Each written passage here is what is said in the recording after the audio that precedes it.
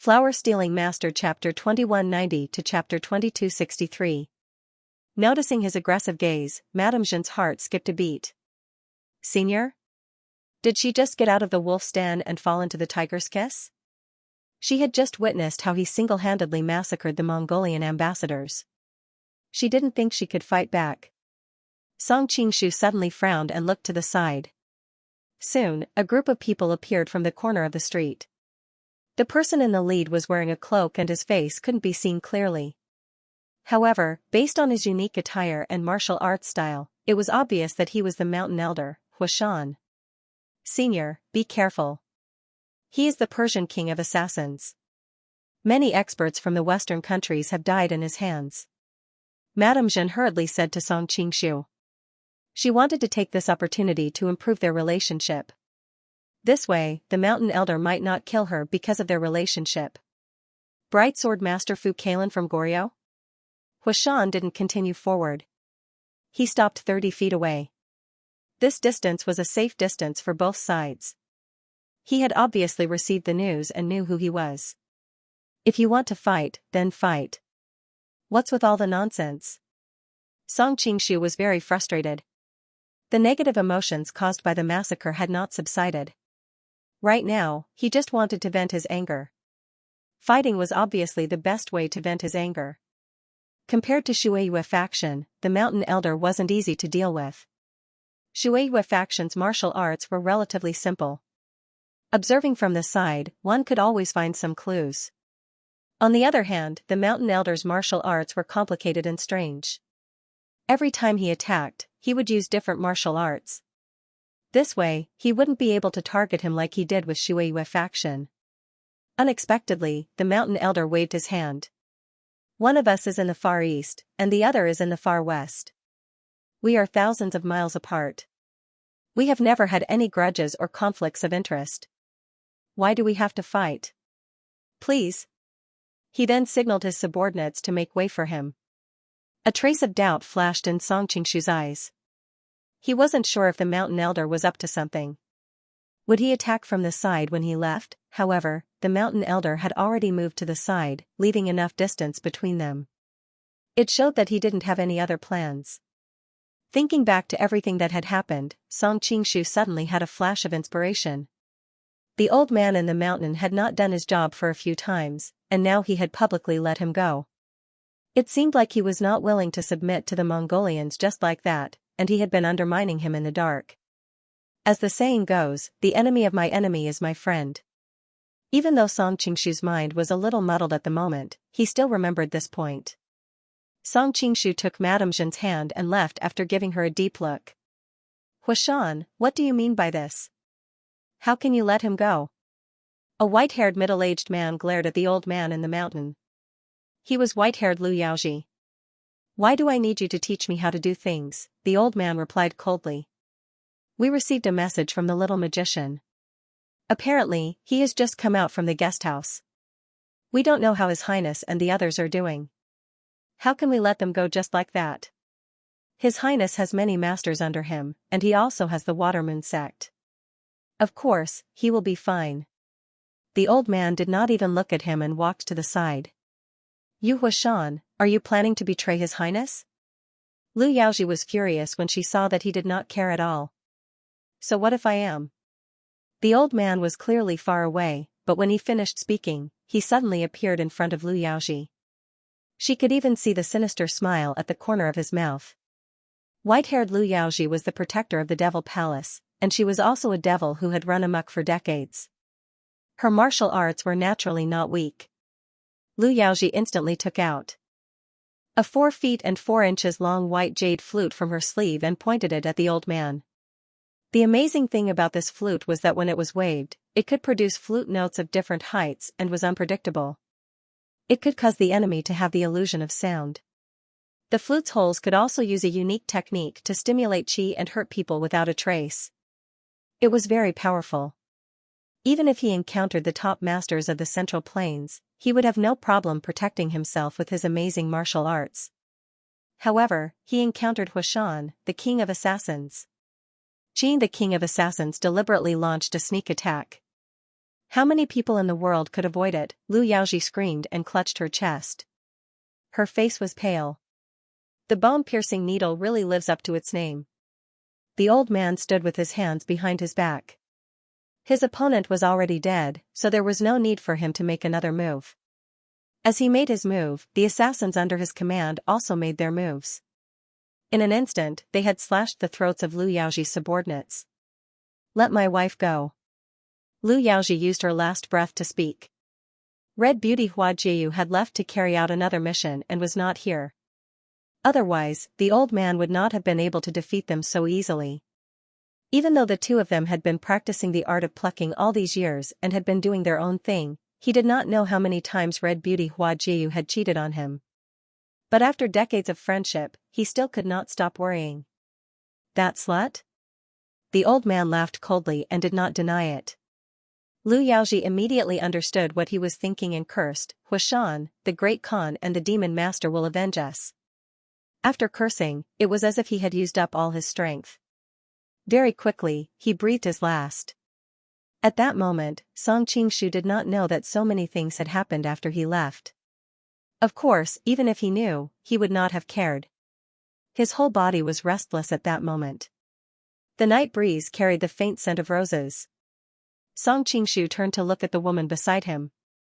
The moon was bright in the sky, and the breeze was gentle. Her snow-white skin and red lips were incomparably beautiful. Actually, objectively speaking, Madame Zhen's appearance was not that stunning. Compared to Qin Yuanyuan and Xiaolong Nu, she was still a little lacking. But her voluptuous and mature figure made one's breath quicken. Her smooth and straight legs were even more alluring. Especially her light blue eyes that were as beautiful as the sea, her unique and exotic charm was extremely alluring. Madame Zhen was brought to a room by him. Looking at the bed not far away, she could not help but feel a little flustered. She hurriedly said, "Thank you, Senior, for saving my life. I still have some matters to attend to at home. I will visit Senior tomorrow." After saying that, she turned around to leave, but she was pulled into the arms of the man. "No!" Madame Zhen cried out in alarm, but she did not know that such a cry would only add fuel to the fire. "It's me." Song Qingshu took off his mask and returned to his original appearance. "Young master?" Madame Zhen's struggling hands and feet suddenly calmed down. The fear and uneasiness in her heart was instantly replaced by joy. Song Qingshu's hand had already slid down her collar. Actually, he could go back to Mu Wanqing and Li Qinglu, but he felt pity for them and did not want to torment them in such an unstable state. In comparison, he did not feel any psychological pressure in this aspect with Madame Zhen. She was beautiful, mature, and had expressed her willingness to sleep with him several times. Song Qingshu was very satisfied. "Benefactor, when the Mongols invaded Samarkand, my family and fiancé all died in the chaos of war. I have always wanted to avenge them, but I have never had the strength to do so. Today, among the Mongol experts that Benefactor killed, there was a murderer from back then. Now that you have avenged them, I am very happy." Madame Zhen whispered in his ear.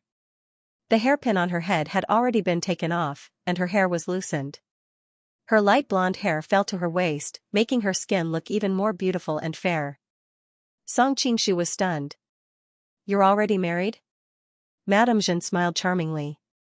"Young master, don't worry. We are only engaged, not consummated. Young master will be my first man. You have kept yourself chaste for him all these years. It seems that the two of you have a very deep relationship?" Song Qingshu asked in a muffled voice. His mouth was not so free at the moment. "We grew up together and can be counted as childhood sweethearts. Our relationship has always been very good. If it weren't for those Mongol demons, we would have lived a happy life." Madame Zhen's eyes were gentle, as if she was reminiscing about the good times of the past. Madame Zhen's eyes were watery, and she smiled foolishly. "But I don't see young master's movements stopping." "Humph." Song Qingshu pinched her lightly to express the dissatisfaction in his heart. Madame Zhen's body was burning hot. She tightly hugged the man on top of her. "Young master, sometimes I feel that you are very similar to Temujin." "Why?" Song Qingshu was surprised. "Temujin loves to conquer his enemies and take their wives and daughters by force." Madame Jean's light blue eyes were full of charm. When I mentioned fiancé just now, your body's reaction couldn't have fooled me. Seeing that the man was about to get angry, Madame Jean gently hugged him. But it's not the same. Temujin only knows how to use force, but I did it willingly. You have done so much for our Horazm, and my family in heaven will surely agree that I should serve you well. My fiancé has always been a man who knows how to repay kindness. If he knew that you had avenged him, he would definitely not object to me repaying you in this way. She was already recognized as the most beautiful woman in Khorazm when she was a young girl. Now, after so many years, she had matured in both body and experience. At the same time, she was also a famous wise woman in Khorazm. A mature and smart woman knew how to best please a man. For the whole night, she naturally and gently told him about her past with her fiancé. She told him about their love that had lasted for a long time, and talked about the times when they were young.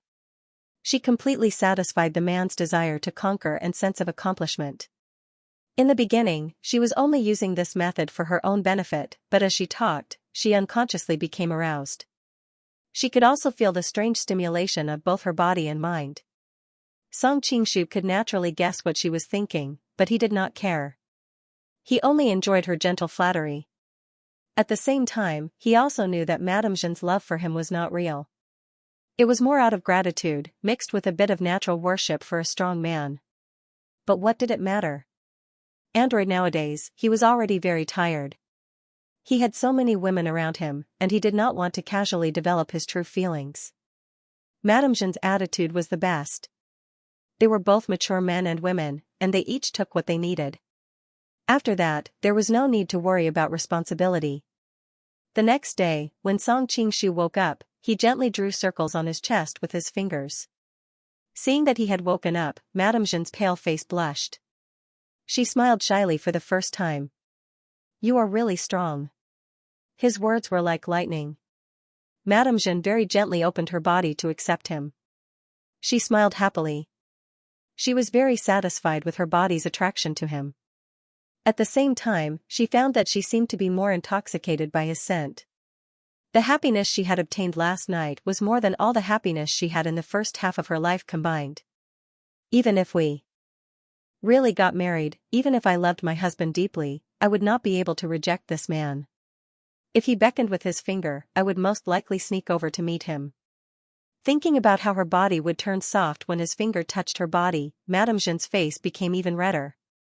After a long time, with Madame Jean's help, Song Qingshu put on his clothes. At this moment, he felt refreshed, without any of the negative emotions caused by the blood yesterday. I have something to do, so I will leave first. You rest well. Song Qingshu said as he tidied up his sleeves.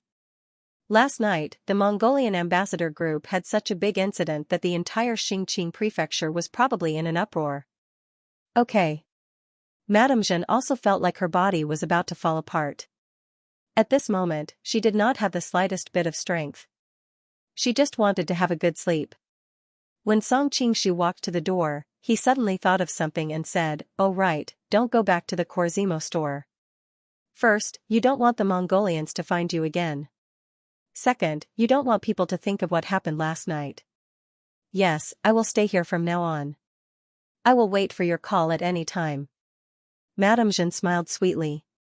Song Qingshu thought for a while and said, "You can stay by my side from now on. I have a lot of things on my hands, and I need someone like you to help me." Dongfang Muxue wanted to take control of the Qing kingdom, Zhao Min had to go back to Mongolia, and as for Huang Rong, it was not convenient for her to accompany him at all times due to her identity. Therefore, Madame Jean was a very suitable candidate. Okay. Madame Jean could not hide the joy on her face. Although the two of them had skin contact last night, she did not think that this was enough, even if she was the most beautiful woman in Korzemo. Her benefactor was like an immortal. What kind of woman could he not get? Therefore, she was very smart and did not make any requests. She also did not ask for any promises or titles from him. She was very clear that men sometimes did not want to be bound by responsibilities. Now that he had taken the initiative to invite her, wouldn't it be easier for her to stay by his side? That way, it would be easier for her to help the Korzemo in the future. Madame Zhen was not like other women who had thoughts of competing for favor or love. She had the hatred of her country and her people on her shoulders. How could she be in the mood for small feelings between men and women? After Song Qingshu left, he went straight to the Western Xia Imperial Palace. Compared to the usual bustle in Xinjiang Prefecture, there were many warriors from Class 1 Hall patrolling the streets. Obviously, the incident last night had put the whole city on lockdown. After entering the palace, he found Mu Wanqing, Li Qinglu, and Yelu Nanxian discussing something anxiously. Only Li Qiushui was leisurely sitting on the couch, munching on an apple. She didn't mind that a large portion of her snow-white skin was exposed. Song Qingshu wasn't interested in her. He looked away and asked, "What are you talking about?" Song Qingshu. Big brother Qingshu. The girls were surprised to see him. Before they could greet him, Yelu Nanxian hurriedly asked, "Did you know that Master Brightsword of Goryeo, Fu Kailan, massacred the Mongolian embassy last night?" Song Qingshu smiled embarrassedly. "Of course I know. That Master Brightsword is me." He didn't need to hide it from them. "Are you okay?" Song Qingshu spread his hands. "Who in the world can hurt me? Of course I'm okay. I told you it was him last night. You just had to worry about it." Li Qiushui threw the apple aside. "Even I don't have the confidence to win against Shueiyue sect. How can a mere Goryeo kill the entire Mongolian embassy? It's good that it's you. We were worried that another grandmaster came to the city. It's hard to deal with him." Mu Wanqing patted her chest and let out a long sigh of relief. Why did he pretend to be Fu Kailan? Li Qinglu rolled her eyes. Did he want to take advantage of the Fu sisters? TSK, a master and a beautiful disciple. Just thinking about it makes me excited. Song Qingshu was speechless. He reached out and poked her forehead. "What are you thinking about all day long in that little head of yours?" Seeing that his granddaughter was at a disadvantage, Li Qiushui was instantly indignant. "TSK, you men are all hypocrites. I've seen the Fu sisters, they are indeed beautiful. If you don't have any feelings for them, why would you care so much about them? I heard about what happened from Qinglu." Song Qingshu was embarrassed. Changing the topic, he asked Yelu Nanxian, "What is the reaction of the Mongolian ambassadors?" He was not a bloodthirsty demon. Yesterday, he had mainly gotten rid of the experts under Su Liu's command. There were still many Mongolian warriors alive. Seeing his embarrassed expression, Yelu Nanxian pursed her lips and smiled. "I just came back from the Mongolian embassy not long ago. Of course, they strongly criticized our Western Xia's lack of protection, and also blamed us for the lack of security here, which allowed criminals to easily enter and commit murder." Mu Wanqing snorted. Even if it wasn't Big Brother Song but a normal expert, a normal city defense wouldn't be able to defend against him. What's more, the Mongolians chased our people away the moment they entered the city. They are fully responsible for the security of their embassy, and now they have the nerve to blame us. How shameless.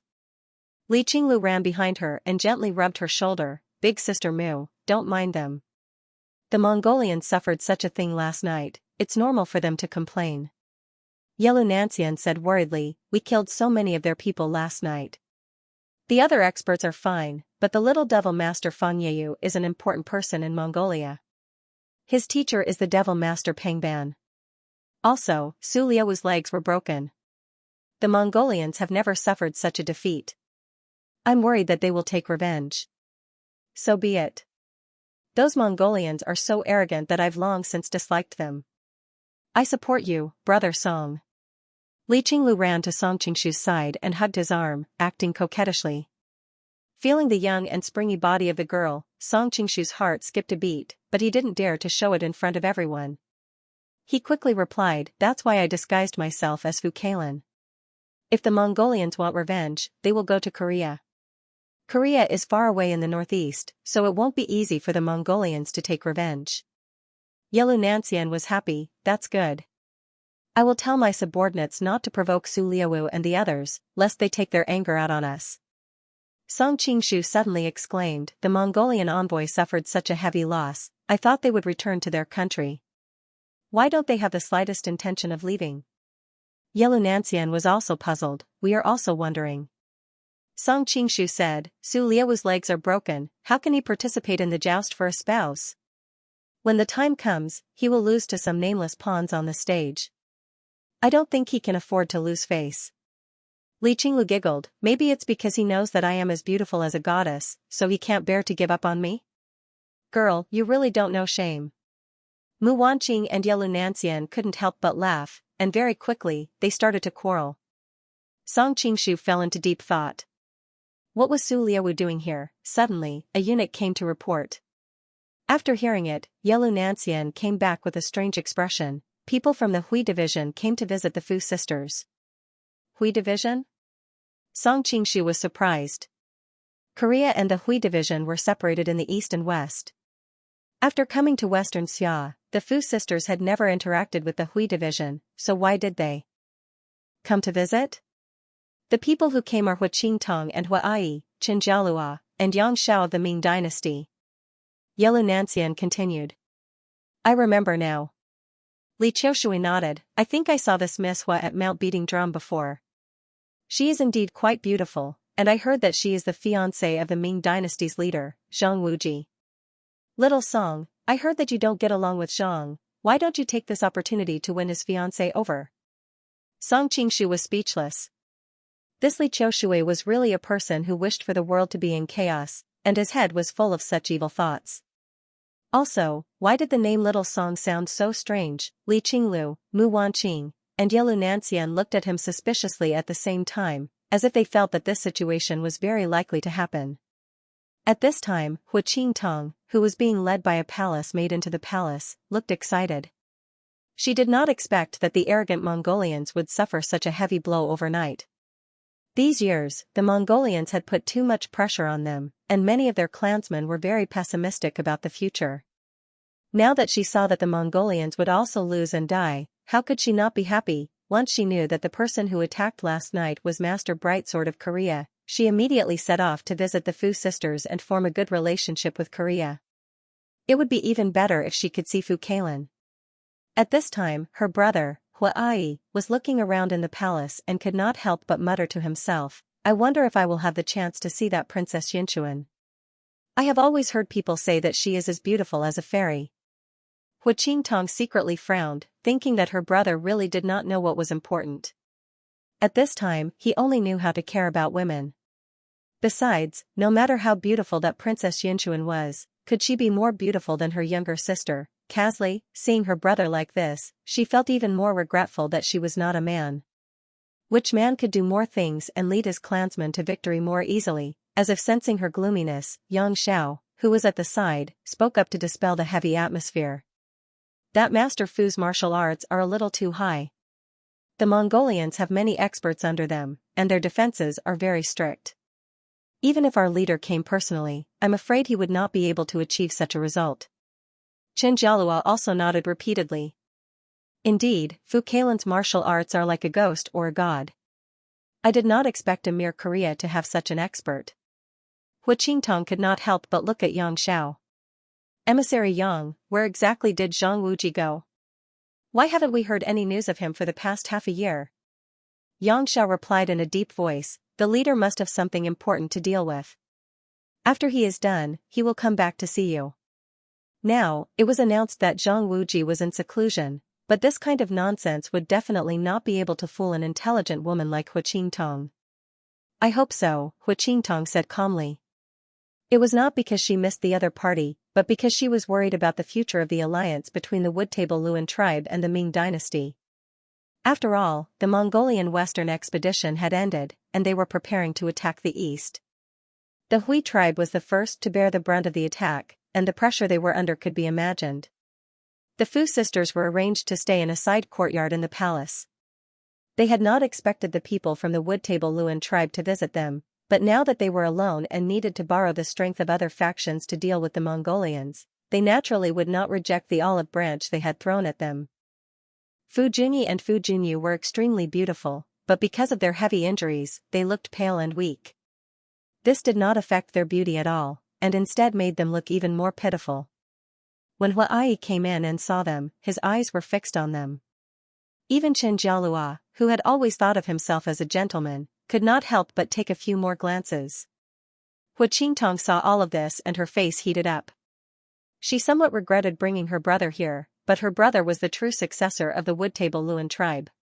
If they were to form an alliance with Goryeo, it would not be as serious without him.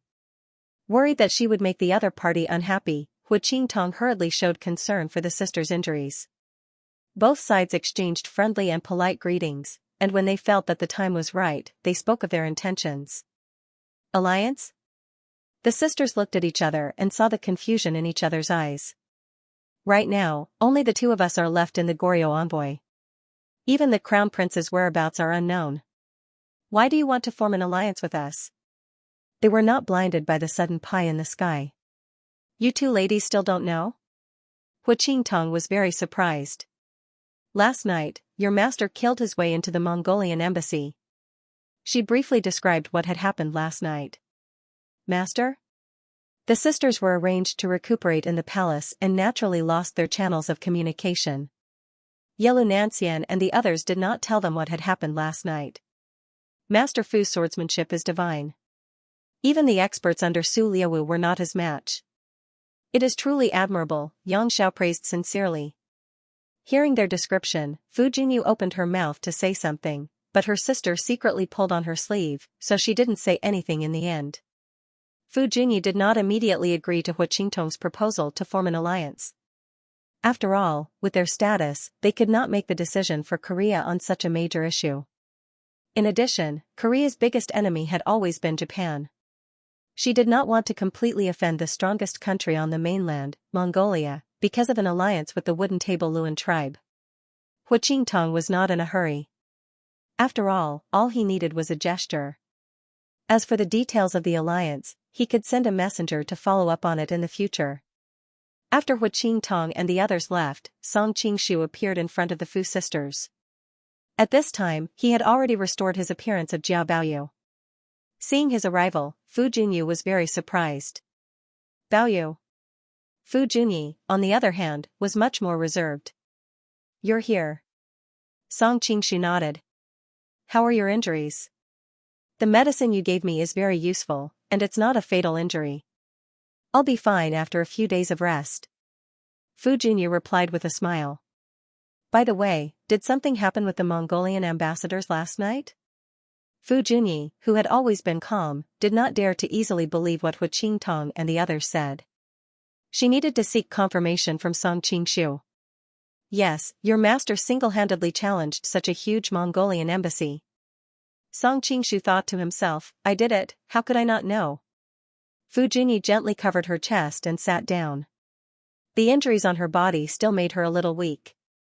I'm afraid that person last night was not our master. Song Qingshu was shocked. Why? He knew that he could not deceive the sisters, but they did not even see him. Wasn't it too exaggerated to think that it was not him? First floor master is in Goryeo. He won't appear here. Fu Junyi shook her head. Song Qingshu said curiously, maybe he heard that something happened here, so he hurried over. Fu Junyu, who was at the side, explained, you might not know, but the most important reason why master has stayed in Goryeo all these years and hasn't left is to keep the Chui family in check.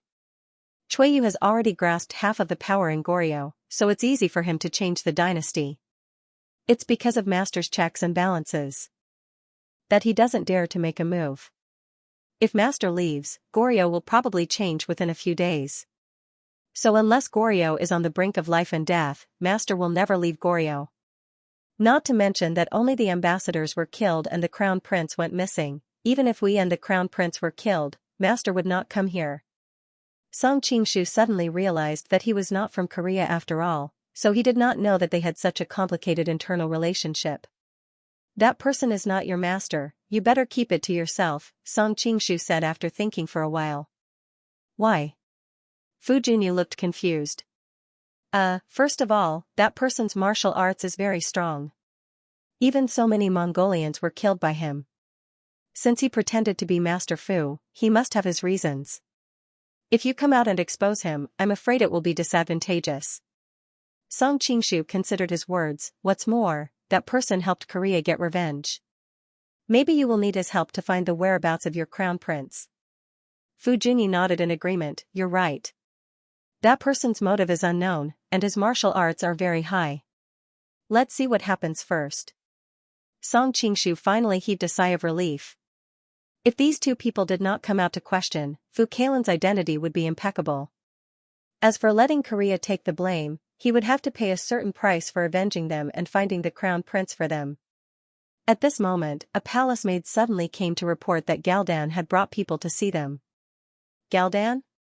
The Fu sisters looked at each other. We have no relationship with him. Why is he here? Song Qingshu smiled, I'm afraid he's also here to find your alliance. No wonder he could survive in such a tense situation in the western region. He really didn't let go of any opportunity. As for Galdan secretly finding other people to form an alliance, Song Qingshu did not take it to heart. If it was anyone else, they would have done the same. It's the same as the wooden table Luan department. Fu Junyi had no reason to refuse and quickly invited him in. Why are you here? Suddenly, a disgusted voice sounded. Song Qingshu looked up and saw the young master of Peerless City staring at him with an unfriendly expression. I'm just friends with them. I'm just here to visit them. As for Du Gumming's attitude, Song Qingshu did not take it to heart. Would a lion care about an ant's attitude? Humph, I'll let you escape today. Tomorrow, I won't show any mercy. Du Gumming snorted coldly. It turned out that because the Mongolian, Korean, and Khorasan ambassadors met with trouble overnight, the martial arts competition for a spouse was delayed by a day. Du Gumming, don't be like this. It's too rude. A pleasant female voice rang out. Her voice was filled with dissatisfaction. Her face was covered with a veil and she wore a long dress. Her figure was graceful and alluring. If it wasn't dual cultivation Princess Gu Zixian, who else could it be? Originally, she had always lived in seclusion and wouldn't come out for something like this. However, she missed her lover and decided to come out with Galdan to try her luck. She didn't think that she would actually meet them. Was this fate? Thinking about this, Gu Zixian's beautiful eyes were filled with joy. Alright, let's not disturb the two ladies' cultivation. They've become a laughingstock. Galdan couldn't stand it any longer and interrupted the two. Du Gumming didn't dare to offend him, so he could only swallow his anger and glare at Song Qingshu hatefully. Then, he followed Galdan and quietened down. Gu Zixian quietly stuck out her tongue at Song Qingshu. It wasn't good to say anything in front of everyone. Galdan was about to say something but couldn't help but look at Song Qingshu. Fu Junyi replied, he's our good friend and one of us. Great Khan, please speak your mind. Du Gumming cursed in his heart. This gigolo really knew how to flirt. Were these women blind? Why did they all like this kind of trash? Gu Zixian also curiously sized up the two sisters in front of her. In terms of appearance and figure, she was confident that she wouldn't lose to any one of them. However, when the two sisters stood together, the addition was too great. This was something she couldn't compare to. The Southern Song dynasty and Mongolia also had enmity. Young Master Jia, there's no harm in listening. Seeing that the sisters didn't avoid Song Qingshu, Galdan laughed and didn't insist. After a series of pleasantries, he also stated his intentions. As expected, he planned to form an alliance with Goryeo.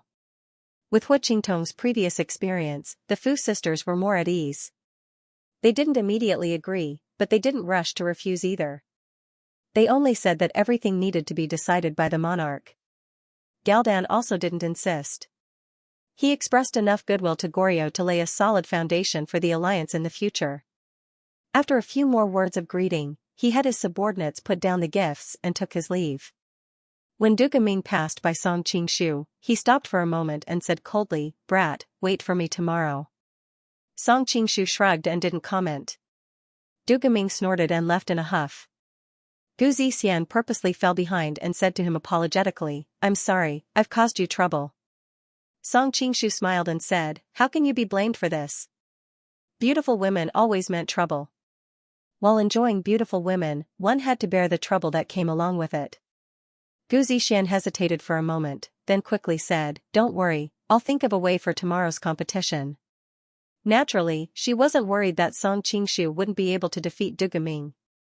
Instead, she was clear that since he had appeared as someone else, he naturally didn't want to reveal his identity. If Du Gaming forced him to reveal his original martial arts because of her, then she would be guilty of a heinous crime. Song Qingshu was stunned. Before he could answer, she had already caught up with her companion in small steps, leaving only a wisp of fragrance in the air. He's already gone. Why are you still looking? Fu Junyu didn't know why, but she felt a little irritated. It was as if a toy that had always belonged to her suddenly didn't belong to her alone. Fu Junyi, on the other hand, was much calmer. She looked thoughtfully at Gu Zixian's receding figure. Young master seems to be very familiar with the princess of the double cultivator mansion. Song Qingshu laughed awkwardly. I'm just SOSO. I'm a naturally amiable person. Fu Junyu snorted. If you're really amiable, then why is the young master of Peerless City so unfriendly towards you? It's most likely because you stole his woman. That's why he's angry at you. Song Qingshu had no choice but to explain. The princess of the double cultivator mansion has nothing to do with him. Naturally, she can't be considered his woman. Fu Junyu still wanted to say more. Suddenly, Yelu Nanxian rushed over with a group of people. Ladies, your crown prince has been found. Really? The Fu sisters stood up in unison. They were pleasantly surprised. Jian reads a book. Yes. The people from Class 1 Hall found the unconscious crown prince in an old temple in the city. Aside from some minor injuries and shock, he's fine. Yelu Nanxian replied. Song Qingshu fell into deep thought. The Mongolians probably released the Goryeo crown prince because of what happened last night.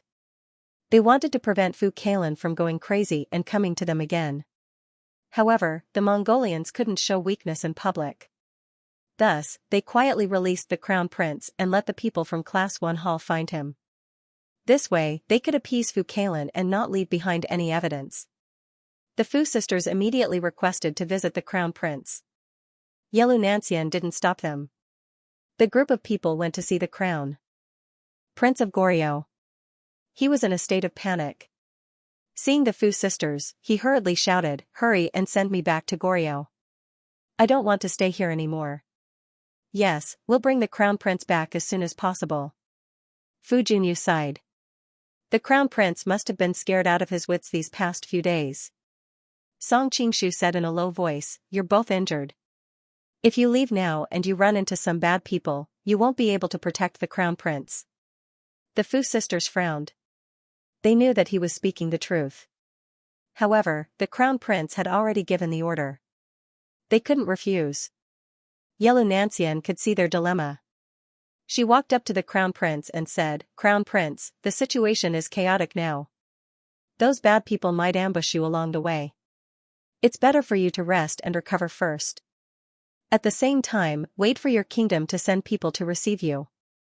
This way, you can ensure the crown prince's safety." The crown prince was overjoyed. That makes sense. Thank you for reminding me. After settling the crown prince and the Fu sisters, Song Qingshu left the palace. He couldn't disappear for a long time with Jia Baoyu's identity. When he returned to the southern Song guest house, he saw Shui Baochai pacing back and forth anxiously in front of the door. She seemed to be waiting for something. Seeing Song Qingshu, Shui Baochai was pleasantly surprised. However, her face immediately darkened. She snorted and turned to leave. "Sister Bao, what's wrong?" Song Qingshu called out to her. However, she didn't have the slightest intention of staying. She quickly disappeared around the corner of the corridor. "Do you really not know, or are you pretending not to know?" The yellow-robed woman suddenly appeared beside him. "What do you mean?" Song Qingshu was startled. "Last night, I saved you. In the end, you didn't come back. On top of that, the incident with the Mongolian ambassadors happened. The entire Xinjiang prefecture is in chaos. Baochai was worried about your safety. She sent people out to look for you and waited for you the whole night. However, you still have the lingering scent of a woman's powder on you. You must have had a good time last night." The yellow-robed woman couldn't help but sneer as she spoke. She seemed to be speaking up for Shui Baochai. After she finished speaking, she couldn't be bothered with him anymore and turned to leave. Song Qingshu sighed inwardly. This Shui Baochai was deeply in love with Jia Baoyu. Unfortunately, he wasn't the real Jiao Baoyu. At this time, a person jumped out from the side. It was Shui Pan. He put his arm around Song Qingshu's shoulder and asked in a low voice, "Brother, where did you have a good time last night?" For a moment, Song Qingshu didn't know how to answer. He really did have a good time last night. Seeing his silence, Shui Pan thought that he was going to deny it. He immediately became anxious. "Don't try to trick me. The scent of the powder on your body can't escape my nose. Damn, there are several women's fragrances on you at the same time. Can your body take it?" It's okay, it's okay." Song Qingshu smiled in embarrassment. Song Qingshu nodded, "That's good." Objectively speaking, although Shui Pan was a bit of a playboy, he treated Jiao Baoyu quite well. "Then you should have brought me along. You eat alone every time, aren't you being too disloyal?" Shui Pan said gloomily. Song Qingshu was also speechless. How could he bring her along for this kind of thing? It seemed like it was time to invite her to the brothel in the city so that she wouldn't pester him to talk about it. "Alright, I'll bring you along next time." Shui Pan was overjoyed, "That's my good brother. Did you know that Baochai has been very strict with us recently? With so many murders happening in the city, we haven't had many opportunities to go out. It's suffocating me to death." At this moment, Shui Baochai's voice came from the courtyard, "Come over, I have something to say." Shui Baochai was in charge of protecting them, and her father was the Prime Minister Shui Ji. She was also very beautiful, so she had long won the support of everyone and was vaguely the leader of the envoy group. Hearing her call, everyone quickly came out of their rooms and surrounded her. 3 major cases happened yesterday. First, the Goryeo diplomatic group was massacred. Next, the Khorasan diplomatic group was destroyed by a mysterious person. Finally, even the powerful Mongolian diplomatic group was almost annihilated. Xinjiang prefecture is in chaos now, so the diplomatic group is under martial law. Everyone is not allowed to go out. If there's any special reason, report to me first. As Shui Baochai spoke, she glanced at Song Qingshu. Clearly, he was the most disorganized and undisciplined person. Ah? Hearing that they were not allowed to go out, Shui Pan and the others wailed. Song Qingshu didn't mind. With his martial arts, he could sneak out without being discovered. The Mongolian diplomatic group was annihilated? How is that possible? The Liu brothers asked in shock. Apart from those who were well informed and knew the whole story, most people were still in the dark about what had happened last night. I heard that the bright sword master of Goryeo, Fu Kailan, came personally.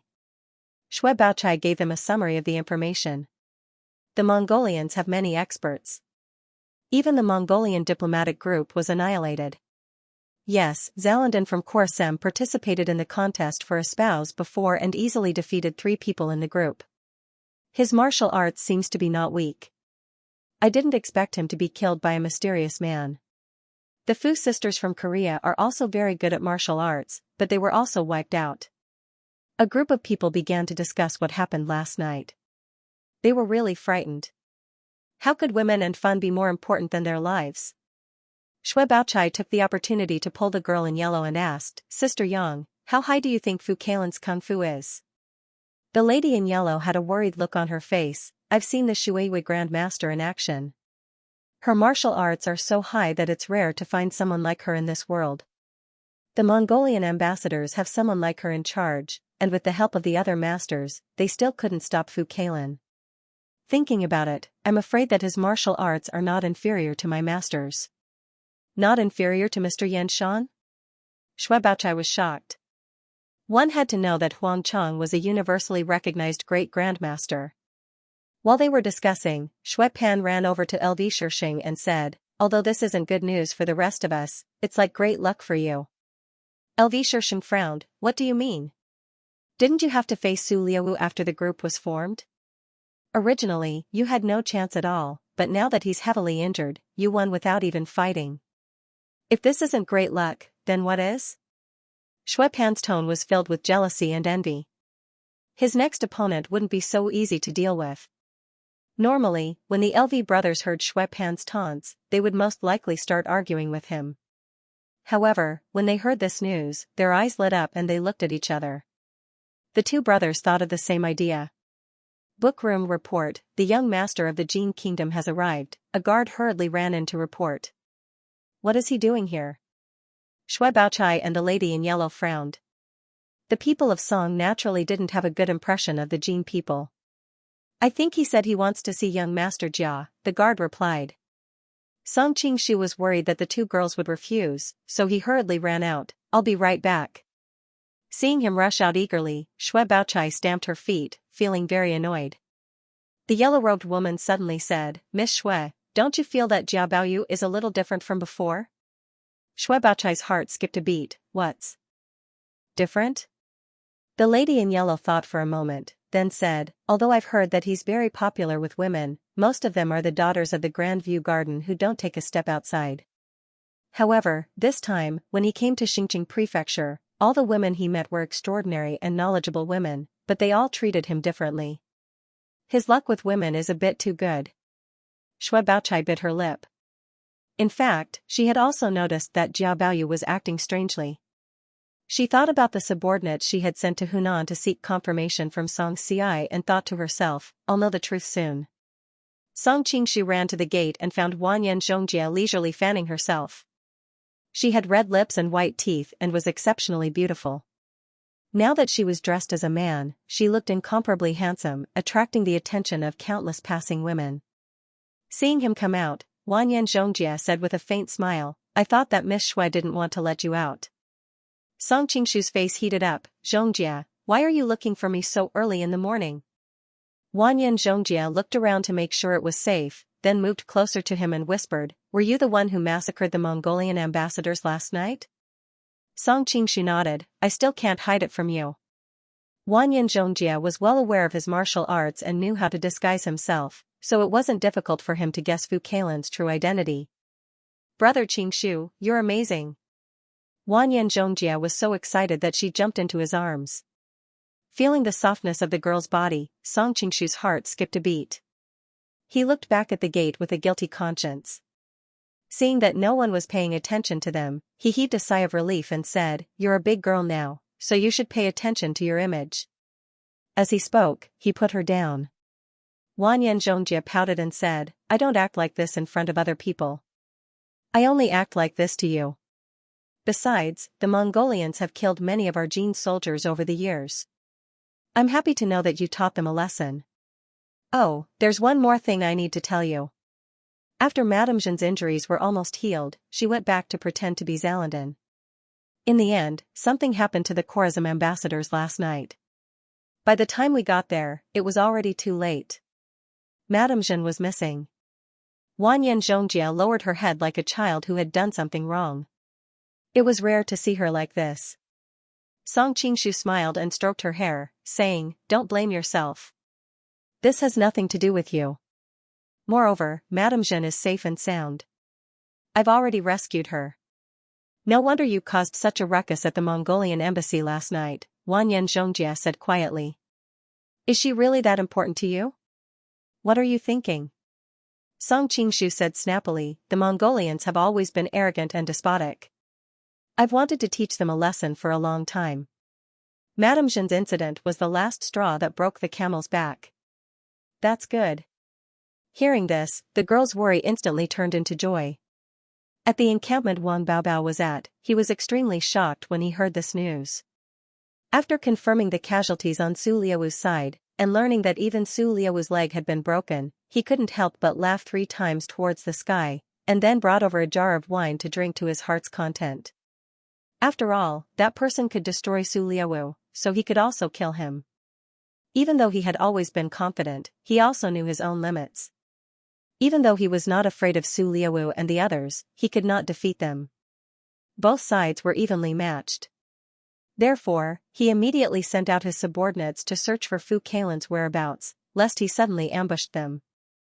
Of course, he also wanted to win over this grandmaster. Although the Ruyang Palace had many experts under their command, none of them were truly grandmasters. Therefore, they had always been wary of Temujin, the imperial tutor Ba Siba, and the evil master Pang Ban. If they could successfully win over Fu Kailan, then the Ruyang Palace would have more and more bargaining chips in the future. Prince Songzan also laughed out loud in the Tubo Kingdom's guest house. I was worried that Su Liaowu would become my greatest enemy in the betrothal contest. I didn't expect him to have his leg broken. The heavens are really on my side. Ha ha ha, ha ha ha. The elegant and quiet princess of Jinqing frowned slightly. Zongzan, you must not be careless. You must know that there are many heroes in the world. Even without Su Liaowu, there are still others. That's right. This penniless monk took a look at the General Assembly. There are still many experts that cannot be underestimated. For example, Xiao Feng, the king of the south courtyard of Liao, Xuzhu of the Shaolin Temple, and even Zhuang Juxian of the beggar sect. Their martial arts were far beyond the reach of his prince. However, he knew that Zongzan was arrogant and conceited, so it was useless to tell him about it.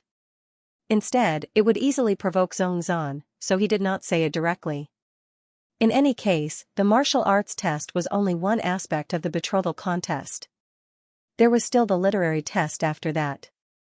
Compared to the betrothal contest, he was more concerned about Fu Kailan from last night. He had seen the Mongolian masters fight before.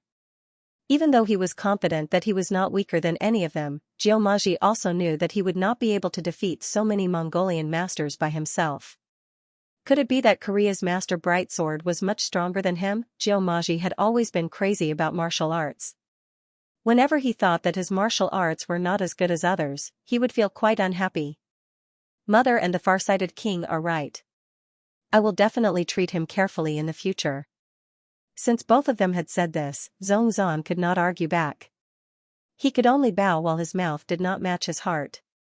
Lowering his head, he happened to see the tip of Princess Jinqing's foot slightly exposed under her skirt. He thought that it was really small and exquisite. If he could hold it in his hand and play with it, he didn't know what kind of pleasure it would bring. Prince Zongzan licked his lips and raised his head to look at the young Empress Dowager in front of him. She was demure and elegant, beautiful and dignified, and her every move was very elegant. Her skin was so white and tender that it seemed that water could be squeezed out with a light pinch.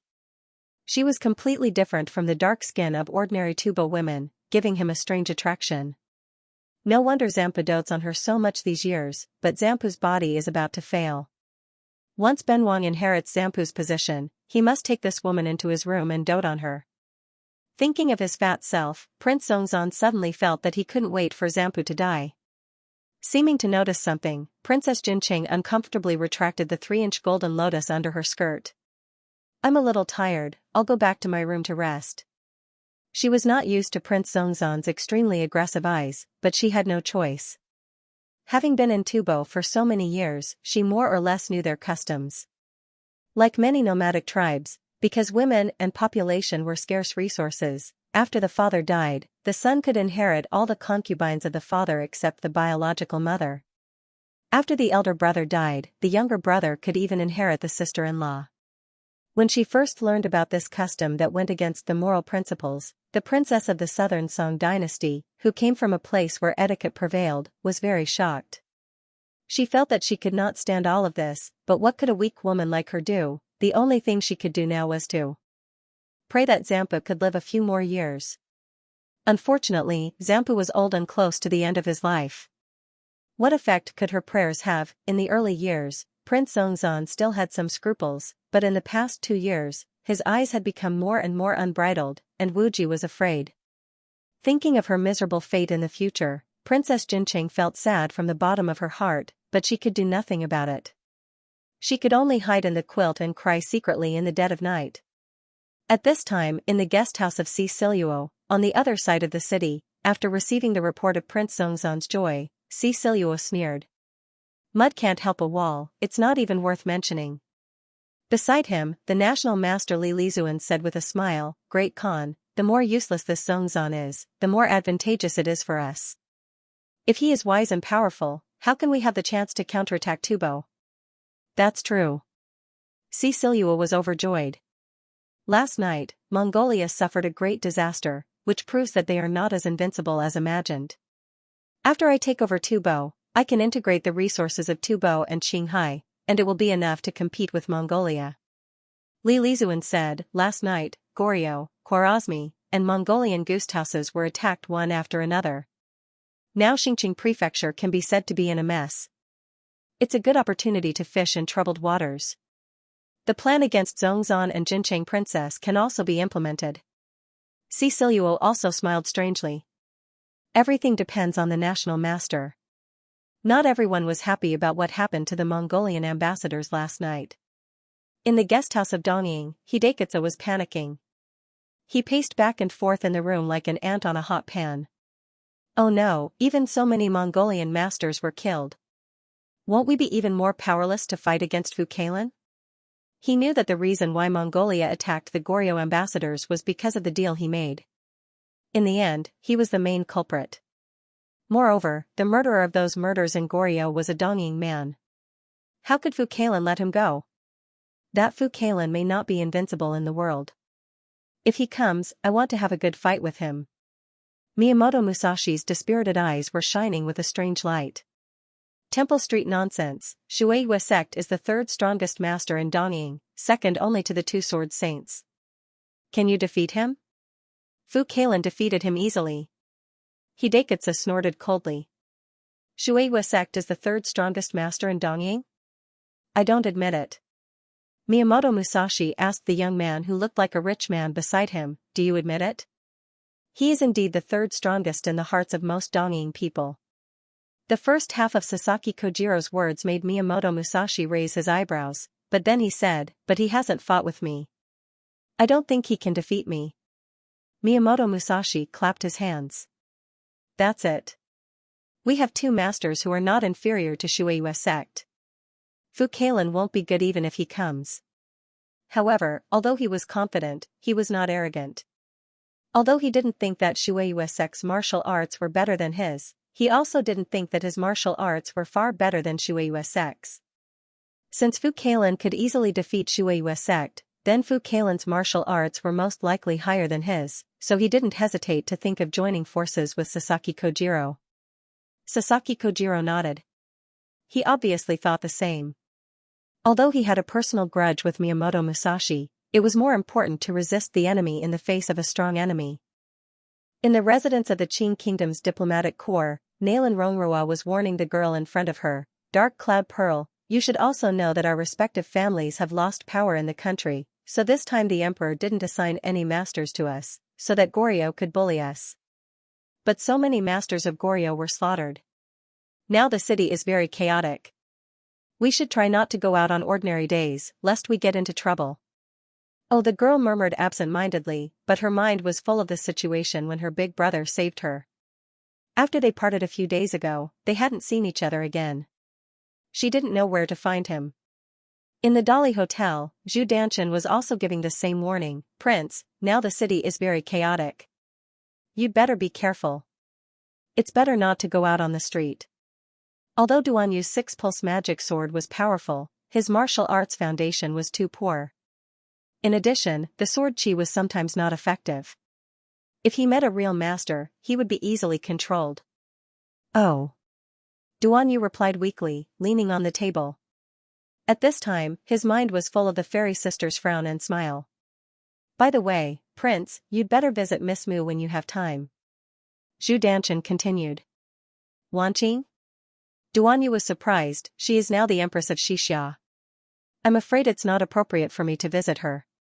Zhu Danshan replied, not to mention that you were once friends, even if Miss Mu and Heir Shitzi are siblings, Heir Shitzi's visit is still reasonable.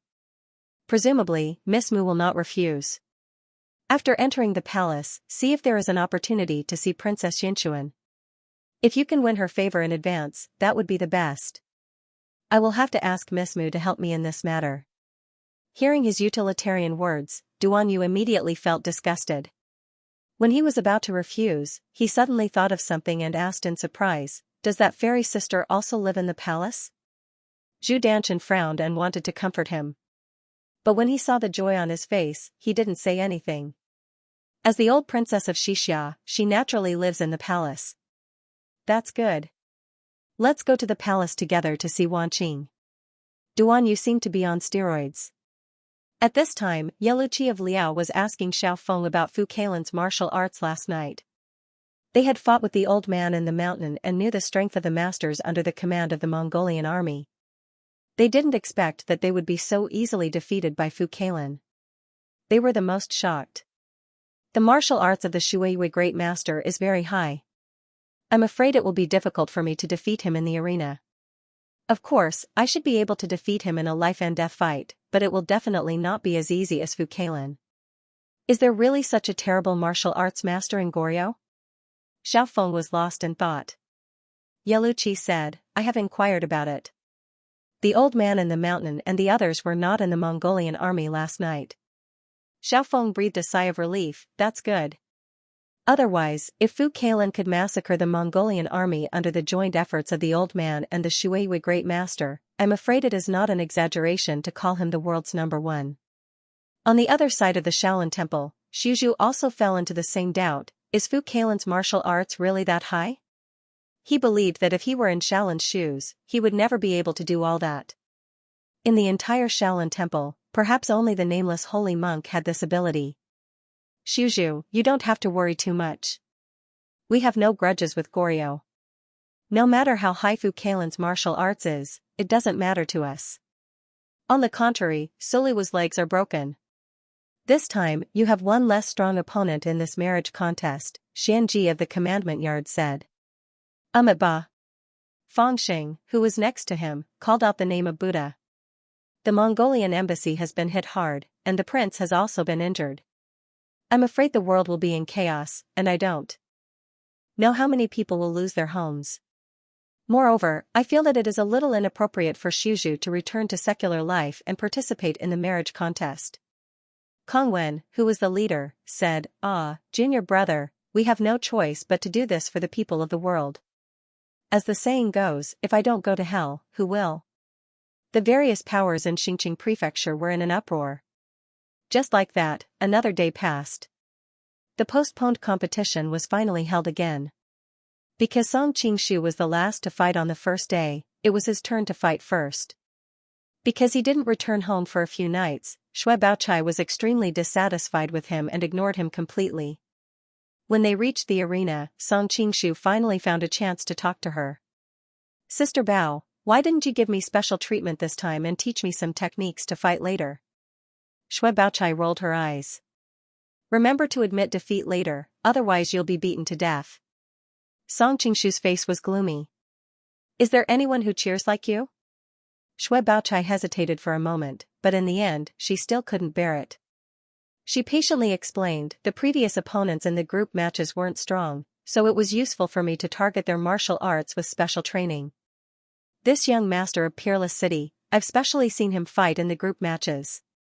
His martial arts are all very exquisite and mysterious, far beyond what you can handle. No amount of special training will help, so it's best for you to admit defeat immediately. He admitted defeat in front of so many people without even fighting. He really can't afford to lose face like this. Song Qingshu also had a headache.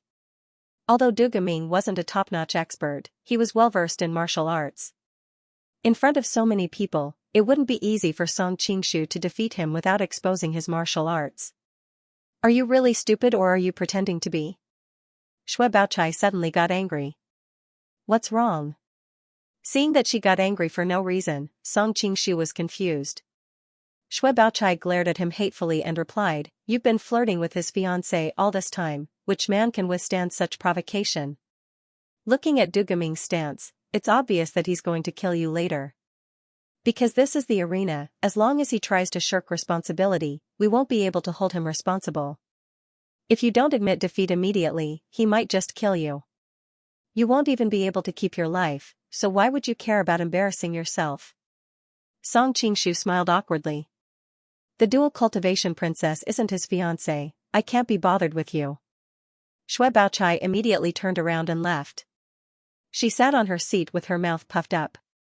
She was obviously sulking. Did you make Miss Shui angry again? A teasing voice came from the side. Song Qingshu turned around and discovered that the yellow-robed woman was currently dressed as a man. Her lips were red and her teeth were white. She was truly incomparably beautiful. If it wasn't for the inside story of this betrothal contest, if it was any other princess, they might not be able to resist secretly falling in love with her. Are you here to make fun of me too? Song Qingshu leaned over and asked, Do you have any special techniques that you can teach me so that I can deal with Du Guoming later? He still hadn't thought of how to deal with Du Guoming. He couldn't just throw money at him, right? Du Guoming was the future lord of a city, and he wasn't like those poor bastards from the Yellow River gang. No. The yellow-robed woman flatly refused. Even if you have such a short time, you won't be able to learn it. You'd better listen to Bao Chai and admit defeat. Song Qingshu suddenly asked, if I can pass, does your previous agreement still count? Agreement? The yellow-robed woman was stunned at first, then she reacted. You're really daring. Even if we were to meet, we'd have to wait until the quarterfinals. Not to mention whether you can advance or not, I'm not even sure if you can make it that far. What if I'm lucky? Song Qingshu said with a smile. If you can really make it to me, then I'll give way to you. The yellow-robed woman didn't mind. After all, she was a woman dressed as a man, so she couldn't really marry the princess. Reaching that far was already enough for the imperial court. Huasho Chinese, that's good. Song Qingshu heaved a sigh of relief. He already had a headache facing Du Guoming, not to mention an expert like the yellow-robed woman. It was impossible to defeat her without exposing his martial arts. Noticing his expression, the yellow-robed woman couldn't help but be amused. Do you really think you can advance all the way? She couldn't be bothered with him after she finished speaking. She ran to Xue Baochai's side and whispered to her. Noticing that the two women were staring at him from time to time, Song Qingshu knew that they were probably laughing at him now. He smiled faintly and didn't care at all. The first match, the young master of Peerless City versus young master Jia from the Great Song. Please come on stage. There was already a referee on the stage calling for the two of them. Song Qingshu instantly attracted the attention of the entire audience. Unlike the group stage, the people in the elimination round could all become one's future opponent. Therefore, most of the participants wouldn't miss the opportunity to observe their opponents in every match. They wanted to know the characteristics and weaknesses of their opponents in advance so that they could target them in the future. However, seeing that it was him, everyone quickly looked away. The news of him using money to bribe his opponent to advance had already spread. His reputation as a shameless person had already spread, and almost everyone looked down on him. Although most people's attention was on Du Guoming, there were also a few people who were curious about what Song Qingshu was going to do this time. Was he going to bribe his opponent with money? Song Qingshu was also under a lot of pressure at this moment. His mind was quickly filtering through all kinds of methods he could use. Actually, it wasn't difficult to deal with Du Guoming, but there were still so many matches after that. The people after that would be even more difficult to deal with. If he used some of his methods in advance, what would he do in the future? His expression was solemn, and his footsteps were slow. In the eyes of the others, they only thought that he was afraid. Immediately, the crowd booed. On the side of the Jin Kingdom, Wanyan Zhongjia snorted with some dissatisfaction. They're all stupid people. Beside him, Ouyang Feng couldn't help but laugh. They can't be blamed. Even I, who know his identity, am curious about how he will deal with it. He must have a way. Wanyan Zhongjia also couldn't think of a way, but he had full confidence in him. Just as he was about to enter the arena, a beautiful figure suddenly flashed in the corner. Her face was covered with a light veil, and her figure was graceful. Who else could it be other than the dual cultivation princess? Don't worry, I've already arranged everything. Gu Zixian couldn't help but feel a little embarrassed to speak to him in front of so many people. She naturally knew about Song Qingshu's martial arts, but at the same time, she also knew that he didn't want to reveal it. Thus, she considerately thought of a way for him. What way? Song Qingshu was stunned. He didn't expect such a turn of events.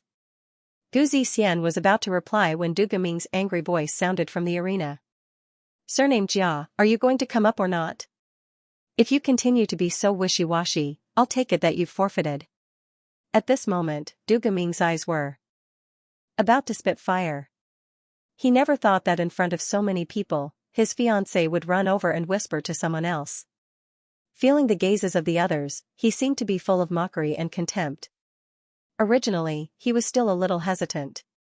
At first, he only wanted to teach him a lesson, but now, he was already filled with killing intent. Xian'er, come back quickly. In the distance, the dual cultivation princess frowned. Her daughter was really too careless. In front of so many people, she didn't give Peerless Sword City any face. Gu Zixian had no choice but to give Song Qingshu an apologetic look. She hurriedly lifted the hem of her skirt and ran back. After going up on stage, the official quickly explained the things to take note of during the competition, especially reminding both parties to be careful.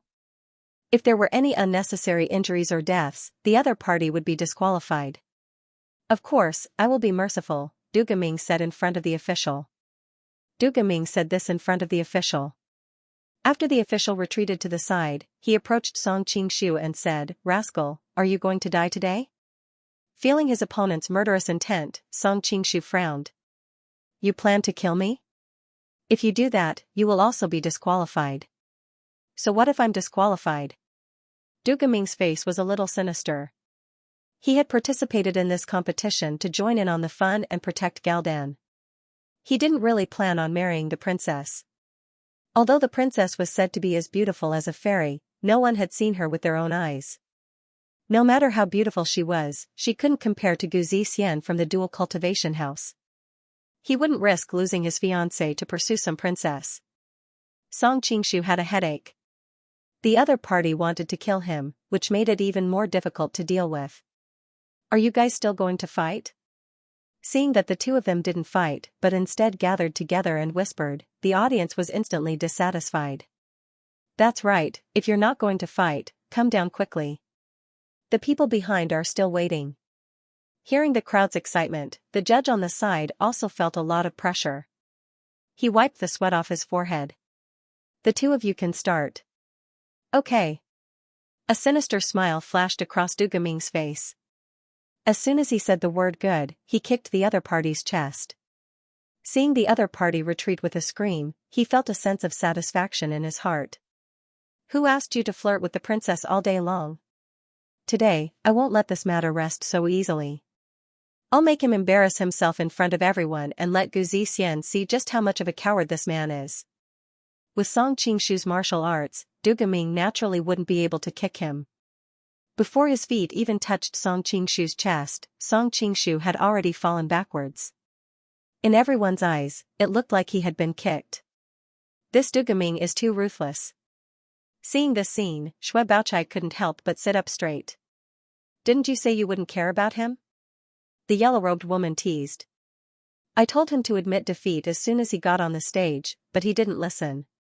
Shui Baochai's slender fingers gripped the teacup tightly, and her complexion became even paler. What kind of man would be willing to give up so easily in front of the person he loves? The yellow-robed woman sighed. She looked at the two people on the stage, not knowing what to think for a moment. "Sweetheart?" Muttering these words, Shui Baochai looked at the man on the stage with a trace of gentleness in her eyes. After sending Jia Baoyu flying with a kick, Du Gaming wasn't in a hurry to continue attacking. Instead, he looked at Jia Baoyu like a cat catching a mouse. "Young Master Jia, what do you think of my Peerless City's leg technique?" Peerless City's leg techniques are naturally brilliant. It's just that young city lord's skills aren't that great. Otherwise, I would have been kicked out of the arena. Song Qingshu said as he patted the non-existent dust off his chest. Hearing this, Shui Baochai, who was below the stage, immediately became anxious. "Why did you purposely provoke him? Isn't that even more dangerous?" From his tone, it seems like that kick didn't really hurt him. "You don't have to worry too much." The yellow-robed woman comforted her. Shui Baochai could be said to be confused due to her concern. She nervously watched the situation on the stage. As expected, Du Gaming was furious. "Stinking brat, I showed mercy just now, but you don't know what's good for you. Since that's the case, don't blame me for being impolite." He was originally prepared to slowly humiliate his opponent in front of Gu Zixian. He was afraid that he would be crippled, so he wasn't really going to show mercy. "Your Peerless City's martial arts are exquisite, but my Great Song's martial arts aren't bad either," Song Qingshu said as he waved his fists and legs to attack his opponent. He was using the moves that Shui Baochai had taught him last time. He had already decided that later on, he would secretly use some underhanded methods to defeat his opponent in the midst of the chaos. He hoped that no one would notice any flaws. 29 These moves are used to deal with the people from the Yellow River gang. How can you use them against Dugaming? Shui Baochai stood up in a panic. These moves were very targeted, but at the same time, they were very limited. If they were used against others, it would only lead to death. Seeing that his moves were full of flaws, Dugaming laughed coldly in his heart. What an idiot. How could Xianxia fall for such a guy with a golden exterior but a rotten interior? However, when he thought about how Gu Zixian fell for such trash and not him, Dugaming became even more furious. I will let everyone see him kneel and beg for mercy, then pretend to kill him. Dugaming had already made up his mind. He planned to break his opponent's arm first. Just as he was about to make his move, he suddenly felt a sharp pain in his lower abdomen.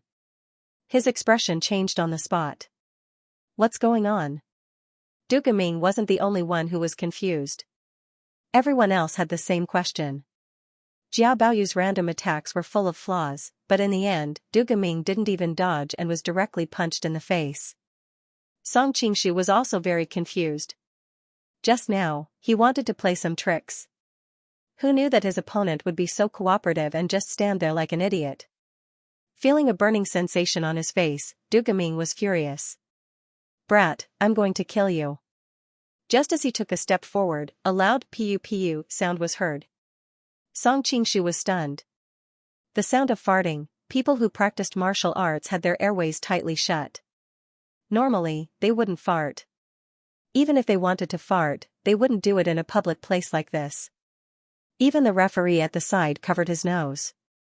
Even though he didn't smell the stench, it was a subconscious reaction. Ha, ha, ha. Everyone on the drill ground burst into laughter after they figured out what was going on. Dugaming's face turned green and red. At this moment, his stomach was in turmoil. It could be said that he was extremely uncomfortable. Could it be that I ate something bad? Dugaming cursed the Western Xia food in his heart. At the side, Song Qingshu couldn't help but laugh. Young master, why don't you go down and solve your personal problem first? Can I apply to stop the competition? Dugaming turned his head with difficulty and looked at the referee at the side. His eyes seemed to be full of pleading. The referee also had a strange look on his face. There are a lot of matches today. Therefore, for the sake of fairness, it is stipulated that anyone who leaves the arena during the match will lose. Please forgive me, young master. Initially, he was still looking in the direction of the nobles in the palace. It wasn't that he couldn't change the situation. However, he heard the crown princess's voice through telepathy. Naturally, he followed the order. What? Dugaming cursed in his heart. The Western Xia was really incompatible with him. At this moment, Song Qingshu had vaguely guessed what was going on. He secretly glanced at Gu Zixian in the distance. The beautiful princess noticed his gaze. She blushed and lowered her head shyly. This method was really not very ladylike. Song Qingshu suddenly felt a headache. Why did he end up like Pan Jinlian and Shimin Qing? Dugaming turned around and saw him flirting with his fiancée. He almost exploded in anger. It won't be too late for me to go to the toilet after I kill you. Previously, Song Qingshu was indeed having a headache on how to deal with him without leaving a trace. However, now that he knew his condition, it was naturally much easier. He didn't need to do anything.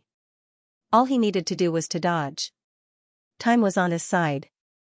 Dugaming's attacks were all killing moves. Previously, he had the mentality of a cat catching a mouse. However, he couldn't afford to waste time now. However, for some reason, his opponent, who he thought was defenseless, suddenly became like a mudfish. Although he was flustered every time, he was always able to dodge his attacks by a hair's breadth. Dugaming didn't think too much about it. He just assumed that his stomach wasn't feeling well, which was why he didn't dare to exert force. After 2 consecutive attacks, Dugaming remained rooted to the ground, not daring to move an inch. The sharp-eyed people at the side of the arena could see that his face was twitching. It was obvious that he was trying his best to resist the feeling in his body. Feeling his stomach churning, Dugaming knew that he couldn't hold it in any longer. However, if he were to run to the toilet now, wouldn't he be letting the brat in front of him take advantage of him? Let's try one more move, one last move. Even though he was already on the verge of losing it, Du Gaming wasn't willing to give up just like that. He decided to try one last move to knock his opponent down first. In order to ensure that nothing went wrong, he immediately held a long sword in his hand and displayed Peerless City's Holy Spirit sword technique. He sealed off all of his opponent's escape routes. With his opponent's martial arts skills, he would definitely die under this move. Baoyu, quickly admit defeat. Shui Baochai, who was below the arena, was instantly anxious. She could already tell that Du Gaming's sword contained killing intent and could really kill his opponent. The yellow-shirted lady at the side secretly sighed and secretly held a teacup in her hand. She planned to save him if the situation went south. After all, she couldn't really let him die on the arena. However, Jiao Baoyu on the arena seemed to be scared out of her wits. She stood dumbfounded on the spot and couldn't move an inch. Looking at Du Gaming's ferocious expression, everyone had the same thought: is someone going to die in the first round of the competition? However, other than a few close friends and relatives of both sides, most of the people just wanted to watch the show. They couldn't wait for the bloodier stage to be, the better. Kill him. Kill him. Kill, huh? On the stage, there was a sudden change. Du Gaming rushed over aggressively, but halfway through, the wooden planks on the ground seemed to have decayed, as he stepped on them. A hole appeared out of nowhere, causing Du Gaming to fall flat on his face. The arena was newly built by the Western Xia, so it was naturally impossible to use rotten wood. When Song Qingshu was dodging, he deliberately used his internal force to shatter the wooden plank under his feet, just to trick him at the critical moment. "You bastard, I'm going to kill you." Du Gaming couldn't care less about his image now. He crawled up and was about to chop someone. However, as soon as he stood up, he was stunned. He felt a warm current gushing out. He lowered his head in disbelief and saw a yellow liquid flowing out of his pants, accompanied by a foul smell. The crowd quietened down. They were all martial arts masters, so they naturally had sharp eyes and could see what had happened. "Ah!" Du Gaming screamed. At this moment, he couldn't care less about chasing after Song Qingshu anymore. He lifted his sleeves to cover his face and ran for his life to the toilet below the stage. First round, Jiao Baoyu wins. The official at the side had a strange expression. He didn't expect the first round to turn into a farce. "Tisk quickly, look at the book." Booing sounds could be heard in the drill ground. It was obvious that everyone wasn't satisfied with this round. However, it was still quite interesting to witness a rich young master urinating on the stage. Only then did Song Qingshu cup his hands in the air. He said to the people around him with a proud face, "My air-splitting palm is amazing, right? Just now, I hit a top-notch master through the air, so please pray that you don't have to face me in the future." Shui Baochai, who was just nervous below the stage, now sat back in her seat with a face full of shame. She was afraid that someone would know that she knew him. This person is really shameless. The yellow-robed woman by the side placed her teacup back on her seat. She also had a strange expression on her face. At the very least, he's very lucky. However, the others were not so polite. Quite a number of people already looked down on him for advancing to the next round just because he paid his opponent to win the first round. They had long since wanted to see a real elite teach him a lesson, but they didn't expect that this elite would actually fail miserably. "With that lousy martial arts of yours, you think you can beat your opponent up with just one palm strike? You're really shameless." The people in the area instantly started cursing him. In fact, quite a number of people even threw the things in their hands at the stage. The official from Class 1 Hall on the stage originally wanted these people to smash the shameless bastard in front of him to death, but unfortunately for him, he had to take action to block the items that were thrown at him. "Young master, please hurry up and get off the stage. We're about to start the next round." The official from Class 1 Hall suppressed the urge to beat him up and forced a smile. "Why does your smile look even uglier than when you cry?" Song Qingshu mocked him before he puffed out his chest and got off the stage. He was like a proud rooster, and he perfectly portrayed the expression of a good-for-nothing rich kid who was so pleased with himself. In the eyes of those who did not know about the situation, he naturally looked like he was filled with hatred, but those who knew about the situation could not help but smile. Wanyan Zhongjia could not help but say, Big Brother's song is really interesting. By the side, Ouyang Feng could not help but laugh as well. This boy's acting skills are really good. I'm starting to realize that he has the talent to be a bad guy. Wanyan Zhongjia could not help but glare at him. Don't talk nonsense. Our Big Brother song is the best person in the world. If anyone else had said such words to the mighty Western Poison, Ouyang Feng would have long since been angered and killed them. However, when he looked at the girl with bright eyes, Ouyang Feng could not get angry. Yes, yes, yes. He's the best. I don't know what kind of bewitching potion that boy gave you. At that moment, Song Qingshu returned to the diplomat group's area and said to Shui Baochai with slight smugness, Big Sister Bao, you didn't expect that I would be able to advance, did you? You're just lucky. Shui Baochai's face turned slightly red. Clearly, she was thinking about the situation on the stage. Song Qingshu chuckled. Indeed, I was lucky because I relied on shit. Shui Baochai and the yellow-robed woman both frowned and hid to the side in disgust. Clearly, they were disgusted by him. Only Shui Pan came over. Brother, not bad. I wonder if I'll be as lucky as you later. Song Qingshu smiled. With Brother Shui's martial arts, it won't be a problem for you. After the usual flattery, he looked at the Liu brothers with a strange expression. Usually, the two of them would not let go of a chance to ridicule him. What was going on today? The two of them had solemn expressions, as if they were thinking about something important. At this moment, the second match had already begun. The Jin Kingdom's Wanyan Zhongjia was up against an expert from the 8 Trigram school. After Wanyan Zhongjia went up the stage, he fanned the air in front of his nose with a look of disgust. This place is so smelly. Aren't you guys going to change? The Class 1 hall referee was about to cry. How could they change the stage in such a short amount of time? He could only smile apologetically and say, We've already cleaned it up. Why do I feel like there's a stench? Wanyan Zhongjia said to his opponent while covering his nose. Hurry up and start. Once you're done, we'll leave. On the Southern Song side, many people cheered for the 8 Trigram school's experts. The Jin and Song were enemies, so it was expected that they would support their opponents. Shui Baochai could not help but ask the yellow-robed woman, Sister Yang, what do you think? The yellow-robed woman shook her head. Although the 8 Trigram school is somewhat famous in the martial arts world, it is still a third-rate school. There are no outstanding experts in the school. On the other hand, the young princess is a famous teacher and seems to have been taught by Western Poison Ouyang Feng. How can a mere 8 Trigram school deal with her? They had interacted with her a few times and naturally knew that she was a woman disguised as a man. Shui Pan said, In my opinion, you don't have to worry. Even if the Jin princess is skilled in martial arts, we can just find someone to expose her identity and disqualify her. Shui Baochai subconsciously glanced at the yellow-robed woman and hurriedly glared at her brother. Don't make trouble. Now all the forces have maintained a tacit understanding. Some women dress up as men and some send their men to clear the obstacles. No one has any objections. If you speak carelessly, it is very likely that both sides will suffer. TSK, so be it then. Shui Pan rolled his eyes and hugged Song Qingshu. Even if you don't want to tell us, we still have Baoyu. That Jin Kingdom's little princess has taken a liking to our Baoyu. At worst, we can just ask him to use his charm. Wouldn't it be easy? Song Qingshu was shocked. There's nothing between us.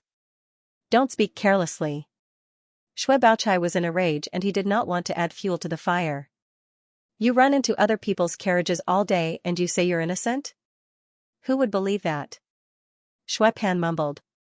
However, everyone around him was an expert and could hear him clearly. Shui Baochai snorted and her expression turned ugly. Suddenly, a burst of cheers sounded. They looked over and saw that the winner had been decided. The 8 Trigram school's expert had been kicked off the stage. If I can be kicked by that 3-inch golden lotus, I'd be willing to lose. Shui Pan stared at the slender and elegant figure on the stage. Song Qingshu was speechless. Don't you like the dual cultivation princess? Why are you interested in the Jin princess? This is called the universal love of men, understand? Shui Pan chuckled. Not to mention that we'll be bringing glory to our country if we can get the little princess. Overhearing their conversation, the yellow-robed girl whispered to Shui Baochai, I finally understand why people in linen call your brother local bully. He was born with one less cord. Shui Baochai also had an expression that said she didn't know him. By then, the third match had already begun. It was between the crown prince of Dali, Duan Yu, and the young sect leader of the Five Tigers sect. The blade of 5 tigers breaking the gate is indeed ferocious. Shui Baochai noticed that Duan Yu was constantly dodging his opponent's attacks. That Prince Duan's wave-like subtle steps is really amazing. No matter how powerful his opponent's saber art is, not even a corner of his clothes was touched. The yellow-robed girl observed Duan Yu's steps without blinking. Many people in the arena had the same thought. They wanted to see if they could observe the knack of this footwork. Song Qingshu shook his head as he watched. Duan Yu had amazing skills, but unfortunately, his martial arts foundation was too weak. He was forced into such a state by an opponent with a solid martial arts foundation. No matter how amazing the wave-like subtle steps was, it had its limits. As the saying went, if one defended for too long, one would lose. If he was hit by his opponent's saber, he would probably be seriously injured. Excellent reading. Duan Yu had thought of using the 6-pulse magical sword to counterattack, but unfortunately, he didn't manage to release the sword chi. Instead, it caused a flaw in his wave-like subtle steps and he was almost hit by his opponent's saber. After a few times, he didn't dare to attack again. Song Qingshu originally thought that he would fail miserably.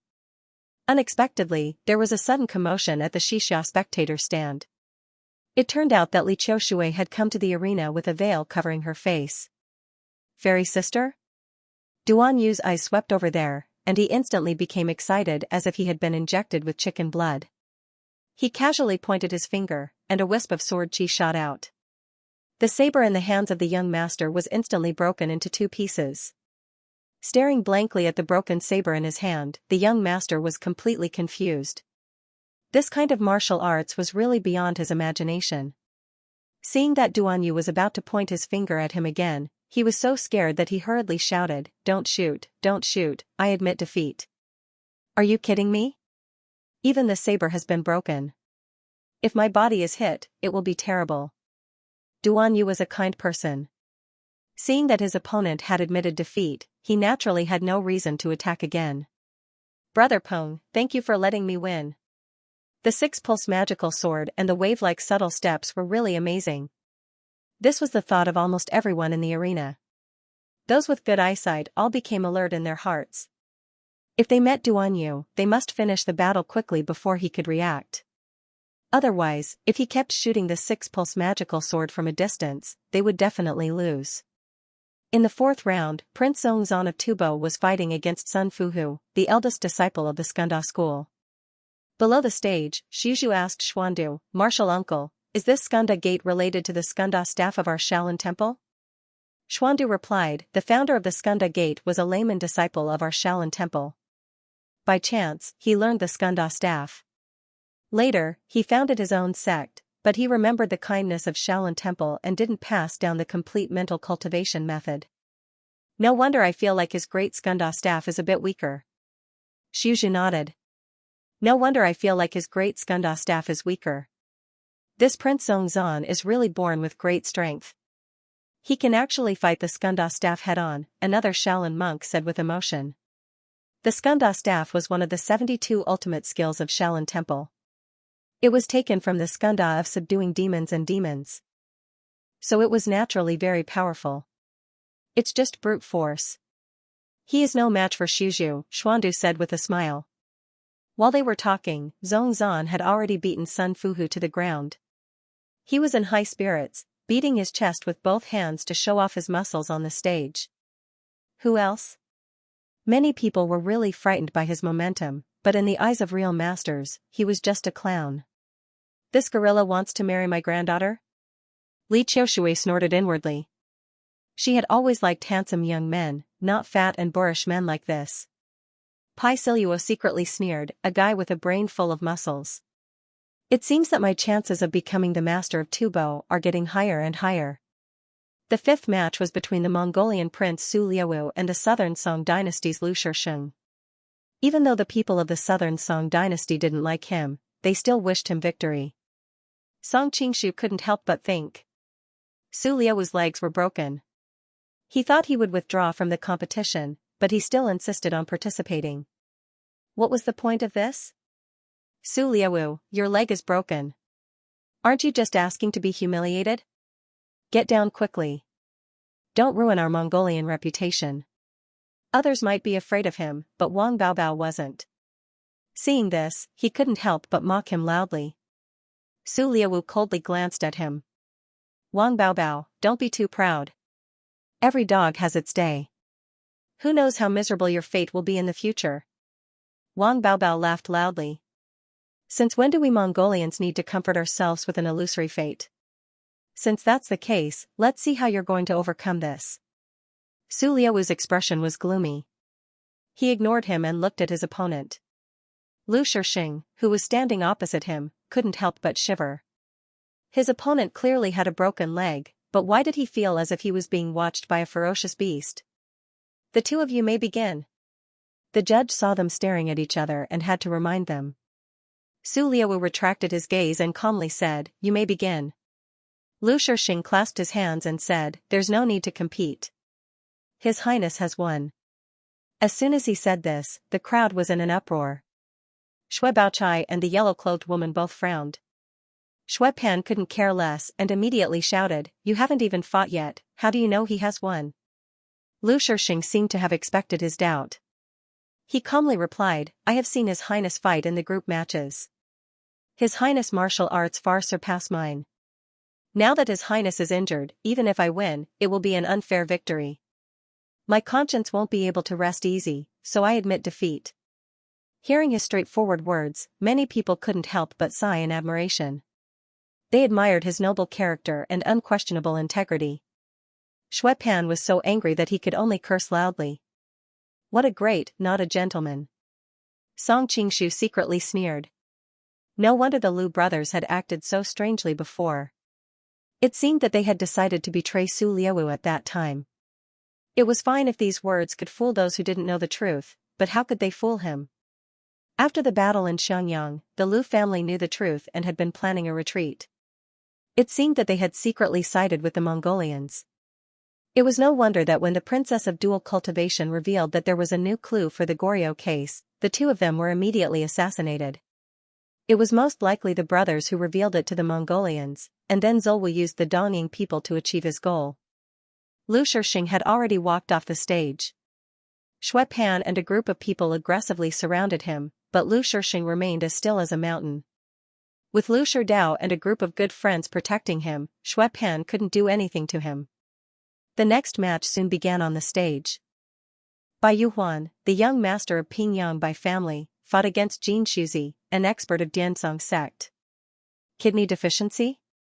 Song Qingshu had a strange expression on his face.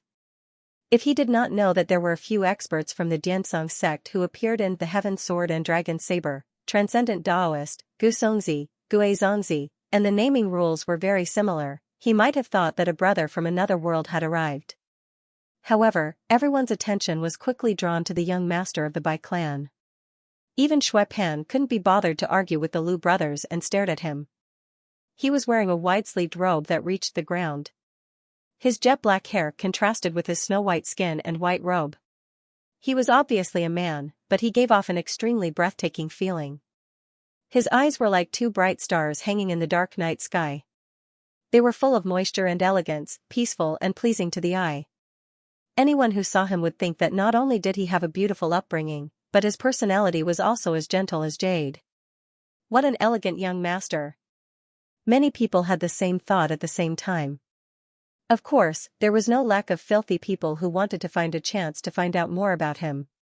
He was so beautiful that even if he was a man, he would still take pictures of him. In this era, it was not strange for nobles to keep male pets.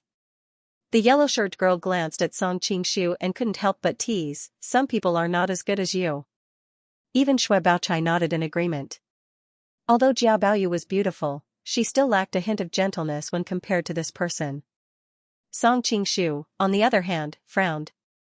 Others couldn't tell who this young master was, but how could he not? Although the young master had deliberately changed his attire and even his appearance, Song Qingshu had consciously trained in this aspect ever since he was deceived by Ruan Xingzhu, who impersonated Ren Yingying in Sichuan. With his current realm, he didn't need to rely on his eyes to judge people, but his aura. A person's appearance could be changed, but his inner force cultivation method and breathing method couldn't be changed. Of course, there weren't many people in the world who could determine a person's identity through these mysterious auras. This young master of the Bai clan was the leader of the Heaven's Mandate cult, Dan Yuru. Dan Yuru was indeed a master of charm. Even though she had changed her appearance to become a man, she was still so charming. In comparison, Hua Jiyu from White Hair of Beauties, who was also proficient in charm, was much weaker. She must have come to participate in this competition because of the deal she made with Wang Baobao. Thinking of everything he had heard in Wang Baobao's club that day, Song Qingshu couldn't help but feel enlightened. The result on the arena was not unexpected. Although Jing Zuzi of the Diansong sect had good swordsmanship, when Dan Yuru smiled at him secretly, he was scared out of his wits and lost 90% of his kung fu. He was almost defeated by her without any resistance. After winning the competition, Dan Yuru glanced at Wang Baobao in the distance, and an inexplicable smile appeared on their lips. Song Qingshu had roughly guessed their thoughts. After all, in the next round, Dan Yuru would fight against Su Liaowu.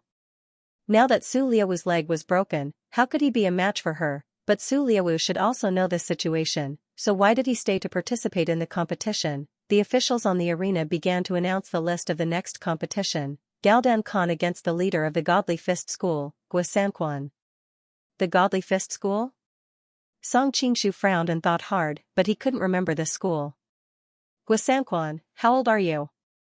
Why are you still participating in the betrothal contest? Even the princess of Xianxia is too young to be your daughter. Don't you feel ashamed? Someone who knew his background started to scold him. Guasanquan snorted coldly. I'm alone now.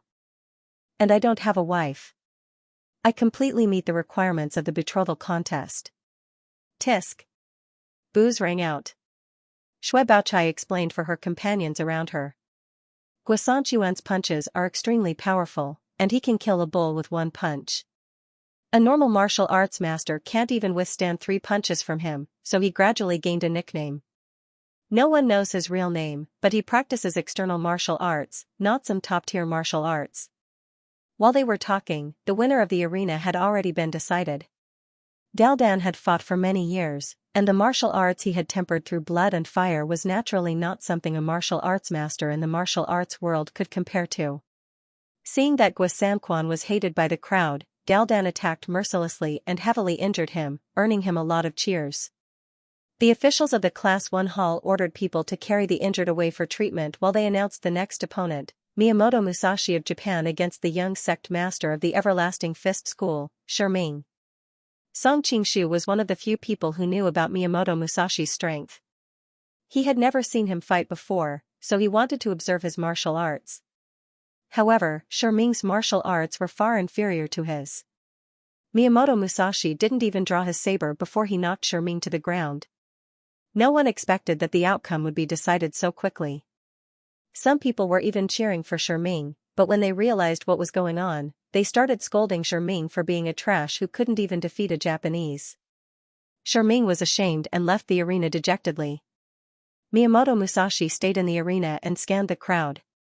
He said coldly, "Before coming to the Central Plains, I thought that the martial arts of the Celestial Empire would be amazing. I didn't expect them to be so weak." Hearing his provocation, the crowd was in an uproar. Many people were filled with righteous indignation and wanted to teach this arrogant Japanese a lesson. However, they were stopped by the people from Western Xia's Class 1 hall. They still wanted to hold a duel, so they couldn't allow the crowd to descend into chaos. This Japanese is too arrogant. Shui Pan waved his fist angrily. Lu Sherdao sneered, "Why? Young Master Shui wants to teach him a lesson?" Shui Pan blushed, "I can't defeat him, but Miss Yang can." "Isn't that right, Miss Yang?"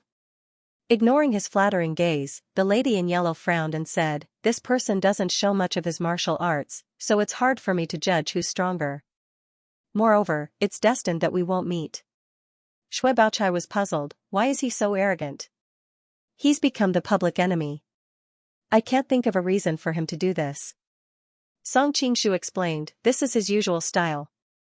Miyamoto Musashi has been challenging famous experts everywhere in Japan. His martial arts have been tempered through battles, but most experts value their status and aren't willing to fight casually.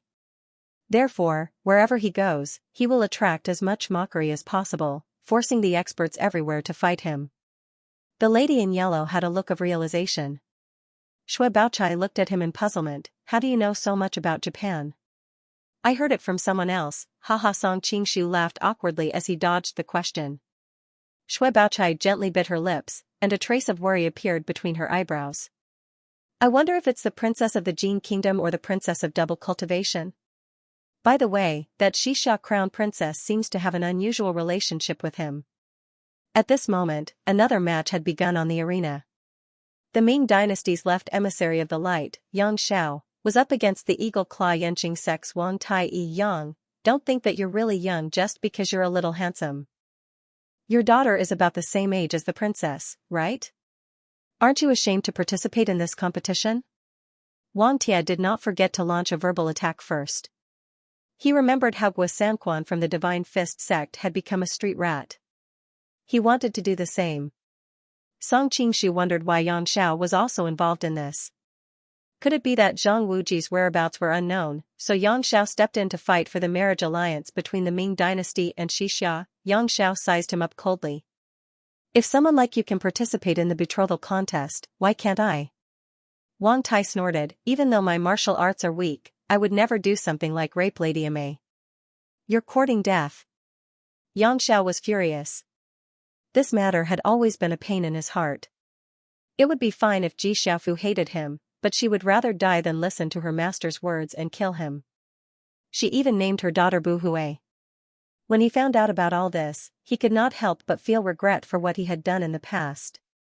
Unfortunately, Ji Xiaofu had passed away, and there was no use in regretting. Now that the other party had poked at his scar, he could not help but feel ashamed and angry.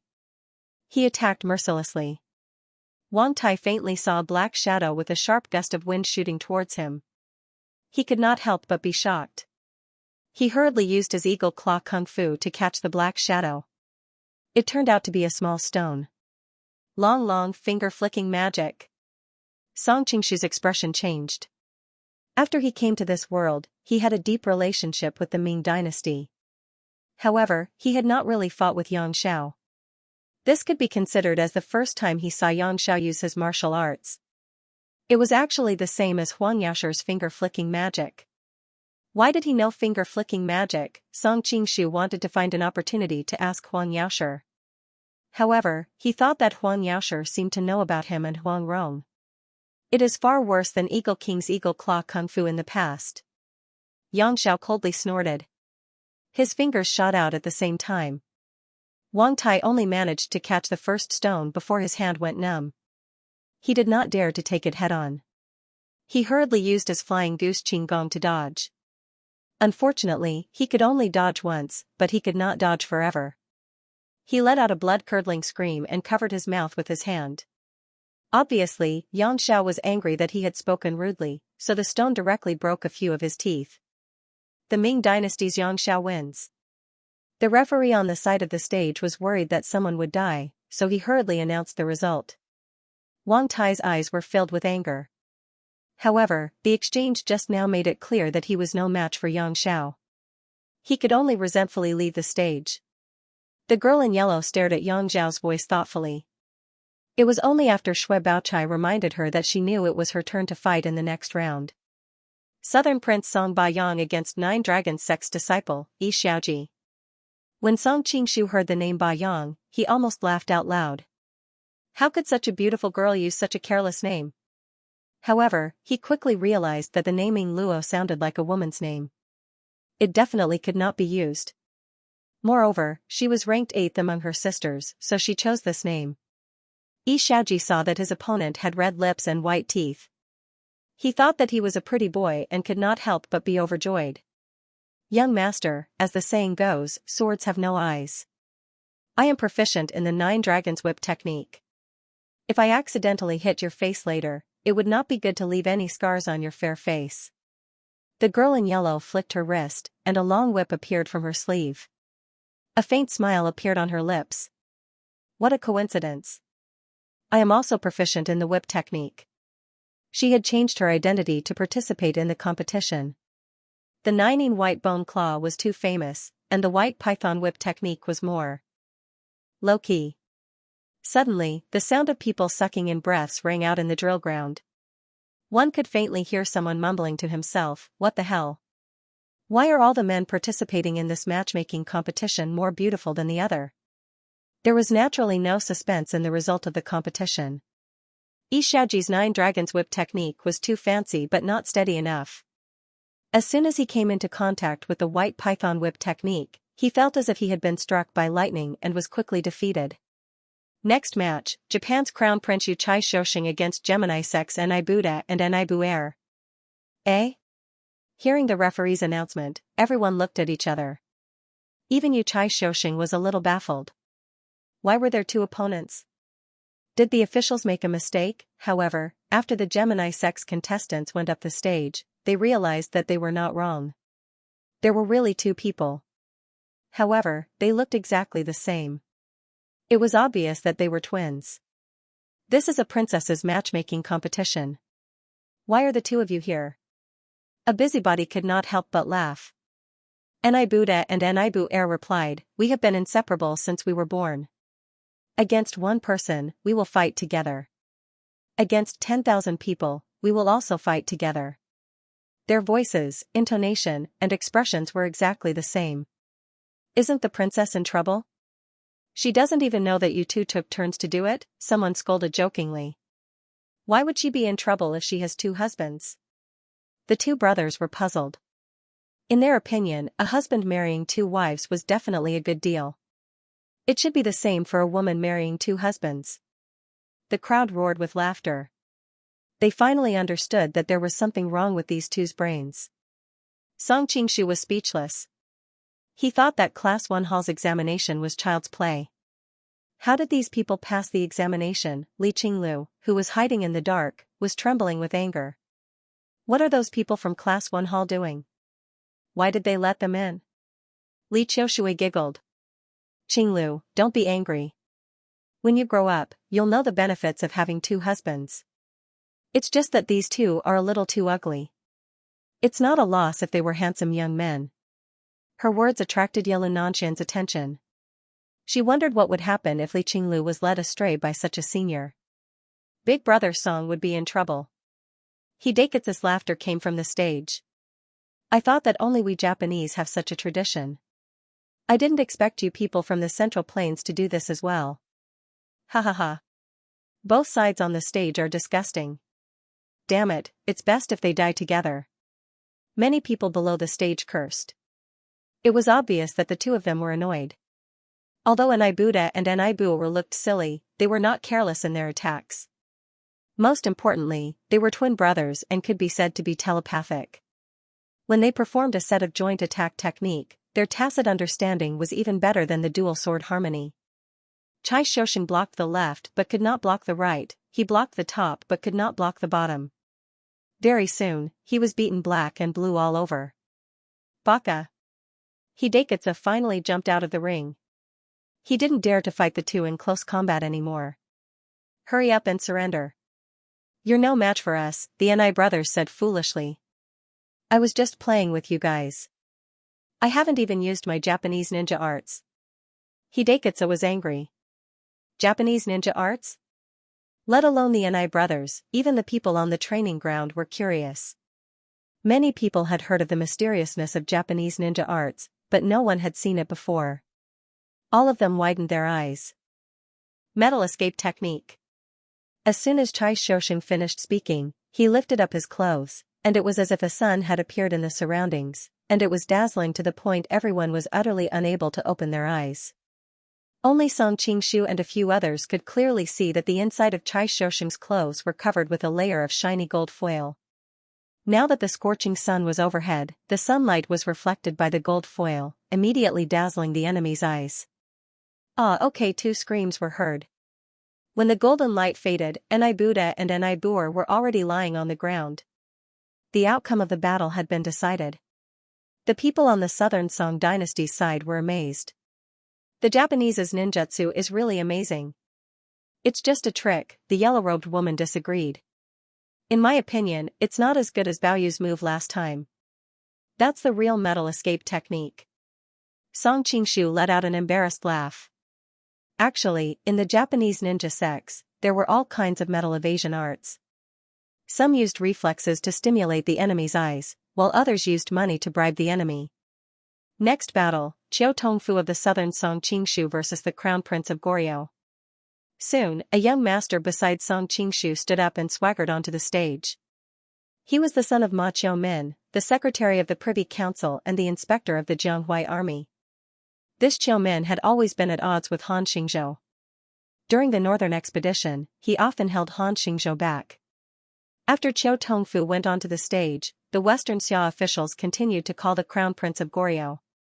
But in reality, everyone knew that the Crown Prince of Goryeo would definitely not be able to participate in the competition after what happened to the Goryeo ambassadors. Everything was just a formality. Look at how proud he is. Shui Pan couldn't help but feel a little sour when he thought about why he didn't have such good luck. This guy clearly has something going on with Lu Shida's sister, but he actually came to the competition too. LV Wendy's daughter? Song Qingshu was stunned.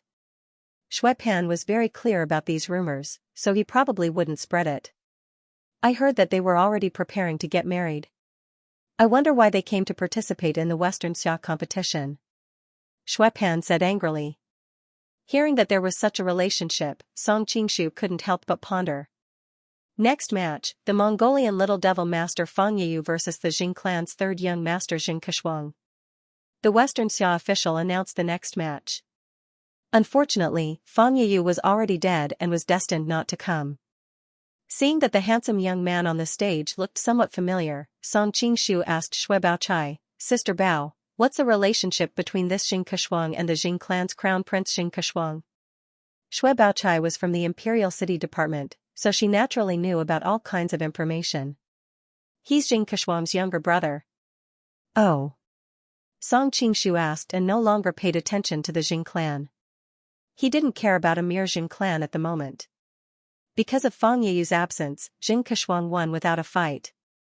The Western Xia official announced the next match, Wooden Table Ethics Division's Qin Jialua versus Qinghai Sect's Xiao Xiaohe.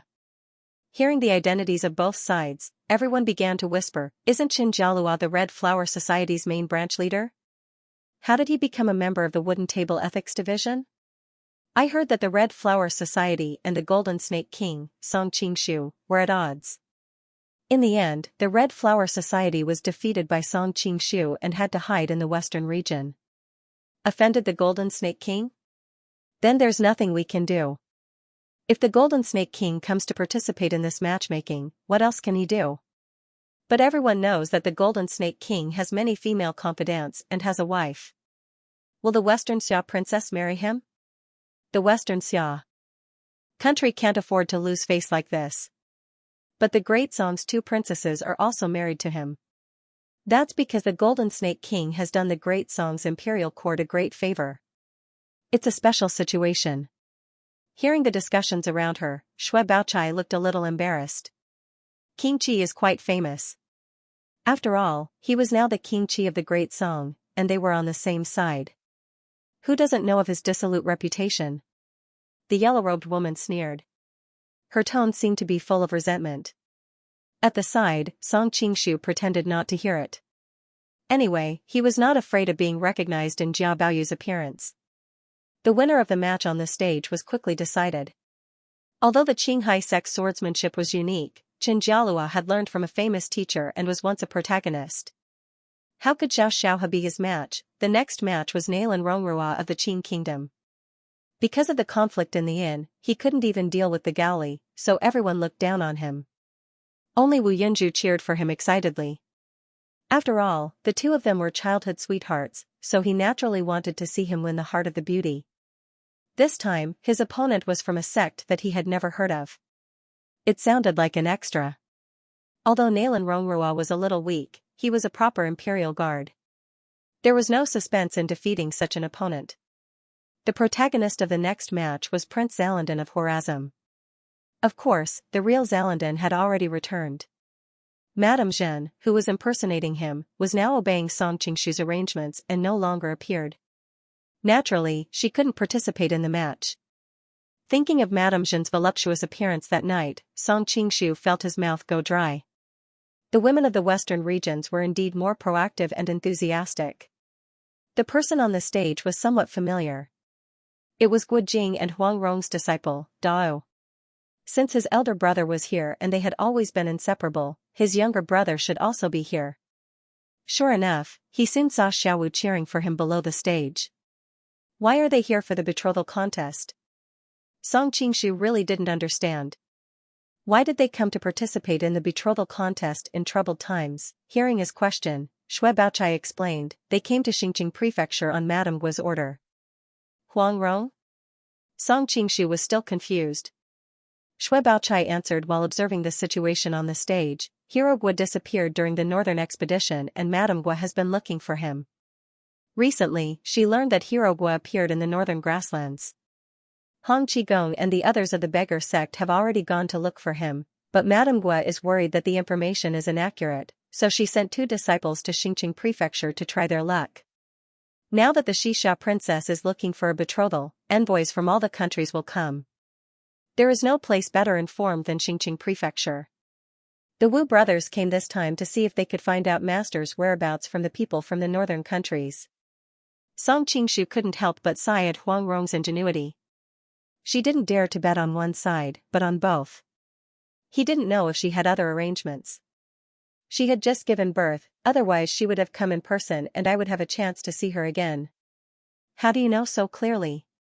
Song Qingshu suddenly realized. Xue Baochai rolled her eyes. Who told you to stay out all day and night? The Wu brothers specially came to visit us 2 days ago and told us their purpose. At the same time, they asked us to help pay attention to Hero Guo's whereabouts. Song Qingshu smiled embarrassedly and wisely didn't answer. Because Zalandan didn't appear on the stage, Dao won without a fight.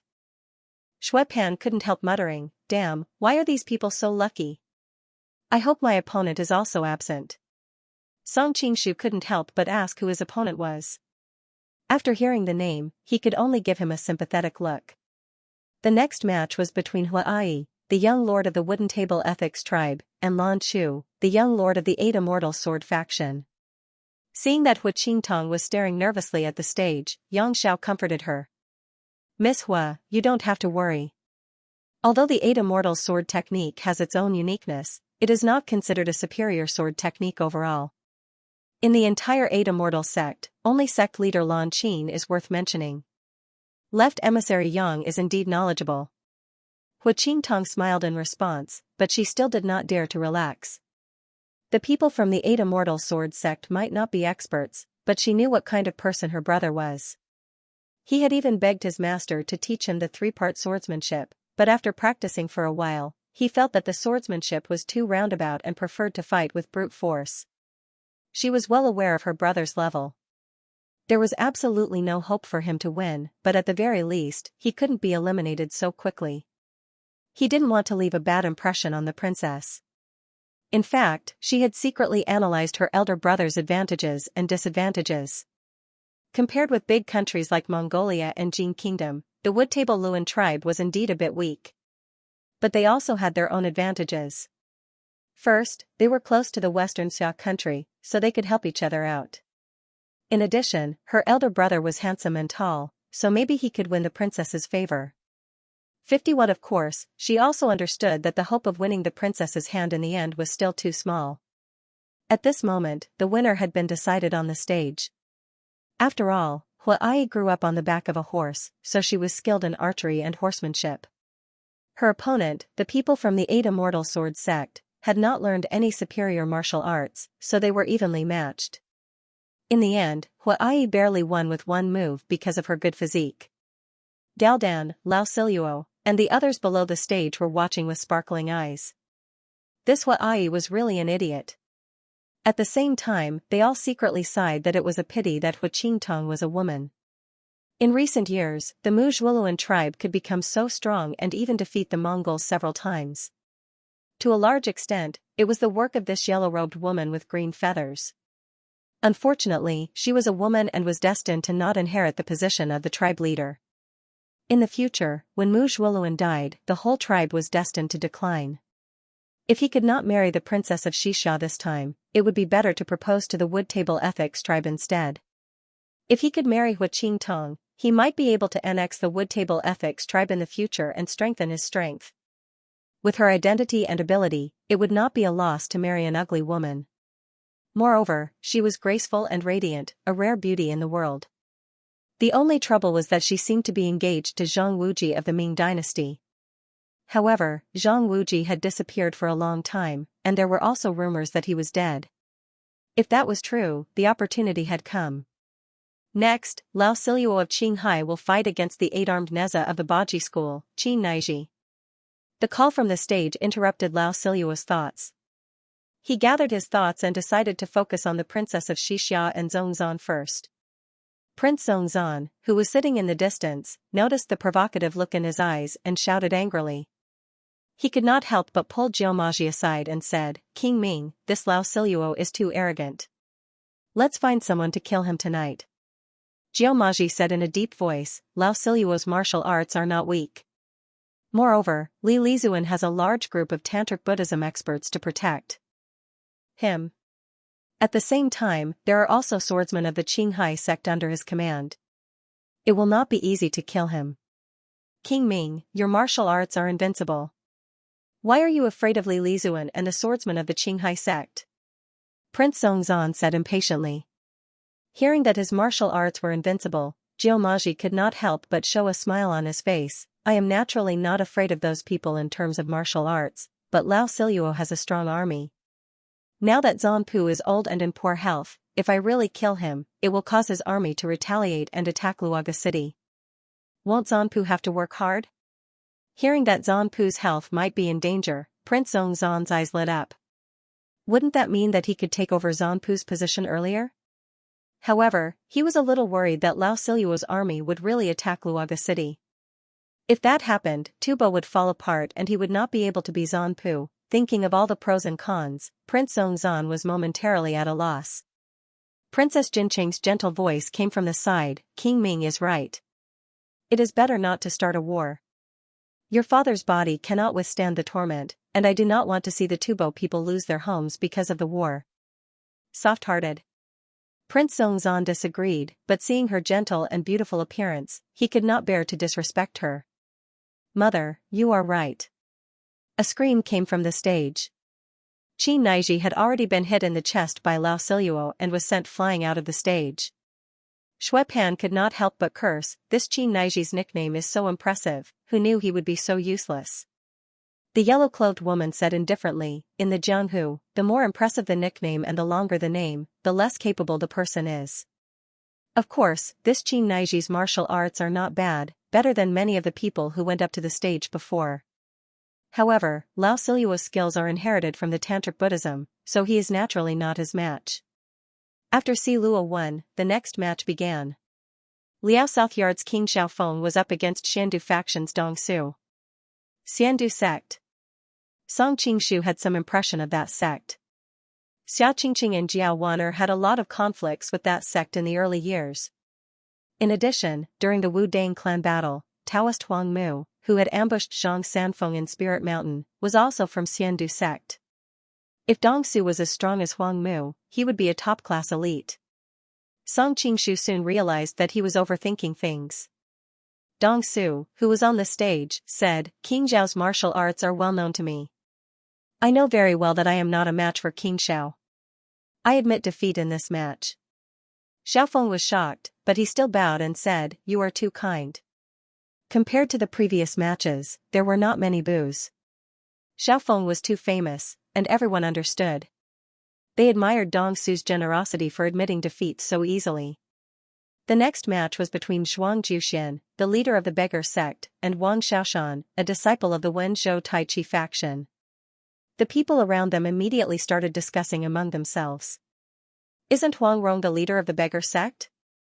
Why is there a change?" Huh? Isn't Xiaofeng the leader? Your information is outdated. Huang Rong stepped down a long time ago.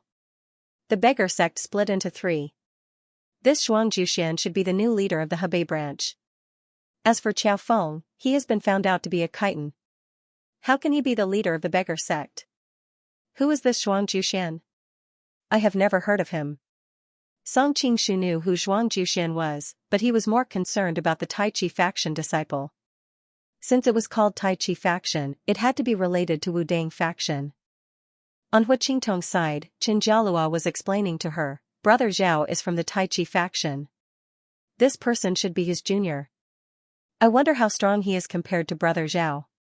If this Zhuang Juxian is the leader of the beggar sect, he must be very good. I am afraid he is no match for him.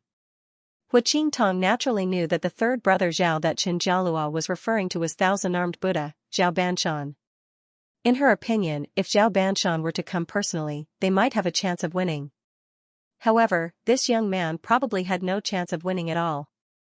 This Wang Xiaoshan was a disciple of the Tai Chi sect, and the martial arts he used was the soft way to overcome the hard. At the same time, like Zhao Banshan, he also had some remarkable hidden weapon skills. Unfortunately, Zhuang Juxian cultivated the Ice Cicada and the Yi Jingjing special poison attack. The moment the two of them clashed, Wang Xiaoshan felt a chill rush into his heart and lungs. It felt as if his entire body was frozen. However, Zhuang Juxian didn't care so much. He immediately followed up with an attack, causing his opponent to vomit blood and fall off the stage. A silhouette flashed past, and Xiaofeng had already caught him. He noticed the bruises on Zhuang Juxian's lips. Poisoned? Xiaofeng circulated his internal energy to help Zhuang Juxian force out the poison and treat his injuries. At the same time, he glared at Zhuang Juxian furiously. Your Excellency's attack is very vicious. Zhuang Juxian snorted coldly in a low, muffled voice, who asked you to pretend to be a good person here? After he finished speaking, he swaggered back to the beggar sect disciples. After the fight that night, he knew that now was not the time to settle the score with Xiaofeng. There was an uproar in the arena. Some were denouncing him, and some were gloating over his misfortune. Yang Xiao frowned and said to Yin Yuang, this person's martial arts is too vicious. Yuang, you have to be careful. Your opponent in the next round might be him. Yin Yuang snorted. Don't worry. That good-for-nothing daughter of mine is still practicing the 1,000 spider 10,000 poisonous hands. I've seen many people as vicious as this. Next round, Yin Yuang of the Ming dynasty versus Gui Yanji of the Crouching Bull sect, announced the official on the stage. The 8th book, someone immediately reacted. Is this Crouching Bull sect the sect that Ke Baisui was in when the Morong clan killed him in his own coin? It seems so. I heard that Yin Yuang's martial arts are no longer below that of the white-browed eagle king of the past. This Gui Yanji probably won't be able to beat him. Song Qingshu blinked, suspecting that he had misheard. Yin Yuang? His daughter was already so old, and he already had a wife and concubines. The people from Class 1 Hall were too naive. How could they let someone with such a background in? Could it be that after his second wife was killed by Yinli, he never married again? Speaking of Yinli, Song Qingshu suddenly realized that he had never seen her since he came to this world.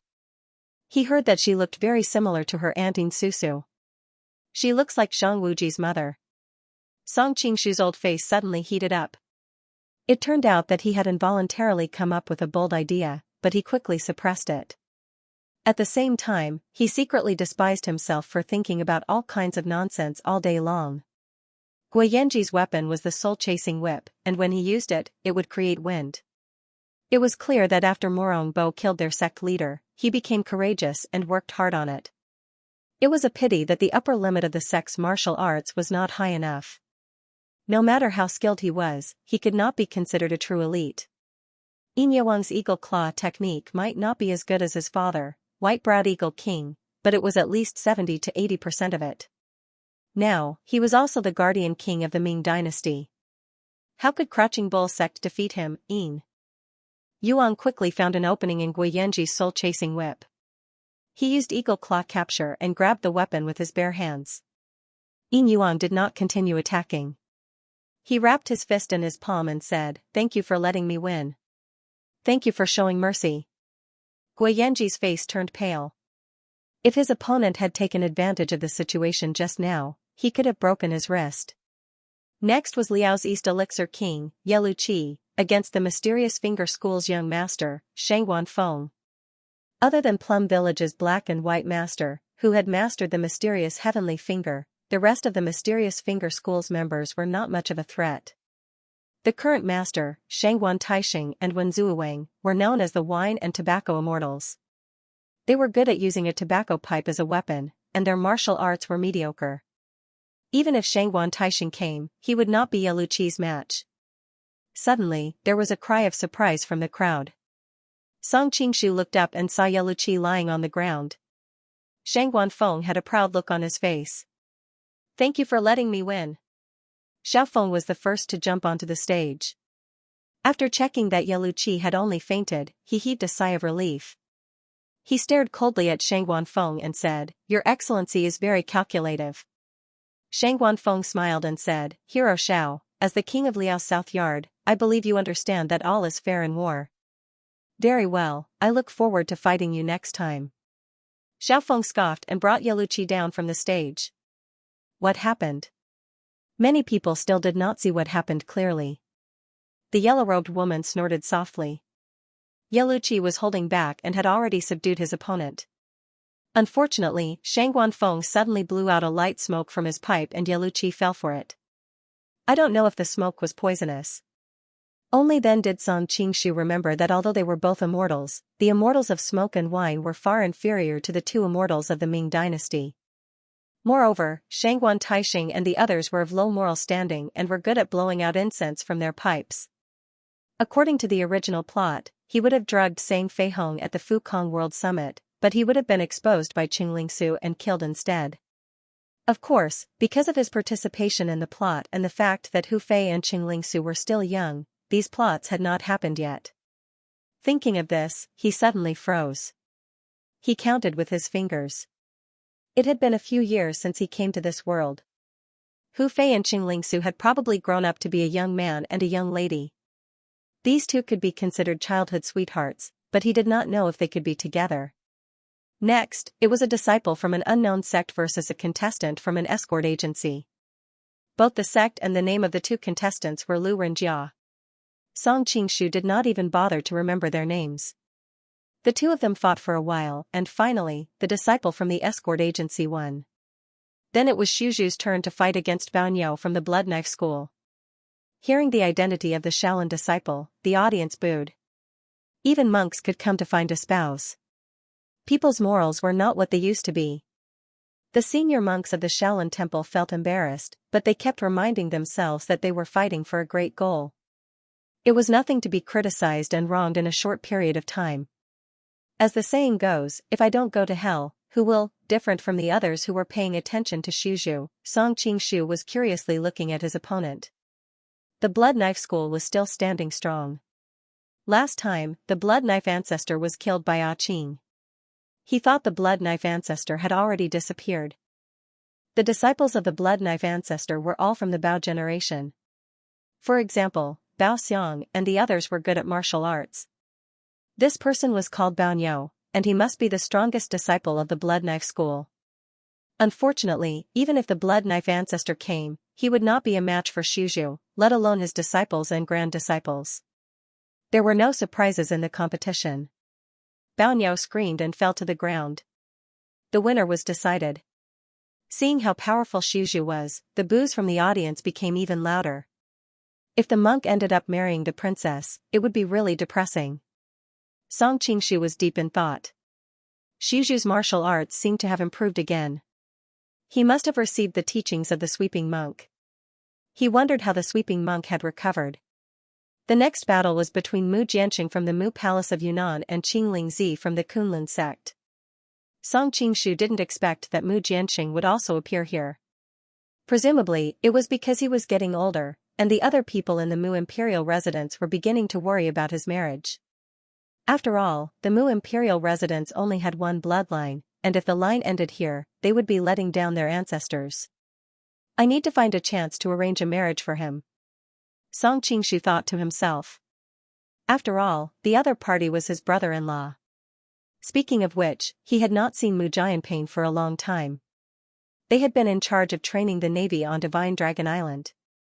These 2 years had been really tough. Sometimes, Song Qingshu also felt that he was not a good person. He had provoked her and they had not been together for a long time. He had not fulfilled his responsibility as a man. Of course, a large part of the reason he had such thoughts was that he came from the modern world. The values he had received since he was young had made him treat women as equals. In fact, in this era, no one in a position of power would have such troubles and guilt as he did. This Qing Lingzi's martial arts seemed to have surpassed He Taichung, the Kunlun sect leader. The yellow-robed woman exclaimed in surprise. She had seen He Taichung and his wife fight at the lion slaughtering assembly, so she could naturally tell. I heard that the Kunlun sect also has one of the 3 saints of Kunlun, He Zhu Dao. His kung fu is even more unfathomable. The little girl named Ah Qing at the Golden Snake meeting seems to also come from the Kunlun mountain. It seems that the Kunlun sect is indeed a place of crouching tigers and hidden dragons. Shui Baochai was in the Imperial City Department, so she was naturally familiar with this information. Golden Snake meeting. Hearing the information related to that man, the yellow-robed woman knitted her brows, feeling somewhat vexed. On the other hand, Song Qingshu's memories were evoked. He did not know when he would be able to see Ah Qing again. The martial arts of the Mu household were more suitable for close combat on the battlefield. Against the experts of the major sects of Jianghu, it was clearly somewhat insufficient. After exchanging a dozen or so blows, Mu Jianqing knew that he was no match for Ah Qing. He jumped out of the ring and calmly admitted defeat. He was born with a handsome appearance, and his attitude was so modest that he gained the favor of many passers-by. I heard that his younger sister is the Prince of Qi's confidant. The Prince of Qi's standards are so high, and the women by his side are all heavenly beauties. With such a beautiful younger sister, it is no wonder that the little duke is so handsome. Shui Baochai could not help but sigh. The yellow-robed woman was immediately annoyed. Can you not mention that person at every turn? Fine, fine, fine. I won't mention it. Shui Baochai's eyes curved like crescent moons. A guess that had always been in her heart had been confirmed. The next match was between Ku Jun of the Ku clan of Lanzhou and a disciple of the Heng Mountain sect. In the past, the Heng Mountain sect had been severely wounded by the Iron Palm Gang's master, Qiu Qianren. Later on, the Song Mountain sect had forced the sect master, Lu Jingfeng, to death. At present, the sect only had Mo De as an expert, and its reputation could be said to be greatly reduced. Everyone originally thought that this would be another fight between rookies. They did not expect that the disciple of the Ku clan would make such a stunning move. 7 kinds of hidden weapons were launched simultaneously, instantly killing his opponent. Okay.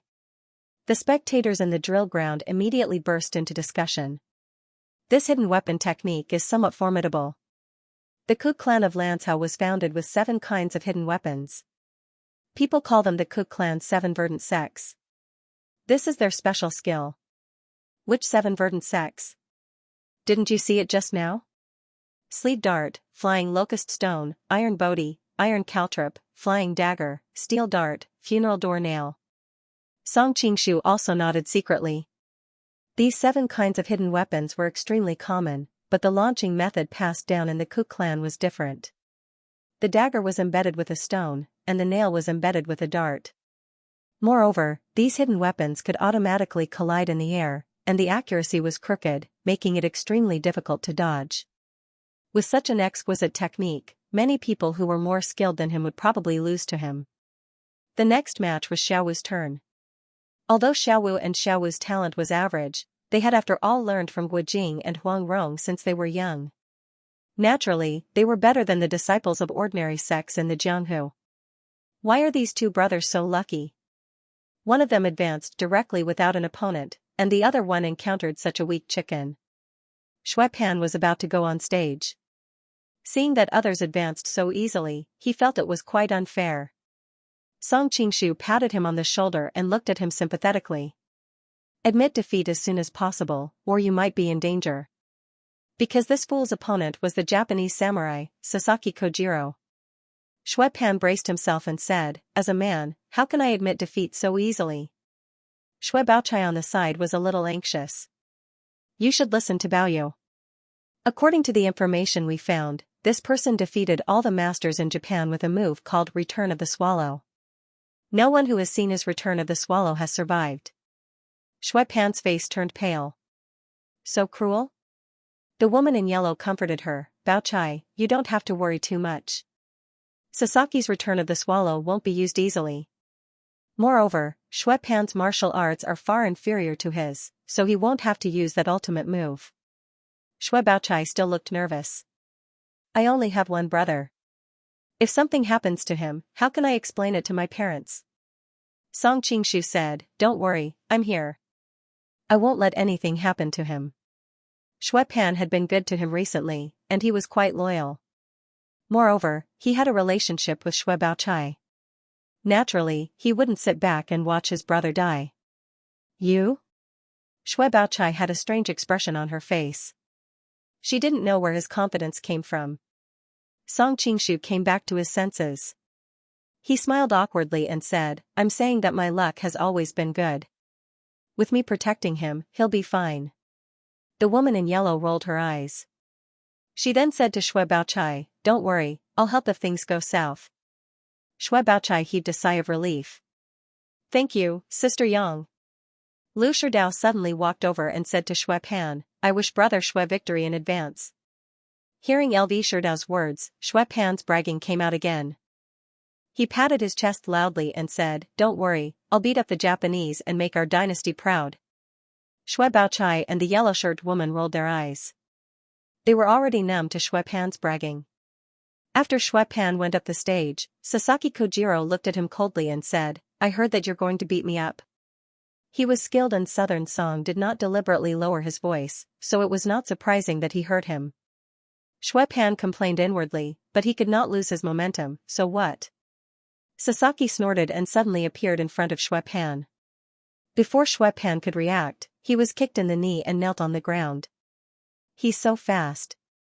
Shui Baochai exclaimed. Even the yellow-shirted woman looked serious. If she was not prepared in advance, she might not have been able to avoid it. Song Qingshu had seen his swallow attack. To use the amazing swallow attack, body movement was the most important. Obviously, he had put a lot of effort in his footwork. Who's fighting who now? Sasaki Kojiro stood in front of Shui Pan and looked down at him. F***CK. Shui Pan had always been a bully in Linen City. He had never been bullied like this. Although he knew he should admit defeat, the anger in his chest made him unable to speak. Shui Pan unsheathed his sword, but it pierced the air. Good job. Many people on Southern Song's side did not know what was going on. Seeing that he began to fight back, they all cheered for Shui Pan. Among them, the LV brothers cheered the most. Something's wrong. Song Qingshu frowned. With Shui Pan's speed, there was no need for Sasaki to retreat. He could have knocked down Shui Pan's weapon. Why did he retreat? With a loud roar, Shui Pan charged forward with his sword in hand. The Shui clan's inherited sword technique was brilliant to begin with. Otherwise, they wouldn't have been able to produce a top-notch swordsman like Shui Erin. Although Shui Pan's skills weren't that great, the power he unleashed at this moment was far beyond his usual level due to his rage, causing the passers-by to cheer incessantly. The two of them fought back and forth on the stage. For a time, they were evenly matched. The spectators thought that Shui Pan had been careless at the start and were excited to see such a close match. Could it be that this famous Japanese swordsman doesn't live up to his name? Shui Baochai was puzzled. She thought that if it were her, she would have already defeated her brother. Why was he still fighting here? Right at this moment, Shui Pan used the killing move of the Shui clan's swordplay. For a moment, the swordplay was incomparably sharp, causing Sasaki Kojiro to stagger backward. Something's wrong. The yellow-robed woman subconsciously straightened her body. She also realized that something was wrong. Seeing that he had fallen into the sword wind, a cold smile appeared on Sasaki Kojiro's lips. Of course, there was no need for him to deliberately show weakness when dealing with this hedonistic son. The reason why he did this was to avoid the trouble of killing him later. After all, this was a martial arts competition for a spouse. The Western Xia side definitely did not want to see blood splattered on the spot. They had also announced the punishment for intentional murder in advance. However, swords had no eyes. If the two of them were too close in strength and could not hold back in a moment and accidentally killed the other party, the consequences would be much smaller. As for why they wanted to kill this hedonistic son, Sasaki Kojiro also did not understand. There was no enmity between the two parties. It was the Mongolians who had sent word that someone wanted Xue Pan's life. In the end, the Mongolian diplomatic mission had suffered such a devastating blow because of the deal with the Japanese. Hideo had always been worried that the Mongolians would vent their anger on him. Fortunately, Xue Liawu did not blame them. He only sent a message asking them to help him get rid of a person. For such a good thing, how could Hideo refuse to provoke the Mongolians? He ordered Sasaki Kojiro to get rid of the other party on the stage. As for the fact that Xue Pan was the son of a powerful southern Song minister, Hideo did not care about it at all. Firstly, the southern Song dynasty had always been weak against outsiders. Secondly, even if the southern Song dynasty wanted revenge, there was an ocean between them. What could they do to the Japanese? With a flash of cold light, Sasaki Kojiro slashed his blade at Xue Pan's neck. Xue Pan also realized that death was approaching. In that instant, his eyes widened. However, he was already too old and could not retreat even if he wanted to. Watch out! The yellow-shirt woman and Xue Baochai both cried out in alarm and flew towards the stage. In that instant, the gap between the two women's skills could be seen. The yellow-shirt woman was obviously much faster. However, the yellow-shirt woman was also filled with regret. She should have acted earlier when she saw that something was wrong. Now that they were too far away, Xue Pan would probably be dead by the time she arrived. However, who would have thought that the other party would directly kill him even though there was no enmity between the two parties? Sasaki Kojiro naturally saw the two people rushing over. He had absolute confidence in his blade technique. He could completely cut Xue Pan's throat with one strike and then face the yellow-shirt woman's attack with his sword. However, just as the blade was about to cut Xue Pan's throat, his expression suddenly changed. He immediately used his blade to block in front of him. Ding! With a crisp sound, his figure couldn't help but sway. At this moment, the yellow-shirt woman had already arrived and the two of them instantly exchanged blows. Seeing that Sasaki Kojiro was at a disadvantage, Hidekatsu immediately stood up. What are you guys doing? We agreed to have a duel on the stage. Why did a group of people go on stage? Isn't it because you despicably assassinated him? By this time, the yellow-shirt woman had already saved Xue Pan. She didn't continue fighting and instead protected him behind her with Xue Baochai. Assassin? Is he dead? I only saw you guys swarming up. Hidekatsu loudly shouted. What happened just now happened in a flash. Many people couldn't see what happened. They only saw the two people fighting on the stage and then the people from Southern Song's side swarming up.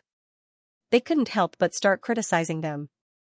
Xue Baochai only breathed a sigh of relief when she saw that her brother wasn't really injured. We'll just admit defeat this round. She didn't know why the other party wanted to kill her brother, so she didn't dare let him take any more risks. Xue Pan was the successor of the Xue family. If anything happened to him, how would she explain it to her parents? The yellow-shirt woman cast a deep glance at Sasaki Kojiro. If there's a chance in the future, I'll look for you and ask for guidance. Sasaki Kojiro's face was a little pale. I'll be happy to keep you company. When they saw that the chaos on the stage had died down, the officials from Class 1 Hall began to announce the next opponent. Ruyang Mansion's Wang Baobao vs. West Region's Prodigal Eagle Flight. Suddenly, the screams of many women could be heard in the drill ground. A tall and thin young man in white slowly walked onto the ring. His eyes were like stars, and there was a hint of evil in them. He really had the charm to seduce women's souls. His skin was white and smooth like a girl's, and his face was angular but slightly thin. There was a faint smile on his face, which added to his ability to make women fall head over heels for him. Song Qingshu finally remembered who this person was. He was a Mongolian expert who appeared in Overturning the Rain and Clouds. He had a high status in the demon palace and was a good friend of the little demon master, Fang Yeyu. Both his intelligence and martial arts skills were top-notch. Even the demon master, Pang Ban, looked up to him. This time, he had followed Su Liaowu to Xingqing Manor. That night, Madame Zhen had been captured by him. It was clear that he had also been aroused by Madame Zhen's voluptuous beauty. Unfortunately, she was a woman that Su Liaowu had specifically requested for. Left with no other choice, he had immediately gone to a brothel to seek pleasure and vent his lust. On the arena, Yingfei had a pair of crossed hooks on his back. His tall and slender body had an indescribable laziness but also a heroic aura, forming a strong attraction. Damn, I hate handsome men the most, especially those who are more handsome than me. Shui Pan returned to his seat and drank a few big bowls of tea to suppress his shock. He gradually recovered. Glaring at Yingfei on the arena, Shui Pan seemed to be venting the negative emotions that had accumulated in the arena. Look at him, you are an expert at playing with women. Scumbag. Song Qingshu nodded in agreement. It was rare for him to have the same opinion as Shui Pan. The yellow-robed girl on the side was amused. You people bully people in linen all day long, and you still have the nerve to call someone a scumbag. At this time, Wang Baobao also walked onto the arena. Looking at the flirtatious man opposite him, he frowned. Does Su Liaowu not have any subordinates? Did he send a shameless pervert to stop me? Many women were charmed by Yingfei, but he was also a heartless devil. No matter how beautiful a woman was, once he got her, he would leave after playing with her and never look back. At the same time, he was cruel by nature and had a very strong possessive nature. Although he abandoned the women he had played with, if he knew that the women he had abandoned were truly in love with other men, he would not hesitate to kill those men, because he wanted the women he had possessed to suffer for the rest of their lives because they missed him. Wang Baobao was also from Mongolia, so he naturally knew about Yingfei's background. It was not an exaggeration to call him a shameless pervert. The smile on Yingfei's face stiffened. What do you mean? I'm not King Su Liaowu's subordinate. You don't dare to call him by his name. If that's not a guilty conscience, then what is it? Wang Baobao sneered. We all know what to do. Don't be so wishy-washy. Let's begin. Swords have no eyes. South River King, be careful of my double hooks. Yingfei removed the soul-severing double hooks from his back. Although he was smiling, his eyes were cold. Why? Do you want to learn from that Japanese and pretend to kill me on the stage? Wang Baobao also took out his sword. Yingfei chuckled and said, Your Highness is too serious, I can also die in your hands. After saying that, he bowed to the audience. Everyone, please bear witness. If I am accidentally injured or killed by the King of Hunan's sword, it is because I am not skilled enough. I have nothing to do with anyone. Please do not make things difficult for the King of Hunan. His outstanding appearance, coupled with his bearing, won him the favor of many people. However, Wang Baobao knew his background and wasn't fooled at all. You want me to do the same thing as you to make a statement before the battle? Don't worry, I'm not as hypocritical as you guys. He then turned to the people of the Ruyang Manor and instructed, Listen up. If I am accidentally injured or killed by this perverted thief, you guys are to swarm him and tear him into pieces. Understood. The warriors of the Ruyang Manor replied in unison. Many people were secretly shocked. It was no wonder that Wang Baobao was known as a famous general. His ability to command troops was indeed very strong. Sea of Cloud Song Qingshu, who was below the stage, was amused. This brother-in-law of his was really an interesting person. Why did the words brother-in-law sound so familiar? He glanced at Mu Jianxing in the distance, then at Shui Pan who was beside him, wondering if this silly fellow would also become his brother-in-law in the future.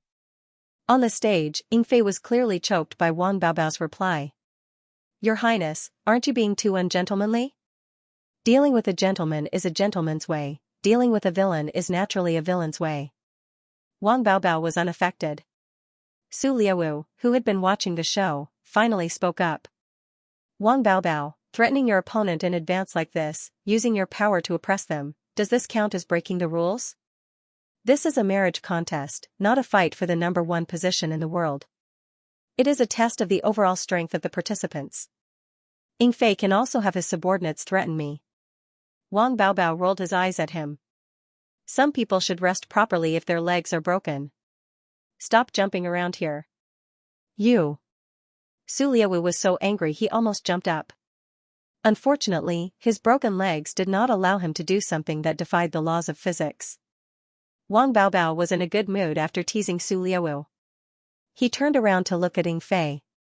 Are you going to fight or not? Your Highness, please enlighten me.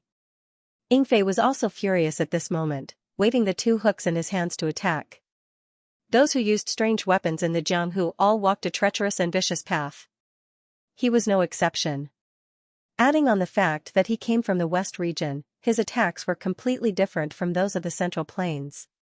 Many people below the stage sucked in a breath of cold air, rejoicing that they were not facing him on the stage. Wang Baobao's sword technique was much more moderate. Song Qingshu could even see the shadows of Shaolin, Kunlun, Amei, Huashan, and Kong Tong. It must have been when Wan'an Temple had defeated the 6 great sects in one fell swoop and collected the essence of the sword techniques of each sect. Wang Baobao seemed to have great talent in sword techniques. He could easily use the sword techniques of each sect, and he used them at the right time. At the same time, his attacks were very personal, with the air of a king. In the Jianghu, he could definitely be considered a famous swordsman. Strange. Song Qingshu could not understand. The last time he had seen Wang Baobao in the southern Song, his martial arts had only been so. But now, his martial arts had reached a higher level, and even his inner power was no small matter. After all, inner power was not something that could be achieved quickly. How could one make such a huge leap in quality in such a short period of time? But it wasn't like there were no methods at all. The sect of Sun and Moon's great art of absorbing stars, the carefree sect's art of the North Sea, and the legendary art of the sky demon practiced by Temujin could all help one become a master in a short period of time. With the power and status of the Ruyang Palace, it wouldn't be a problem for them to find a few top-notch masters to impart their skills to him, much less to find a lot of cauldrons for him to absorb. However, this kind of rapid progress would often result in an unstable foundation, and it would be impossible for one to pursue the way of heaven. No one knew which type Wang Baobao belonged to. At this time, Ying Fei's figure on the stage was getting faster and faster. Suddenly, he seemed to have disappeared into thin air. In the blink of an eye, the crowd found that he had appeared behind Wang Baobao, the long hooks in his hands hooked onto both sides of Wang Baobao's waist at an unbelievable angle. The men below the stage all gasped. Both of Wang Baobao's waist were injured, and the rest of his life would be gone. This guy's moves were too vicious. A sinister smile flashed across Ying Fei's face. His hooks cut with all their might, obviously intending to take Wang Baobao's life. Even Song Qingshu couldn't help but sit up straight. If he let anything happen to Wang Baobao in front of him, wouldn't Zhao Min blame him for the rest of his life? But on the stage, Ying Fei's expression suddenly changed, because he realized that his normally sharp hooks were now hooked onto a piece of metal, unable to harm it in the slightest. Working hard to update, please refresh later. This chapter is working hard to updating, please refresh later. Hey handsome guys and beautiful girls visiting us on mobile, please register as a member first. Register as a member of this site and use the bookmark function for easier reading. If this chapter is about the author asking for votes, please skip to the next chapter. Please bookmark this page so that you can read it later. Otherwise, you won't be able to find this chapter. Author, Lin Yu, Jiang Yan, Lin Yu, Jiang Yan %3A %2F %2F %2F book %2F 18% 2F 18289% 2F content summary. Before his master left, he left Wen Tian with a life-saving mantra of the sect, saying that if he practiced it diligently, there would be miraculous results. P.S. All the spells, Taoist incantations, cultivation methods, and secret skills in this book are all from the sect's secret collection. Those who do not have the true inheritance should not rashly practice it. Remember this. Be careful, be careful.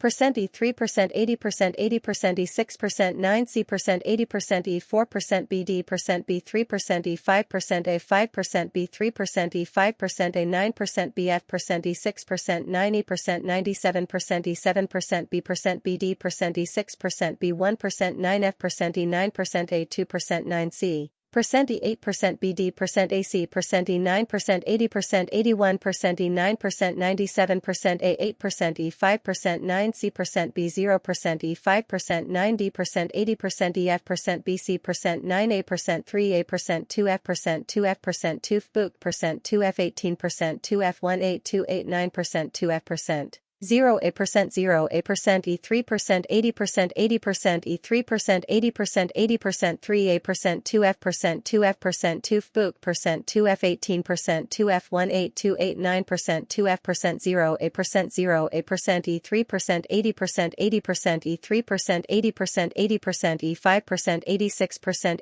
85% E 5% AE percent B 9% E 8% AF percent 95% E 8% AF percent BB percent EF percent BC percent 9A percent 3A percent 2F percent 2F percent 2F book percent 2F 18% 2F 18289% Chapter 1 Seeing himself cremated. I'm sorry, we've tried our best. Let's prepare for our funeral. The voice of the doctor outside the ward was very soft, but Lin Yu, who was lying on the bed, heard it clearly. Perhaps a person's sense of hearing would become extremely sensitive before they died, especially a mother's cry, which was exceptionally sharp. Lin Yu was not the first person to sacrifice his life for a just cause. He did not regret it, but he felt sorry for his mother. His father died early, and his mother single-handedly brought him up. He did not know how much hardship she had suffered. Now, he was admitted to Qinghai City People's Hospital with excellent grades, and his mother's life was just about to brighten up. He did not expect such an accident to happen. God damn it. Lin Yu cursed in a low voice. His eyelids could no longer hold on and slowly closed. My son. A mournful cry abruptly woke Lin Yu up. He opened his eyes and discovered that he was actually standing at the end of the bed, and his mother was wailing loudly on the bed. Mom, why are you crying? Aren't I right here? Lin Yu was overjoyed, thinking that he had magically recovered. He reached out and patted his mother, only to find that his hand had gone through her body. His mother did not react at all and continued to cry bitterly on the bed. Lin Yu's expression changed. He raised his head and saw another version of himself lying on the bed. His face was shriveled and pale. Clearly, he was no longer alive. I'm dead. Lin Yu lowered his head and looked at himself standing at the end of the bed. He realized that his body was a little pale and slightly transparent. Lin Yu was shocked. It turned out that a person really did have a soul after death. Yet no matter what he said or did, his mother could not feel it. With the help of the nurse, his mother endured the pain and helped Lin Yu put on the shroud. Then, the caretakers moved his body onto the funeral car. His mother followed him into the car and sat next to his body. She held his hand tightly, and tears kept flowing out of her red and swollen eyes. Don't worry and go. I'll go down and accompany you immediately after I'm done here. To her, her son was her everything. Now that her son was dead, there was no longer any meaning for her to live in this world. Hearing that his mother wanted to commit suicide, Lin Yu immediately panicked. He imitated the scene in the movies and lay down on the corpse, but it did not work. Every time he sat up, only his own soul remained. The car soon arrived at the crematorium. After paying, the staff put on simple makeup for Lin Yu and gave his mother a number plate. Then, the crematorium staff pushed Lin Yu's body to the cremation hall. No. The moment the crematorium staff pushed his body into the crematorium, Lin Yu instantly collapsed. As his body burned, Lin Yu felt his consciousness weakening. There were countless faint spots of light flowing around his body, and his soul was also slowly fading. At the same time, another world began to flash before his eyes. All he could see was endless darkness, mixed with bright red flames and shrill screams. Hell, this was the first thought that flashed through Lin Yu's consciousness. A strong sense of fear instantly swallowed him. His soul subconsciously dashed around in the air, and the spots of light continued to float out of his soul. They were moving faster and faster. The world of hell in his eyes became clearer, and he could hear a mysterious hoarse voice calling out to him from below. At that moment, Lin Yu's body in the crematorium was almost completely burned out. Among the ashes, a jade-colored pendant suddenly shone brightly in the fire. This was left to Lin Yu by his grandfather when he passed away. He had been wearing it since he was young. When he wore the shroud, his mother purposely did not take it off. The light from the pendant grew brighter and brighter. Then, it cracked with a bang, and a wisp of jade-green light shot out from the pendant, attaching itself to Lin Yu's soul. Then, an old voice sounded in his mind, "I am your ancestor's sage. From today onwards, you are my successor. You will receive my medical skills, and you will help others and yourself by practicing medicine." Then, the voice dissipated, and a huge amount of information suddenly filled Lin Yu's mind. Medical skills, cultivation techniques, and some of his ancestors' traveling experiences all surged into Lin Yu's mind. Looking at the information in his mind, Lin Yu felt very excited, as if he had opened the door to a new world. However, this excitement was fleeting. What was the use of obtaining the secret technique? He was already a dead man who was about to go to hell. As this thought flashed through Lin Yu's mind, a memory about the soul resurrection technique suddenly popped up. The memory showed that through the soul resurrection technique, a person whose soul had not dissipated after death could be reborn by possessing a body. However, Lin Yu's physical body had already turned into ashes in the fire. Fortunately, there were also records about the method of resurrecting a damaged physical body. When the physical body is destroyed, turn into a ghost, find a living body, and possess it. Lin Yu gasped. This meant that if his physical body was damaged, he could only use the soul resurrection technique to become a ghost and find someone else's physical body to possess. One had to know that in human consciousness, ghosts were the embodiment of evil. Moreover, if he possessed someone else's body, wouldn't it be equivalent to robbing someone of their life? While he was hesitating, Lin Yu's soul had already become fainter and fainter, leaving only an illusion. The voice in his ears also became clearer. Lin Yu gritted his teeth and looked at the corpses being pushed into the cremation hall. Suddenly, an idea came to him. If the dead couldn't do it, then the living dead should be able to do it, right? A few minutes later, Lin Yu arrived at Qinghai City's largest care center for vegetative patients. Many vegetative patients had no consciousness and would never wake up for the rest of their lives. They were only alive with their bodies.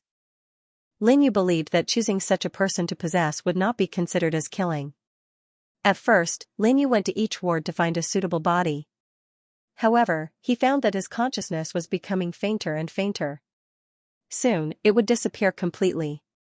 The call from hell was also becoming more and more urgent. Lin Yu had no time to think.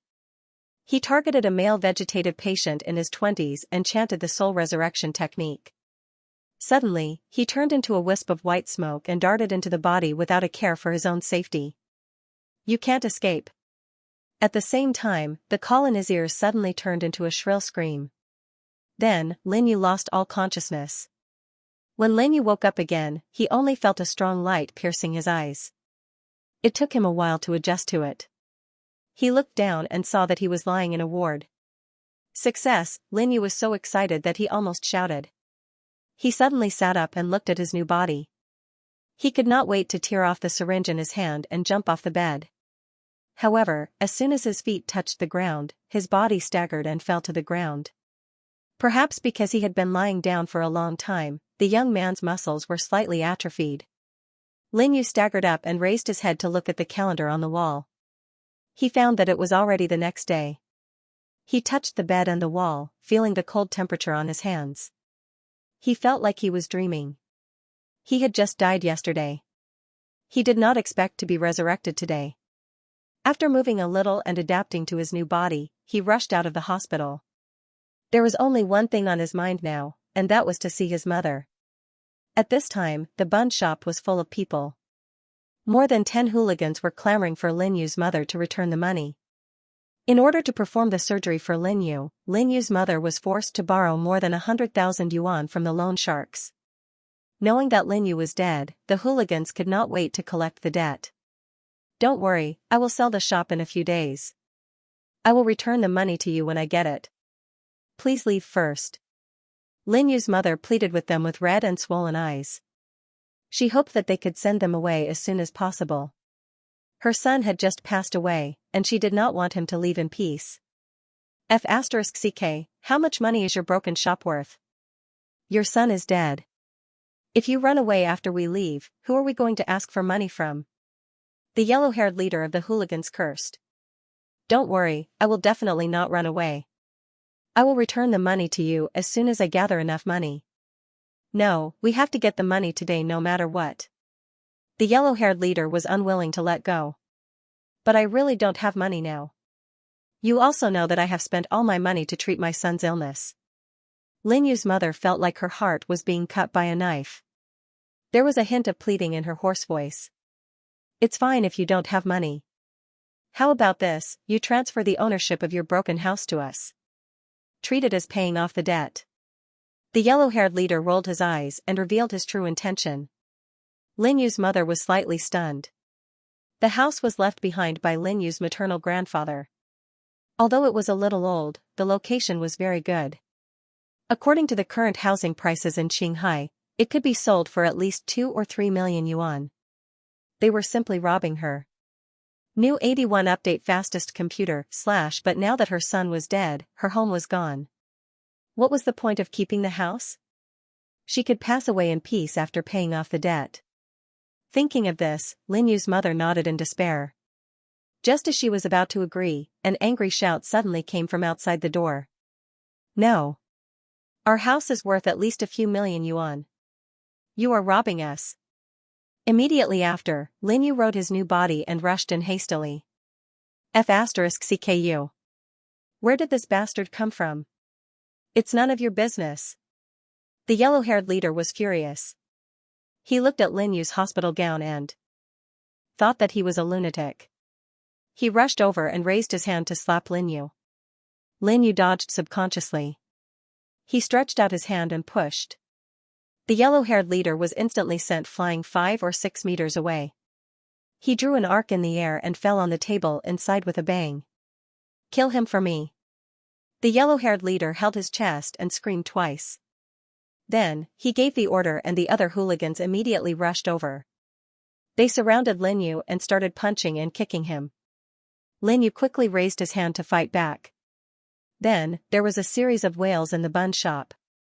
The hooligans screamed continuously. More than a dozen of them attacked together, but they didn't even touch the corner of Lin Yu's clothes. Lin Yu's punches and kicks hit them like they were hit by a car. Just one punch and they couldn't get up from the pain. Lin Yu himself was extremely shocked. It was said that the possessed body was extremely powerful.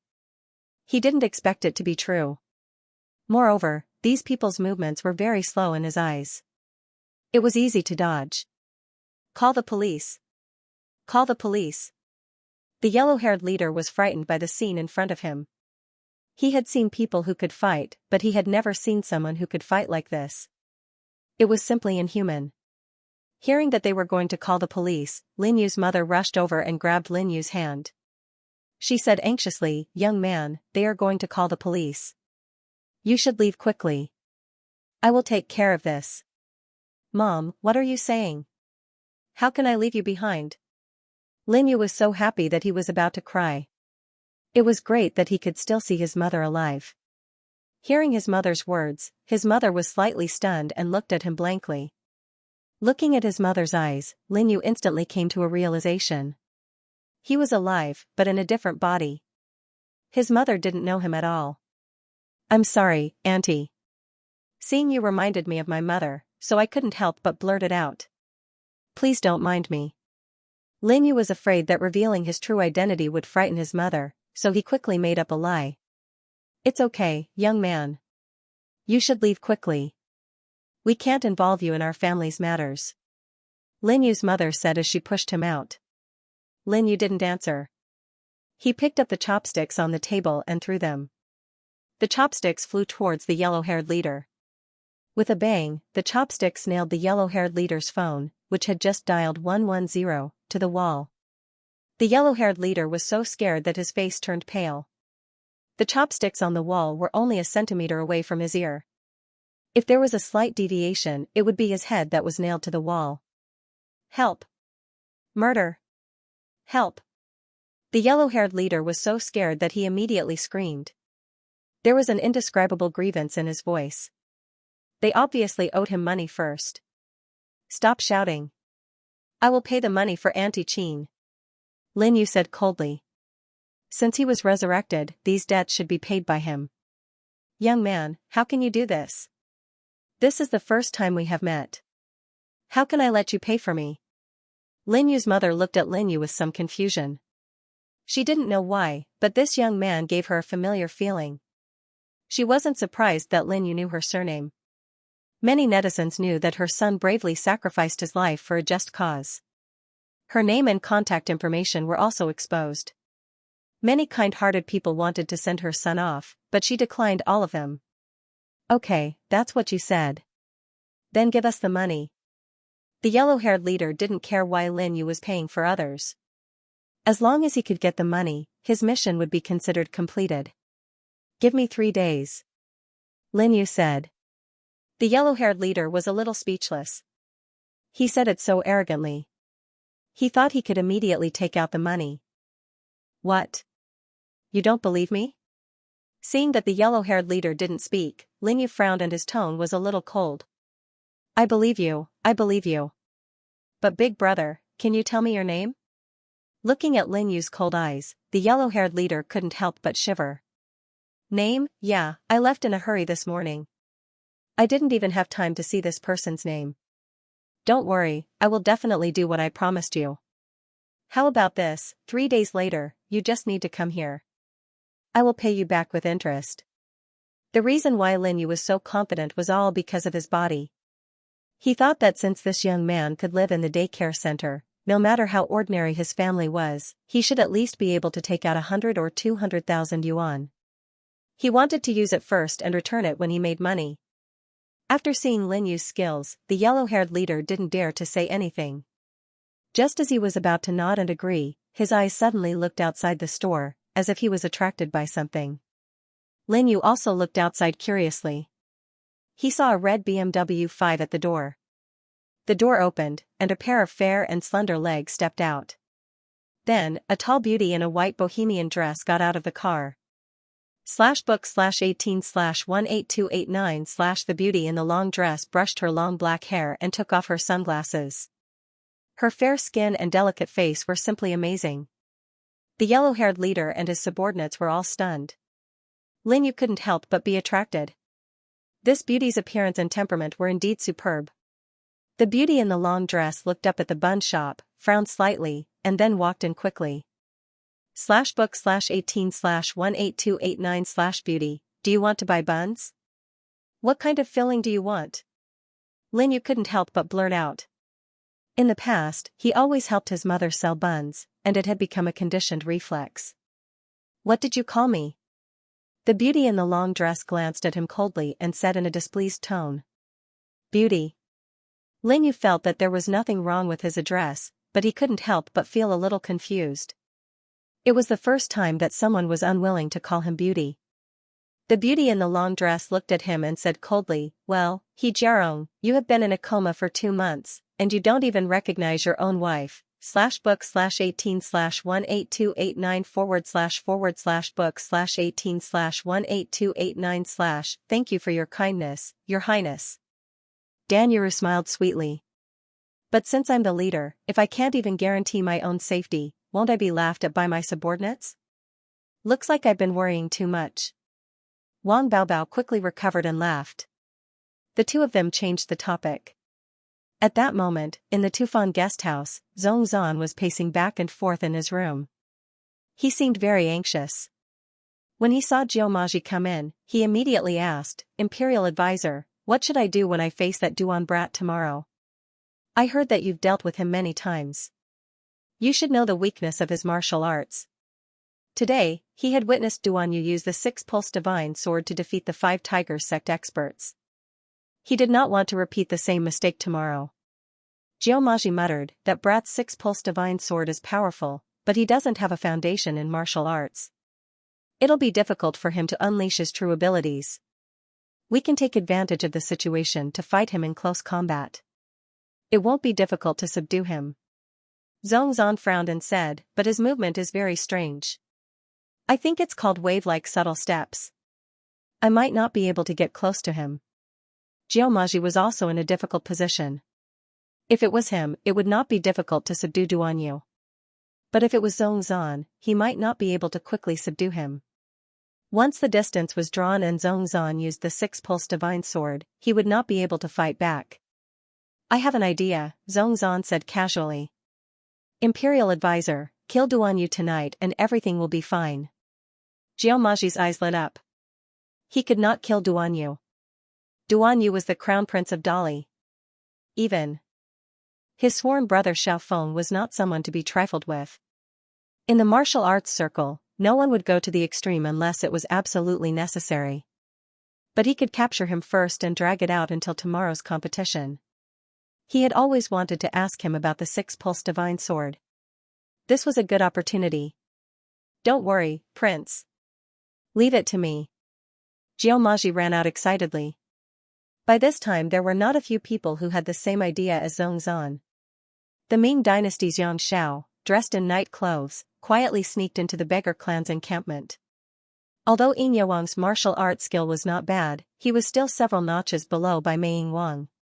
Judging from the martial arts skill displayed by the beggar clan's clan leader Zhuang Juxian, Yin Yuang most likely would not be able to defeat him. After thinking about it, Yang Xiao decided to test Zhuang Juxian first. It would be best if he could injure him. Even if he couldn't, it would be more beneficial for him to figure out his martial arts style tomorrow. As for the danger, Yang Xiao had always been proud and arrogant. As the #1 swordsman under the cult leader of the Ming dynasty, with the divine flicking finger and the Qian Kuan de Nuai, he believed that it was more than enough to protect himself. Cult leader, where are you? He couldn't help but feel resentful. If Zhang Wuji had come personally, he wouldn't have needed to act so sneakily. Among the contestants in this competition, who could compete with the cult leader? The sect leader has been getting weirder and weirder these past few years. Yang Xiao couldn't help but frown when he thought of some of the abnormalities in his daily life. Who? While he was distracted, he was discovered by Zhuang Juxian, who was in the room. A black shadow suddenly broke through the window and pounced out. Although Yang Xiao was shocked, he didn't panic. In the blink of an eye, he exchanged a few palms with him. The shadows separated. Yang Xiao raised his hand and looked at the black aura in his palm. He couldn't help but shiver. What kind of martial arts is this? Although he knew from what he saw during the day that his opponent's palm force was poisonous, with his inner energy, normal poisons wouldn't be able to enter his body. He didn't expect his opponent's cold poison to be so overbearing. It was like a hot knife cutting through butter, invading his body in an instant. Zhuang Juxian laughed sinisterly. A martial art that kills. As soon as he finished speaking, he pounced forward. Yang Xiao focused his attention and didn't fight head-on anymore. Instead, he used the Qian Kuan de Nuai to fight with him, making it so that Zhuang Juxian couldn't do anything to him. After 10 moves, Yang Xiao understood. His opponent's fist and leg skills could be said to be extremely shallow, far inferior to his own. However, his inner energy was too strong. At the same time, he had a body full of strange cold poison, so he could use brute force to break through technique. Feeling the bone-piercing cold, Yang Xiao's hands and feet became more and more stiff. He knew that if he didn't quickly force the cold poison out, his meridians would probably suffer irreversible damage. With a feint, he jumped over the wall. Zhuang Juxian couldn't let him go and immediately chased after him. At this moment, a slim figure rushed out from the dark and blocked his way. The two of them exchanged a few moves. Zhuang Juxian's attacks were all defused by his opponent's exquisite techniques. Divine realm at this time, the beggar clan people heard the news and rushed out. The beautiful figure used a feint to shake off Zhuang Juxian's center of gravity. Then, she took the opportunity to jump a few times and disappeared into the night with Yang Xiao. It's a woman? Zhuang Juxian knew that his opponent's qigong was far better than his, so he didn't chase after her. Instead, he stayed where he was and muttered to himself, but no one can compare to Azi. Azi, where are you? Do you know how powerful I am now? Thank you for saving me. Oh, you're the woman in yellow. Yang Xiao recognized her. At the lion slaying contest, she amazed everyone, so it was difficult for people not to remember her. The woman in yellow did not answer. Suddenly, a stick appeared in her hand and stabbed at him. Yang Xiao didn't expect that she would suddenly attack him. But after all, she had been famous in Jianghu for so many years, so he reacted quickly and quickly fought back several moves. "Oh, the spear of the Yang family?" Xianxia exclaimed. The woman in yellow stopped attacking and said, "You're indeed a descendant of the Yang mansion of Skywave." "So are you?" Xianxia asked curiously. "I was fostered in the Skywave mansion when I was a child. I'm the adopted daughter of the Yang family." The woman in yellow briefly introduced herself and then asked, "Which branch are you from?" Xianxia smiled bitterly and said, "My father, Yang Ji, was nicknamed Green-Faced Beast in Jianghu. No wonder you're in the Ming dynasty." The woman in yellow suddenly understood. Yang Ji, the green-faced beast, had become a bandit and joined Songjiang. Later, because the imperial court abandoned the bridge after crossing the river, the remnants of the two forces fled to Dongting Lake and continued to rebuild the Ming dynasty. Unfortunately, they were destroyed by Yufei and had to go to the Bright Peak in the western region. It was not easy for them to regain their power. "Why didn't you abandon the dark side for the light after so many years? You should know that the Yang family is short of manpower now." The woman in yellow continued to ask. "Abandon the dark side for the light?" Xiao sneered and said, "What is dark and what is light? We helped the imperial court to fight against Feng La. What did we get? Let's not talk about me. Just look at the other members of the Yang family. They were loyal to the country, but how many of them got a good ending? Yang Miaozhen and her sister in the Red Coat Army are also from the Skywave Mansion, right? What good ending did they get?" Ahem. He couldn't help coughing when he said this. "You're suffering from the cold poison now. Let's not talk about this. I'll help you get rid of the poison first." Yang Miaozhen could feel the chill from his body just by standing nearby. "No need. I don't need to trouble others with such a small matter. I'll repay you for saving my life in the future. I'll take my leave first." Xianxia was proud and arrogant. Moreover, he didn't want to owe her any favors just now. The woman in yellow hesitated. She didn't want to push him too hard, so she followed him quietly. She only left when she saw him return to the wooden table Luan department. At this time, Song Qingshu was walking into the residence of the dual cultivator residence. The dual cultivator princess had helped him a lot during the day, so he should thank her personally and publicly. When he arrived at Gu Zixian's courtyard, he saw Du Gumming trying to explain to her from afar. "Xianer, listen to me. What happened today was just an accident. I'm not like this usually. Maybe I'm not used to the climate here. Xianer, I know it was embarrassing today, but I don't know why." Song Qingshu sighed secretly. It was really lowly to fall in love with someone who didn't love him. Gu Zixian's appearance reminded him of the relationship between Song Qingshu and Zhou Zhirua in the original novel. For a moment, he felt like they were in the same boat. "Young master, there are plenty of fish in the sea. Why waste your energy on someone who doesn't like you?" Song Qingshu advised sincerely. "Stop." A beautiful figure flew out from the house and used her sword to block Du Gumming's attack. "Xianer, why are you protecting him?" Du Gumming thought about how she ignored him after he said so much outside the door, but she came out the moment this gigolo came. He couldn't help but feel his heart bleeding. "Du Gumming, are you done messing around? Why are you blaming someone else when you're in trouble?" Gu Zixian looked at him coldly.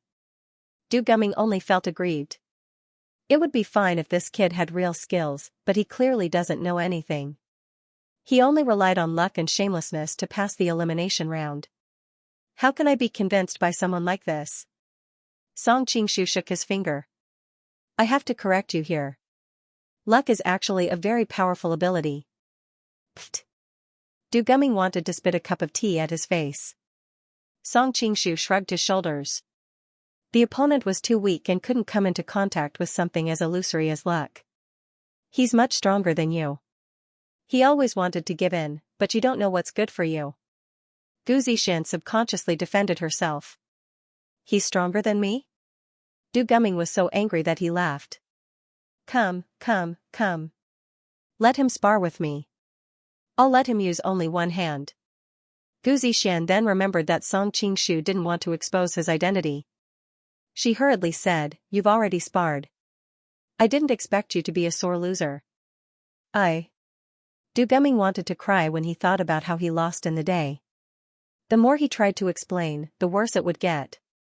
Seeing that the opponent was protecting the gigolo, he only felt his blood boil. He roared and left with a livid face. If he stayed any longer, he would probably die from anger. Looking at his receding figure, Song Qingshu couldn't help but say, "Aren't you being too cruel to him?" Gu Zixian couldn't help but complain, "Benefactor, you don't know. If I don't do this, I won't be able to get rid of his thoughts. I've been pestered to death by him all these years. I can't give him any hope." Song Qingshu nodded, understanding her difficulties. Gu Zixian held his arm affectionately. "Let's not talk about him. Why did you come here this time?" Feeling her warm and soft body, Song Qingshu couldn't help but sigh at how nice it was to be a young girl. "I've specially come here to thank you. You've helped me a lot in today's competition." Gu Zixian was a bit embarrassed. "Actually, with your martial arts, it would be easy for you to win. It's fine as long as you don't mind me meddling." Song Qingshu replied, "Why would I be meddlesome? Du Gumming's martial arts aren't bad. In front of so many experts, it would be very troublesome for me to defeat him without leaving any traces. Luckily, I have you. It's good that I can help you." Gu Zixian's face was full of smiles. Where was the usual coldness? What man could withstand a young girl looking at him with deep love in her eyes? Smelling her unique fragrance and feeling the softness and elasticity of the young girl's body, Song Qingshu suddenly felt a warmth in his heart. He also felt that it was a bit strange. Logically speaking, with his current experience, his mental fortitude was quite good. However, when he touched this woman's skin, it was as if he was struck by lightning. Could it be that there was a fatal attraction between the two of them? Even with Song Qingshu's cultivation, his heart was slightly shaken, not to mention Gu Zixian, whose cultivation was even lower. At this moment, her skin was incomparably hot. Her pair of beautiful eyes were also covered with a layer of haziness, as if water was about to drip out at any moment. "Is there anyone in your room?" Song Qingshu asked in a low voice. "I'll go and get rid of them first." The young girl's voice carried a trace of shyness, but at the same time, there was a hidden trace of anticipation. Lifting the hem of her skirt, she jogged into her courtyard. Mangxing after a while, Song Qingshu saw that it was about time, so he followed her in. As soon as he entered the door, a hot and delicate body fell into his arms. The sweet smell and soft body were enough to make any man lose himself in this land of gentleness. After an unknown amount of time, the dual cultivator's wife heard the news and rushed over. When she walked out of the courtyard, she suddenly frowned. She ordered her servants to stand guard outside and entered the courtyard alone. When she found out that Song Qingshu was here and that her daughter had a conflict with Du Gumming, she was worried that her daughter would be too direct and cause irreversible consequences. Thus, she rushed over to smooth things over. However, as soon as she arrived, she realized that something was wrong. Her daughter was the dual cultivator's princess and usually had many servants to serve her. However, at this moment, there was not a single person in the courtyard. Furthermore, her cultivation wasn't weak. She could faintly hear some sounds coming from inside the room. As someone who had been through this, how could she not know what these sounds were? However, it wasn't too late. Furthermore, her daughter had always been cold and aloof, so she thought that she had misheard. It wasn't until she walked out of the door that she heard the sounds inside clearly that her face instantly turned red. This damned girl, why doesn't she care about anything? Regarding the matter between her daughter and Song Qingshu, she was aware and tacitly approved of it. After all, he was such a powerful man, so there was nothing wrong with her daughter befriending him. However, tacitly approving it was one thing. Knowing that her obedient and aloof daughter was now being so flirtatious and passionate about that man, as a mother, she still felt weird. "I have to find a chance to talk to them. No matter what, we have to be mindful of the consequences." The dual cultivator's wife gritted her teeth.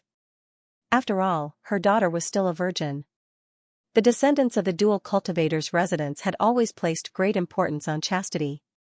If others were to find out, it would easily cause a huge uproar. The dual cultivator's wife wanted to turn around and leave, but she was worried that someone would break into this place and spread some rumors. So, she had to endure her shyness and wait at the door. After a long time, the dual cultivator's wife's legs became a little weak. She couldn't help but secretly spit. These two people are really mischievous. The only thing worth rejoicing is that the son-in-law's physical strength is quite good. At this moment, a maidservant hurried over and reported, "Madam, the Empress of Xianxia country is here." The Empress of Xianxia country? What does she want?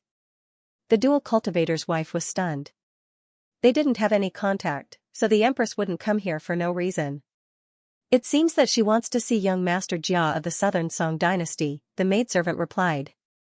The dual cultivator's wife's expression suddenly became very interesting.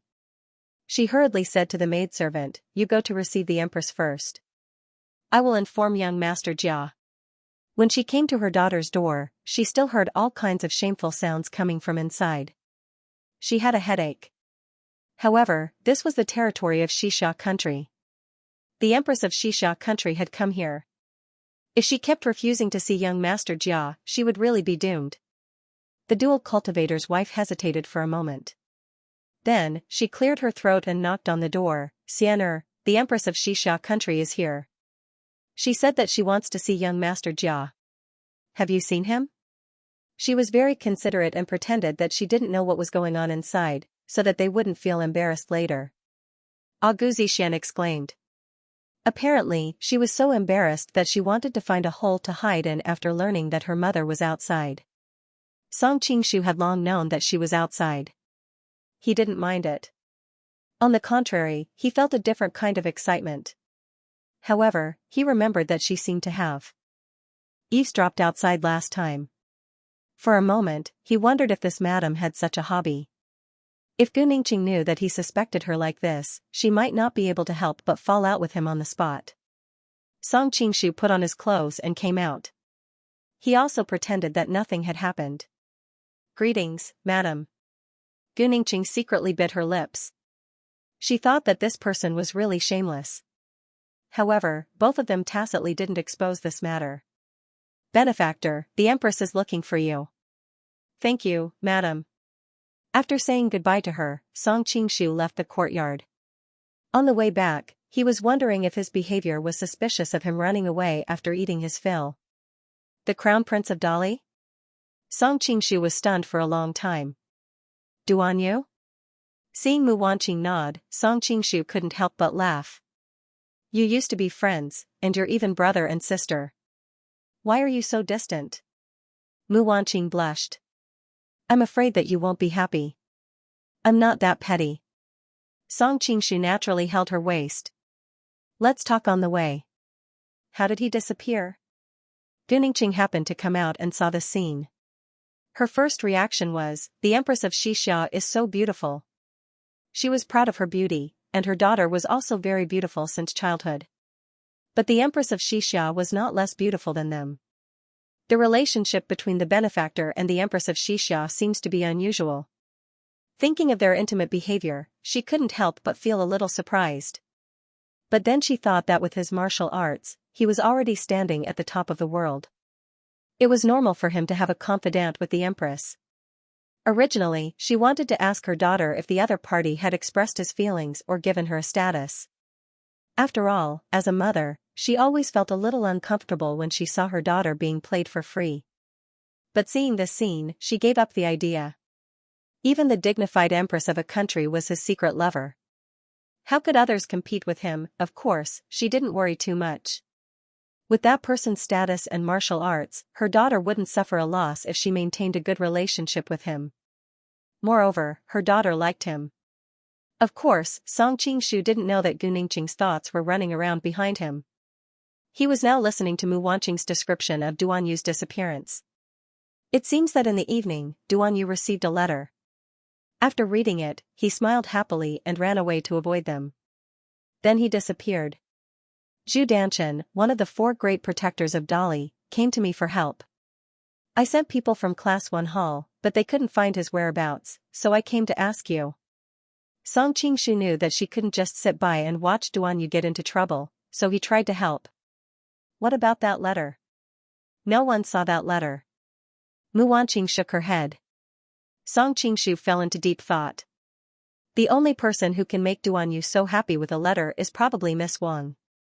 But she's still at MT beating drum. Wait, could it be that Li Qiushui's bad habit of liking pretty boys acted up again and she ran over to seduce Duanyu? She's a goddess in Duanyu's heart, and her status is even higher than Wang Yuyan's.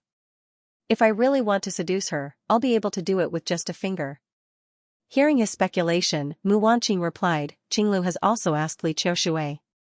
She has no interest in this, young boy. Moreover, Qinglu has always been with her, so it's impossible for her to split herself to look for Duanyu. If it's not Li Qiushui, then who is it? Song Qingshu's mind quickly went through all the forces in Xingqing Manor who had a grudge against Duanyu. Suddenly, he thought of someone. Come with me. On the way, Song Qingshu explained, Duanyu is going to fight against Tubo's Prince Zongzan tomorrow. Zongzan probably knew that he was no match for Duanyu after witnessing his six-pulse divine sword and wave-like subtle steps. That's why he decided to play dirty in advance. I don't know if he's in danger right now. A trace of worry flashed across Mu Wanqing's brows. You know that he's the only son of that cheap father of mine. If something happens to him in my territory, I really don't know what to do. Song Qingshu patted her little hand. Don't worry, Duanyu should be fine. Zongzan is one thing, but Jiumaji is an old acquaintance of mine. I know his personality.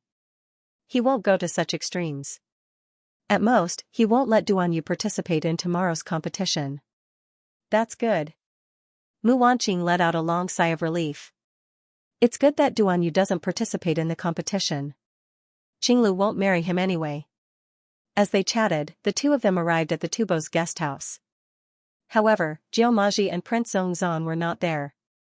Princess Jincheng received them. They're not in the guest house right now. I'll send someone to look for them, Princess Jincheng said apologetically. At the same time, she was curious. She didn't expect the Empress of Xianxia to be so beautiful and younger than her. At the same time, she didn't understand why the Empress would come to look for the Nation Master and Zongzan. What was even more surprising was that Jia Baoyu came with the Empress.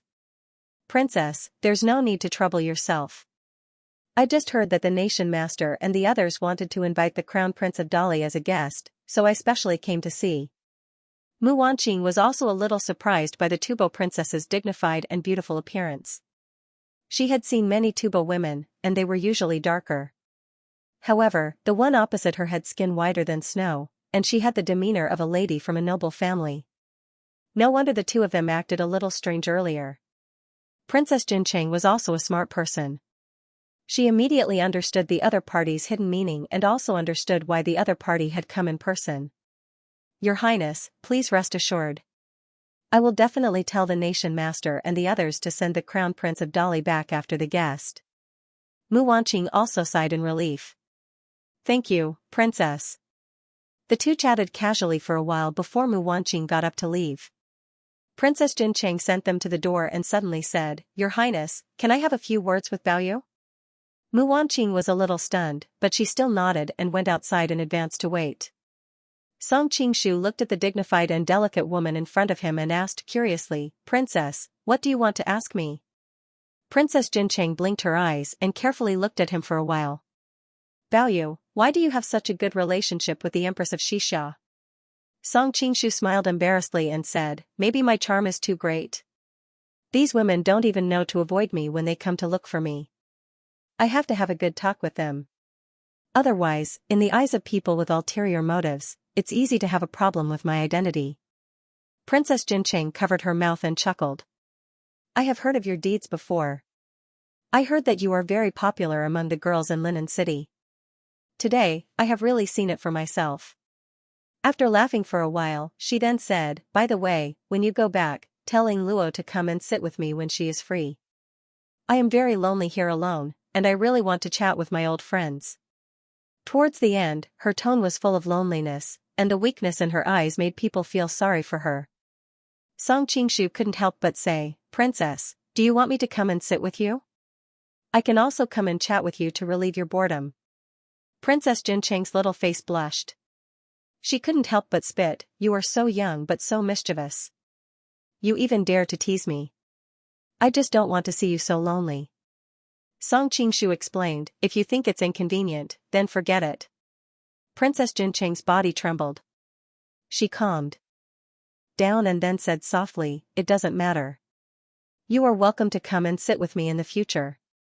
If it was another man who said that, she would definitely refuse. However, in her heart, Jia Baoyu was only a junior, so she didn't have that many concerns. Coming out of the Tubo Hotel, Mu Wanqing couldn't help but ask, "Why is Princess Jincheng looking for you?" "She just asked me why I'm so familiar with you," Song Qingshu replied. Mu Wanqing's face was full of doubt. "Is that really it? What else?"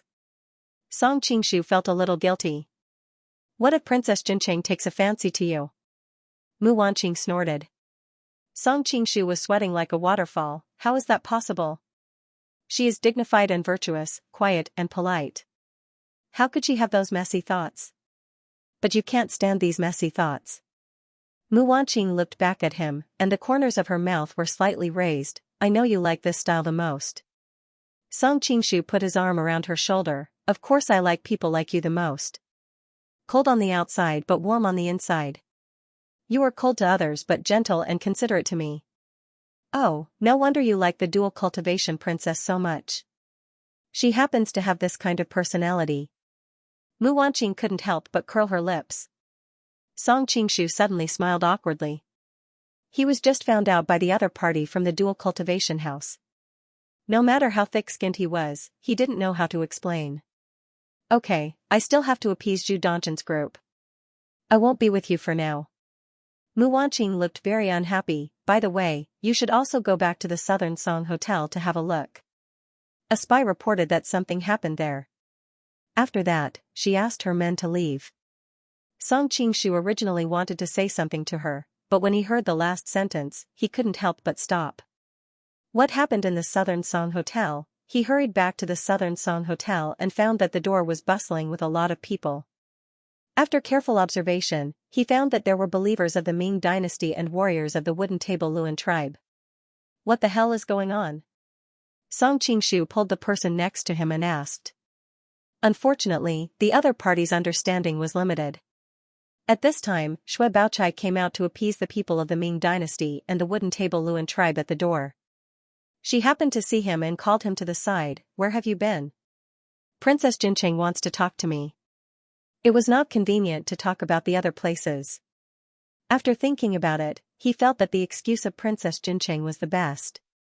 After all, she came from the Song dynasty. In a sense, she was one of them. As expected, Shui Baochai's expression softened a lot after hearing about the Princess of Jincheng. However, she was still a little puzzled. "Why is she looking for you?"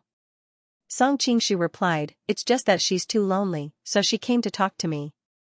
At the same time, she asked me to pass a message to you and Miss Yang to visit her when you're free. The princess is married to Tubo alone and has no relatives. It's really pitiful. We should visit her more often if we have the chance." Shui Baochai sighed. "By the way, didn't I set a curfew before? How did you get out?" Song Qingshu suddenly remembered that because of the successive incidents in Korea and Mongolia, Shui Baochai did not allow the members of the diplomatic mission to go out at night. There were guards patrolling the area. Logically speaking, he should not be able to go out. Just when he didn't know how to explain, Shui Baochai said, "Let's go in first." Seeing her serious expression, Song Qingshu was stunned. "Did something happen?" Shui Baochai hesitated for a moment. Then, she lowered her voice and said, "Sister Yang is injured." "Injured? Who injured her?" Song Qingshu was shocked. With her martial arts skills, the number of people in Xinjiang Prefecture who could injure her could be counted on one hand. Jiuzhou Chinese actually, she's not really injured. She's almost recovered after resting for a while. On the other hand, Miss Hua's injuries are a little more serious. Shui Baochai replied. Miss Hua. Song Qingshu was confused. Why was there another Miss Hua? Shui Baochai quickly explained. It seems that Yang Xiao of the Ming dynasty was poisoned by a very serious cold poison. The people of the Ming dynasty and the Wooden Table Luan tribe tried to force the poison out of his body. Unfortunately, their internal energy was insufficient and the cold poison invaded his body. I don't know why, but they took the initiative to ask Sister Yang for help. Sister Yang didn't refuse.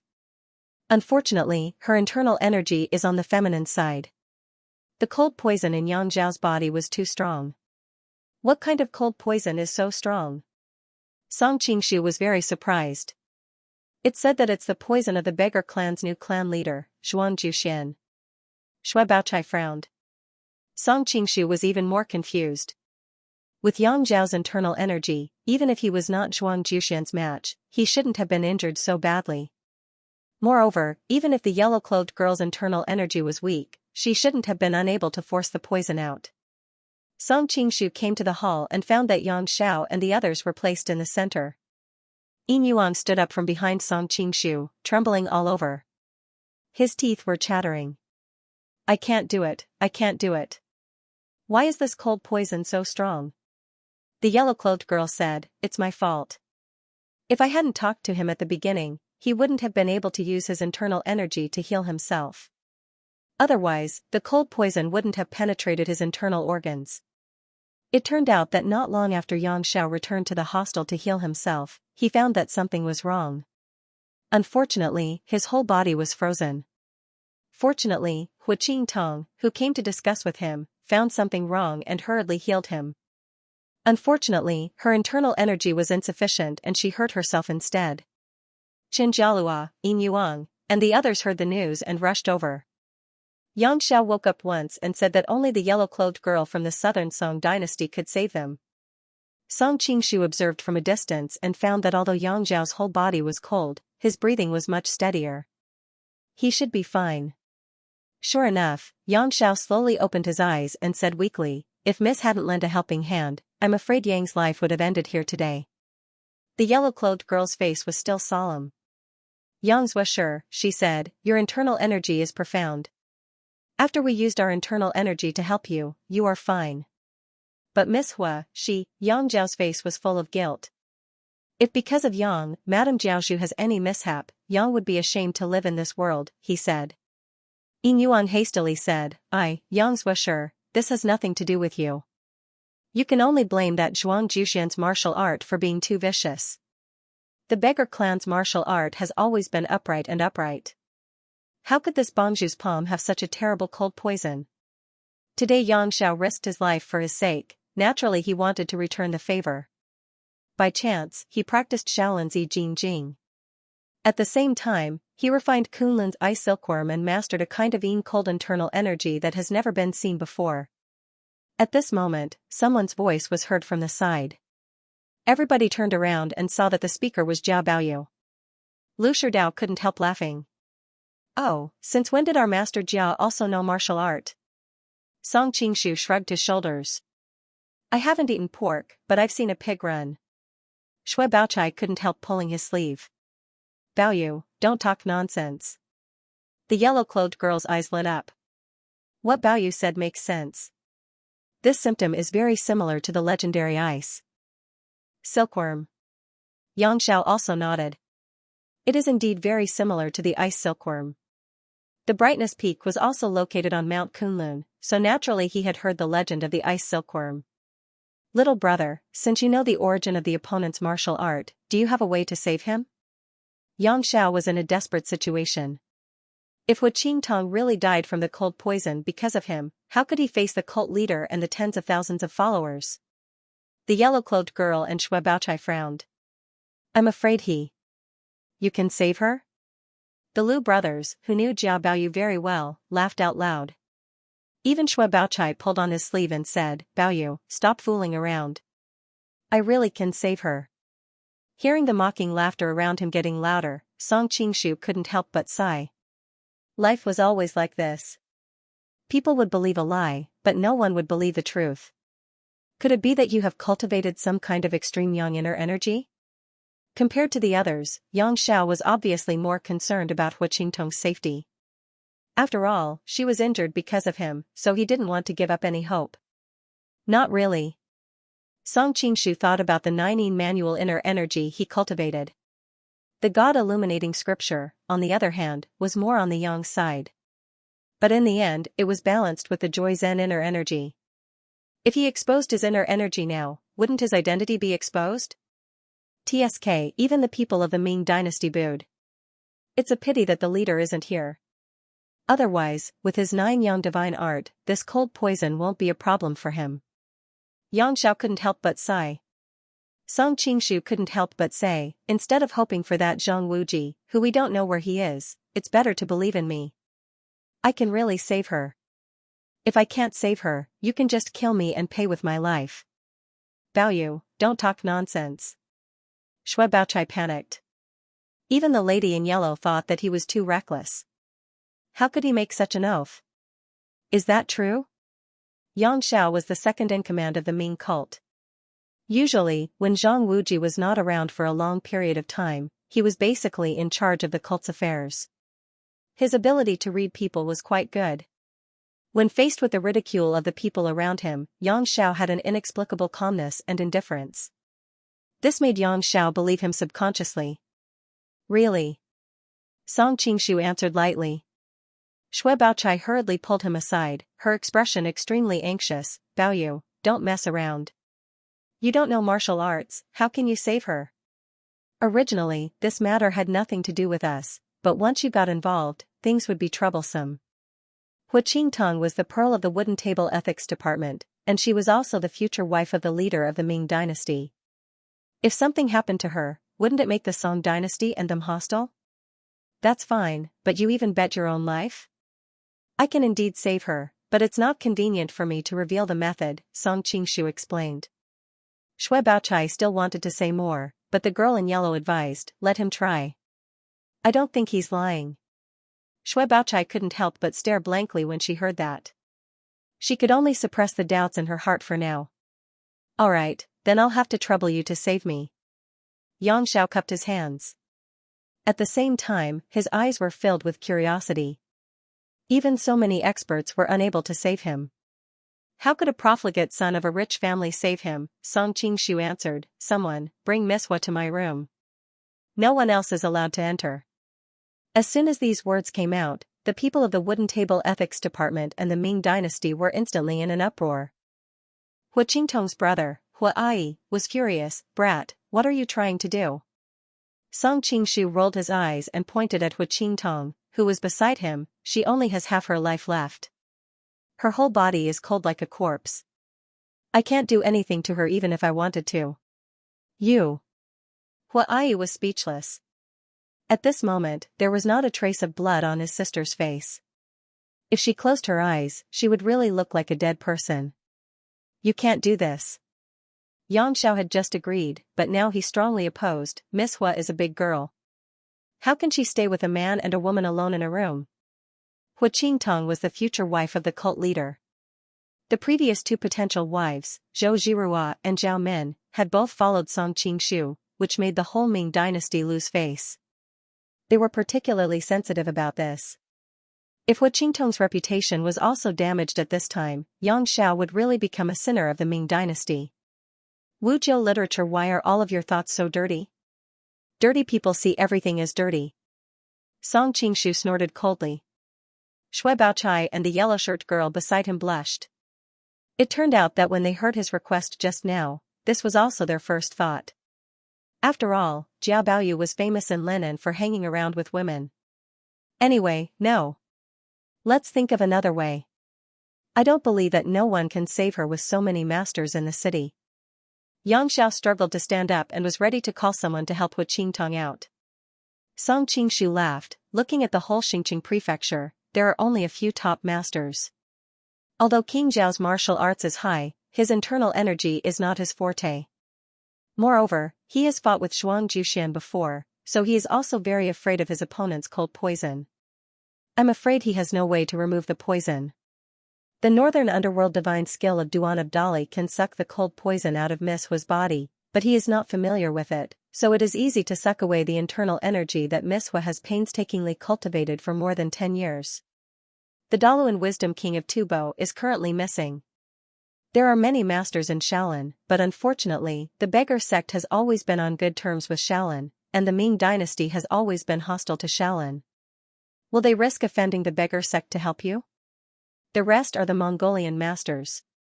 You have been fighting with the Mongolians all these years, so you can't rely on them, can you? Yang Xiao and the rest looked at each other. and for a moment they did not say anything, because the other party's analysis was reasonable. Shui Baochai and the yellow-robed girl's eyes widened. The other party spoke with confidence and composure, and all kinds of analysis were at his fingertips. Was this still the rich playboy they were familiar with? Just as they were at a loss of what to do, a faint voice rang out in the hall, "Let young Master Jia try." It turned out that it was Hu Qingtong who had spoken. Hua Ai and the rest frowned, but Hu Qingtong forced a smile. "There are still so many people here, I think young Master Jia will not act recklessly." Hua Ai knew that his sister was smarter than others, and since she said so, she naturally had her considerations. "All right, we will stand guard outside. If he does anything wrong, just give us a shout." "Okay." Hu Qingtong's face, which was pale from the cold, had a hint of pink. Song Qingshu's face was gloomy. Hey, now you are the ones begging me to save him, why do you still have this attitude and not save him?" Hua Ai was furious, and directly drew his scimitar and pressed forward. "Brat, are you fooling us?" Yang Xiao, Yin Yuang, and the rest also stared at him with unfriendly expressions.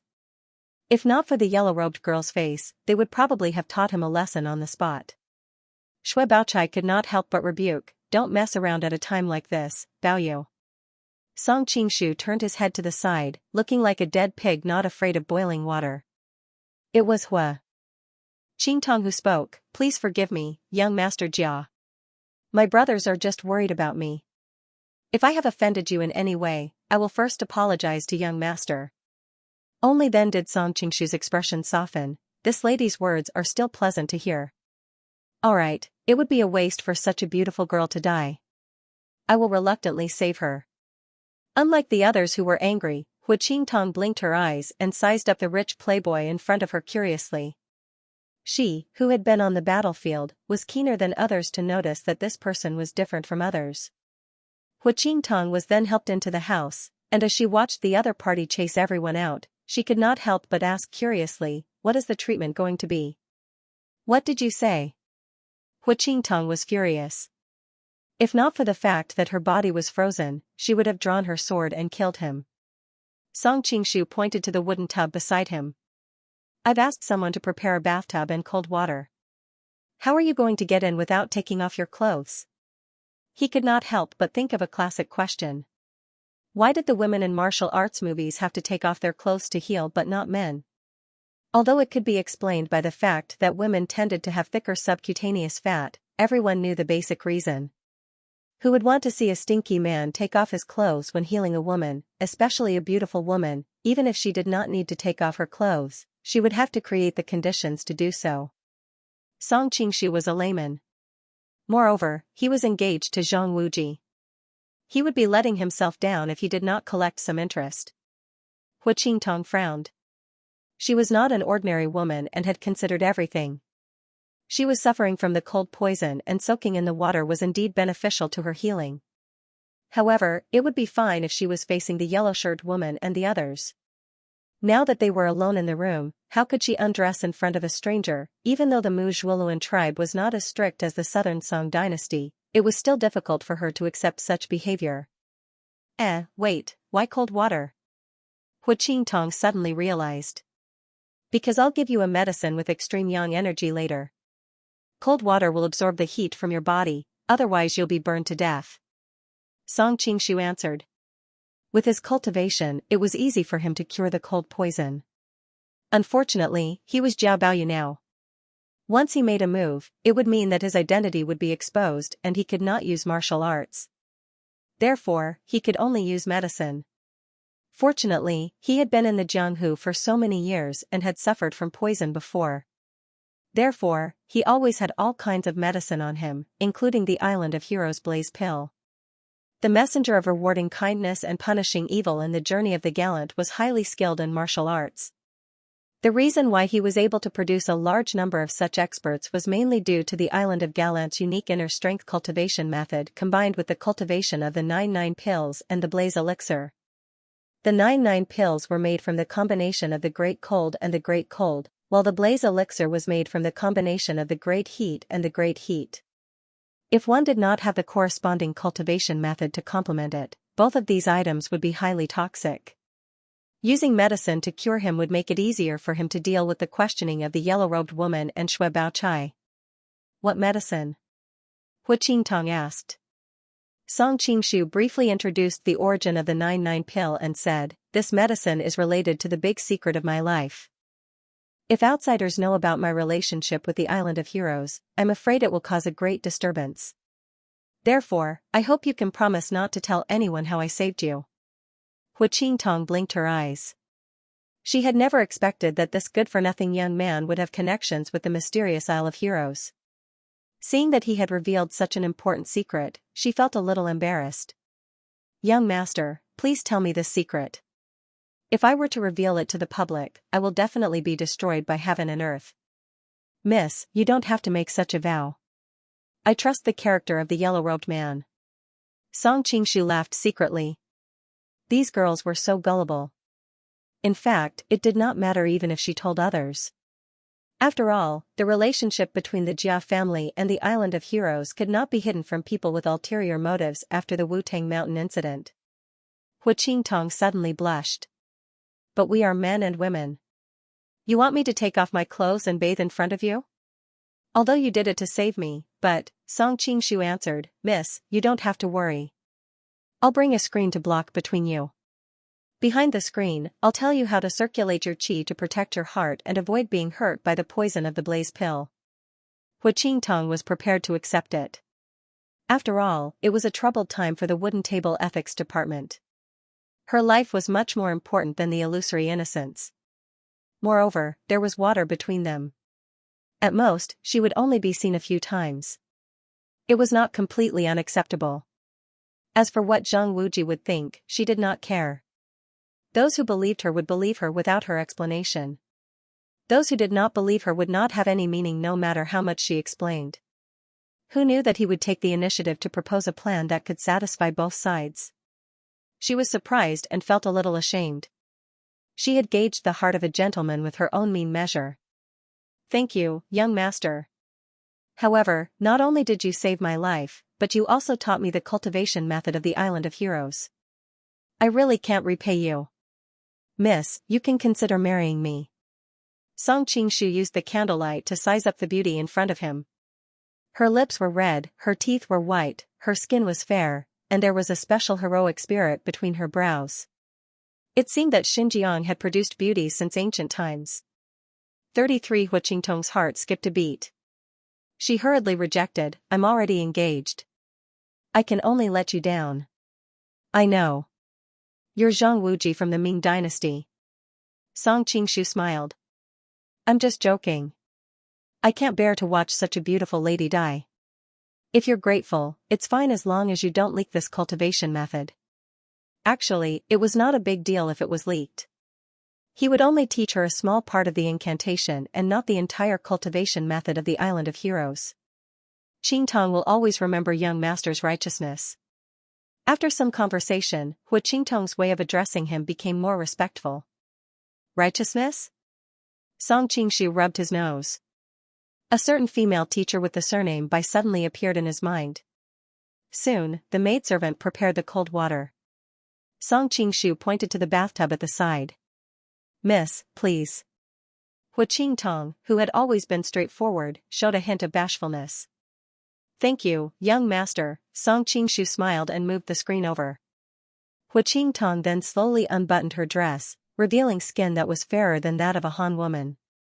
Sitting behind the screen, Song Qingshu looked at the moving figure on the screen with a strange expression on his face. He wondered what her reaction would be if she knew that with my cultivation, it wouldn't make much of a difference whether I had the screen or not. After hesitating for a while, Song Qingshu turned his back to the screen. He did not want to take advantage of her now. "Baoyu, what are you doing, ah?" Shui Baochai's question and Hua Qingtong's exclamation were heard at the same time. It turned out that Shui Baochai and the yellow-shirted lady had found out that Jia Baoyu had ordered the maidservant to prepare the bathtub and water. The more they thought about it, the more they felt that something was wrong. They were worried that he would do something to her when she was poisoned and unable to resist. If that happened, the consequences would be dire. Who knew that they would see Hu Qingtong naked the moment they entered the room? Fortunately, the yellow-shirted lady was quick to close the door immediately. Otherwise, everyone would have seen her yellow gown. What happened? Yang Xiao, Qin Jialua, Huai, and the rest heard the exclamation and became anxious. They all surrounded the door. No, nothing. Hu Qingtong's heart was beating very fast. She even thought that if she could maintain her current heartbeat for a long time, she would probably be able to warm up without any help. Hearing his answer, Yang Xiao and the others retreated doubtfully. Miss Hua, if there's anything you need, just shout and we'll come in. No need, I'm fine. Hu Qingtong did not dare to let anyone in. At this time, Shui Baochai had already observed the situation in the room. Seeing that Song Qingshu was sitting behind the screen, she heaved a sigh of relief. Then, she became a little angry. Baoyu, what is going on? To force the cold poison out of her, Song Qingshu answered matter-of-factly. Song Qingshu knew that they were not easy to fool, so he explained, I don't know how to expel the poison, but I can use medicine. I'm going to use the blaze elixir to expel the cold poison.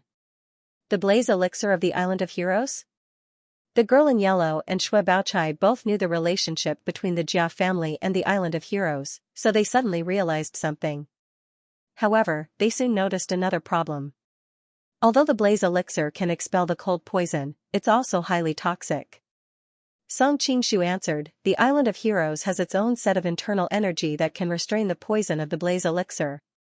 Miss Hua can just use it. You can use your internal energy? Shui Baochai looked at him in surprise. Song Qingshu explained, I wasn't interested in martial arts before, but the elders in my family told me to memorize some of the skills of the Island of Heroes. Shui Baochai hurriedly reminded him, don't tell anyone about this. As the saying goes, treasuring a jade ring becomes a crime. Many people in the Jianghu covet the martial arts of the Island of Heroes. You can't protect yourself now, so many people will come to trouble you. Song Qingshu agreed. He sighed in his heart that the girl really cared about Jia Baoyu and had considered everything for him. The girl in yellow considered another problem. But it's still too risky. Miss Hua has never practiced the skills of the Island of Heroes before, and you don't understand it either. Won't it be over if you make a mistake? But Miss Hua is going to die, so we can only try. Song Qingshu could not tell them that he actually knew the internal energy of the Island of Heroes. Hu Qingtong, who was at the side, rolled his eyes. Why did the word dead horse sound so harsh? Shui Baochai and the girl in yellow looked at each other. In fact, they had another choice, which was not to take the risk to save Hu Qingtong. If they did not save her, it would have nothing to do with them even if she died. However, if they failed to save her, it would cause a lot of trouble. Of course, it was not appropriate to say this out loud. The two girls hesitated for a while but did not stop them. I'll guard the door in case someone outside rushes in and sees Miss Hua. The yellow-robed woman said. She had been injured before and had consumed a lot of her true qi. She wouldn't be of much help even if she stayed here. Besides, it was a taboo to eavesdrop on other sex martial arts in the martial arts world. Thank you, young lady. Hu Qingtong's face was filled with gratitude. It was fine if it were two ladies who barged in previously, but if a group of men barged in later, she would really be too embarrassed to face anyone. Then I'll stay here to protect you. Shui Baochai didn't think too much about it. She was just worried that something would happen to Jia Baoyu. At least she could take care of Jia Baoyu. Song Qingshu then took out a Lai Hua pill. The Lai Hua pill's medicinal properties were very strong. Even people with cultivations like Xianxia and Li Si only dared to take a small sip at a time. Of course, he couldn't let Hu Qingtong consume all of it. He scraped a layer of powder with his fingernail and mixed it into the wine for Hu Qingtong to consume. Then, he told her about the Island of Heroes' inner strength cultivation method and let Hu Qingtong circulate her true qi. As soon as the wine entered her stomach, Hu Qingtong felt a surge of heat in her cold dantian. It was warm and extremely comfortable, and she could not help but feel refreshed. However, the heat soon became a little scorching. She did not dare to delay and immediately circulated her qi according to the chant, guiding the medicinal power of the Lai Hua pill to her limbs and bones. This process should have been very painful. One must know that the messengers of rewarding kindness and punishing evil had suffered a lot when they first started practicing this martial art. However, Hu Qingtong had been poisoned by the ice silkworm. The heat and cold balanced each other, and the more she practiced, the more comfortable she felt. Song Qingshu had a strange expression on his face. Initially, he thought that Hu Qingtong would make some mistakes during her practice. After all, it was difficult for an ordinary person to not make any mistakes after listening to the chant. If that was the case, he would be able to run over to help her. As for what he should not have seen or touched, he really could not be blamed. Who knew that Hu Qingtong was extremely talented? She basically learned it immediately. There were no accidents during the whole process. Miss Hua is really talented. You actually learned it so quickly. Song Qingshu scraped some Lai Hua pills and mixed them into the wine for Shui Baochai to take.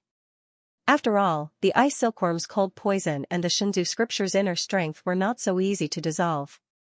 They needed to be dissolved bit by bit. Young master's memory is really amazing. There are no mistakes in the martial art. Hu Qingtong originally thought that the other party did not know martial arts, so the martial arts secret from his mouth could be somewhat credible. However, she did not expect that there would be no obstacles after practicing it. Love to read, right? Song Qingshu thought that of course. An expert at the great grandmaster level would personally explain it to you, and the content would also be easily understood. One must know that the original martial art of the Isle of Heroes was much more obscure. Shui Baochai could not help but smile when she heard the famous halcyon feathered yellow shirt praise Baoyu. Originally, she was a little worried about the future of the two of them because of the Jia family's incident. Although she did not mind, the people in her family would definitely not agree. However, if Baoyu could rely on the Isle of Heroes' secret manual to master the peerless martial arts, the two of them would have much fewer obstacles. After all, the Jia family had two great grandmasters in the past. After about 2 hours, Hu Qingtong finally forced all the cold poison out of her body. With the help of Shui Baochai, she got out of the bathtub.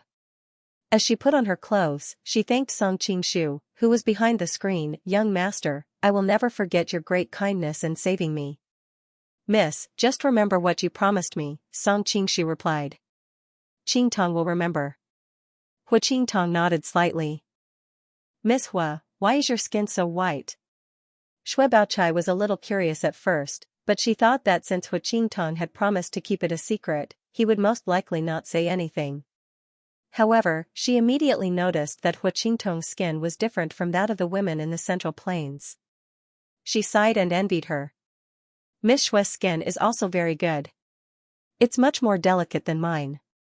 I'm often exposed to the wind and rain outside. Hu Qingtong also praised her sincerely. Song Qingshu could not help but laugh. Stop flattering each other. The people outside are probably getting impatient. Hurry up and go out. All right. Qingtong will take her leave. Hu Qingtong took a deep look behind the screen and walked out. Seeing her come out, Hu Ai, Xianxia, and the others hurriedly surrounded her. How is it? Hu Qingtong moved her limbs. The cold poison in my body has been cured. This gigolo is really amazing. Seeing that his sister was safe and sound, Hu Ai could not help but smile. Xianxia could not help but ask, even someone as skilled as Miss Yang could not save her. How did a playboy like him save her? Hu Qingtong recalled her previous promise and replied, Left emissary Yang, don't ask any more. It's fine as long as she has been cured. Xianxia was stunned. He had always been meticulous and quickly noticed that her hair and clothes seemed to be wet. Furthermore, it was a little different from before. His heart couldn't help but jump. Could she have taken off her clothes inside, in a place like the Ming dynasty where good and bad people were mixed together? Xianxia had seen too many filthy things. His thoughts went astray, and his expression turned unsightly. Should he inform the cult leader about today's matter? If he didn't, he would be letting the cult leader down. But if he did, this matter would be caused by him. What kind of malefic star did my Ming dynasty offend? Why did so many cult leaders' wives get into trouble? Xianxia was speechless when he thought about Yang Dingtian's wife, Zhou Zhirua, Zhao Min, and now, Hu Qingtong, who seemed to have the same tendency. It took a long time to heal. It didn't take long for the sky to brighten. The competition on the third day was held as scheduled. This time, the first match was between Su Liaowu and Bai Yuhuan. Song Qingshu and Wang Baobao both knew that Bai Yuhuan was Dan Yuru.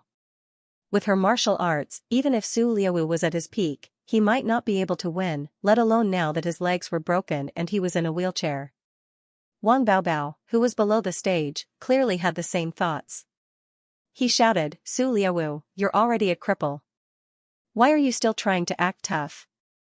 Hurry up and surrender." Over the past few years, Su Liaowu had been invincible in the Western expedition, and his prestige in the army was like the sun at high noon. If he took the initiative to surrender without a fight, the blow to his prestige would be devastating. "Are you so sure that I will lose?" Su Liaowu sneered. Wang Baobao snorted, "This Bai, young master's martial arts, even if you were at your peak, you might not be able to defeat him. Now you can't even stand up, how are you going to fight him?" Su Liaowu said indifferently, "There are ways to fight while standing, and there are ways to fight while sitting. There is no need for you to worry." On the arena, Dan Yuru couldn't help but chuckle. "Your Highness, your calm demeanor is admirable. If it were any other time I might be willing to sit and fight with you.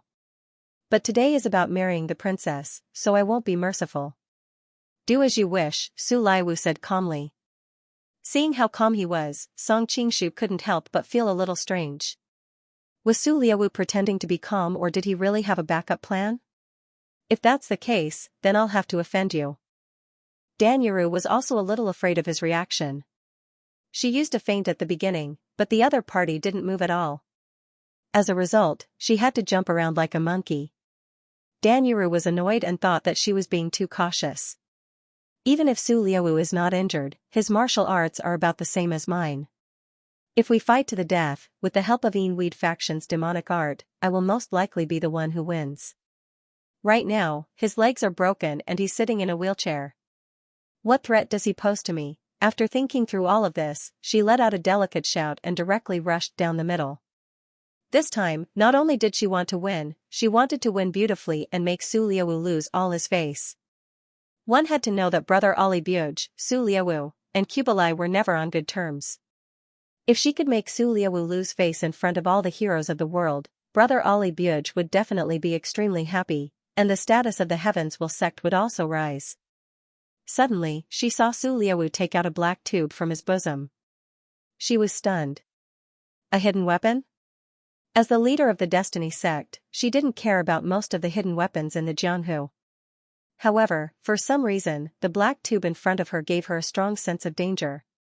She twisted her waist and hurriedly dodged to the side. At this time, the pipe in Su Liaowu's hand flashed, and everyone heard a loud bang. Then, Dan Yuru screamed and fell heavily to the ground, half of her clothes dyed red with blood. What kind of hidden weapon is this? Everyone in the field was shocked.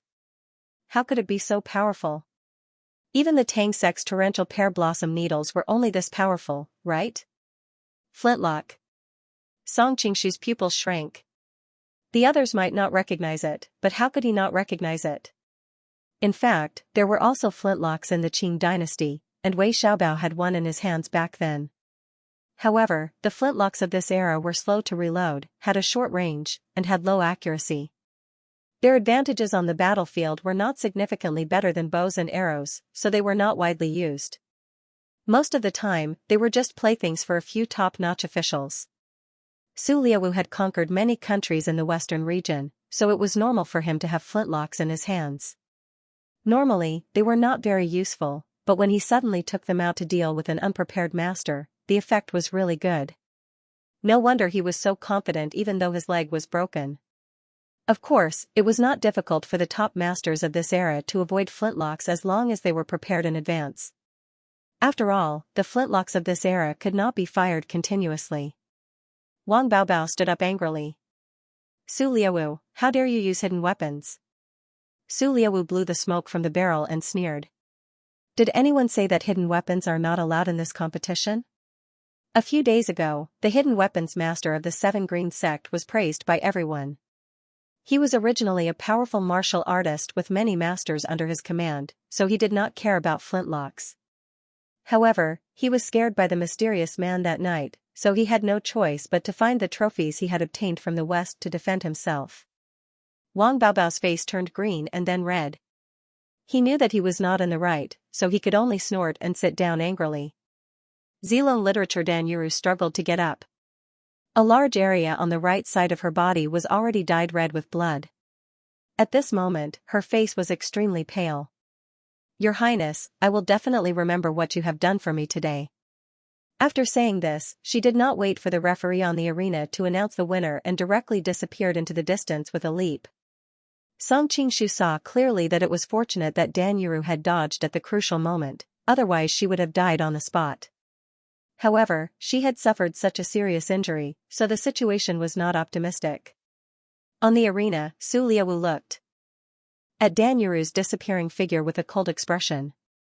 He gave a look to his subordinate below the arena, who nodded and quietly left the arena. Shui Pan could not help but sigh. If I had known earlier, I would have gotten a flintlock as well. I might have been able to kill that Donging devil with one shot yesterday. Shui Baochai, who was at the side, dispelled his thoughts. The loading of a flintlock is complicated, and the shooting range is short. It is almost useless against an expert. The reason why Su Liawu was able to hit that person was because the other party did not expect such an unforeseen event. Secondly, Su Liawu was an expert himself. Although his leg was injured, his movements were still fast enough. Even so, that Bai Yuhuan managed to avoid being hit in the vital parts in a flash. If it were you, you would definitely not be able to hurt her. Only then did Shui Pan resentfully dispel his thoughts. Lu Shixing, who was at the side, said, I had a faint sense of danger yesterday. I had a premonition that if I really fought with him, I would most likely be in trouble. Today, it seems that I was right. The people around him all agreed, praising him for his unique foresight. Seeing that he had successfully cleared his name, Shui Pan was even more displeased. The second match was between Galdan and Miyamoto Musashi, the Donging swordsman. Galdan's kung fu in this world was much stronger than that in the Deer and the Cauldron, but he was not a top master. There was no suspense in the battle between him and Miyamoto Musashi, and he was soon defeated. Galdan did not care. He was good at strategizing and deciding the outcome of a battle from 1,000 miles away. He was not good at charging and breaking through enemy lines. He had achieved his purpose of coming to Xianxia this time, so it was not a big deal to lose to a Donging master. Compared to the disappointment of the others on the drill ground, which was because they saw that the masters from the Central Plains were no match for Donging, Sasaki Kojiro's disappointment was purely on martial arts. He did not expect that Galdan's kung fu was not enough to make Miyamoto Musashi pull out his second blade. Other people did not know about it, but Sasaki, who was also a famous Donging swordsman, knew very well that Miyamoto Musashi's trump card was the Nitanichi Ryu, which was a double blade technique. One of the two blades was Yin and the other was Yang, which doubled the power when combined. He had never seen Miyamoto Musashi use the real Nitanichi Ryu, just like Miyamoto Musashi had never seen his swallow return. While Sasaki was feeling regretful, the referee had announced the third match. Prince Zongzan of Tubo was fighting against Duanyu, the Crown Prince of Dali. Zongzan swaggered to the ring, but Duanyu, the Crown Prince of Dali, did not show up. Zhu Danshan of Dali had to come out and say, our Crown Prince was kidnapped by a villain. I'm afraid he can't come today. Zongzan was unhappy. Your Crown Prince is missing. Why are you staring at me? Who knows, maybe he's sleeping around somewhere. Zhu Danshan said coldly, may I ask where your national master Jiao Maji is now? Zongzan replied, the national master is practicing in seclusion, so he won't come today. At this time, Princess Jincheng said softly, Guard Zhu, please rest assured that your crown prince will come back safely. After all, she was now the princess of Tubo, so she could only say so much. Zhu Danshan thought of what Mu Wanqing had said before, and at this time, he could only believe her. The Jin Kingdom and the Song Kingdom are mortal enemies. This is going to be interesting. Apparently, the audience was dissatisfied with the victory. Interesting my ass. Look at who's on the stage this time. Damn, it's that shameless bastard? Damn, it's really that bastard. In the first round, he bribed his opponent with money. In the second round, his opponent had diarrhea. Let's see what he can do in this round. The Jin Kingdom and the Song Kingdom are mortal enemies. This time, his opponent is the king of the Jin Kingdom. He can't be bribed. I want to see how Jiao Baoyu will be beaten.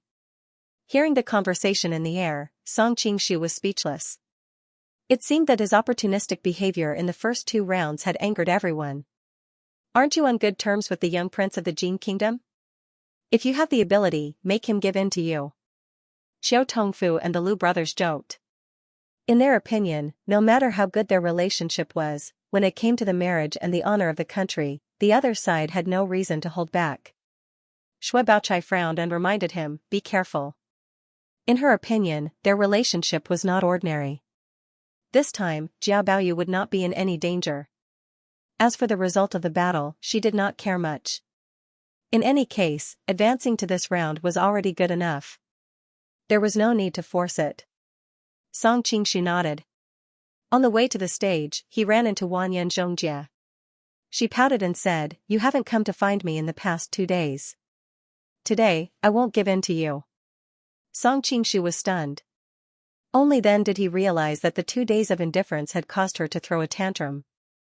He felt a headache coming on, but under the watchful eyes of the audience, he could not say anything. He could not help but worry. Wanyan Zhongjie's martial arts were not weak. In addition, he had been taught by Ouyang Feng all these years. He could be considered a master in Jianghu. If he did not reveal his strength, it would be troublesome to fight. Just as he was about to talk to her using secret voice sending, Wanyan Zhongjie had already made his move. Watch out. The audience only saw a white shadow flash. She had already appeared in front of Song Qingshu. This is the white camel manners Qinggong, 1,000 miles in a breath?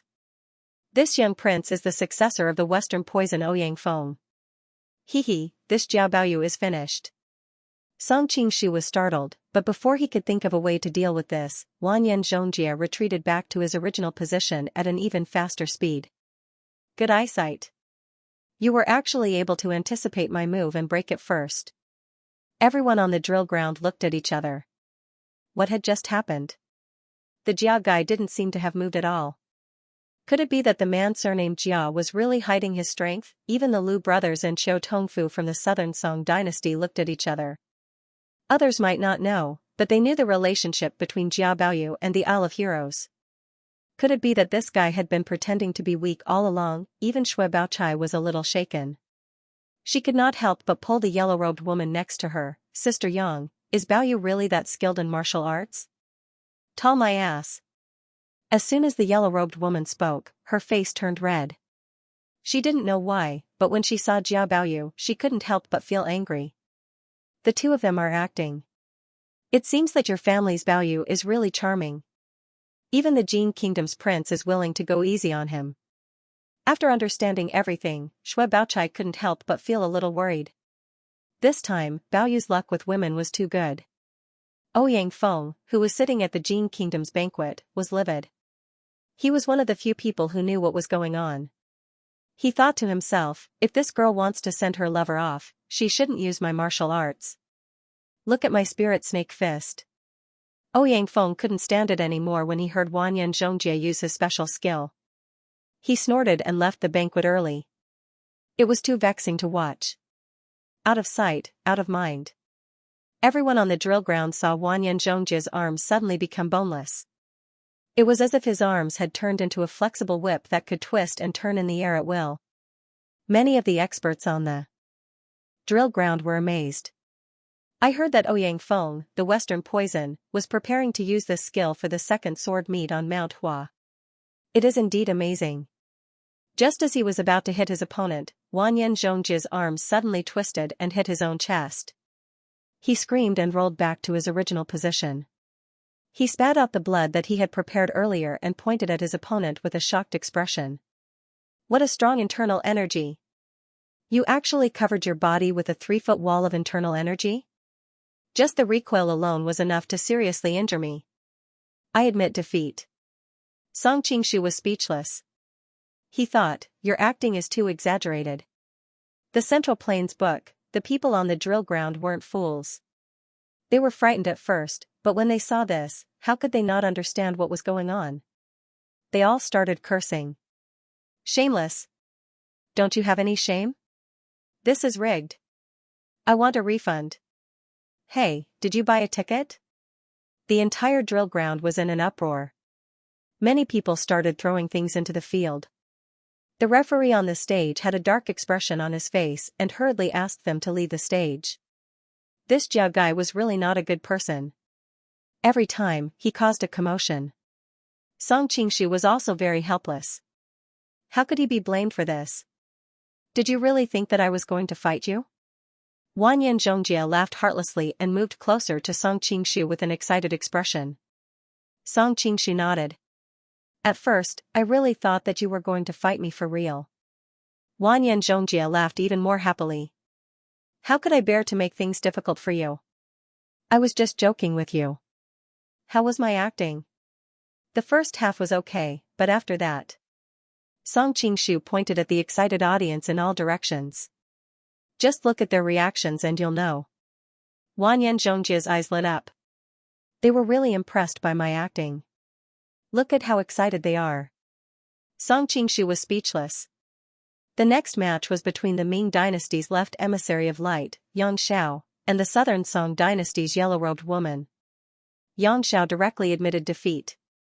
The audience immediately became angry. You guys haven't even fought each other. How do you know that you can't win? At least that Jiao guy said that he could put on a show. You guys don't even want to put on a show? Song Qingshu had a depressed expression. He was already on the field, but he was still implicated. Yang Xiao said, last night, I fought with Aunt Yang, she. I admire her 9 divine claws very much. I'm ashamed of my inferiority. Even if I fought 1,000 times or 10,000 times, I still wouldn't be her match. Even if he hadn't been saved by the yellow-robed woman last night, he would still be seriously injured and wouldn't be able to go on stage now. Tisk. The audience responded to him with boos. Over at the beggar sect, Shuang Jushan looked at him with a puzzled expression. He felt that there was a familiar aura on him. It was very similar to the person from last night. However, he had been poisoned by his ice silkworm. How could he recover so quickly? The next match was between the southern Song dynasty's Zhou Tongfu and the Japanese's Xiu. In front of Shusei's ninjutsu that was full of tricks, Qiu Tong fell into a disadvantageous position right from the start, and he didn't last long before he was defeated. Even though the level of brilliance was average, the victory lay in the intensity of the fight. The audience had watched several rounds of absences, acting, surrendering, and now that they saw such a real fight, they all cheered. However, Xue Pan didn't let go of this great opportunity to ridicule Qiu Tongfu. Who was so arrogant yesterday? In the end, he was beaten like a dog. Our Baoyu is still the best. He's just lucky. I don't believe that anyone will give up to him. Qiu Tongfu was already in a bad mood after his defeat. Now that he was provoked by Xue Pan, he immediately exploded. The yellow-robed woman had a strange expression on her face. She thought that if he defeated Prince Zongzan in the next round, he would fight her. Then, according to the agreement, she would let him. The next match had already begun. Cecilia was up against Huai of the Woodtable Luan tribe. Huai's kung fu was mediocre, and he had not mastered the 3-part sword art. Last night, he had been busy with his sister's affairs, so he was not in a good condition. Due to these factors, he was defeated by Cecilia's tantric kung fu within a few moves. Zongzan was terrified, thinking that Cecilia's kung fu was much better than his. He decided to go back and discuss with the imperial advisor to see if there was a way to deal with him. Thinking of the rejection of Jiao Maji's suggestion to kill Cecilio, Zongzan was annoyed. He thought that if the imperial advisor still did not agree, he would organize his own experts to assassinate him. When Cecilio got off the stage, he met Zongzan's eyes. His eyes moved between Zongzan and the princess of Jincheng, thinking that the time was ripe for his plan. When Huai got off the stage, he was dejected. Hu Qingtong had expected this and comforted him softly, that person is proficient in tantric kung fu. It's not shameful to lose to him. Moreover, the princess will not only look at the results of the contest. Don't be too discouraged, big brother. The people of the Ming dynasty tried to comfort him, and Huai's expression became better. In the distance, Su Liawu saw his reaction and secretly shook his head. Although the Muzhuoluan tribe was powerful now, this kind of successor was destined to not last long. It was time to pull in the net that he had set up in the Muzhuoluan tribe. The next to go on the stage was Xiao Feng. His opponent admitted defeat as soon as he got on the stage. Xiao Feng was too famous in the martial arts world, and after the battle at Virtuous Village, he was regarded as a devil. Most people did not dare to fight with him. Seeing that someone had given up, the crowd booed. The next match was between Yin Yuang of the Ming dynasty and Zhuang Juxian, the chief of the beggar sect. Originally, Yang Xiao wanted him to admit defeat, but Yin Yuang did not agree. Zhuang Juxian's poison had made Yang Xiao and his future niece-in-law suffer. He had a bad temper, so he wanted to help them vent their anger. After all, Yin Yuang was the Dharmaraja of the cult and the cult leader's uncle. Yang Xiao could not make the decision for him, so he warned him to be careful. He knew that Zhuang Juxian's internal energy was extraordinarily high, and he also had cold poison attribute, but his shortcomings were also very obvious. His punching and kicking skills were too crude. Therefore, as soon as Yin Yuang stepped onto the stage, he immediately began to attack. Sure enough, Zhuang Juxian was caught unprepared. White-browed Eagle King's Eagle Claw was considered a very exquisite martial art skill in Jianghu, perhaps it was second only to Shaolin's Dragon Claw hand. Very quickly, Zhuang Juxian was deceived by the feint and his shoulder was clamped by the opponent's Eagle Claw. Yin Yuang sneered. He was about to seize the opportunity to cripple the opponent's two arms to avenge Yang Xiao and the others. Who knew that Zhuang Juxian practiced the Shenzu scripture, so his flexibility was top-notch. With both of his shoulders restrained, it was almost impossible for a normal person to resist. However, he twisted his body at an unbelievable angle and instantly got out of the opponent's control. Yin Yuang only felt a strange force coming from his hand, and then he lost control of the enemy. He was greatly alarmed and hastily retreated, but it was already too late. A burst of cold air assaulted him, the opponent's palms had already landed on his body. We admit defeat. Yang Xiao hastily stood up. They had personally witnessed Zhuang Juxian's vicious and merciless methods. They were afraid that Yin Yuang would meet his end. Because of the previous death incident, the officials of the Western Xia country had increased their attention in this aspect today. Upon hearing that Zhuang Juxian had admitted defeat, the referee hurriedly stood between the two of them and announced the victory of Zhuang Juxian. Zhuang Juxian chuckled and left the ring without looking back. Wild King, how are you? The people of the Ming dynasty hastily gathered around him. They were all very worried. Yesterday, Yang Xiao was poisoned by the opponent's cold poison and almost lost half his life. He even caused the people who saved him to be seriously injured. Yin Yuang's internal strength was not as good as Yang Zhao's. Now that he was hit by the opponent's palm, they were afraid. I don't think I can hold on any longer. Ugh. Yin Yuang spat out a mouthful of blood. There were pieces of his internal organs in the blood. When the blood touched the ground, it instantly froze. It was clear how powerful the cold poison was. The hearts of Yang Xiao, Hua Qingtong, and the rest sank. They knew that even if a Zenith Heaven Golden Immortal came, he would not be able to save him. Love Bookhouse, let Wuji avenge me. Yin Yuang grabbed Yang Zhao's lapel. Although Zhuang Juxian's internal strength was high, his shortcomings were also very obvious. If Zhang Wuji were to make a move, it would not be difficult to kill him. Also, tell that girl Yinli that father is sorry, her mother. After saying this, Yin Yuang's hand weakly fell to the side. It was obvious that he had stopped breathing. Wild King. The people of the Ming dynasty suddenly wailed. Yang Xiao suddenly stood up and stared at Zhuang Juxian. He said, Your Excellency's attack was too heavy. Before Zhuang Juxian could answer, Quan Guanqing answered on his behalf. Just now when Yin Yuang restrained our clan leader's arms, did he think of holding back? If it were not for our clan leader's unparalleled martial arts, I am afraid his fate would not be much better. It was just a normal defense in a moment of desperation. Song Qingshu could not help but look at Quan Guanqing a few more times. He thought that this fellow indeed looked somewhat similar to that fellow Chen Yuliang. Could it be that this was the so-called innate rebellious nature? At this time, Su Liawu also opened his mouth and said, It is said that everyone in the Ming dynasty is a great hero who can support the heavens and the earth. I did not expect that you would not admit your defeat and still blame the other party. Because of Zhao Min, Wang Baobao's impression of the Ming dynasty was also extremely bad. For the first time, he did not refute Su Liawu's words. He only watched coldly from the side. With Su Liawu taking the lead, the good friends of the Mongolian clan and the beggar clan all chimed in. The reputation of the Ming dynasty in Jianghu was originally not good. For a moment, they seemed to be alone. Good, very good. The Ming dynasty will remember today's enmity. Yang Zhao's face was ashen. He picked up Yin Yuang and left the arena. Shui Baochai could not help but pull on Song Qingshu's sleeve and said, Baoyu, it is too dangerous in the arena now. People die at the slightest movement.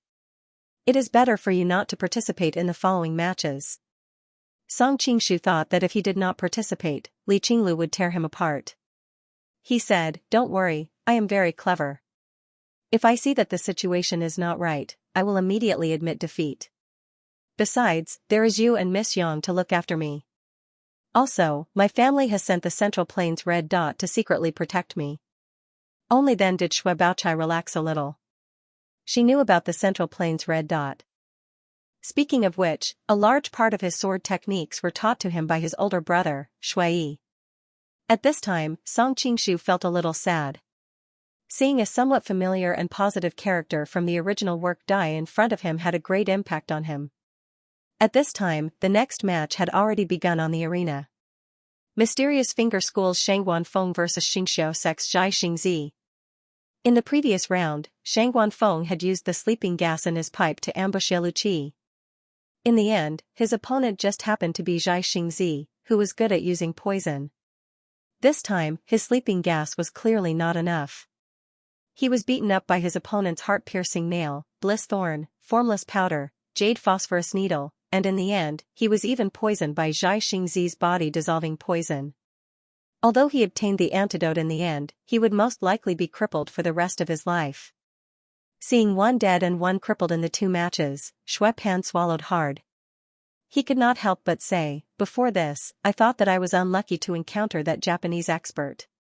Now that I think about it, it is not a bad thing to be eliminated early. The next match was between Jing Keshuang and Chen Jialua of the Red Flower Society. The martial arts of the Jing family were average. Only Chen Jinan and Feng Shifan could be called masters. Jing Keshuang was Jing Keshuang's younger brother. If the elder brother's martial arts were so bad, then the younger brother's martial arts were naturally not much better. He had advanced because his opponent, Fang Yeyu, had died. This time, he was almost unable to fight back against Chen Jialua's 100 Flowers fist. Then it was Gui Jing's disciple, Wu Duanru, against Nailan Rongrua. Although Dao's talent was average and his martial arts were not worth mentioning in the eyes of real masters, he was taught by a famous master after all. Nailan Rongrua was naturally gifted and intelligent, but she was more fond of poetry and songs. She wasn't that interested in the path of martial arts, so when the two of them fought, they were evenly matched, and the general met a talented general. They had come to find Gui Jing's whereabouts. A few days ago, they had found out from a fur trader in the north that Gui Jing had indeed appeared in Mongolia.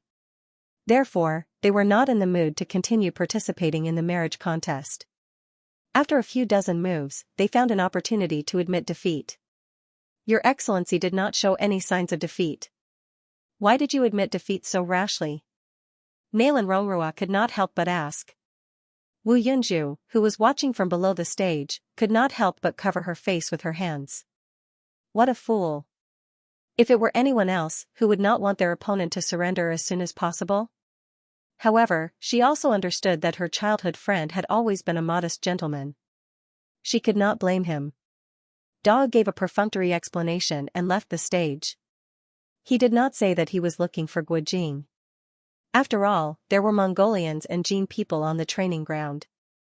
He was afraid that they would harm his master. Song Qingshu sighed inwardly. In fact, this group originally had Fang Yeyu and Madame Zhen, two experts. Unfortunately, Fang Yeyu had been killed by him, and Madame Zhen had retreated behind the scenes. As a result, the duels in this group were somewhat lackluster. Next was Wu Shouwen against Suzhu of Shaolin Temple. In the past few years, Suzhu's name could be said to be rising in Jianghu. All the sects knew that there was a little monk in Shaolin Temple who was proficient in the 72 ultimate skills. Wu Shouwen thought that they were about the same age and could not tarnish his master's reputation. He wanted to ask for advice. Unfortunately, their martial arts skills were far inferior.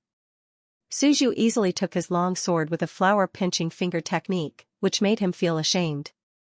Shaolin Temple's martial arts are really powerful. So Hirogua's last disciple is only SOSO. That Hirogwa's kung fu is probably not as good as the Shaolin monks. Hearing the noise around him, Wu Shouwen felt ashamed. If he had known this would happen, he would have surrendered like his brother. At least he would have been able to save some face. Wu Duanru comforted his younger brother, "Master safety is more important now, why bother about other false reputations?" Only then did Wu Shouwen calm down. The two brothers left the drill grounds and headed north. The next match was between Qing Lingzi of Kunlun and Ku Jun of Lan Province's 7 verdant sects. Ku Jun's concealed weapon skills had really amazed a lot of people. This time, he went all out.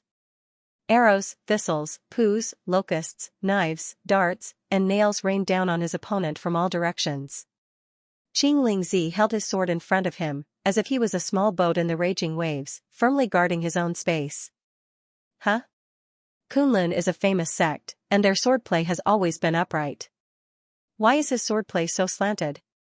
But within the 7 or 8 slanted moves, there's an occasional upright move. It's really hard to fathom. The girl in yellow couldn't help but ask curiously. This is the Kunlun sect's rainflower swordplay. Even though it's not as good as the 9 strategies beyond the sword's arrow-breaking technique, it can still be considered a swordplay that can counter concealed weapons. I think the Ku family's disciple will be in trouble this time. Song Qingshu said casually. How did you know? Hearing his words, the girl in yellow and Xue Baochai both looked at him suspiciously. Song Qingshu then realized that he had let it slip. He hurriedly interrupted, "Haha, I've heard the elders in my family talking about it before." The girl in yellow and Xue Baochai remembered that the 2 elders in the Jia family had cultivation levels close to that of a great grandmaster, so it wasn't surprising that they had such knowledge. Song Qingshu secretly wiped the sweat off his forehead. He thought to himself, why is it that I'm acting like a student of death, looking for excuses to cover up? Next was Lu Sherdao from the southern Song dynasty against the Mongolian King Baobao. Before going on the stage, Xue Pan put on a fake smile and patted Lu Sherdao's shoulder. You have to work hard. Don't lose to Baobao, whom you've always looked down on, in the end. Lu Sherdao was speechless. Aren't you also no match for him? Xue Pan chuckled. I'm not looking down on him. We're brothers, so there's no distinction between us. But you're different. I'm sure you'll beat the crap out of that Mongolian king. Go away. Don't make trouble. Lu Shixing and Qiu Tongfu ran over to drive him away. At the same time, they secretly told their brothers, do what you can and admit defeat if the situation doesn't look good. Xue Pan said loudly, since you're going to surrender, why don't you just surrender as soon as you go up? Otherwise, you'll end up like the others just now, either dead or disabled. No one will think you're mute if you don't speak. Lu Sherdao glared at him hatefully. He wanted to surrender as soon as he went up, but he was afraid to leave a two-faced impression on Su Liaowu. After all, Wang Baobao and Su Liaowu were openly at odds. Moreover, there was a message from Su Liaowu asking him to try his best to test Wang Baobao's martial arts. It would be best if he could find the weak point of his diamond body. You're the son of Lu Wendi, the one who stopped Kublai in Xianxia all year round? Wang Baobao glanced at his opponent. His previous arrogance was gone. Fantasy Lu Sherdao hurriedly returned the greeting. Yes, my father. Your father is not bad. What a pity. Wang Baobao sighed. Lu Sherdao was stunned. He didn't understand what he meant by what a pity. However, it was obvious that Wang Baobao didn't intend to continue chatting. The two began to fight. Objectively speaking, Lu Sherdao was different from those rich playboys in linen. He could be called a tiger from a family of generals. His martial arts were not weak either. Unfortunately, Wang Baobao was in existence with cheats. How could he be a match for him? After another dozen or so moves, Wang Baobao finally became angry. Seeing that your father is a hero, I showed mercy time and time again, but you brat don't know when to stop. Don't blame me for being impolite. After saying this, his moves suddenly became fierce. Lu Sherdao blocked 2 moves and was kicked out of the ring.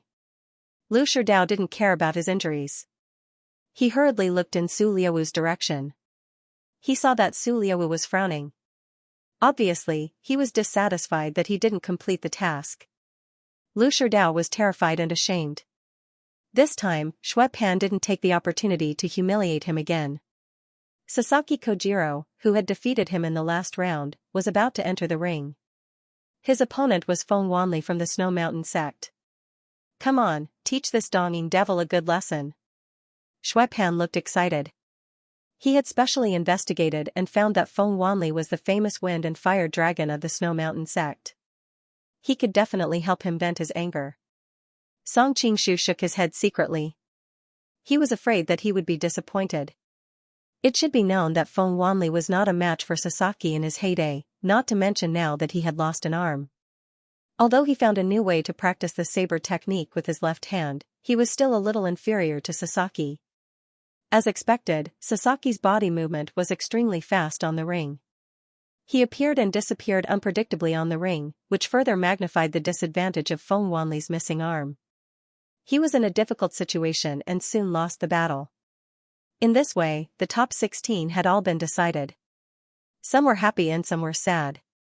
At this time, Duan Yu hurriedly ran into the drill ground, causing a group of people to roar with laughter. Zhu Danshan and others were very disappointed at first, but now they understood that the safety of the air was the most important, so they didn't blame him. Seeing Princess Junqing communicating with Mu Wanqing in the distance, Song Qingshu secretly nodded and said, "It seems that the Tubo people are true to their words." The people of the southern Song dynasty were about to pack up and leave, when Wanyan Xianxia came over with his men and said, "Child, shouldn't you treat me to a meal to thank me?" Song Qingshu looked embarrassed and said, "But we have set a rule here that you are not allowed to go out at will." Xue Baochai said coldly, "He helped you advance today. No matter what, you should thank him for this favor. You can go by yourself. We'll be heading back first." After saying that, she left with her subordinates, leaving Song Qingshu dumbfounded. This Miss Xue is very jealous. Wanyan Zhongjia looked at her disappearing figure and couldn't help saying, "Brother Qingshu is really charming. Even if you change your appearance, you still can't stop your supreme charm. No wonder people in Jianghu gave you a nickname, take a person's chastity from 1,000 miles away." Song Qingshu was speechless and said, "Who dares to defame me like this? If there's a chance, I'll have to talk to them." "You want to talk to his wife?" Wanyan Zhongjia said with a smile. Song Qingshu was speechless. Wanyan Zhongjia laughed for a while and said, "Come out of the city with me. I've been locked up in the city for a while and it's very boring."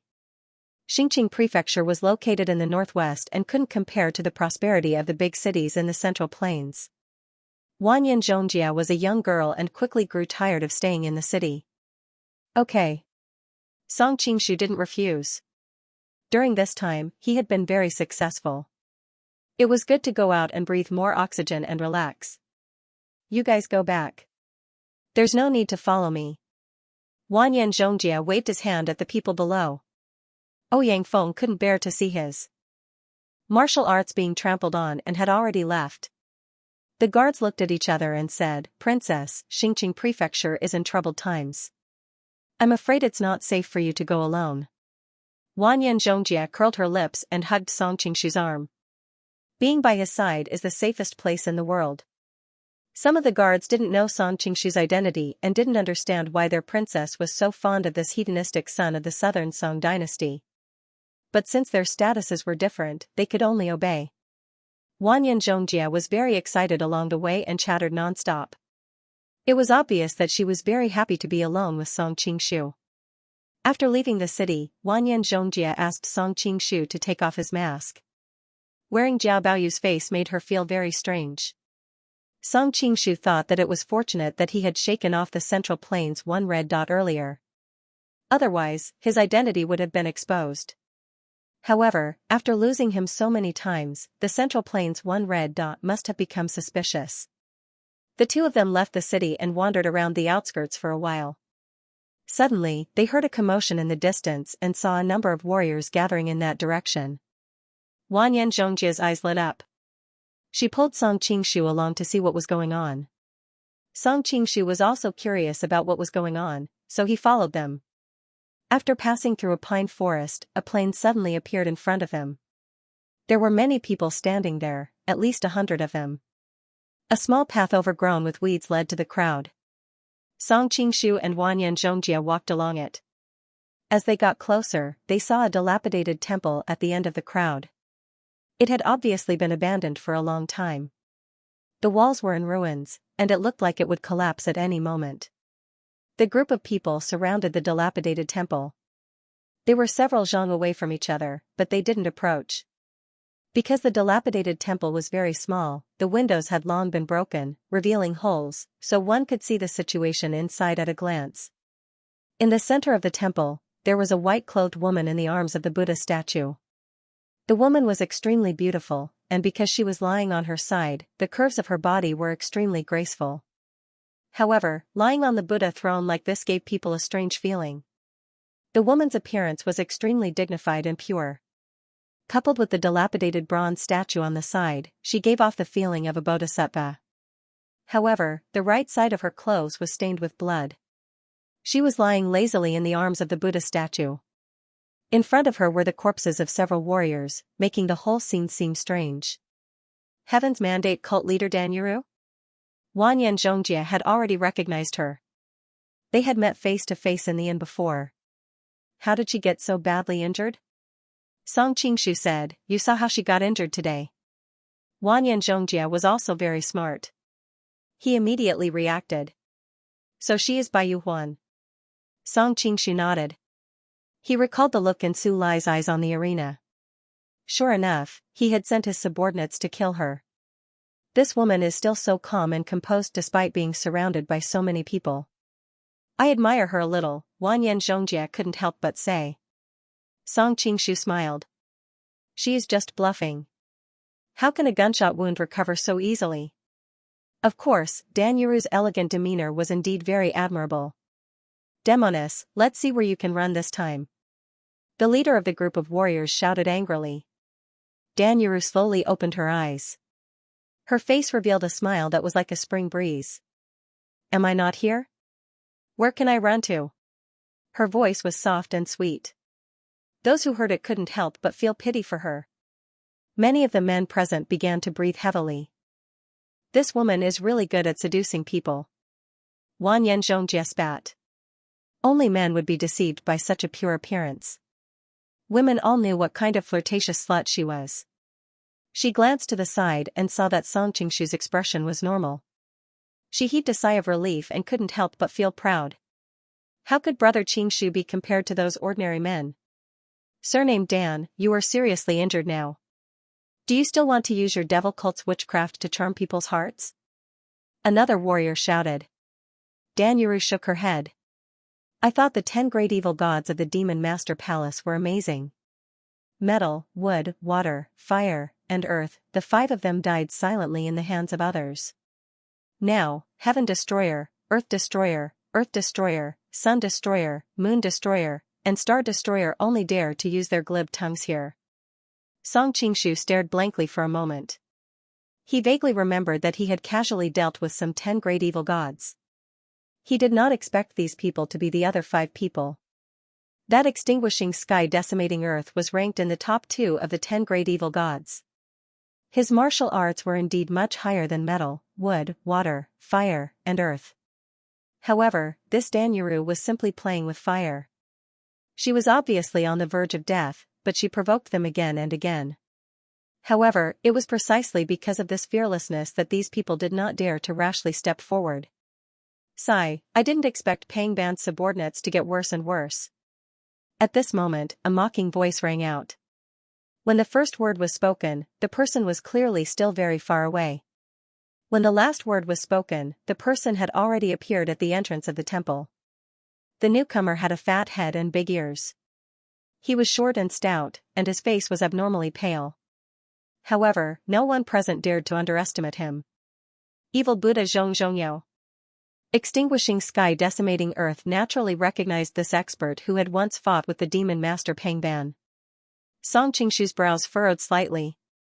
The last time he had used the heavenly demon escape in the inn, his vitality had been greatly damaged.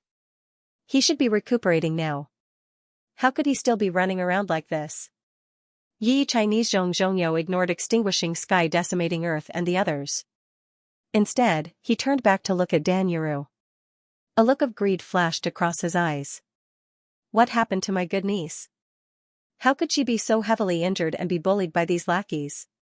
Dan Yuru giggled.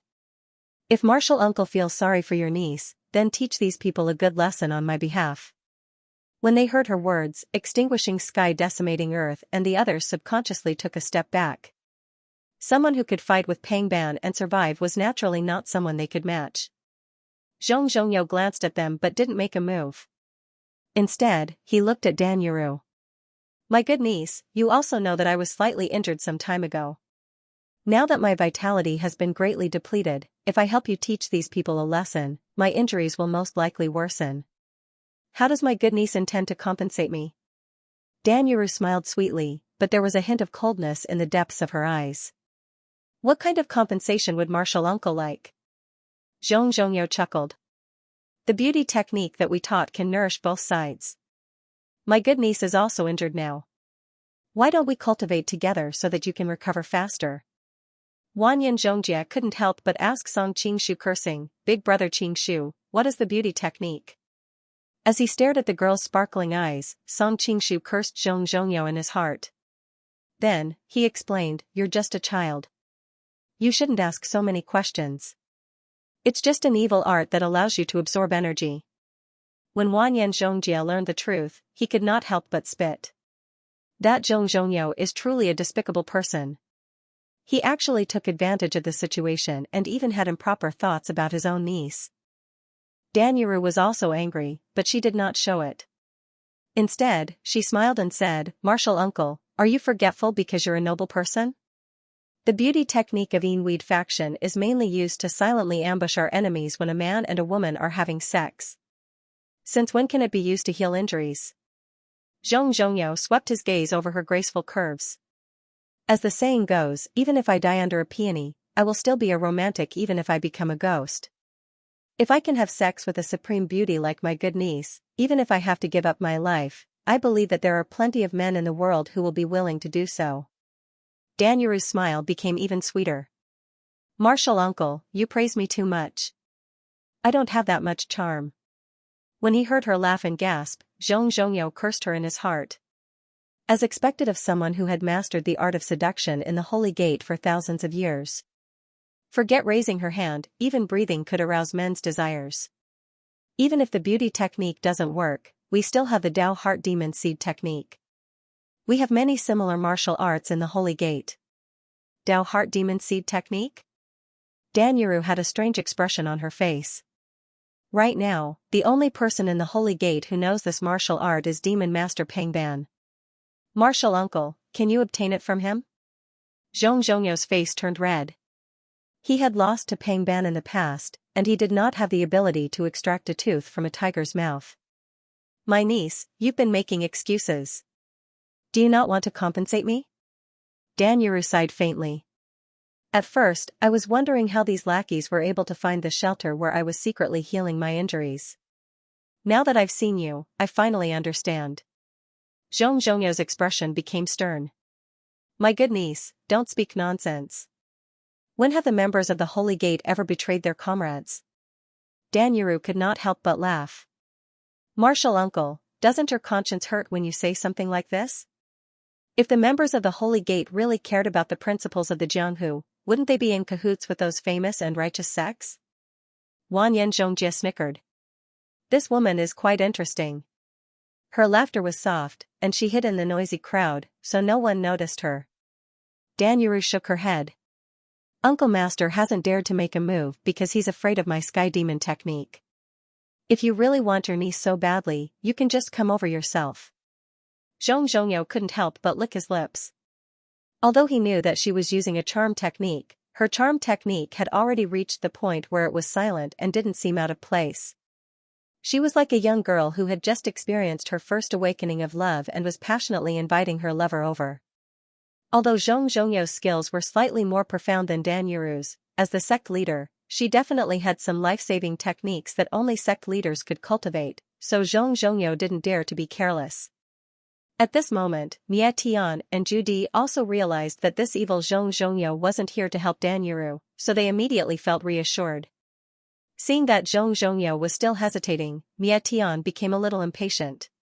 His Highness had been in a bad mood recently, and if he couldn't complete his mission, he might have to bear the consequences.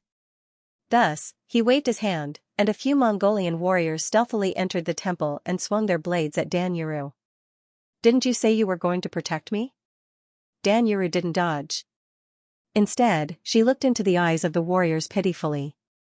The warriors paused and suddenly changed directions, raising their blades and swinging them at Zhong Zhongyo.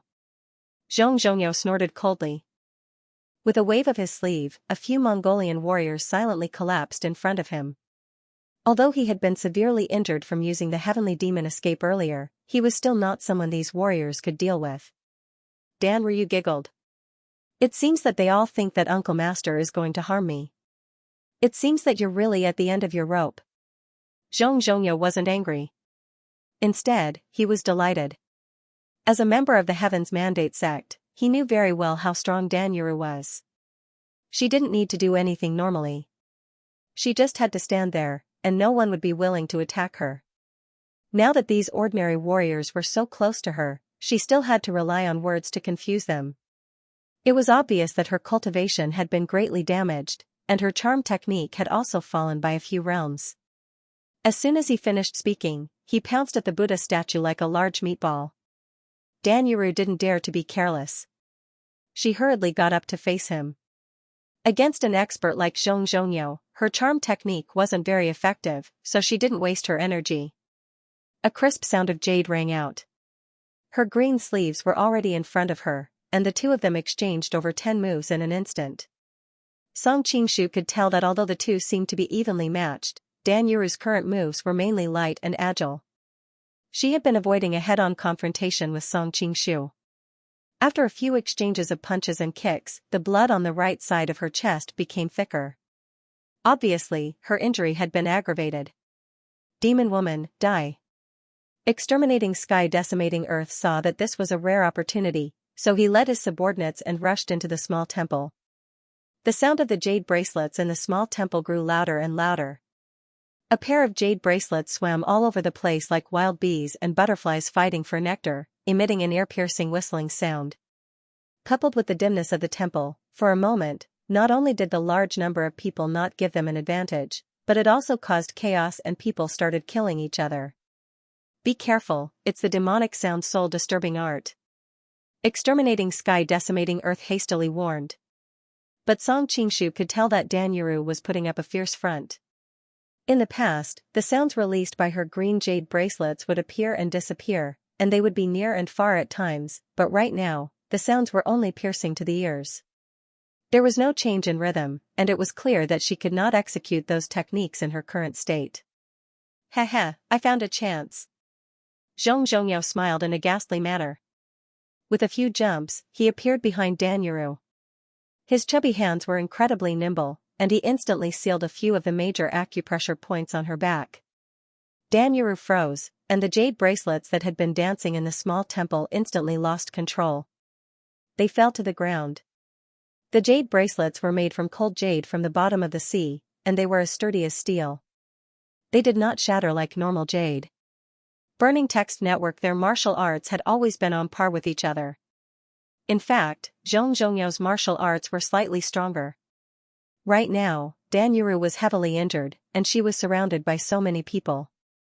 No matter how many secret techniques Inuit faction had, they would not be able to make up for such a huge difference in strength. Zhong Zhongyo held Dan Yuru with one hand, and he secretly guarded against the Mongolian warriors with the other. "My dear niece, your body is so soft." As he spoke, he moved closer to her neck and took a deep sniff. "You smell so good. In the past, whenever I smelled your fragrance, I could not help but want to press you down and ravage you. It's a pity that your martial arts were too high at that time, and I did not dare to do so." I didn't expect that I would finally have the chance. A bright red flash appeared on Dan Yuru's skin. When Zhong Zhongyao saw this, he quickly sealed the other major acupressure points on her body. You want to use Sky Demon Escape to die with me? Heh, have you forgotten that we are from the same faction? I know all the secret techniques you know like the back of my hand. Dan Yuru gritted her teeth and said, Zhong, you plotted to kill the cult master and offended your superiors. When the time comes, the people from Heavenly Fate cult will not let you go. Zhong Zhongyao laughed out loud. How funny. Didn't you say it yourself just now? Our sacred gate has never cared about the rules of a righteous sect. As the saying goes, those who are capable will take over. Since I have subdued you, the other people from Heavenly Fate cult will naturally recognize me as their new cult master. Zhong, are you going to kill me or not? If not, let us do it. The annihilating sky decimating earth had come on a mission this time. Although Zhong Zhongyao's martial arts were very high, they knew from their conversation that he was already injured. With so many people on their side, they felt more confident. Zhong Zhongyao was instantly enraged. You bunch of bastards. How could you bear to kill such a beautiful woman? Isn't that a waste of a heavenly treasure? The annihilating sky decimating earth's heart sank. It seemed like they had no choice but to face them head-on. Unexpectedly, the other party suddenly changed the topic. In any case, we should at least have fun with her first before killing her. Zhong Zhongyao knew how powerful Dan Yuru was. It was too dangerous to keep her by his side. He did not want her to turn the tables on him in the future. If that happened, he would definitely be in a state where he could neither live nor die. It was enough for him to have fun with her once. Moreover, his main goal this time was to absorb her energy to make up for the damage he had suffered from using Sky Demon Escape. Enjoying her body was secondary. Shameless. Wanyan Zhongjie cursed angrily. Song Qingshu, on the other hand, felt that it was very funny. This damned fatty had quite a talent for comedy. The Mongolians looked at each other. Their mission this time was to kill Dan Yuru. It did not matter if they killed her a few hours later. They could also avoid a direct confrontation with a top-notch expert. At this moment, Risha chuckled. Evil Buddha is right. It is indeed a pity to kill such a beautiful woman. I wonder if you can let us have some fun after you are done? Zhong Zhongyao raised his eyebrows and chuckled. If you aren't afraid of being sucked dry by her beauty technique, I don't mind.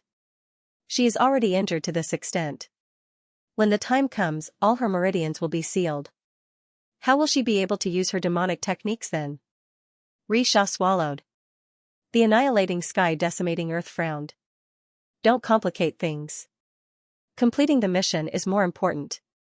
They knew that this brother of theirs had always been lustful, but they did not expect him to be so audacious. Risha disapproved. His Highness ordered us to kill her, but he did not specify how we should kill her. Isn't playing her to death the same as killing her? Wouldn't we be helping His Highness vent his anger by playing her to death? Dan Yuru was finally afraid. She hurriedly said to Zhong Zhongyao, now that things have come to this, I admit defeat. I'll give you all my skills. I only ask that you give me a quick death on account of us being from the same sect. Don't let me suffer such humiliation. Zhong Zhongyao laughed and said, I didn't expect that even our sect leader Shan, who can charm all living things, would be afraid. If you had suggested this earlier, I might have considered it. But don't you think it's too late to talk about this now? With so many strong men serving you, my dear niece, even if you die, you can still be a dissolute ghost. He was still afraid that she had some secret techniques that no one knew about. Thus, in order to completely destroy her psychological defenses, he had to make her feel extreme fear first. Wanyan Zhongjie tugged on Song Qingshu's sleeve and trembled with anger. These people are too shameless. Brother, can you save her? Song Qingshu was stunned. Dan Yuru isn't a good person either. Are you sure you want to save her? Wanyan Zhongjie nodded. If her skills were inferior and she died at the hands of others, it would be fine. But these people are taking advantage of her in such a shameless manner. I can't bear to see a bunch of men bullying a weak girl like this. Song Qingshu suddenly realized that Wanyan Zhongjie must have been bullied by the Jin Kingdom a few years ago. She must have seen her mother protecting her from both sides. This scene must have reminded her of the past. Okay. Song Qingshu nodded and held her hand as they walked forward. Originally, the crowd in front of them was very dense, and there was not much space between them as they brushed shoulders with each other. However, as he walked calmly, it was as if there was an invisible wall of air around him that pushed the people in front of him to the sides. Who's squeezing? The commotion in the crowd was finally discovered. Mietian Decimate D turned around and glared angrily at the crowd, noticing that a young man and woman had appeared in front of them. The man was handsome and tall, but everyone's gazes were attracted by the young girl beside him. She was clearly still young, but she was charming and affectionate. Her appearance was even more stunning, and she was not inferior to Danyuru at all. No one doubted that when she fully grew up, she would bring disaster to the country and bring disaster to the people. Yo, I originally thought that a big beauty wasn't enough, but here comes a little beauty. Risha's eyes instantly went wide. Song Qingshu frowned and with a wave of his hand, a Mongolian warrior beside him lost his grip on his sword and it flew out of his hand. Before the Risha could react, he was pinned to the pillar by the long sword. Cough cough. Risha lowered his head and looked at his chest in disbelief. He didn't even see what happened. How did he get stabbed? This was his last thought before he died. The surrounding people looked as if they had seen a ghost. Every one of them sucked in a breath of cold air and took a few steps back, forming a vacuum around Song Qingshu and his companion. Zhong Zhongyo had been a little confused at first. Why did the man and woman in front of him look so familiar? But now, he suddenly remembered something, and his lips trembled. It's you. The two of them had been wearing masks last time, so he could only recognize them now. After saying that, he yelled and ran away without looking back. Danyuru's eyes widened. He used the Heavenly Devil escape again? Even if he managed to recover after escaping, his martial arts would probably be discounted. Mietian Decimating Earth and the others looked at each other. They didn't understand why the arrogant Zhong Zhongyo was acting like a mouse that had seen a cat. Just who was this young man in front of them? Who are you, sir? Why are you obstructing our Mongolian mission? The martial arts that the other party had used to kill Risha in an instant were a little terrifying. Mietian Decimating Earth was a little afraid, so he could only use the name of Mongolia to make the other party back off. Song Qingshu said calmly, I don't feel like killing anymore for the time being. Scram. He had just gone on a killing spree a few days ago, causing his inner demons to be a little unstable. Now, he didn't want to do it again. As soon as the word scram left his mouth, a sound wave visible to the naked eye spread out in all directions. The group of Mongolian warriors instantly lost their footing and fell to the ground one after another.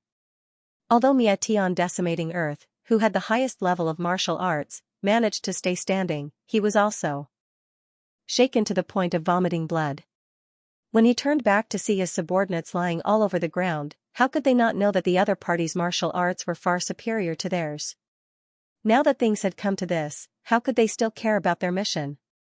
The group of people scrambled and crawled, quickly disappearing without a trace. Song Qingshu came before Danyuru, and looked down at this vicious beauty from above. With a flick of his finger, he unsealed her acupuncture point. Dog, Danyuru regained control of herself, struggled to stand up, and thanked him, Thank you, young master, for lending a hand to save me. As she spoke, her breathing became weaker and weaker.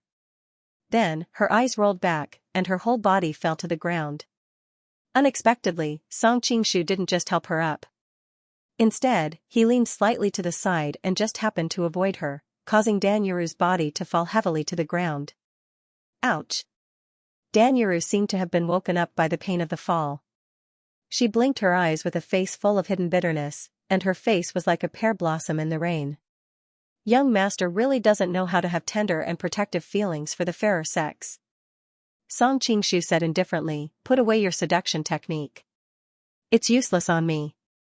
Wanyan Zhongjia, who was standing to the side, was immediately dissatisfied. You woman, it was clearly me who asked my brother to save you. Why are you only thanking him and not me? And as soon as you got out of trouble, you seduced me. You're really not a good person. She didn't want to expose Song Qingshu's identity in front of outsiders, so she omitted the two words Qingshu. However, the simple way she called him brother made Song Qingshu's heart skip a beat. He couldn't help but think of the scenes in the Japanese anime that he had seen in his previous life. Danyuru's expression became solemn, and she said apologetically, "It's just that it's hard to change a habit of many years. I hope you two can forgive me. And thank you, young lady." Seeing that her tone was sincere and her demeanor was dignified, Wanyan Zhongjie didn't say anything else. Song Qingshu couldn't help but sigh. It's said that sect leader Dan is the first woman in thousands of years to practice the sky demon technique to the extreme. Now that I've seen it, it's indeed a well-deserved reputation. If he hadn't known about her in advance, he would probably have been deceived by her dignified and pure demeanor. My insignificant cultivation is not worth mentioning in front of you, young master, Danyuru said shyly with her head lowered. Song Qingshu didn't feel like exchanging pleasantries with her and asked directly, "How are your injuries?" Danyuru looked at the right side of her body and said with a frown, "I don't know why the wounds haven't healed. Even if I forcefully seal the acupoints to stop the bleeding, the wounds will split open again before long." Song Qingshu explained, "That's because you were shot by a gun, and the bullet is still embedded in your flesh. Naturally, the wounds won't heal, and the bleeding won't stop. Please save me, young master." Danyuru's expression changed slightly, and she hurriedly said. Song Qingshu pondered for a moment, then nodded and said, "All right." Danyuru was very close to the Ruyang Palace, and she was also Su Liu's enemy. As the saying goes, the enemy of my enemy is my friend. Saving her would be a good way to make things difficult for Su Liu. Of course, the root cause was that she was beautiful enough. If she had been an ugly person, he probably wouldn't have cared. After all, it was human nature to look at people's faces. Song Qingshu was quite calm about this, and he wasn't embarrassed to admit it. "Thank you, young master." Danyuru was overjoyed. She had just seen him in action, and now that he was willing to save her, her life was saved. Song Qingshu nodded, then pointed at her blood-stained clothes and said, "Take off your clothes first." Wanyan Zhongjie was immediately displeased. He pouted and said, "That Zhong fellow also said that he would save you as long as you obeyed him. I've never seen you take off your clothes so obediently." Danyuru smiled. "Of course it's different. Young master is like a celestial being. That short, fat, and ugly Zhong Zhongyo can't compare to you. Moreover, young master has a good heart. How can that treacherous and shameless Zhong Zhongyo compare to you?" Wanyan Zhongjie snorted. "I suddenly regret asking my brother to save you." Song Qingshu finally spoke. "I don't believe that the leader of the Heavenly Mandate sect would be so obedient for such a reason. There are countless people in the martial world who are better than Zhong Zhongyo in terms of appearance and character. How come I don't see the leader like this?"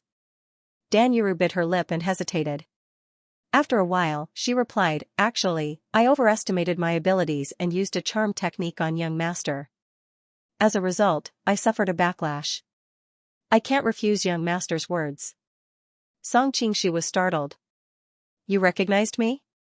Danyuru nodded. "Young master was with this little sister last time. Her ghostly martial arts were the same as last time. Moreover, because I used a charm technique on you last time, I'm very sensitive to your aura. I originally thought that you were a senior in the martial world. I didn't expect you to be so young." As she spoke, the skin on her neck turned rosy. Wanyan Zhongjie was concerned about something else. "You just said that you can't refuse my brother's words?" "That's right." A hint of bitterness appeared on Danyuru's face. "You'll obey any request?" Wanyan Zhongjie's eyes widened. "Yes." A hint of shyness appeared on Danyuru's face. Of course, given her behavior, it was hard to tell if she was being sincere or not. Song Qingshu was immediately amused. "Then why do you use charm techniques to attack people all day? Aren't you afraid of backlash?"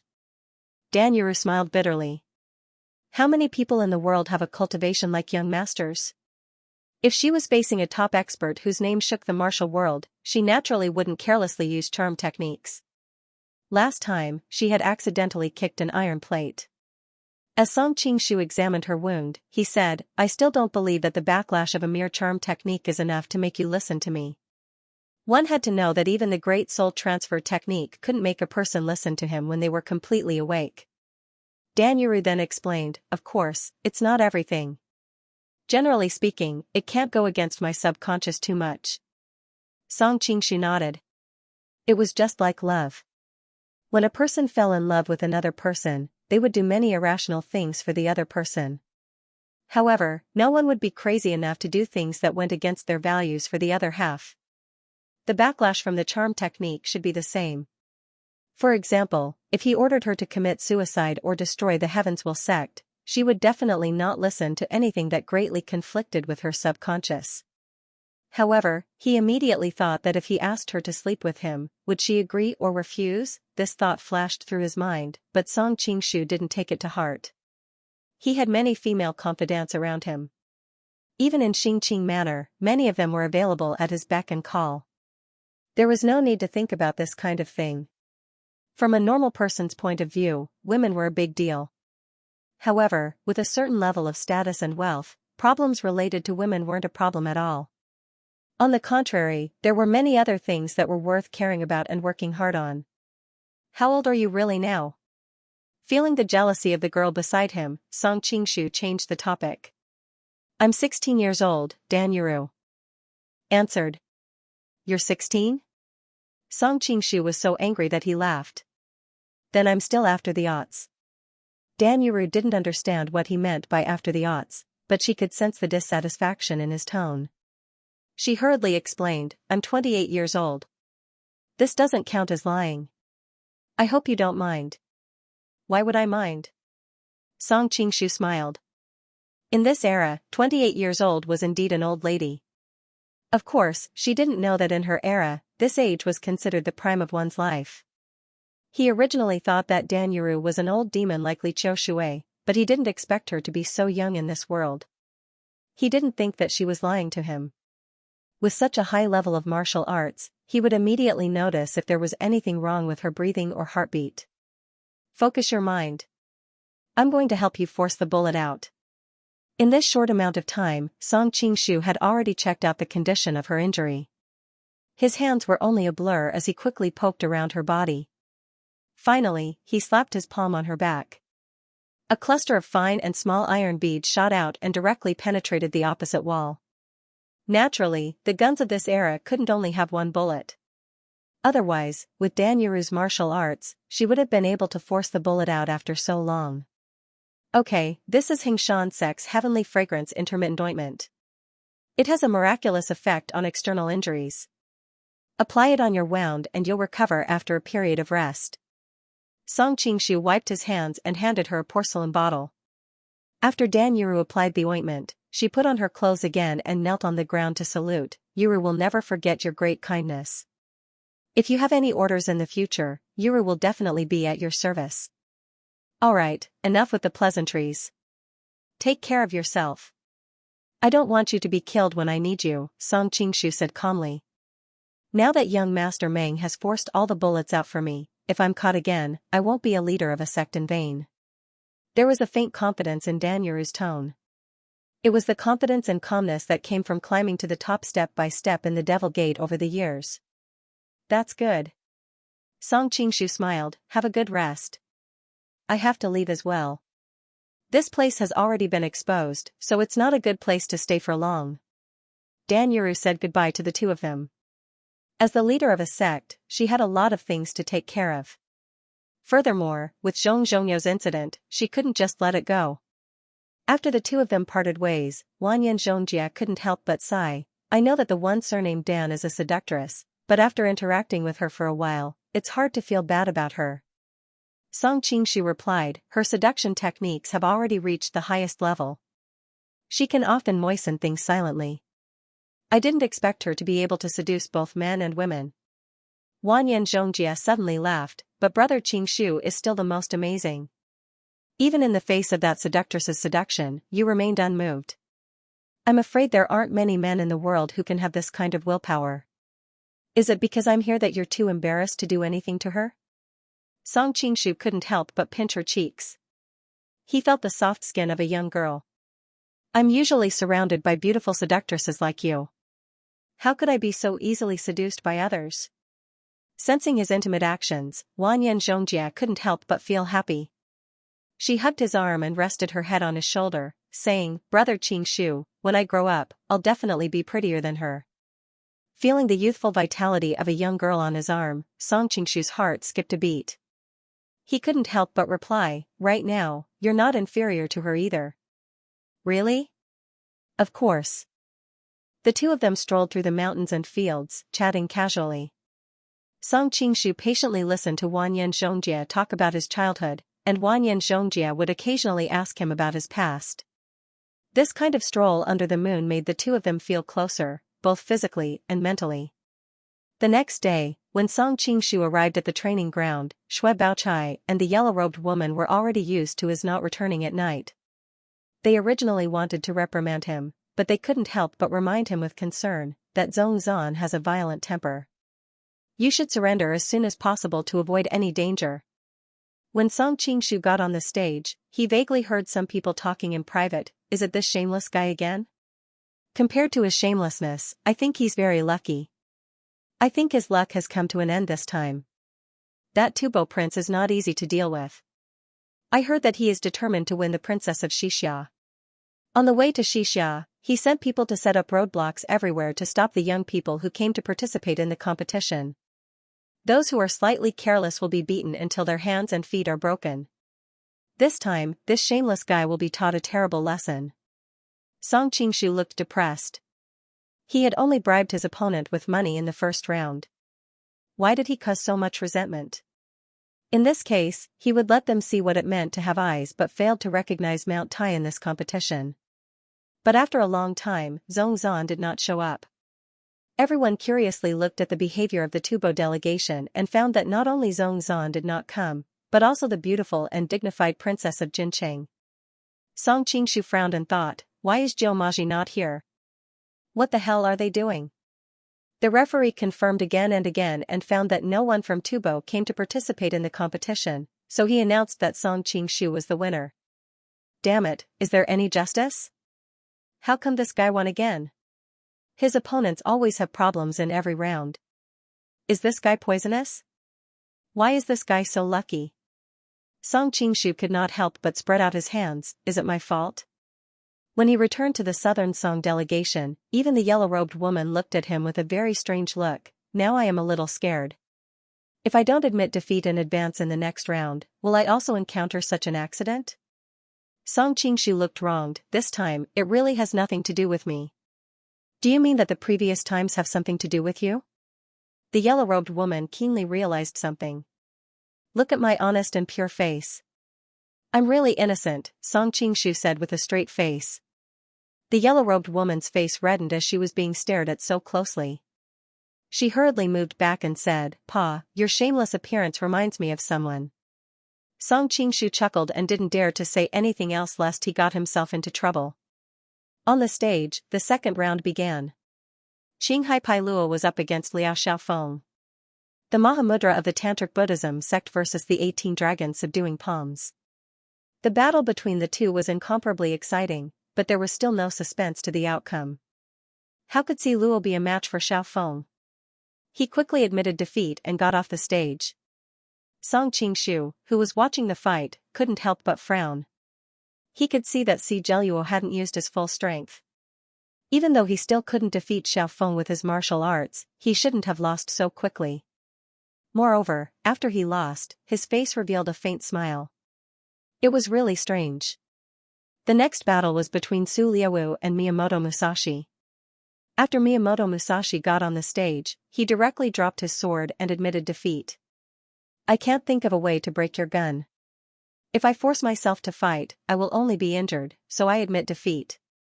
The surrounding people all expressed their understanding. After all, everyone had witnessed Dan Yuru's miserable condition the day before. The power of a gun was really not something that flesh and blood could resist. The woman in yellow couldn't help but exclaim, "That's not right." With the martial arts that Miyamoto Musashi had displayed before, Su Liaowu couldn't move easily. At such a close distance, it should be very difficult for a gun to hurt him. Why did he surrender? Song Qingshu thought to himself, Mongolia and Japan had long since joined forces. Could it be that Miyamoto Musashi really fought with Su Liuwu? At the thought of this, he felt extremely depressed. They had both cheated to make their opponents surrender, but why didn't anyone scold Su Liuwu? Moreover, he hadn't cheated in the past few rounds. Was it because Jiao Baoyu looked like a pretty boy and seemed easy to bully? The next battle was between Xianxia of the Xianxia sect and Zhuang Jushan of the Beggar sect. After Xianxia got on the stage, he asked coldly, "Many of the martial arts that you used are from our Xianxia sect. Where did you secretly learn them from?" Song Qingshu nodded to himself. Zhuang Jushan's martial arts were basically taught to him by Azi, as well as the poison techniques of the Xianxia sect. Perhaps others couldn't tell, but how could Xianxia not recognize it? Hearing his opponent's question, Zhuang Jushan was momentarily speechless. Below the stage, Quan Guanqing spoke on his behalf, "Don't talk nonsense. Our sect master's martial arts are unparalleled. Why would he need to learn your unorthodox martial arts? Sect master, don't talk nonsense with him. Teach him a good lesson." Okay. Although Zhuang Jushan was a little slow, he knew that being questioned like this in front of so many people was also a rather embarrassing thing. Therefore, he directly charged toward his opponent like a cannonball. Die. Seeing that his opponent was coming at him aggressively, Xianxia didn't dare to take it head-on. With a tap of his feet, his body lightly flew to the other side of the stage, avoiding his opponent's fierce attack. His figure was faintly discernible, and he was also somewhat handsome. The lightness skill that he displayed this time attracted many cheers from the audience. Even the yellow-robed woman nodded and said, "No wonder he dares to call himself Xianxia. His lightness skill is indeed unique." However, Shui Baochai couldn't help but say, "I think his lightness skill may not be as good as sister's, but he dares to call himself Xianxia. Isn't he a little too arrogant?" At this time, the situation on the stage changed again. Obviously, Xianxia was not satisfied with continuously dodging and defending. With a shake of his robe, a green flame suddenly ignited in front of him. Obviously, he was also afraid of his opponent's martial arts. He knew that normal heart-piercing nails, blissful thrust, and other techniques would not be able to hurt him. Therefore, he directly took out his trump card, intending to quickly end the battle. This time, Shui Baochai, who was below the stage, was extremely impressed. What a strong inner strength. He can actually create flames out of thin air. The yellow-robed woman shook her head. His breathing and expiration method shouldn't have such a strong inner strength. However, I also don't understand how he created flames. At the side, Song Qingshu couldn't help but feel a sense of superiority in terms of intelligence. Xianxia should have used something like white phosphorus. This kind of common knowledge in chemistry could be known by any high school student in the future. Seeing the green flame coming at him, Zhuang Jushan didn't dare to take it head-on. He quickly dodged it. Who knew that the green flame seemed to have eyes and actually turned to follow him? Zhuang Jushan wasn't good at Qigong, and his martial arts were even more shallow. After a few rounds, he was forced into a corner by the green flame. Seeing that he couldn't avoid it, he gathered his inner strength and directly attacked the green flame with his palm. The green flame was immediately scattered. Xianxia was shocked. The strength of his opponent's inner strength was somewhat beyond his expectations. However, now that the arrow was knocked on the bow, it couldn't be released. The power of his palm suddenly increased, and the scattered green flame turned into a big fireball and flew over. Zhuang Jushan had just dispersed the green flame with his palm, so he couldn't help but feel relieved. He continued to circulate his inner strength and attacked with the wind of his palm. The fireball could no longer move forward and was even slowly being forced back. Xianxia's expression was miserable. He forcefully bit the tip of his tongue and spat out a mouthful of blood. When the flame was spat out by his blood, it dimmed at first, and then became very bright. It was so bright that the audience couldn't open their eyes. His body spun rapidly like a top for a dozen rounds. His big sleeves fluttered, and the whole fireball suddenly expanded. It was like a wall of fire that pressed toward his opponent. The lady in yellow couldn't help but sigh.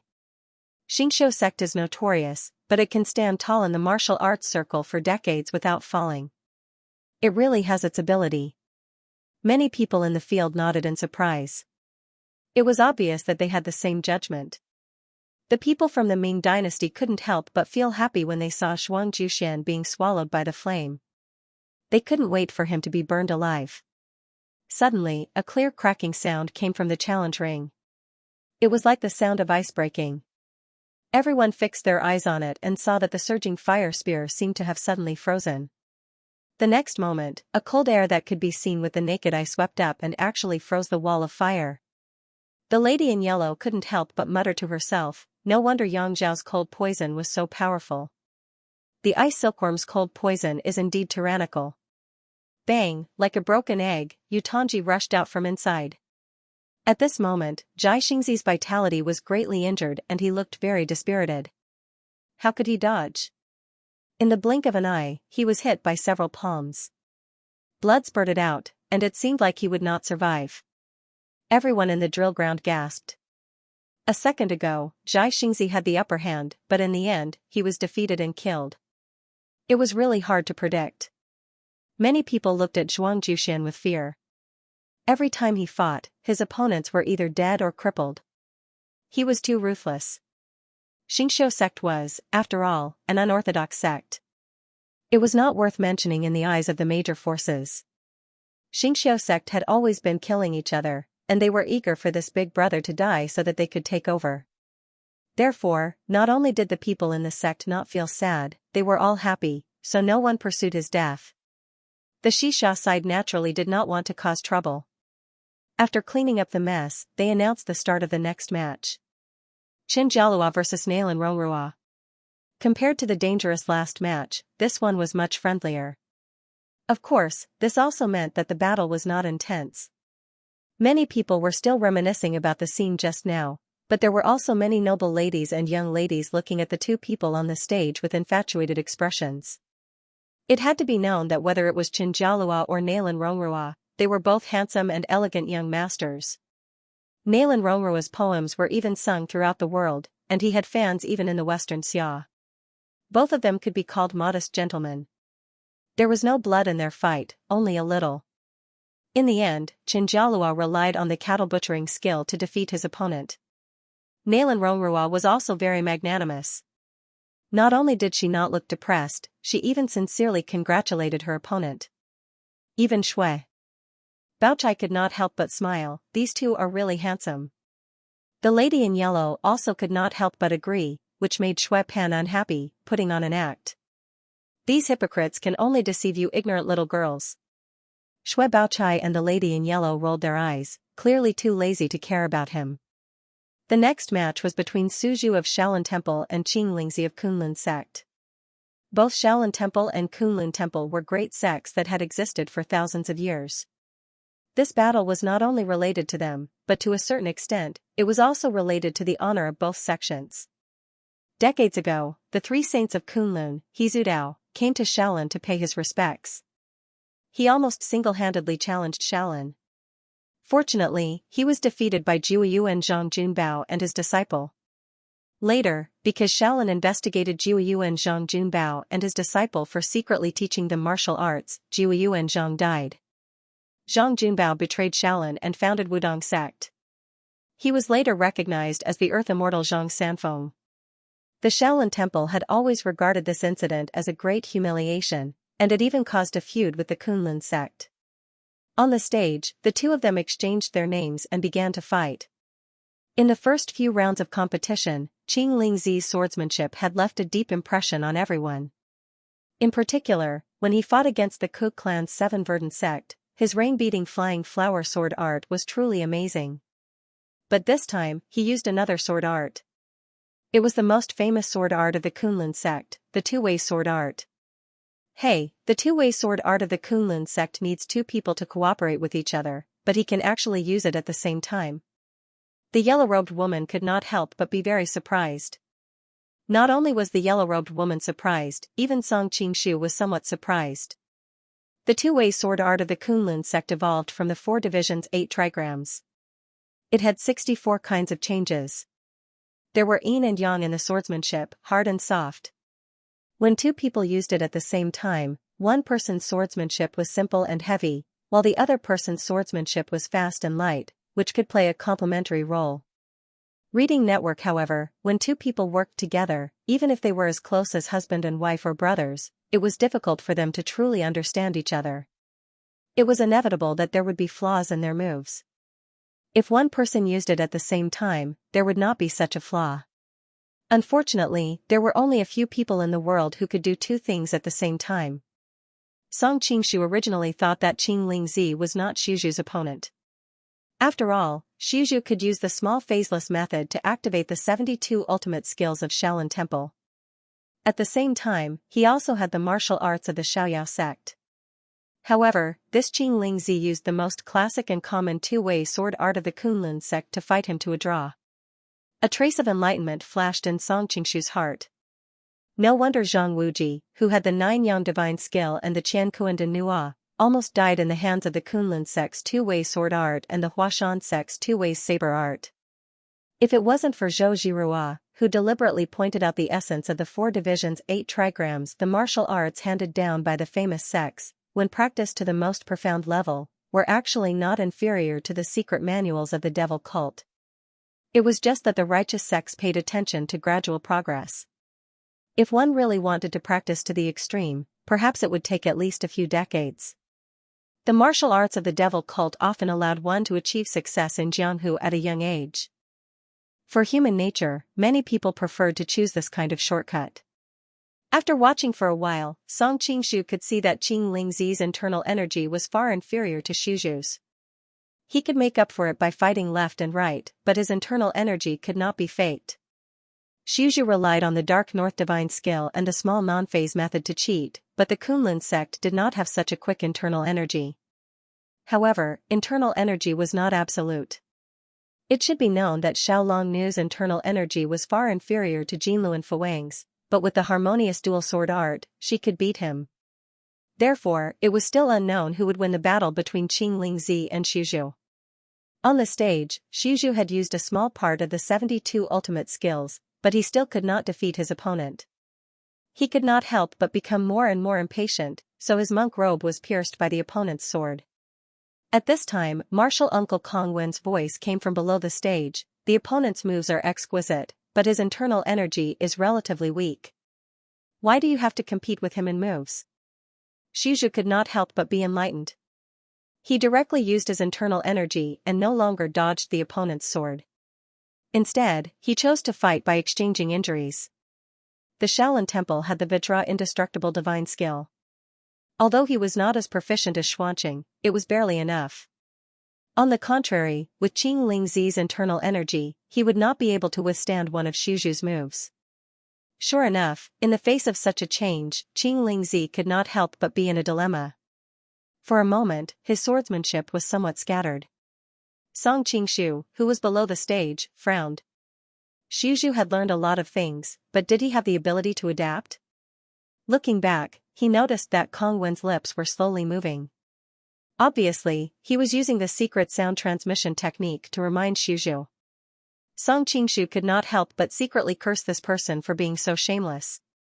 Xiuzhu was already using a cheat, but this old monk was still giving him advice from the side.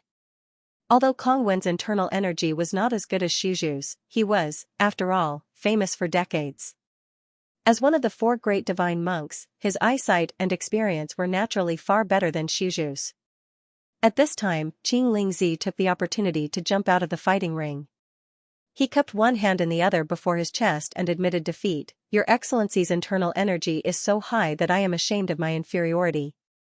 I thought my martial arts was enough to show disdain for my peers, but I didn't expect that I was just a frog at the bottom of a well. Xiuzhu replied, Benefactor, ahem. Brother, you are too polite. What is your relationship with Hezhu Dao, one of the 3 saints of Kunlun? Qing Lingzi replied, Hezhu Dao is my grandmaster. I was fortunate enough to receive some advice from him. Song Qingshu secretly nodded. No wonder his swordsmanship was so amazing. It turned out that he had been taught by a famous master. Song Qingshu could not help but admire him. Compared with him, who had been practicing hard since childhood, people like him who used cheats always felt like they were cheating. The world was so big that there were indeed hidden dragons and crouching tigers. A young man whose name he had never heard of had such a high level of martial arts.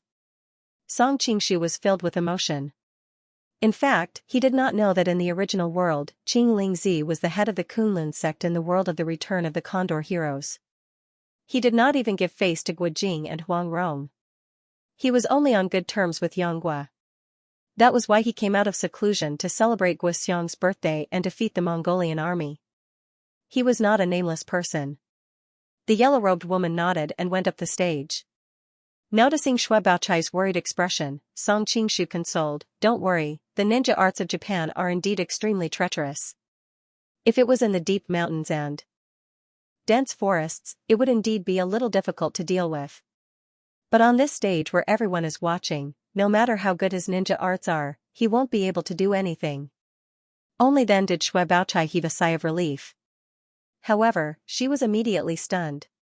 Bao Yu doesn't know martial arts, so why would I unconsciously listen to his consolation?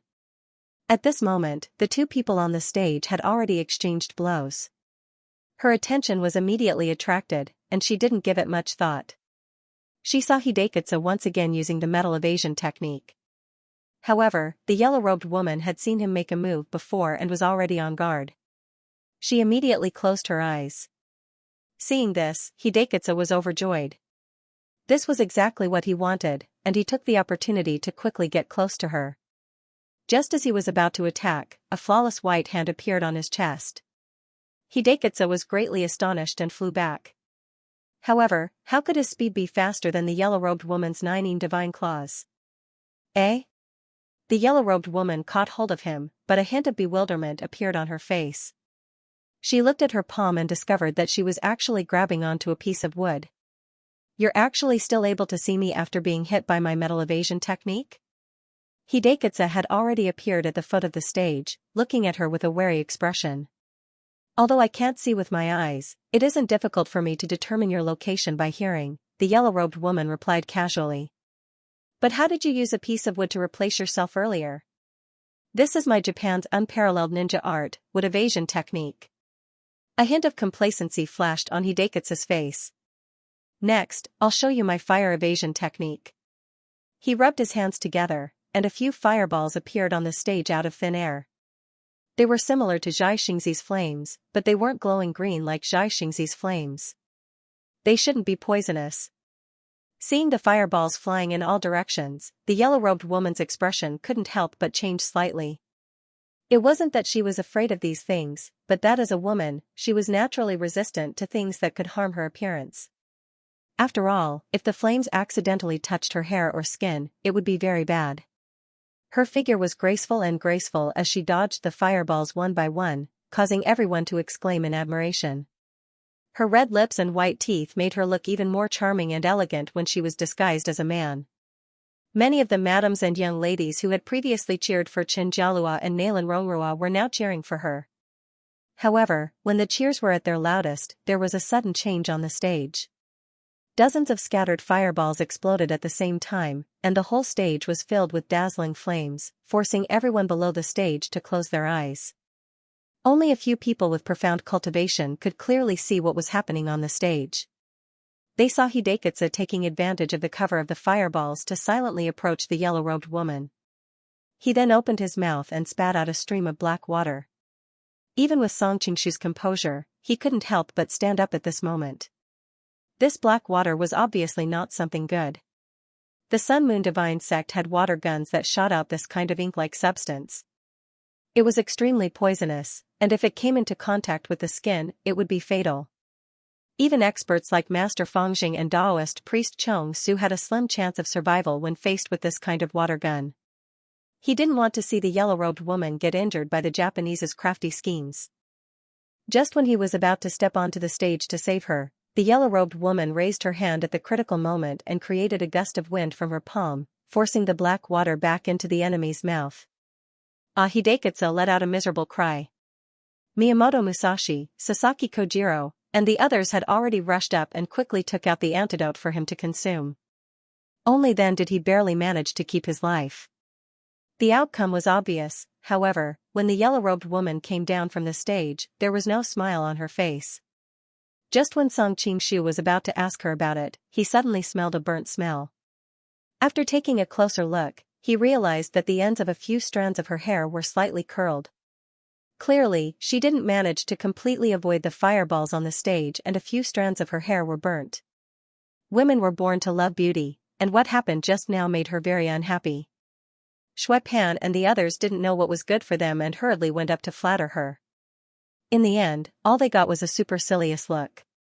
Sasaki didn't leave the stage after saving Hidekatsu because it was his turn in the last round, and his opponent was Wang Baobao. Wang Baobao didn't forget to attract hatred after going up on the stage. Do you Japanese only know how to use these unorthodox methods?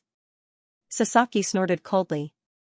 Today, I can still beat you without using ninjutsu. Wang Baobao laughed loudly. I thought I was the most arrogant person in the world, but I didn't expect someone to be even more arrogant than me. Cut the crap, let's see who's stronger. Baka. Sasaki held his sword against the wind and pulled out the weapon that was much longer than a normal sword. Soon, the two of them started fighting. Even Song Qingshu was watching carefully. Although the Japanese had all kinds of bad points, there were also many good points. Their martial arts were somewhat similar to those of the Central Plains, but more of them took a different approach and formed their own system. Previously, he had only fought with the Shueiyue sect and a few other Japanese. This time, he could clearly observe the advantages and disadvantages of Japanese martial arts from the perspective of a bystander. Sasaki Kojiro was indeed a famous swordsman in history.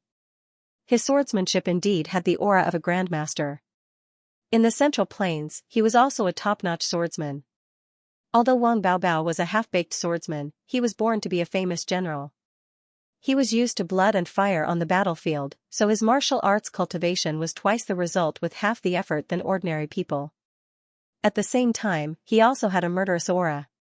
If someone with a weak mind met him, he was likely to be suppressed at the beginning of the fight and could not play 70% of his usual martial arts. The martial arts of the two had their own advantages and disadvantages. In the end, Sasaki was unable to break the opponent's Vajra body, while Wang Baobao was in an invincible position and could keep attacking Wuji without fear. Wait a minute. Finally, Sasaki sighed and decided to admit defeat. Su Liaowu couldn't help but say angrily, what is he doing? Didn't he say that no one could survive under his Yan attack? Why doesn't he use Yan attack? Miyamoto Musashi happened to be nearby and explained for him. Sasaki can't break the opponent's Vajra body. Even if Yan attack hits the opponent, it's useless, so he simply doesn't use it. He also had some regrets in his heart. He wanted to take this opportunity to see the full appearance of the famous Yan attack. However, he didn't expect that Sasaki was so cunning that he didn't want to expose his unique skill even in this situation. However, judging from the fight just now, it seemed that under certain specific circumstances, it seemed that he couldn't use Yan attack. Miyamoto Musashi thought. Su Liaowu remembered that he had promised to help him find out the weak point of Wang Baobao's Vajra body. Unfortunately, LV Sherdao was too incompetent and couldn't find out. Thinking of all this, Su Liaowu couldn't blame Sasaki too much. After today's competition, all the forces returned to their respective hotels. Song Qingshu found two beautiful figures standing at the door. It turned out to be the Fu sisters from Goryeo. Why do you think of seeing me? Song Qingshu had to admit that this pair of sisters standing together was truly a delightful sight to behold. Our injuries have healed a lot.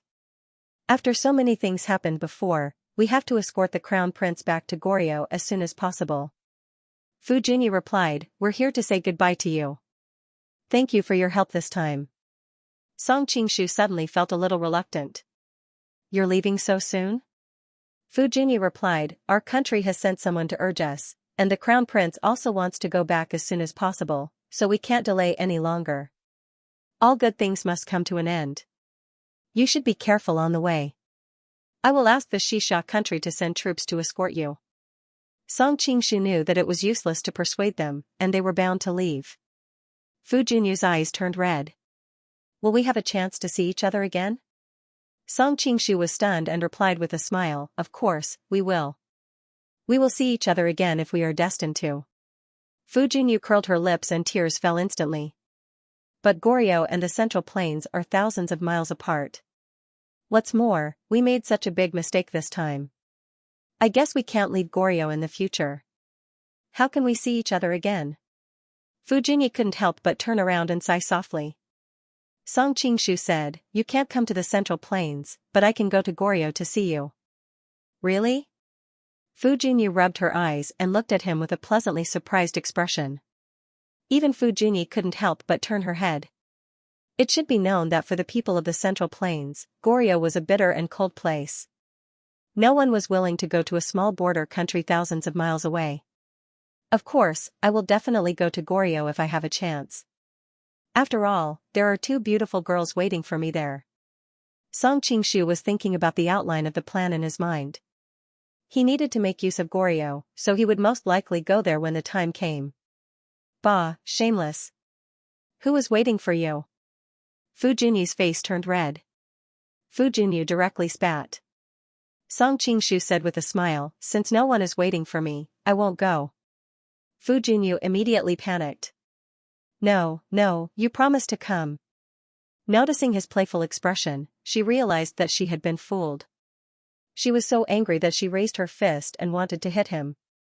The two sides quarreled for a while.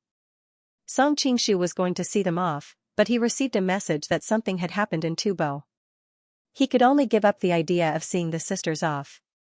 The sisters also expressed their understanding and reluctantly bid farewell to him. The explosive news spread quickly in Xinjiang Prefecture. No wonder the people of Tubo were absent from today's competition. It turned out that the prince of Tubo, Zongzan, had steamed his wife. At first, Song Qingshu was confused. He didn't understand what steamed meant. He thought that Zongzan had put the princess of Jincheng in a steamer and steamed her. He was shocked and scolded Zongzan for being a pervert. At the same time, he felt that it was a pity that such a quiet and gentle woman like the princess of Jincheng would die so miserably. But later, Xue Baochai blushed and told him, sex on the top is called sex on the bottom, and sex on the bottom is called steaming. After some explanation, he understood that steaming his wife meant to violate his mother. Although the princess of Jincheng was about the same age as Zongzan, she was now the princess of Tubo's old Zan. In theory, she was Zongzan's stepmother. No matter where, such behavior was against human relations. I'm going to see Princess Jincheng. The yellow-robed woman's face was cold, and her body was trembling under her dress. Obviously, she was extremely angry now. Song Qingshu thought for a while and decided to go with her. She was weak and helpless at this moment, and she needed comfort and guidance the most. When they arrived at the Tubo guest house, it was already crowded with people.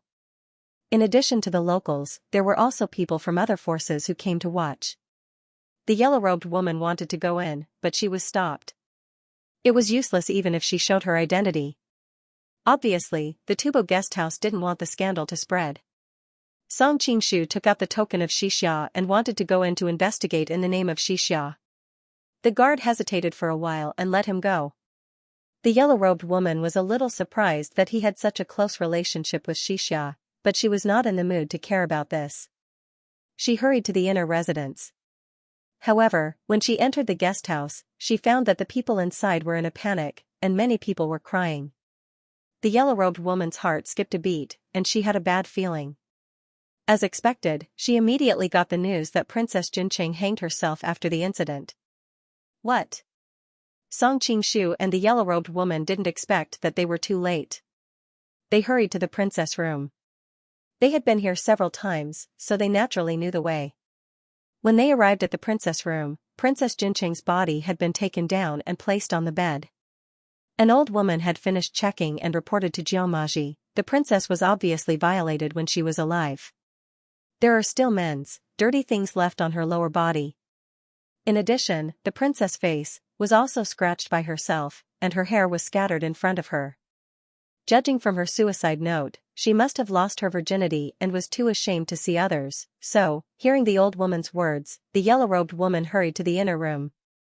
Someone tried to stop her, but she was pushed away by her internal force. When she saw Princess Jincheng's miserable death, she blacked out and fell backward. Fortunately, Song Qingshu was behind her and quickly caught her. At this moment, he also saw Princess Jincheng's body clearly. His heart skipped a beat. He could not help but think of how Chao Pai's empress, Zhenmi, died. Her hair was draped over her face and she stuffed her mouth with straw. Princess Jincheng's death was obviously more tragic. From the blood and flesh on her fingertips, it could be seen how angry and painful she was at that time. Impossible. How could this be suicide? Show me your will. The yellow-robed woman finally regained her breath and struggled to stand up. She looked at Jiamaji and the others with red eyes. Ba, none of us want to see such a thing happen. I have read Princess's will. It is indeed her usual handwriting. Jiamaji sighed and asked the guards to leave for now. He handed over the will left by Princess Jincheng. The yellow-robed woman hurriedly opened it. After only a few glances, her tears instantly flowed down. Yes, it is indeed her notes. Song Qingshu took it and saw that the beautiful handwriting was a little messy. It said that she had shamed her country and let down her subjects and people of Tubo. She had no face to live in this world. He could not help but frown and said, could it be that a master of counterfeiting notes forged this letter? Since there were masters of disguise in this world, there must be masters of counterfeiting notes. The yellow-robed woman shook her head while crying, no. When I came to visit her last time, we practiced calligraphy together. We talked about the calligraphy masters of the Central Plains. She even said that she had lived in Tubo for a long time, which caused her strokes to be a little different from before. She had some small problems. It is impossible for an outsider to forge these parts. He noticed that the corners of the words she pointed to were slightly different from the other words. If one did not know, they would not be able to tell. Song Qingshu could not help but sigh secretly. He did not expect that gentle and beautiful woman to say goodbye to this world in this way. Where is Zongzan? The yellow-robed woman raised her head. Her eyes were almost spitting fire. It was obvious that she wanted to avenge her sister who had died tragically. Jiamaji was shocked and hurriedly said, our prince is also a victim. Please calm down. With his eyesight, he could naturally see that the yellow-robed woman was a woman disguised as a man. He is a victim? The yellow-robed woman's teeth chattered. It was obvious that she was angry. Chapter 361, reading Song Qingshu also frowned. Jiamaji was too unkind. Jiamaji explained, Miss, you have misunderstood. I am saying that our prince was also drugged and locked up together like the princess. That is why this happened. Drugged? Hearing this, the yellow-robed woman's expression became even more unpleasant. Yes. Jiamaji began to explain how Zongzan was plotted against and fed the most despicable drug. When he woke up, he realized that he had made a huge mistake. Who did it? The yellow-robed woman's voice became colder. Jiamaji shook his head and said, I don't know. We are also investigating. The yellow-robed woman pulled Song Qingshu to the side and said, help me investigate this case and find the culprit. Me? Song Qingshu was stunned. After all, the yellow-robed woman had never liked Jia Baoyu. Previously, you investigated for the Lily sisters and helped them find the culprit. I think you can do it this time too. The yellow-robed woman's eyes were firm. It was obvious that she wanted to avenge her sister who had a hard life. When the Lily sisters had come to say goodbye to her, she had immediately thought of this. Last time was actually a coincidence. Song Qingshu had to explain. Last time, the Lily sisters had been in trouble one after another. Strictly speaking, there were still a few mysteries that had not been solved, so the case was not really solved. However, the yellow-robed woman clearly misunderstood him and said, you are so dedicated to helping the Lily sisters, but when I ask you for help, you refuse? By the way, isn't your opponent in the next round me? If you don't help me find the culprit, not only will I take back my promise to go easy on you, but I will also beat you up in front of all the heroes in the world. I think you don't want to be spanked in front of so many people. Song Qingshu thought to himself. If they really fought, it would be hard to tell who would be spanked. What are you looking at? The yellow-robed woman was instantly angry. Song Qingshu knew that she was angry, so he wisely didn't provoke her anymore. He hurriedly said, I will do my best to help the princess. He had seen the princess of Jincheng a few times and had a good impression of this gentle princess. Now that she had fallen into this situation, he also wanted to help her get revenge. Jiumaji's martial arts were profound, so he could naturally hear their conversation. He hurriedly said, "This is an internal matter of Tubo. I'm afraid it's not convenient for outsiders to interfere." The yellow-robed woman said coldly, "The princess is also the princess of the great Song dynasty. Now that she has died here for no reason, how can we just stand by and watch?" Jiumaji was speechless for a moment. After a long time, he nodded and said, "If that's the case, I won't force you. However, the number of people who participate in solving the case must be as few as possible. After all, this matter will damage the princess's reputation, and it will be bad for the reputation of our two countries if it is spread out." "But this matter has already spread all over the city," the yellow-robed woman said discontentedly. Jiumaji sighed and said, "But after all, not many people actually saw the princess's death. Otherwise, there would be many more ugly rumors." Jiumaji said in a deep voice, "Tubo is located at the border, and we don't have any grudges with the surrounding countries. But Si Luo of Qinghai has been fighting for the position of prime minister, and the first princess and the second princess are like fire and water. If anyone has the motive, it must be him. It must be them." The yellow-robed woman suddenly stood up and was about to find Si Luo to settle the score. Song Qingshu hurriedly pulled her back. "Don't be impulsive. Why are you stopping me?" The yellow-robed woman looked at him in an unfriendly tone. Jiumaji's pupils shrank slightly. The yellow-robed woman didn't notice anything unusual because she was too concerned about Si Luo, but he was observing from the side. The yellow-robed woman's kung fu was very high, but she was easily caught. "Was it a coincidence, or," Song Qingshu explained, "will Si Luo admit it if you go there like this? He will directly say that he doesn't know anything. What can you do? Si Luo is not weak, and he has many masters under his command. Besides, the Western Xia can't just sit by and watch you do anything to them." "Then what should we do?" The girl in yellow had also calmed down a little by this time. She recalled that Si Zheluo had always been on good terms with the Southern Song dynasty because the Southern Song dynasty needed to use them to contain the Western Xia dynasty. If they accidentally made the two countries turn against each other, it would be troublesome if the national affairs were to be ruined. "Don't alert them. Investigate the internal affairs of Tubo first. We can go there to confront them after we have a clear idea," Song Qingshu said in a deep voice. The yellow-robed woman thought for a moment and agreed with him. "I'm in a mess now. Where should we start the investigation?" "Let's first ask the person involved, Prince Zongzan," Song Qingshu said in a deep voice. Jiumaji said, "The prince is also a victim. He is extremely shocked and sad now. I'm afraid it's not convenient for him to meet outsiders." Song Qingshu couldn't help but sneer. "What kind of victim is he? Is he still pretending to be innocent?" Jiumaji's face became hot. He also felt that it was a little unkind to say this, so he gradually lowered his voice. "The prince's reputation has also been greatly damaged. I'm afraid it will endanger his prestige in the country. Well, I'll take you to see him. The sooner you find out the truth, the better our prince will be innocent." When they came to the prince's room, they found the fat man holding a mutton in one hand and a bowl of wine in the other. The yellow-robed woman's face suddenly turned sour. "Is this the shock and sadness that King Ming mentioned?" Jiumaji smiled embarrassedly and said, "Our prince was born with great strength, so he needs a lot of food to replenish himself.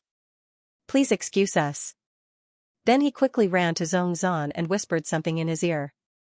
Only then did Prince Zongzan reluctantly throw away the lamb leg in his hand. He casually wiped his oily hands on his clothes and walked over. "What do you want to ask?" "Ask quickly." Smelling the smell of alcohol, the yellow-robed girl could not help but have a frosty expression. Thinking about how her elder sister had lost her innocence to such a person, she truly felt grief from the bottom of her heart. Feeling the trembling body of the yellow-robed woman, Song Qingshu gently patted her to comfort her. He then said to Zongzan, "Prince, can you tell me what happened in detail?" Zongzan replied in a muffled voice, "In the middle of the night, a guard came to tell me that the princess invited me over for a chat. I thought there might be a chance since I was alone in the middle of the night, so I didn't refuse. You know, my beautiful stepmother, ahem." Jiumaji hurriedly coughed to remind him not to say what he shouldn't say. Only then did Prince Zongzan say, "When I got there, the princess's personal maid invited me to drink. She said that the princess was bathing and changing her clothes inside. When I heard that, my eyes went wide. Then I drank. Don't you Han people have a saying? Wine is the medium of sex. Who would have thought that I would lose consciousness after drinking? The yellow-robed woman finally couldn't help but say angrily, nonsense. The princess of Jincheng is gentle and polite. How could she invite a man to her room in the middle of the night? I think you have been coveting her beauty. You drank in the middle of the night and got lustful, so you went to her room and raped her. How is that possible? Zhongzhan was anxious. I didn't have to do that.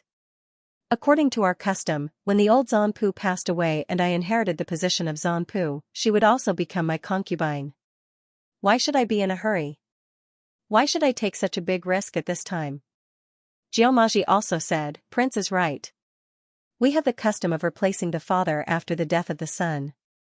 Song Qingshu had experience in the Jin kingdom and roughly understood the custom of the nomadic people. The grassland was vast and sparsely populated. Women were very important resources and would not be easily wasted.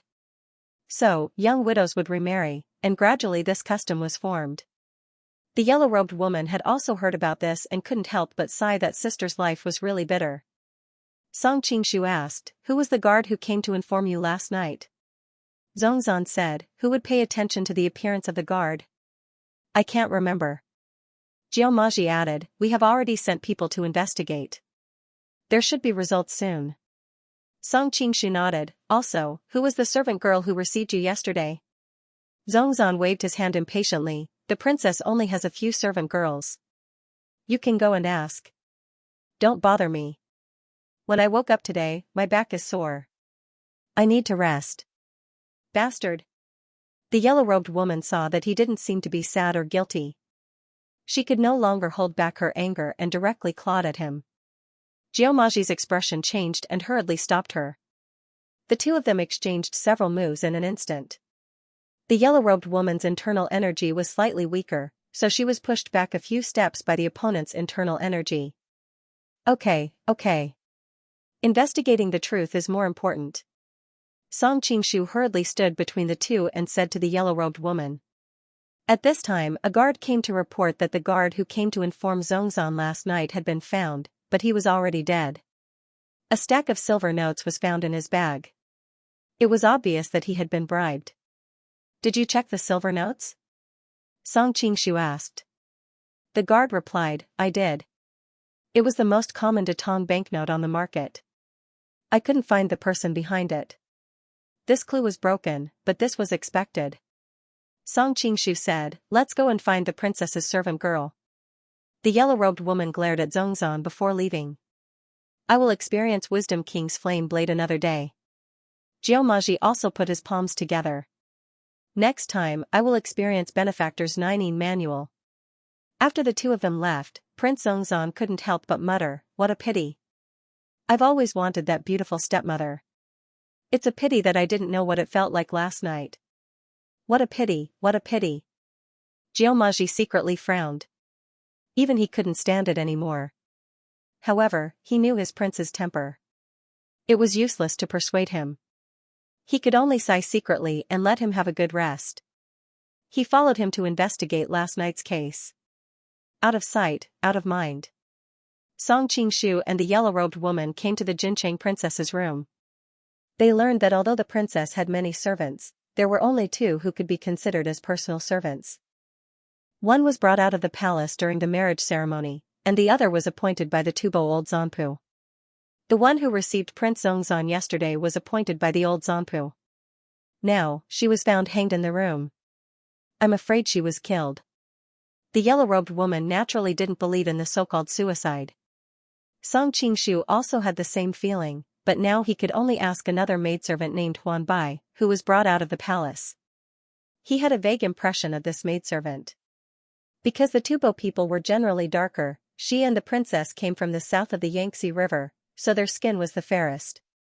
The other maidservants from the south of the Yangtze River also had darker skin because they worked outside all year round.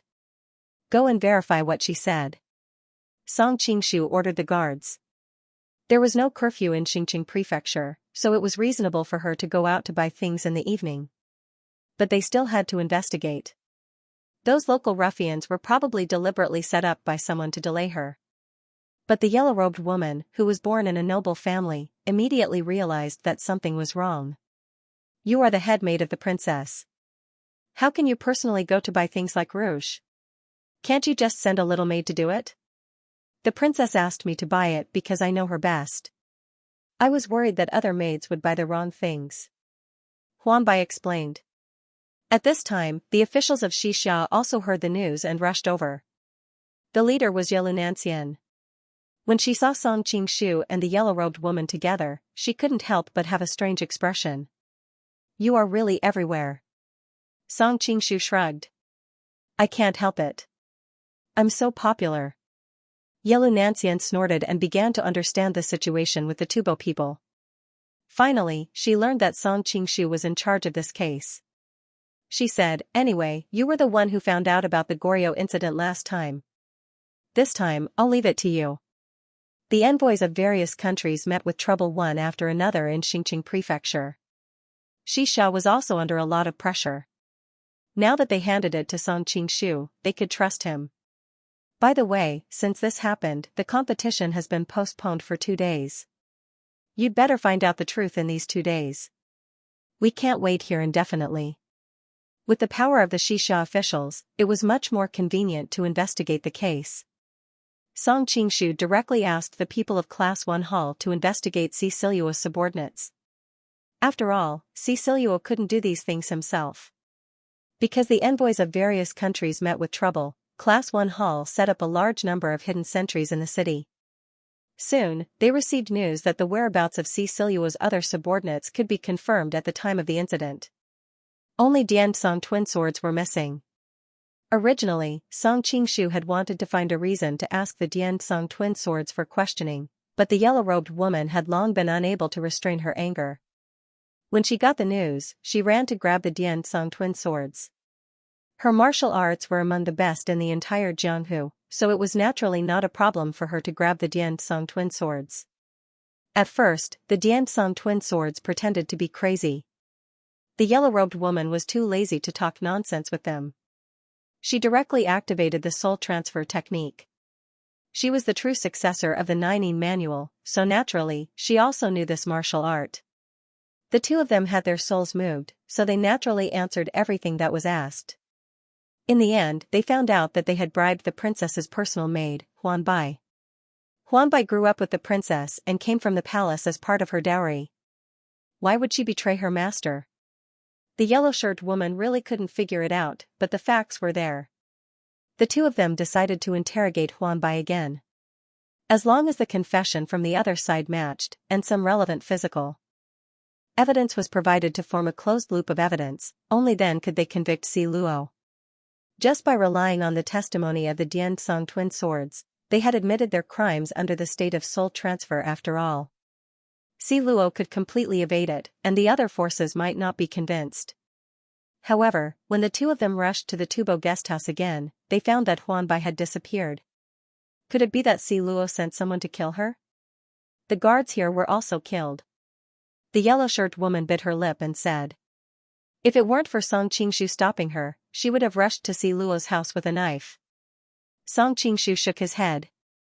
Because of the previous mistakes of the Tubo guesthouse's guards and maids, I have already sent people to guard the periphery of Luo's guesthouse to monitor their every move. They didn't have a chance to make a move. Even the guesthouses of other countries have people stationed near them. It's impossible that we don't know if they have any unusual movements. Did Huanbai run away on her own? The yellow-shirt woman frowned. Maybe she had a guilty conscience after we questioned her before, Song Qingshu said in a low voice. I will immediately ask Xianxia to issue a warrant for her arrest. Now that the city is under martial law and the city gates are tightly shut, it's impossible for her to run out. Even the inns in the city need official travel permits. She's just a maid without any identification, so she'll be found very soon.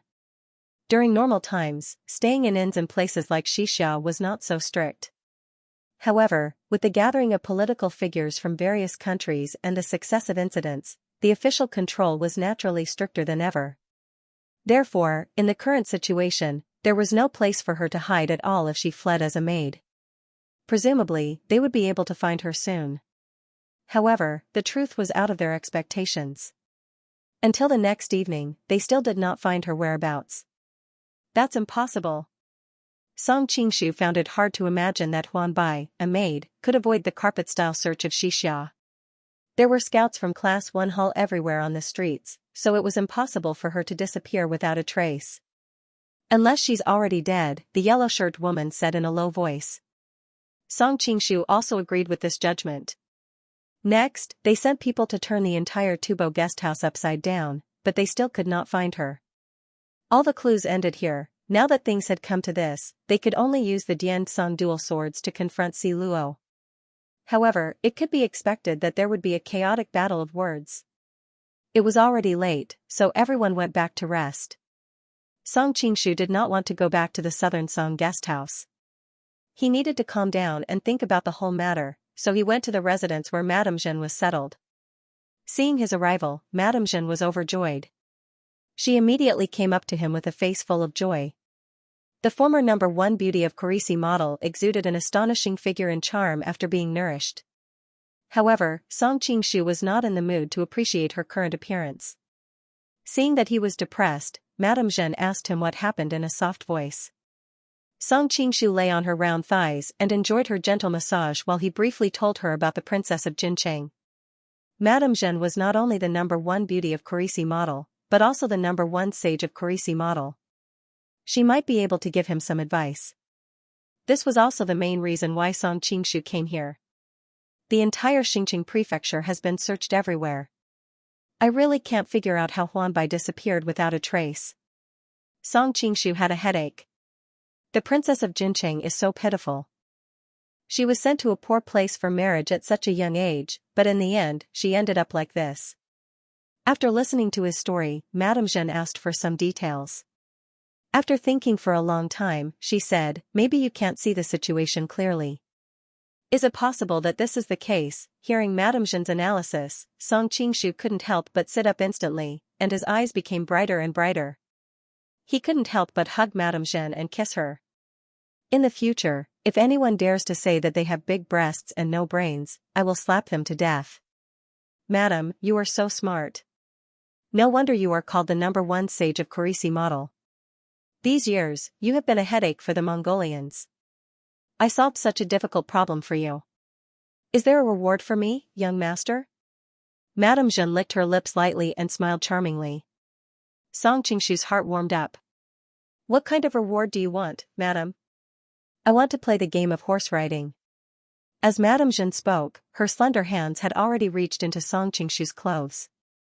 Early the next morning, Song Qingshu went to the yellow-robed woman's house to look for her. Did you find Huan Bai? The yellow-robed woman simply wiped her face with water. Even without any makeup, her beauty could not be hidden. No. Song Qingshu could not help but sigh. I finally understand what it means to say, hibiscus grows in clear water, and nature carves. The yellow-robed woman frowned, obviously dissatisfied with his glib tongue. You seem to be in a good mood. You must have found something. This time, I came to invite you to find the culprit. Song Qingshu's eyes were inexplicably complicated. Who is the culprit? The yellow-robed woman immediately became spirited. Song Qingshu shook his head. Haste makes waste. You will know when you come with me. Seeing that he deliberately kept her in suspense, the yellow-robed woman could not help but grit her teeth, but she could only suppress her doubts and follow him. Why did you take me out of the city? The yellow-robed woman's face was a little pale. Now they were outside the west gate of Xinjiang prefecture. If she was not skilled in martial arts, she might be worried that the culprit would trick her into going to a deserted place to rape her.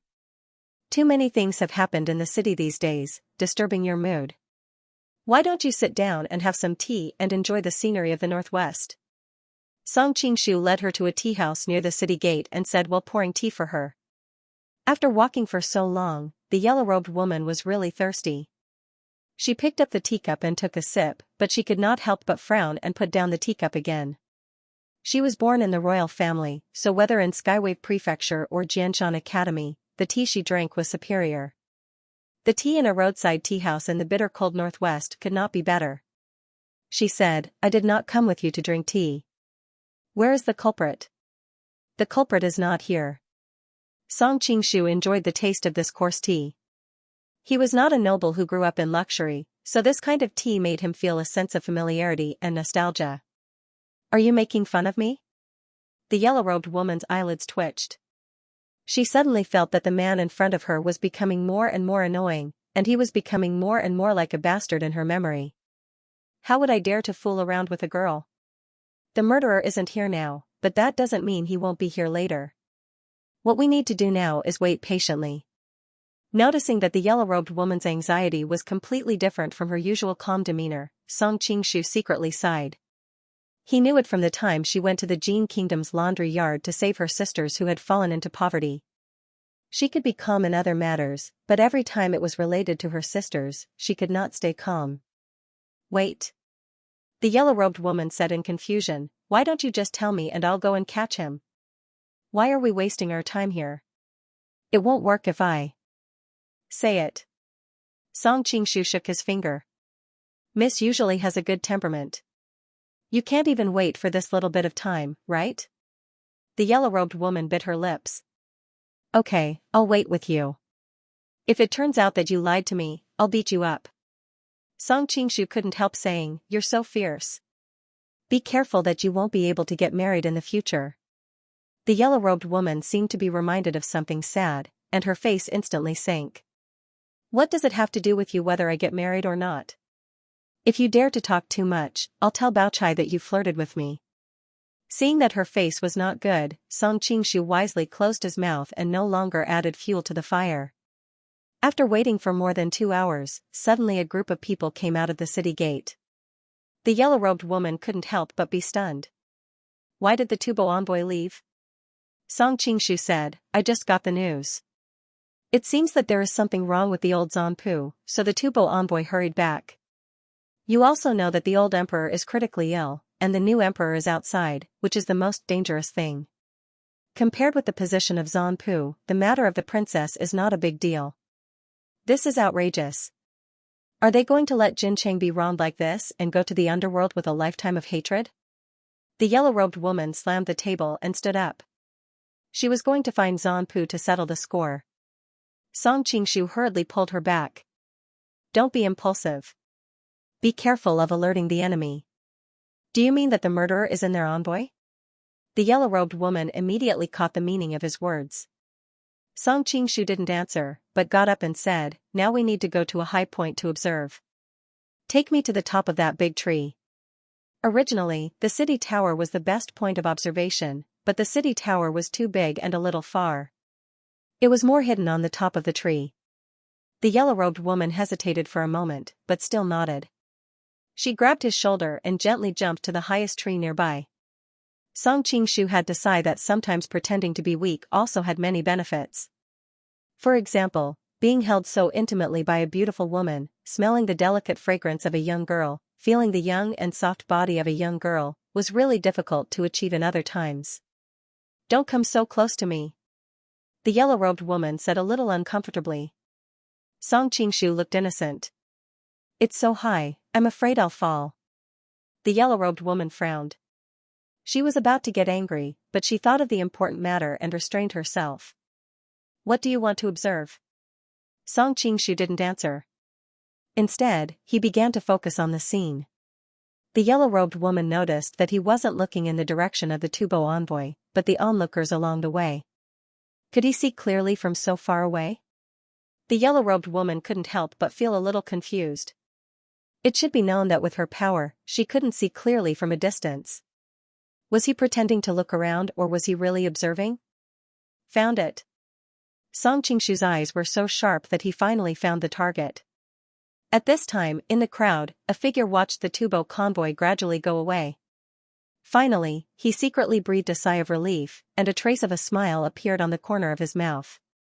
Just as he was about to turn around and leave, he suddenly stopped because there were already 2 people standing in front of him. Song Qingshu said with a smile, "Where do you plan to go?" That person's expression changed. He hurriedly lowered his head and pretended not to understand. He wanted to leave from the side but was grabbed by the yellow-robed woman. I want to see who exactly you are. As she spoke, she pulled off the scarf that was covering his face. When she saw the other person's appearance, she was immediately dumbfounded. How can it be you? Although the person in front of her was dressed in coarse hemp clothes, it still couldn't hide her graceful figure. Her skin was fair, and one look was enough to tell that she didn't do rough work. Her eyebrows were beautiful and dignified. Impressively, she was the already dead Princess of Jincheng. Princess of Jincheng sighed. How exactly did you find me? At this time, not to mention her, even the yellow-robed woman was puzzled. She turned her head to look at Song Qingshu. What exactly is going on? Song Qingshu said, this morning, I first went to the Tubo embassy. I originally wanted to persuade them to pretend to leave, but I didn't expect that they would really leave after receiving the news that Zanpu was seriously ill. So, I took advantage of the situation and asked the people from Class 1 Hall to spread the news of their departure in the city. In fact, it was to let you, who was hiding in the dark, know. As expected, you had to personally confirm that the Tubo envoy had left before you could finally be at ease. In fact, when I first saw that the corpse's face was destroyed, I was a little suspicious. Although I could explain it by saying that you lost control of your emotions after being humiliated and were too ashamed to face others, it would still make people think that you were the mastermind. But I still didn't think that you were the mastermind. Instead, I suspected that you were replaced and captured, Song Qingshu answered. But later, Miss Yang confirmed that it was your will, so I overturned this guess. After all, it's easy to capture you, but it's almost impossible to make you write such a will willingly. He paused for a moment and said, some time ago, you asked me to tell Miss Yang and the others to come and accompany you more. I believe that you want them to be able to recognize your notes in the future, right? Princess Jincheng did not deny it. Everyone says that you are the most ignorant and incompetent child in Linen City, but I think you are very smart. The reason why we were suspicious is that we couldn't find the servant girl, Huan Bai. Song Qingshu continued, you must know that nowadays, we need to have a travel permit issued by the government to stay in the city. The embassies of various countries and the mansions of the nobles in the city are all monitored by Class 1 Hall spies. Besides, they have issued a bounty for her arrest. Huan Bai is a slave, she doesn't have a travel permit, and she is also a stranger from a foreign land. How could she escape from the search? But we just can't find her, so there is only one possibility. She is already dead, or she doesn't exist at all. How can she not exist? We even talked to Huan Bai in the Tubo guest house. The yellow-robed woman was a little puzzled. That Huan Bai is probably the princess in disguise, right? Song Qingshu cast a deep glance at Princess Jincheng. And the princess who hanged herself is probably the real Huan Bai. The yellow-robed woman hurriedly said, but we have all seen Huan Bai, and the princess doesn't know how to change her appearance. Suddenly, she stopped talking and thought of a terrifying guess. What if we just take off Huan Bai's face? Song Qingshu's tone was a little cold. Didn't the person who hanged herself have a bloody face? At that time, he was so shocked that the princess committed suicide that he did not pay too much attention to the appearance of a maidservant. Otherwise, if he looked carefully, he would have been able to see the flaws. Among the entire Tubo envoys, you and Huan Bai have the fairest skin. That's why no one noticed anything wrong after exchanging identities. Song Qingshu looked at the quiet and delicate woman in front of him. It was really difficult to associate her with the crazy murderer. After all, the human skin mask can't last long. After 2 days, it's easy to reveal the flaw, so you quickly chose to disappear. Huan Bai is a servant, so she doesn't have a travel permit. You, on the other hand, are different. With your status, it wouldn't be difficult for you to get an official travel permit. Furthermore, the wanted poster has Huan Bai's portrait on it. Even if we turn the entire Xingqing Manor upside down, we still wouldn't be able to catch you. Song Qingshu couldn't help but sigh that the other party's plan was flawless. Only when they couldn't find Huan Bai after searching the mountains and searching the seas did they give themselves away. In reality, all of this was reminded by Madame Zhen. She was different from them, who were on good terms with the Princess of Jincheng. She would not subconsciously exclude the princess from the beginning, so she immediately proposed another line of thought and speculation. Song Qingshu thought along her suggestion and realized that everything could be explained. It just happened to confirm the saying, eliminate all the impossible. No matter how unbelievable the remaining thing was, it was still the truth. Is it really like this? The yellow-robed girl looked at her sister in disbelief. The princess of Jincheng's expression was indifferent. Although there are some small differences, it is generally as Bao Yu said. Song Qingshu couldn't help but say, I've always thought that the princess is a gentle, elegant, and kind woman. I didn't expect you to be so ruthless and cruel. I heard that Huanbai grew up with you and even accompanied you to marry into a foreign land. How could you be so vicious? What do you know? The princess of Jincheng suddenly became agitated. It was Huanbai who betrayed me first. Song Qingshu and the yellow-robed girl looked at each other and suddenly remembered the confession of the Diansong twin swords. It seemed that they had indeed bribed Huanbai. The princess of Jincheng continued, that day, I accidentally discovered that Huanbai had sneakily drugged my tea. I quietly swapped my tea with hers and watched coldly from the sidelines. Only then did I find out about their ruthless plot. Thus, I beat them at their own game. That's how all of this happened. The yellow-robed girl couldn't help but say, you could have exposed all of this. Why did you do so much and take such a big risk? One can only be a thief for 1,000 days. How can one guard against a thief for 1,000 days? The princess of Jincheng bit her lip. This time I was lucky to see through their plot. What if I don't discover it next time? What kind of tragic end will await me then? The yellow-robed girl understood that what she said made sense. For example, this time if she really fell for it, it could be said that her reputation would be ruined and her life would be worse than death. Song Qingshu shook his head and said, that's not right. From the details at the end, you prepared many things in advance. For example, you asked Miss Yang to practice calligraphy and the identity travel permit. It was not an impromptu decision. Those were indeed what I had been preparing all along. Unexpectedly, the princess of Jincheng admitted directly, I married far away at a young age in Tubo. Tubo is bitter and barren, far from the customs of the Great Song.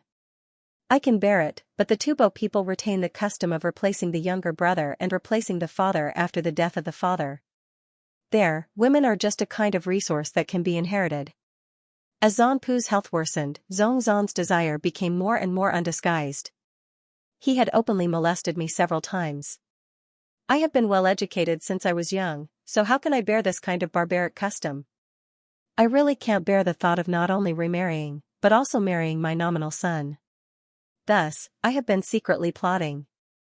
This time, I discovered the plot of Cecilio and the others to bribe Huanbai, so I pushed the boat with the current and wanted to use this opportunity to completely escape from the abyss of suffering. I have said what I need to say. Are you planning to arrest me and bring me to justice? The princess of Jincheng's tone was exceptionally calm, as if she had already expected the consequences of failure from the beginning when she decided to do this. The yellow-shirt woman's expression changed. Finally, she pulled Song Qingshu aside and said, I want to ask you for a favor. Song Qingshu couldn't help but laugh, it's really rare that you actually have a favor to ask of me. Seeing that he was still pretending to be obedient after getting a bargain, the yellow-shirt woman wanted to beat him up. However, she still knew that business was more important. Can you not make today's matter public? Are you planning to cover up for her? Song Qingshu's expression was a little playful. She didn't do anything wrong in the first place. So what if she exposed everything? Are you going to watch her go back and marry that disgusting fatty Zongzan?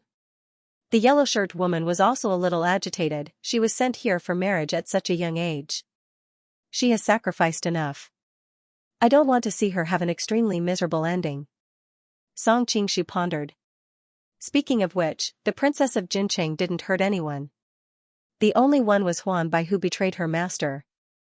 In this society, it was a taboo for a servant to betray her master. Killing her would be in line with the laws of any country. The rest of the matter was done by Cecilio and she was just taking advantage of the situation. After all, this matter is very important.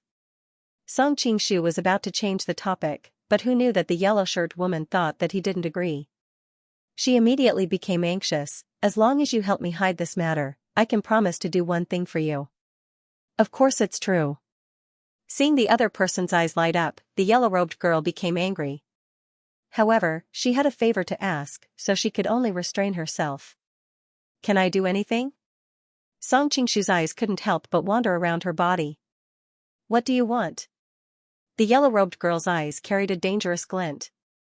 I'll tell you when I think about it. Don't worry, it's definitely not as dirty as you think. After receiving the promise of a beautiful girl, his depressed mood couldn't help but relax. After the two finished their discussion, they walked over to Princess Jincheng together. The yellow-robed girl said, "You have no choice. Come with us to the diplomatic mission so that we can take care of you." Princess Jincheng shook her head and refused. There are many people in the diplomatic mission. My identity can easily be exposed. It will cause a huge uproar. My existence will bring shame to the two countries. The court won't ignore it. What will you do then? Moreover, it wasn't easy for me to obtain freedom. I really don't want to take any more risks. The yellow-robed girl bit her lip. She wanted to persuade her, but she knew that the other person's worries were not unreasonable. She couldn't persuade her. After a long time, she couldn't help but sigh. But the situation is so chaotic now. If you don't go to the diplomatic mission, I'm worried that no one will take care of you. Don't worry.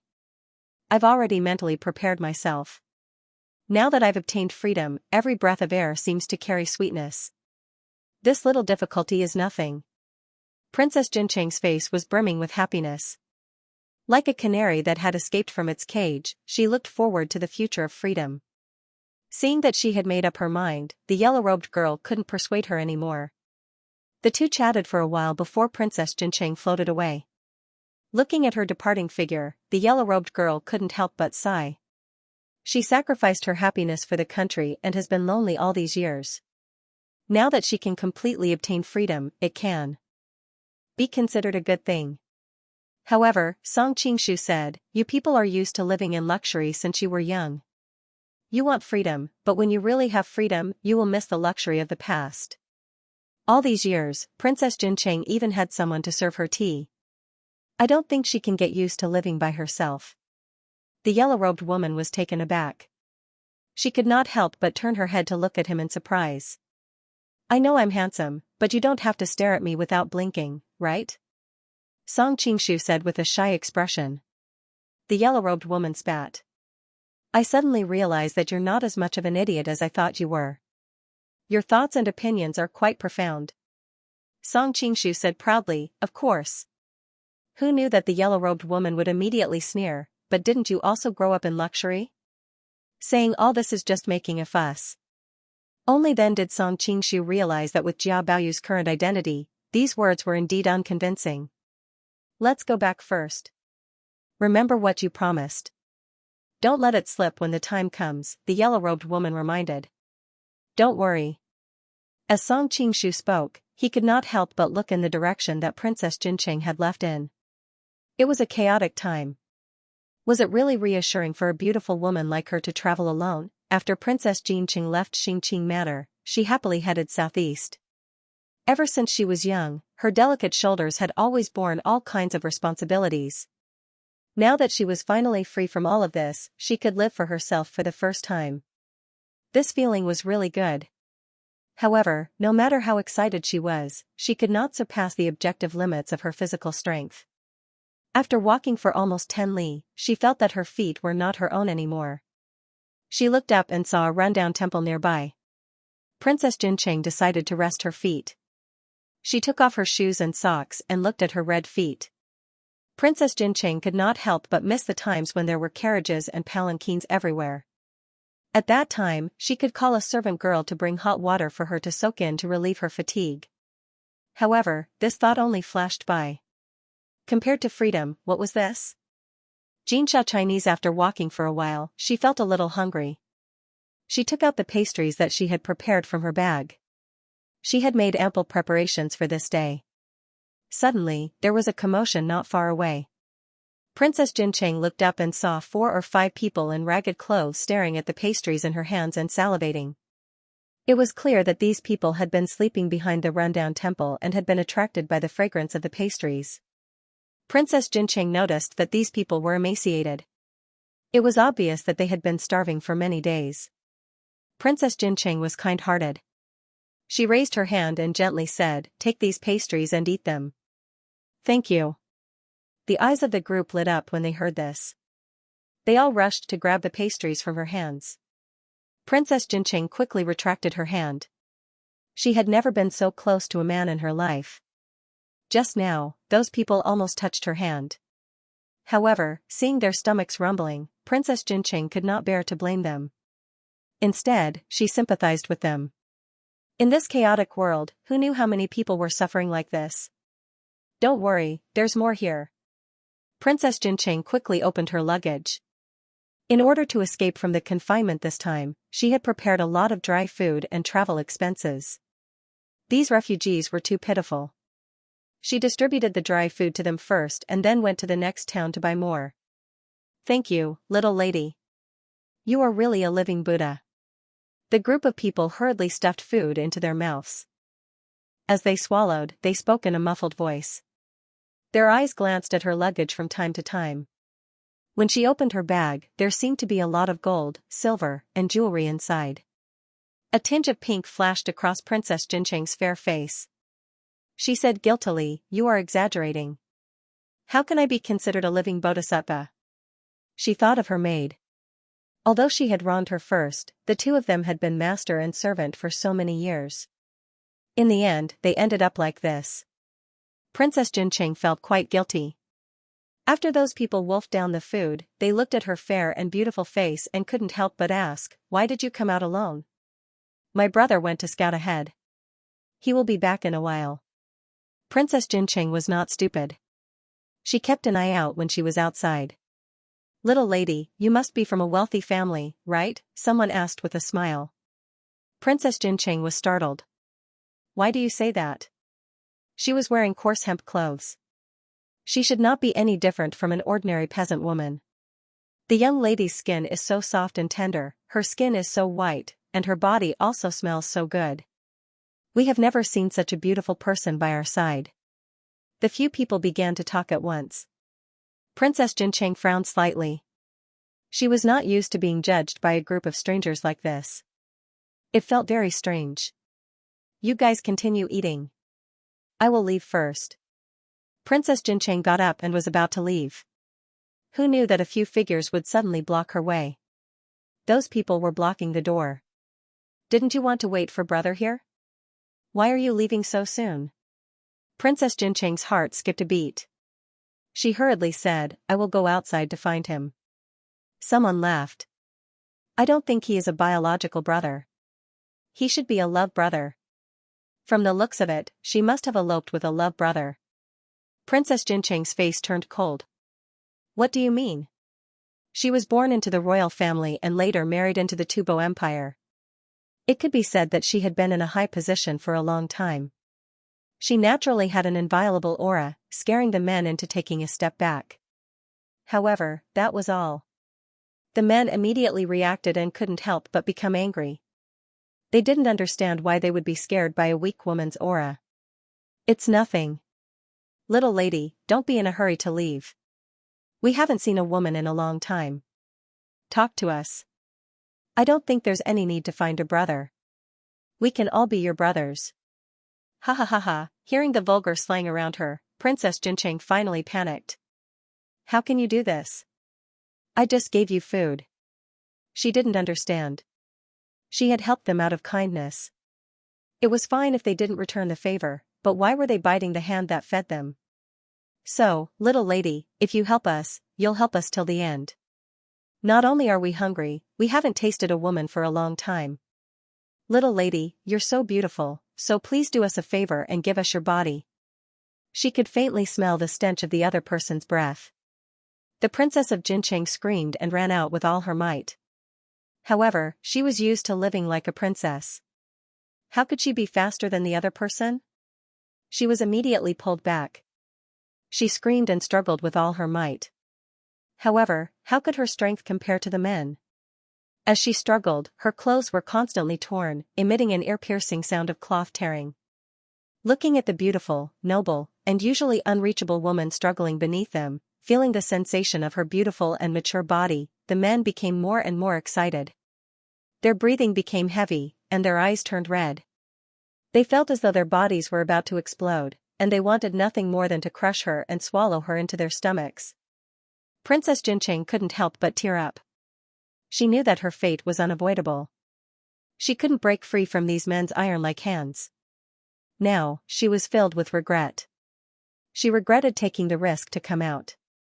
She regretted listening to the yellow-shirt woman and returning to the Southern Song diplomatic mission with her to avoid this disaster. Bastard! At this moment, she suddenly heard an old voice. Immediately after, Princess Jincheng felt her body lighten. The men all fell to the ground with their eyes wide open. It was obvious that they were filled with disbelief and regret that they were just one step away from eating swan meat. Princess Jincheng could naturally see that these people were already dead. She hurriedly pulled up her clothes and retreated with a terrified expression. At this moment, her body was trembling incessantly.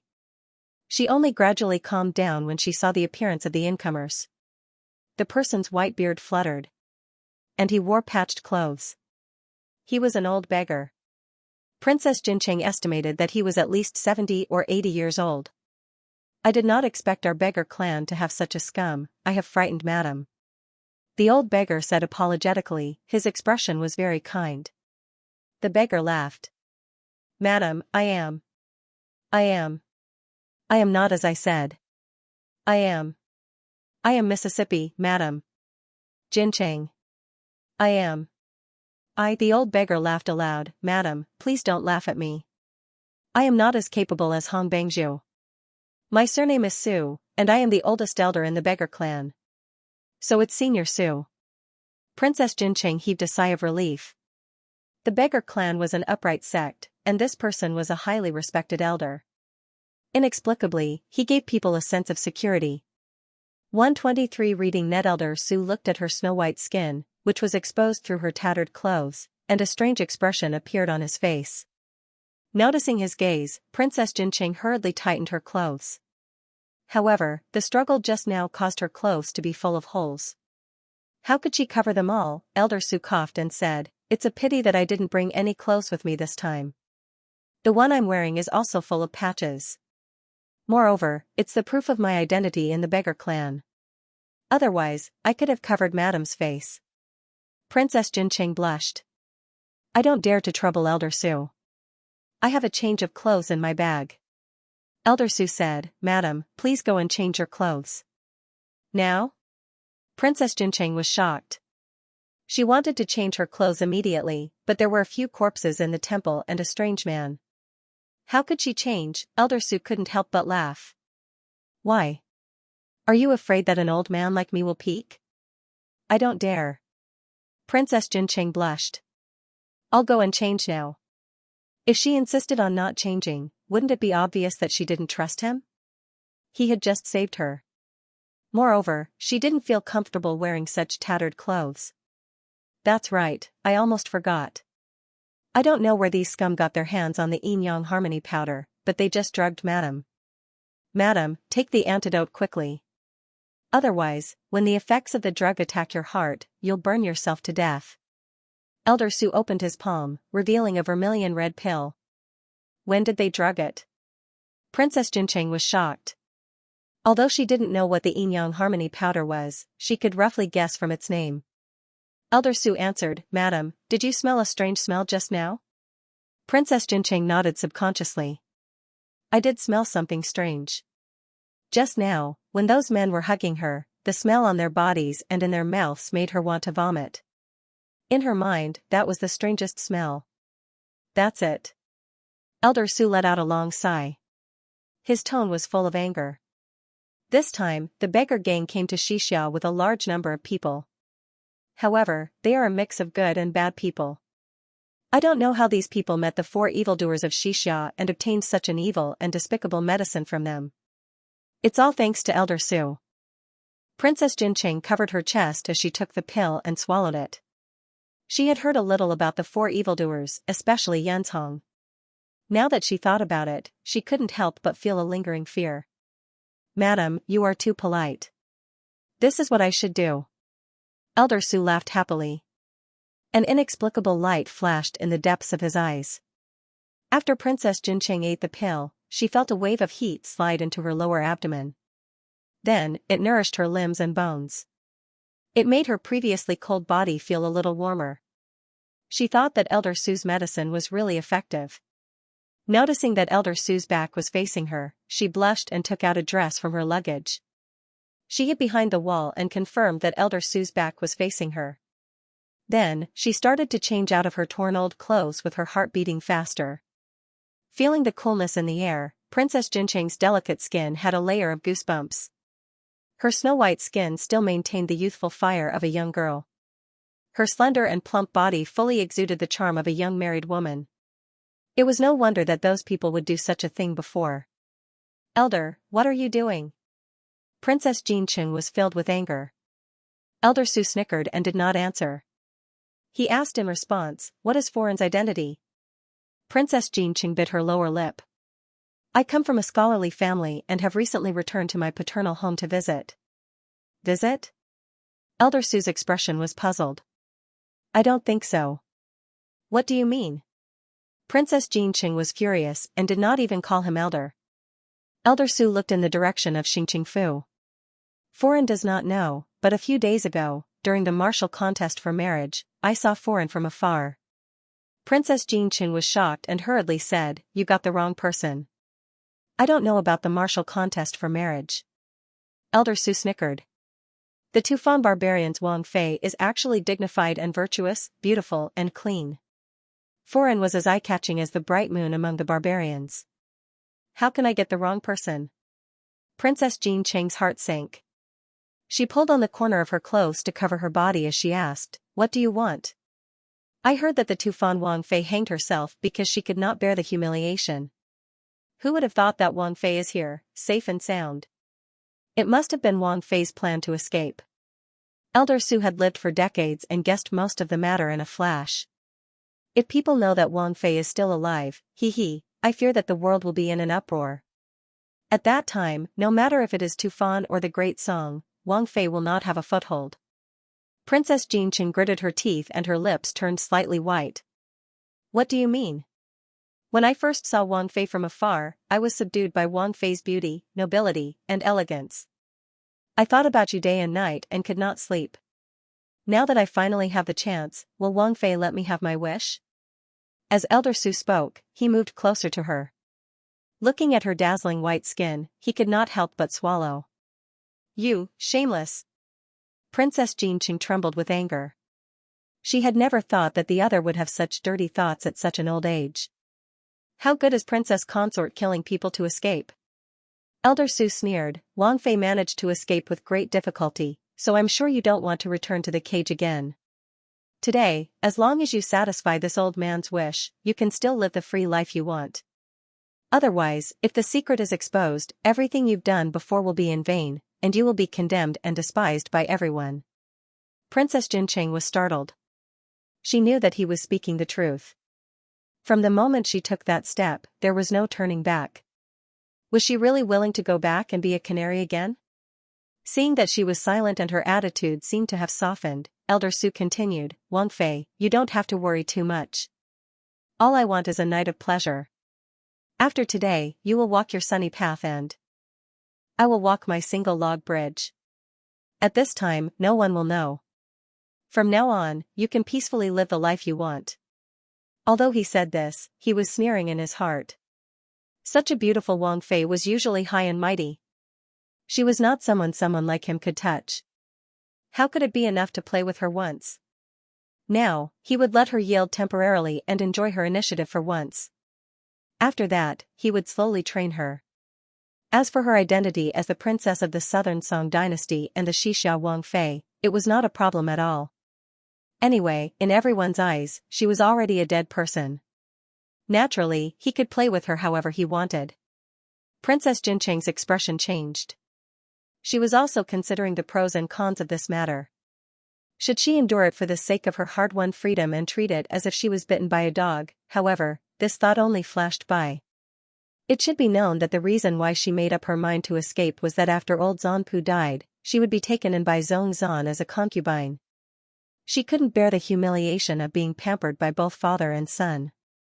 She risked her life to escape because she didn't want to be bitten by a dog.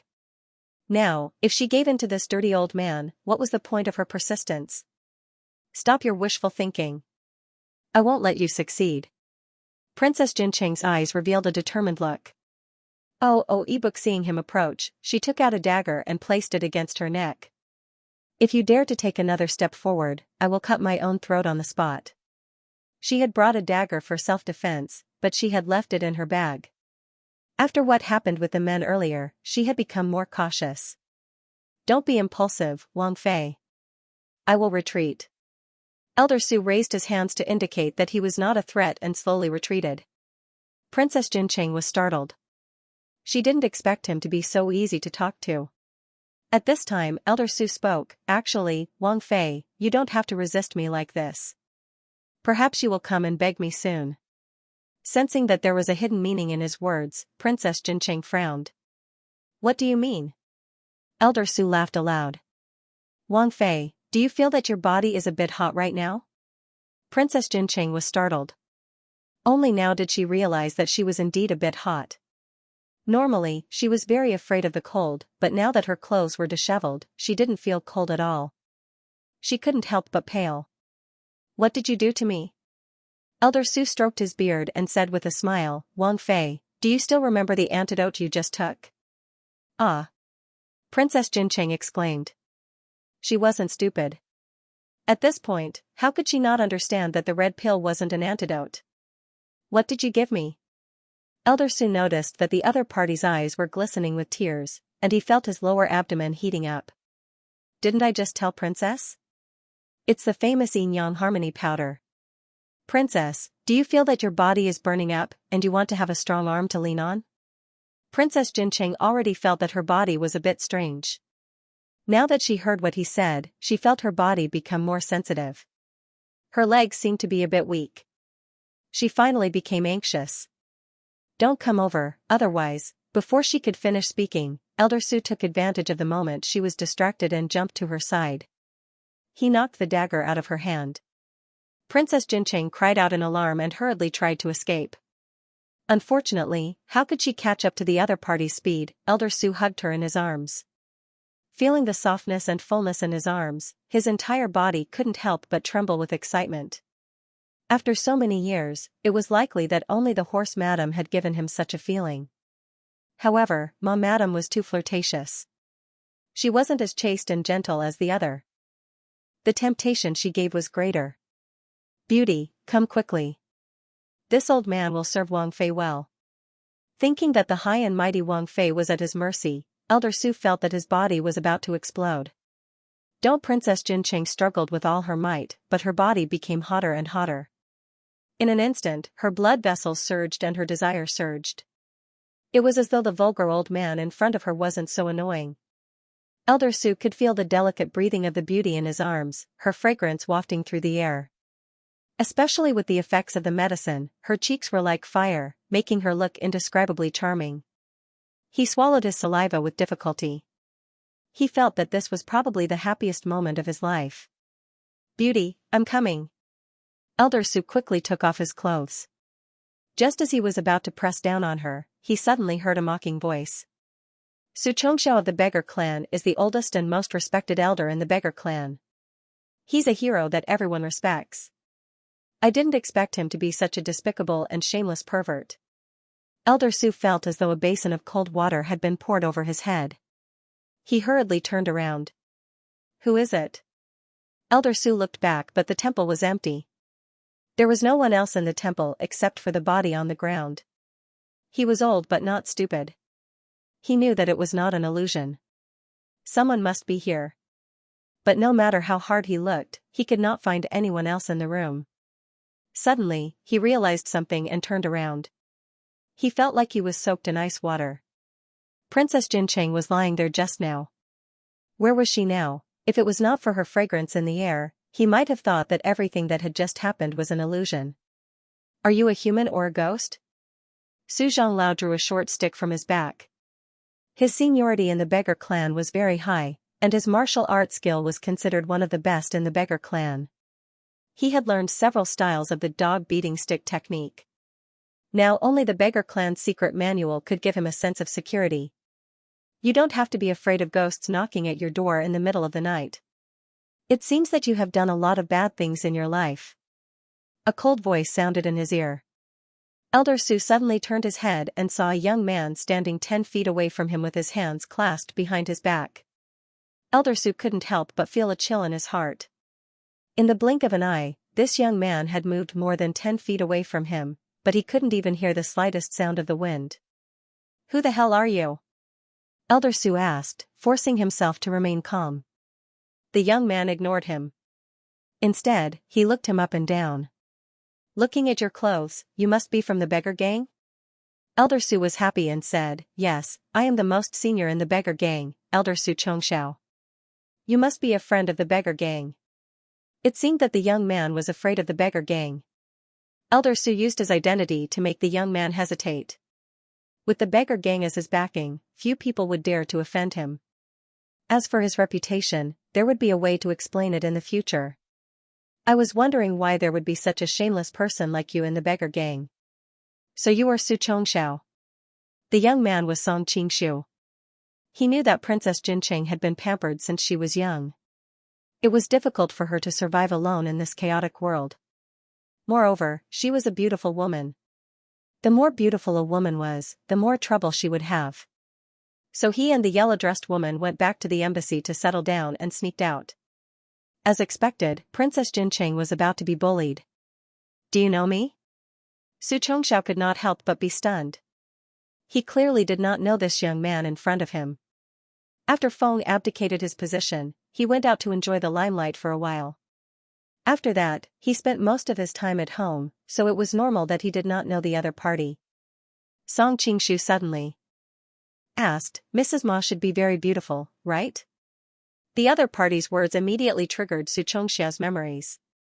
He instinctively replied, "A beauty of the world." Among all the women he had met in his life, perhaps only Chief Huang and Princess Jincheng could compare to Madame Ma. However, he immediately reacted, and his expression changed. "What do you mean?" Song Qingshu sneered and said, "Others may not know what happened between you and Madame Ma, but do you think I don't know? I thought you just couldn't control yourself for a moment, but I didn't expect you to be blinded by lust to this point. You even openly committed those lewd acts. I think you have misunderstood, young hero. There is nothing between me and Madame Ma." Su Chongxiao hurriedly tried to explain. However, Song Qingshu was too lazy to listen to his nonsense.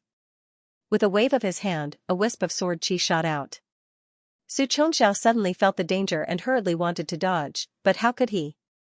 In an instant, his life was destroyed by the sword chi. "Thank you for saving me, young master." At this time, a woman's voice sounded faintly beside him. The voice was delicate and charming, as sweet as honey. Song Qingshu said with a smile, "Does the princess not remember me?" Princess Jincheng was stunned. She opened her big watery eyes and looked at him carefully.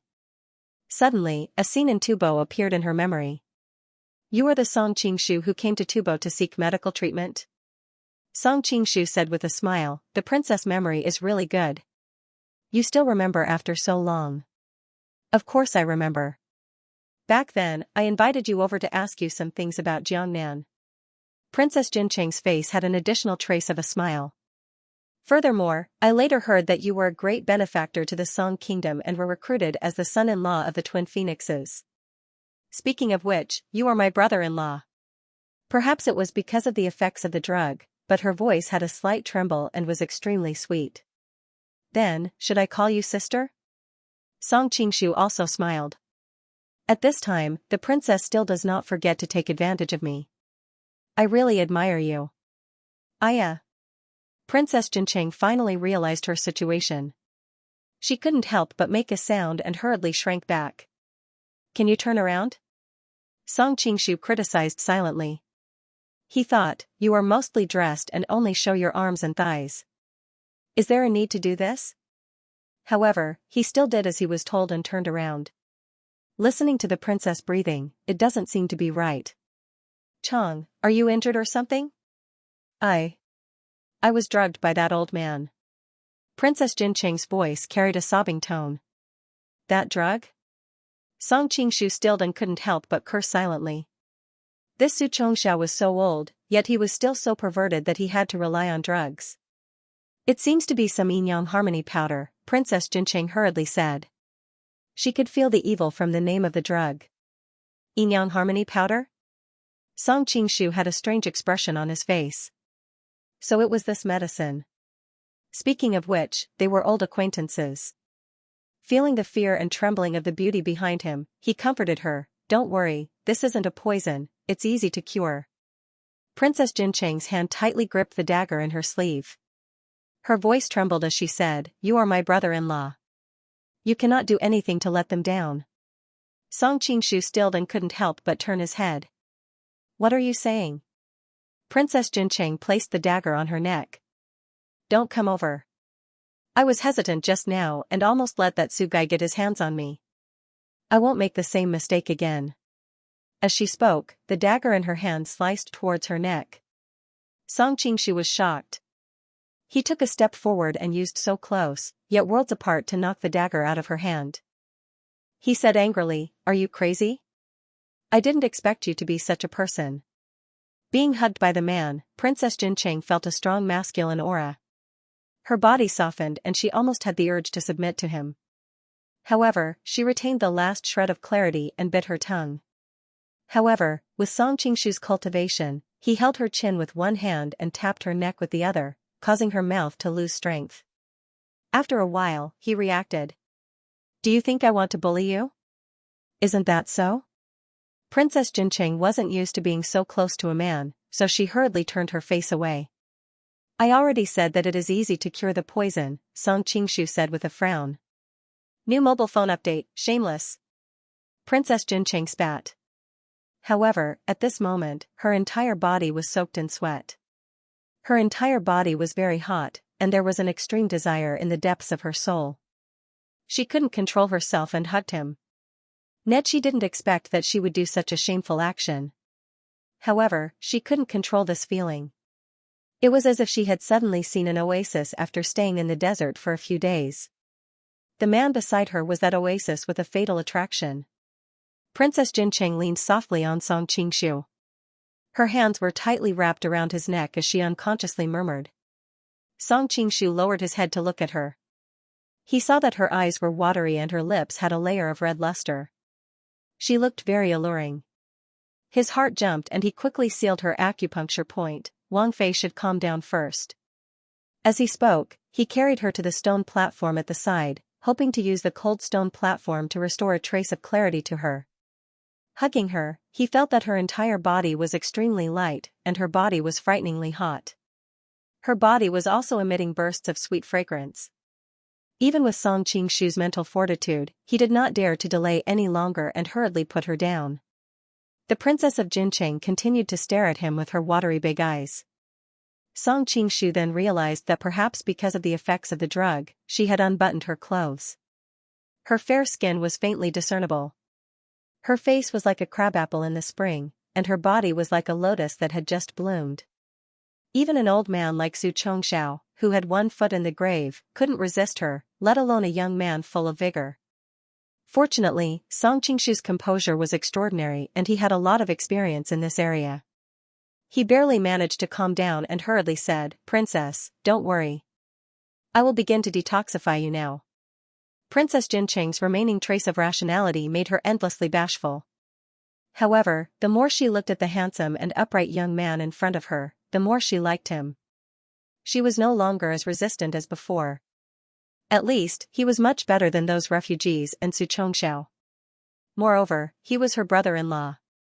It was better to give it to him than to give it to an outsider. Was this what they often said about keeping the goodies within the family? At this moment, her mind kept running wild. All kinds of thoughts came one after another, and they were completely illogical. However, what surprised her was that Song Qingshu suddenly went out at this critical moment. She was full of doubts. Why didn't he come up? Was she so unattractive? After Song Qingshu left the small temple, he flew to the top of a tree and looked around. He found the nearest river and returned to the temple. He carried Princess Jincheng and ran. "Where is he taking me?"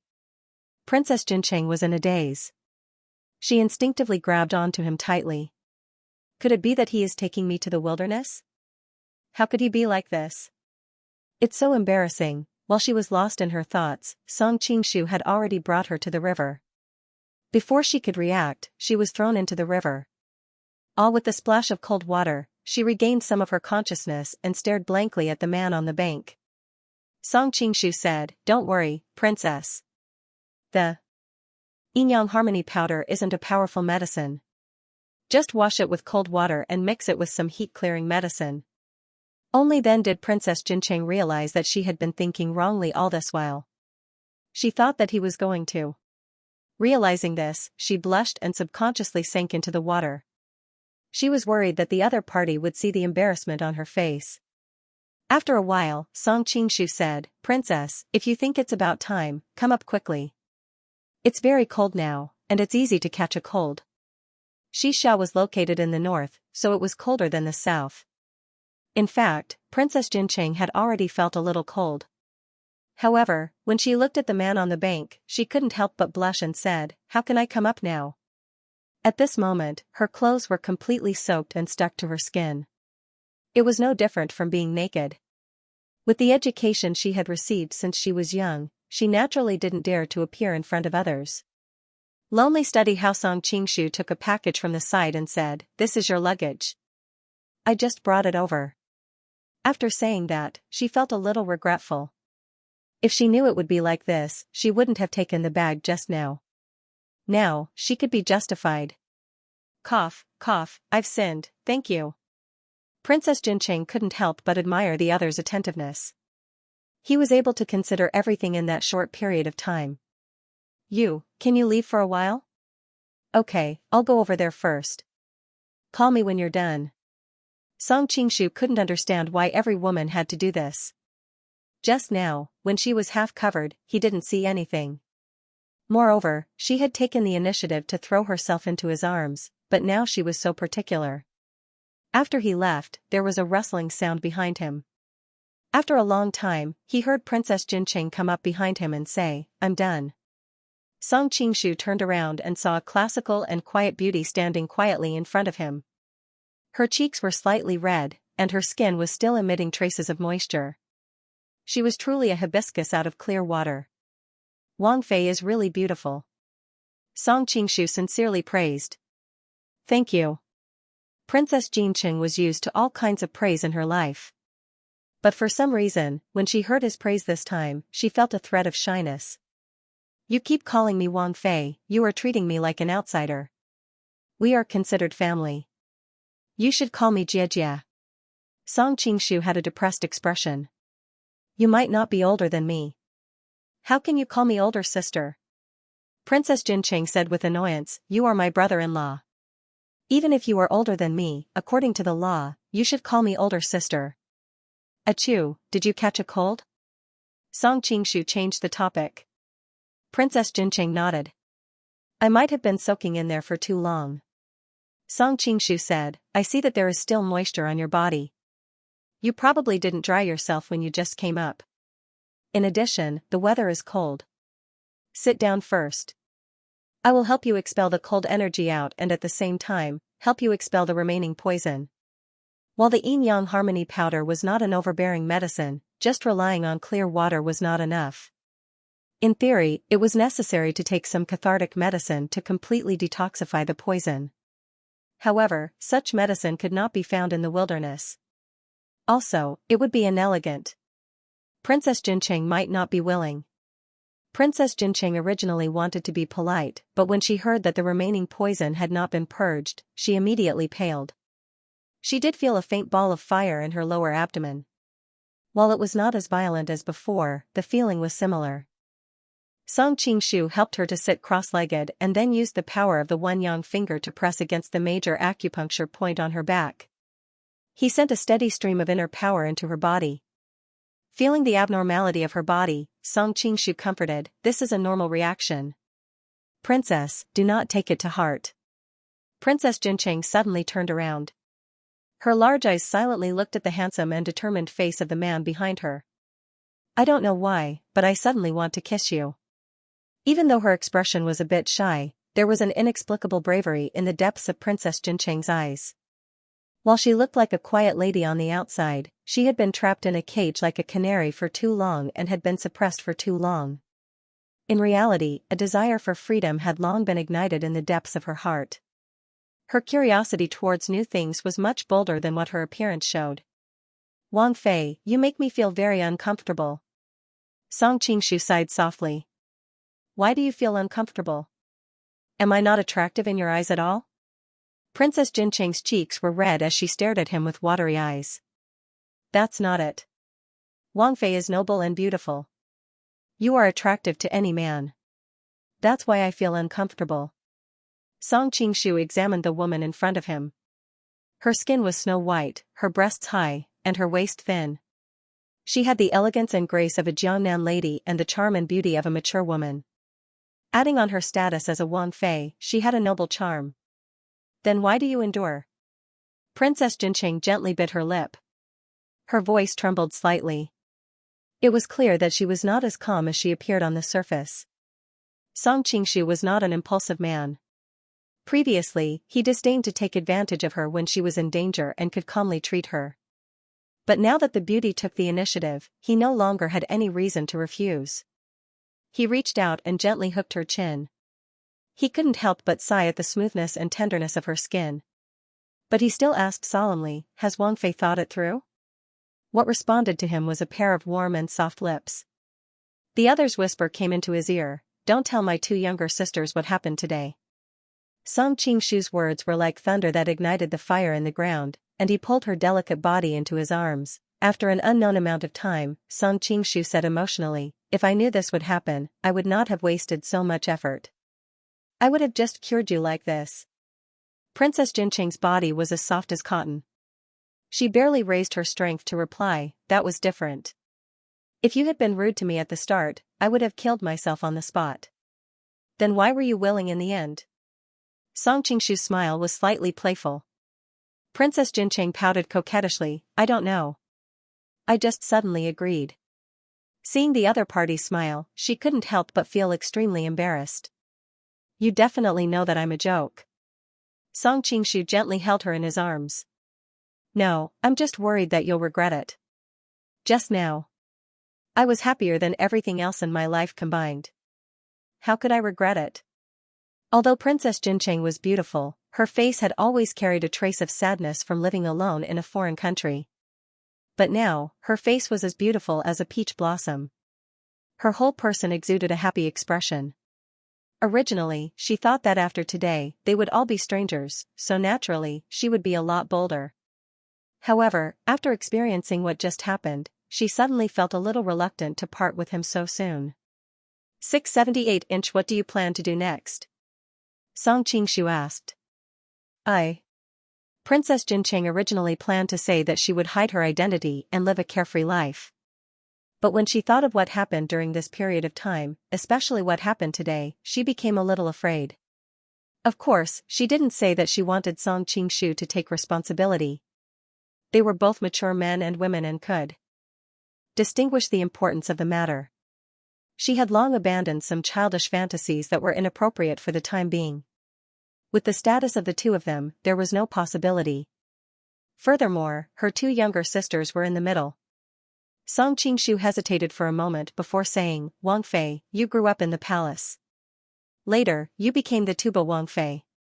You have people serving you everywhere you go and have never seen the dangers of society. Now, there is chaos and war everywhere. People like that just now are everywhere. You're a woman living alone, and you're so beautiful, I'm afraid. Princess Jincheng smiled sadly. If it was before today, I would have scoffed at what you said. But now, I understand that to gain something is bound to lose something. There is no such thing as absolute freedom.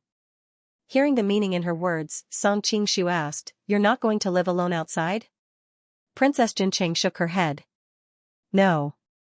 Compared to falling into the hands of those refugees and living a life worse than death, I'd rather return to Tubo. Song Qingshu frowned. Why don't you return to the Song Kingdom?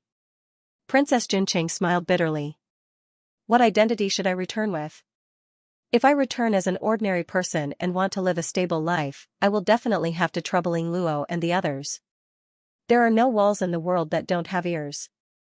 Once my identity is exposed, with the prevailing etiquette of the Song Kingdom, even if I'm a princess, I will probably be reviled by thousands of people. It will also easily cause a war between the two countries. I also don't want to become a sinner of the country. It's just that. Princess Jincheng suddenly frowned slightly. Her expression was a little conflicted. After returning to Tubo, that Prince Zhongzhan has been coveting me. It's fine if old Zhan is alive. Zhongzhan still has some scruples. But once old Zhan is dead, Zhongzhan will definitely be rude to me. That's easy.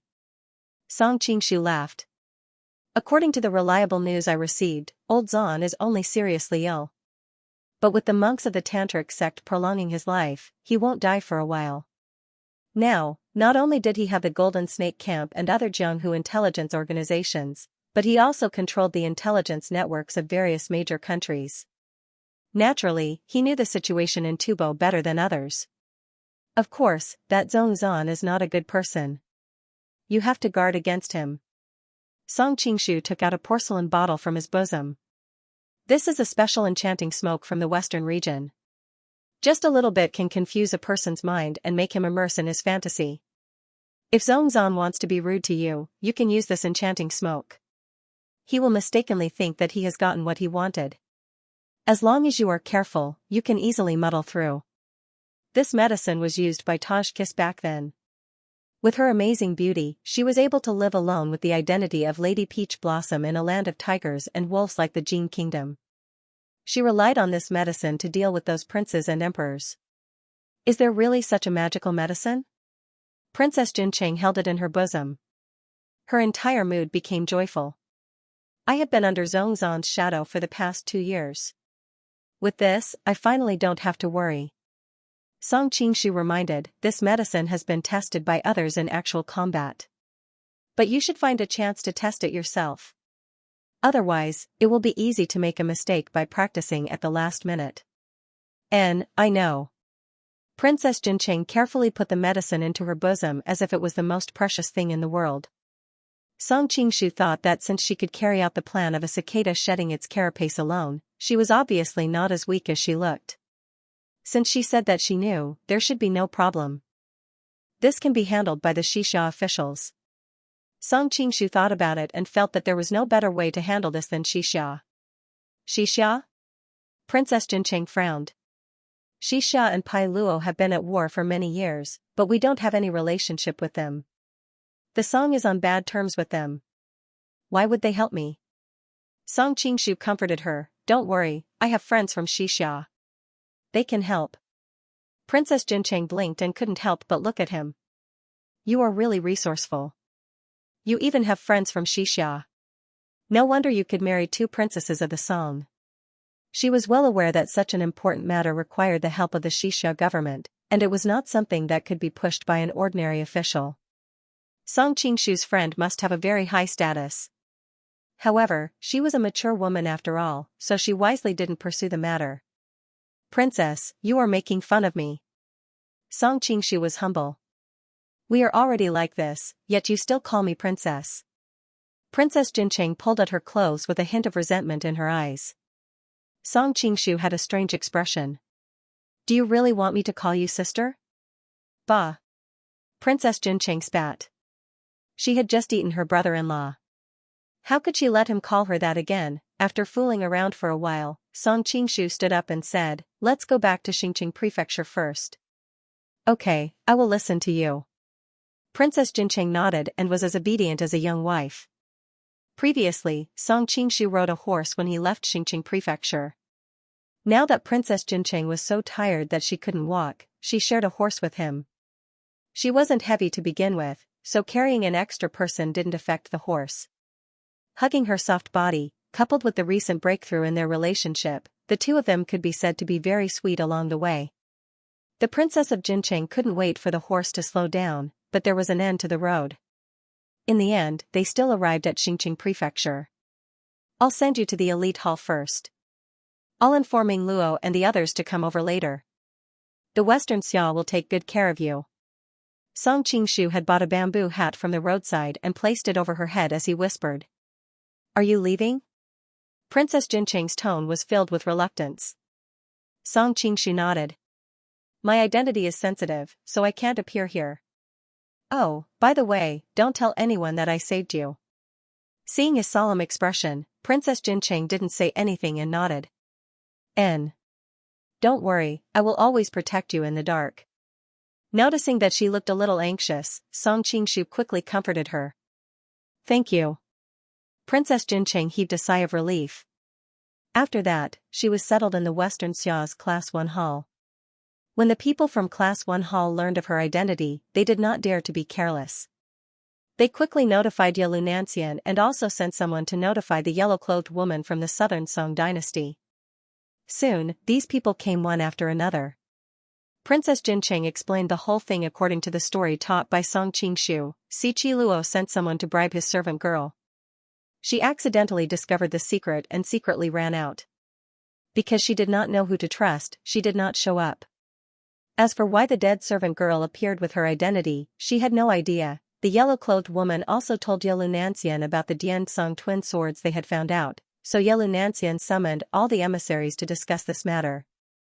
As expected, Cici Luo refused to admit to this matter. When the Dian Song duo swords woke up from the soul transfer technique, they only admitted that they had bribed Huan Bai, but did not admit that it was Cici Luo who had instructed them to do so. In addition, the key witness, Huan Bai, was already dead. It could be said that the dead could not tell the truth. In the end, the matter could only end with the execution of the Dian Song duo swords.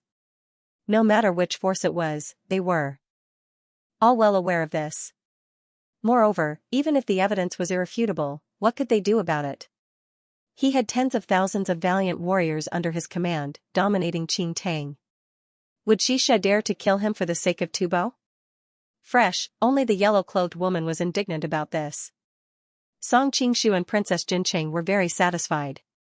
After all, their primary purpose was not to deal with Cici Luo, but to restore her innocence so that she could appear in front of the people again. Next, Xianxia sent people to escort Princess Jincheng to chase after the Tubo troops. The yellow-clothed woman was worried, so she volunteered to send her off. Because it was already late, they decided to rest for the night and set off the next day. Princess Jincheng was brought back to the Southern Song guest house by the yellow-clothed woman. Because she was originally a Southern Song princess, the Xianxia people did not stop her. Sister, didn't you decide to leave? Why did you change your mind and come back? After returning to the Southern Song guest house, the yellow-clothed woman finally found the opportunity to ask the question in her heart. I encountered something on the way. Princess Jincheng sighed faintly and roughly told her what happened before. Fortunately, I was saved by a hero, so I was able to escape. Now I know that I thought of things too simply in the past. This world is too dangerous. I've been protected since I was young. Now that I'm facing this alone, I'm afraid I won't have a good ending. Hero, what's the name of the hero who saved you? The yellow-clothed woman keenly grasped one piece of information. I don't know his name. He left after saving me. Princess Jincheng remembered Song Qingshu's request and did not reveal his identity. What does he look like? What's special about him? Or what kind of martial arts he uses? The yellow-clothed woman had been in Jianghu for many years. She thought that as long as she had some information, she should be able to deduce his identity. What's special about him? Princess Jincheng's cheeks suddenly blushed. She wondered if being very strong counted. However, she did not dare to say this out loud. The feeling he gives me can be described with a poem. The silver saddle shines on the white horse, and he gallops like a shooting star. Seeing her infatuated look, the yellow-clothed woman's expression was extremely strange. However, she did not think too much about it. She only thought that her sister was saved by that person at a critical moment, so she could not help but beautify that person in her heart. That's right, Ying Luo, do you know Song Qingshu? Princess Jincheng suddenly asked. The yellow-clothed woman's heart jumped. Why are you suddenly asking about him? Princess Jincheng's expression was calm. Isn't he Yuan and Huer's son-in-law? I'm a little curious. What kind of man would make the great Song unexpectedly marry two princesses to him? The yellow-clothed woman gritted her teeth. That person is a lecherous playboy. At the same time, he is very despicable and shameless. Princess Xianxia jumped in fright. It was very hard to connect these words with that elegant young master. However, she was experienced and quickly reacted. Ying Luo, were you also bullied by him? What do you mean by also? The yellow-clothed woman's face reddened and she hurriedly explained, Sister, what are you thinking about? How could I be bullied by that bastard? When she said this, she did not have much confidence. Is that so? A trace of a smile appeared on Princess Xianxia's face. Then tell me how he is despicable and shameless. He is despicable and shameless in every way, the yellow-clothed woman said angrily. However, when she noticed the other's teasing gaze, she could not help but be embarrassed. Sister, you are also making fun of me. Tell me about your story. Maybe I can give you some advice. Princess Xianxia pulled her hand and sat down on the bed. The yellow-clothed woman hesitated and told her the general story of the past. However, this made Princess Xianxia even more puzzled. I heard you say that you and he clearly had good feelings for each other. Why did you suddenly treat him like that after the trip to Mount Wudong? There are some things that I cannot say. The yellow-clothed woman bit her lips. What happened on Mount Wudong was a serious matter. Princess Xianxia was now a Wangfei of another country. She naturally did not dare to say that Song Qingshu controlled the Song court. In short, that person is despicable and shameless. The yellow-robed girl was confused and answered instinctively, I've been with him many times. It's not as exaggerated as you make it out to be. You've been together many times? It was Princess Xianxia's turn to be shocked. Yes. The yellow-robed girl nodded matter-of-factly. We fought together for a long time. Noticing the other's innocent expression, Princess Xianxia realized she had misunderstood and blushed. In any case, you will only know how good he is after you get to know him. The man's words stunned the yellow-robed woman. She thought to herself, could it be that my relationship with that person isn't deep enough? However, she immediately reacted. It was that person with the surname Song who did something wrong to the great Song imperial family. Why did she have to reflect? Princess Xianxia ordered a maid to prepare hot water. The two sisters chatted as they bathed. Ying Luo, your figure is so good. Princess Xianxia looked at the well-proportioned and perfect figure in front of her and sighed. Even though she was young, which girl did not miss the vitality of youth? The yellow-robed girl blushed. Sister, you are teasing me on purpose. Your figure is clearly better than mine. Noticing the other's gaze, Princess Xianxia smiled. Your figure is not just in this area.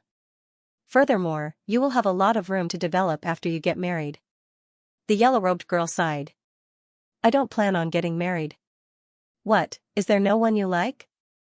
Princess Xianxia swam over and gently pinched her. That's right. With younger sister's heavenly beauty, how could an ordinary person like you be attracted to her? Sister, don't tease me. It tickles, the yellow-robed girl giggled. But that Song Qingshu isn't an ordinary person. Have you never considered marrying him? Princess Xianxia intentionally or unintentionally brought back the topic of conversation. Sister, why are you mentioning that person again? How can I marry him? Disregarding everything else, he has already married Hu Er and Yuan Yuan. If I get involved, the three princesses' official affairs. Great Song will become a laughingstock, the yellow-robed girl said. How do you know that it won't be a good story in the end? Furthermore, you have revealed your identity as the young mistress of the Yang clan. I don't think you have any intention of restoring your identity. How would outsiders know? Princess Xianxia said with a smile. The yellow-clothed woman's heart moved. Indeed, she did not covet the empty title of princess, and in the future, she would not have to bear the eyes of the world. However, when she thought of how many beauties he had by his side, with her temperament, she was not willing to get involved. Moreover, this time he had secretly taken control of the court, and she did not know what he was planning. She originally didn't want to mention Song Qingshu's matter again, but she couldn't resist Princess Xianxia's questions every few days, so she could only answer them one by one. Unknowingly, her past memories were evoked, and her expression became much more relaxed. Because of the conversation, the time taken to bathe was much longer than usual. Seeing that it was already late at night, and considering that they still had to travel tomorrow, the yellow-clothed woman got up and left after putting on her clothes. Princess Jincheng chased all the maids out and got out of the bathtub. She dried her body, but she did not put on her clothes immediately. Looking at her snow-white and beautiful body in the bronze mirror, she thought of the fact that she would be returning to Tubo tomorrow. She could not help but sigh faintly, I have to return to those lonely days again. At that time, her young and beautiful body would slowly age like this year, the night is long and there is no mood to sleep. Is the princess the same? Suddenly, a man's voice sounded behind her. Princess Jincheng was shocked and hurriedly pulled her clothes to cover her body. One must know that she was not wearing clothes at the moment. Jidian Chinese. Just as she was about to shout for help, she saw the appearance of the man sitting by the window clearly. Her cry of surprise immediately turned into joy. Did I scare you? Song Qingshu said apologetically. Princess Jincheng threw herself into his arms with a wisp of fragrance and hugged him tightly. I thought I would never see you again. Song Qingshu gently stroked her slightly wet hair. You are leaving tomorrow. No matter what, I have to come and say goodbye to you. In fact, he lived in the southern Song embassy. It was very convenient for him to come over, but naturally, he could not appear as Jia Baoyu. Thank you. An intoxicating blush appeared on Princess Jincheng's white cheeks. I will also come to Tubo to see you in the future. Song Qingshu embraced her again. Really? Princess Jincheng was pleasantly surprised. At the same time, she revealed an expression of disbelief. One must know that Tubo was simply a barren land for people in Jiangnan. Moreover, the journey was difficult. She originally thought that this separation would be eternal. Of course it is true. Song Qingshu did not lie. In his memory, in history, the Mongols would borrow the road from Tubo and detour to Dali to attack the southern Song. In order to prepare for a rainy day, he was afraid that he had to go to Tubo in advance. Moreover, he had more and more doubts about the joyous Diana and wanted to ask Master Lotus of the Ningma temple. Song Qingshu responded with a passionate kiss. Song Qingshu thought to himself, I'm really here to say goodbye. I'm not thinking of anything else. However, Princess Jincheng's body was frighteningly hot. Perhaps it was because she thought that they would be parting tomorrow and did not know when they would meet again, she became especially proactive. At this moment, there was a knock on the door. The yellow-shirted girl's voice came over, Sister, I think I heard your exclamation just now. Are you okay? Her skills were profound. Even though Princess Jincheng swallowed her exclamation, she still sensed that something was wrong. Because these were troubled times, she did not dare to be careless. I am fine. Thank you, Yingluo. Quickly go back and rest. Princess Jincheng's face was frighteningly red. She thought that if the yellow-shirted girl came in and saw her, how could she face others? Noticing that her voice was trembling, the yellow-shirted girl frowned slightly. She thought that she was being held hostage. She hurriedly stretched out her chi to check but found that she was alone in the room. Only then did she feel relieved and said, well, rest early. After the yellow-shirted girl left, Princess Jincheng patted her chest and said, I was scared to death just now. Fortunately, I hid it from her. Song Qingshu smiled and did not speak. The yellow-shirted girl was really meticulous. If he had not been integrated with nature, he would have been discovered by her chi. Just as he was feeling lucky, a warm body gently wrapped around him. He did not have the time to think. He casually pulled down the curtain beside the bed and the whole room seemed to gently sway. The next day, because the incident with the Tubo princess had been resolved, the suspended competition resumed again. Many of the audience thought that since the competition had reached this stage, all the contestants should be masters. Some people who wanted to fish in troubled waters should not be able to show off this time. However, the reality once again surprised them. The yellow-shirted girl had escorted Princess Jincheng to chase after the Tubo envoy and did not show up. She asked Shui Baochai to replace her and admit defeat. Jia Baoyu once again advanced effortlessly. Seeing this result, everyone seemed to be numb. They did not even want to complain. In any case, the heavens will punish the bastard. Soon, their attention was focused on the next match, Xiaofeng against Shuang Juxian. Xiaofeng, you bastard. I'll make you pay with your blood today. Zhuang Juxian's eyes turned red when he saw the tall and sturdy figure in front of him. Xiaofeng was confused. He stepped forward and said, "Every time you see me, you say you have a blood feud with me. May I ask what it is?" His figure was tall and his every movement had an inexplicable aura. Zhuang Juxian had once witnessed the scene of him killing everyone in the virtuous gathering manner, and it could be said to be a huge shadow in his heart. Seeing him approaching, he could not help but feel fear in his heart. His mouth mumbled something, but for a moment he could not say anything. Humph. Seeing that the new Grand Master of the beggar sect was so cowardly, the people around immediately booed. The members of the beggar sect were even more embarrassed. Many of them refused to accept Zhuang Juxian and still missed the old Grand Master, Xiaofeng. They all looked at him eagerly. "You chitin bastard. To hide your identity, you killed all the heroes of the Central Plains. Our leader naturally has a blood feud with you."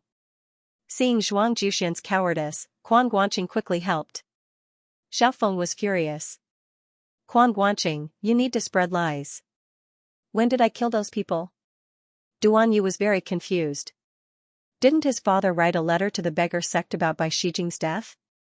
The other victims must have done the same. Why are they still blaming Big Brother? Seeing Xiaofeng glaring at him like an angry lion, Quan Guanqing was worried that Xiaofeng would rush down and kill him. If that happened, no one would be able to stop him. He said hurriedly, "What? You want to kill me in front of so many people? Leader Zhuang, don't talk nonsense with him. Clean up for the Central Plains." Okay. Zhuang Juxian had recovered at this moment, and his entire body was like a cannonball as he charged towards Xiaofeng. His left hand chopped out in the air while his right palm swiftly chopped out. The force of his left palm struck out first, and the force of his right palm struck out first.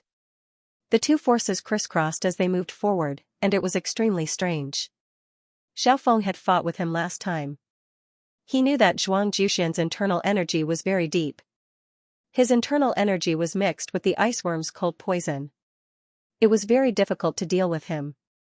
But Xiaofeng was also a strong opponent. Seeing Zhuang Juxian attack directly, he laughed and said, "Good."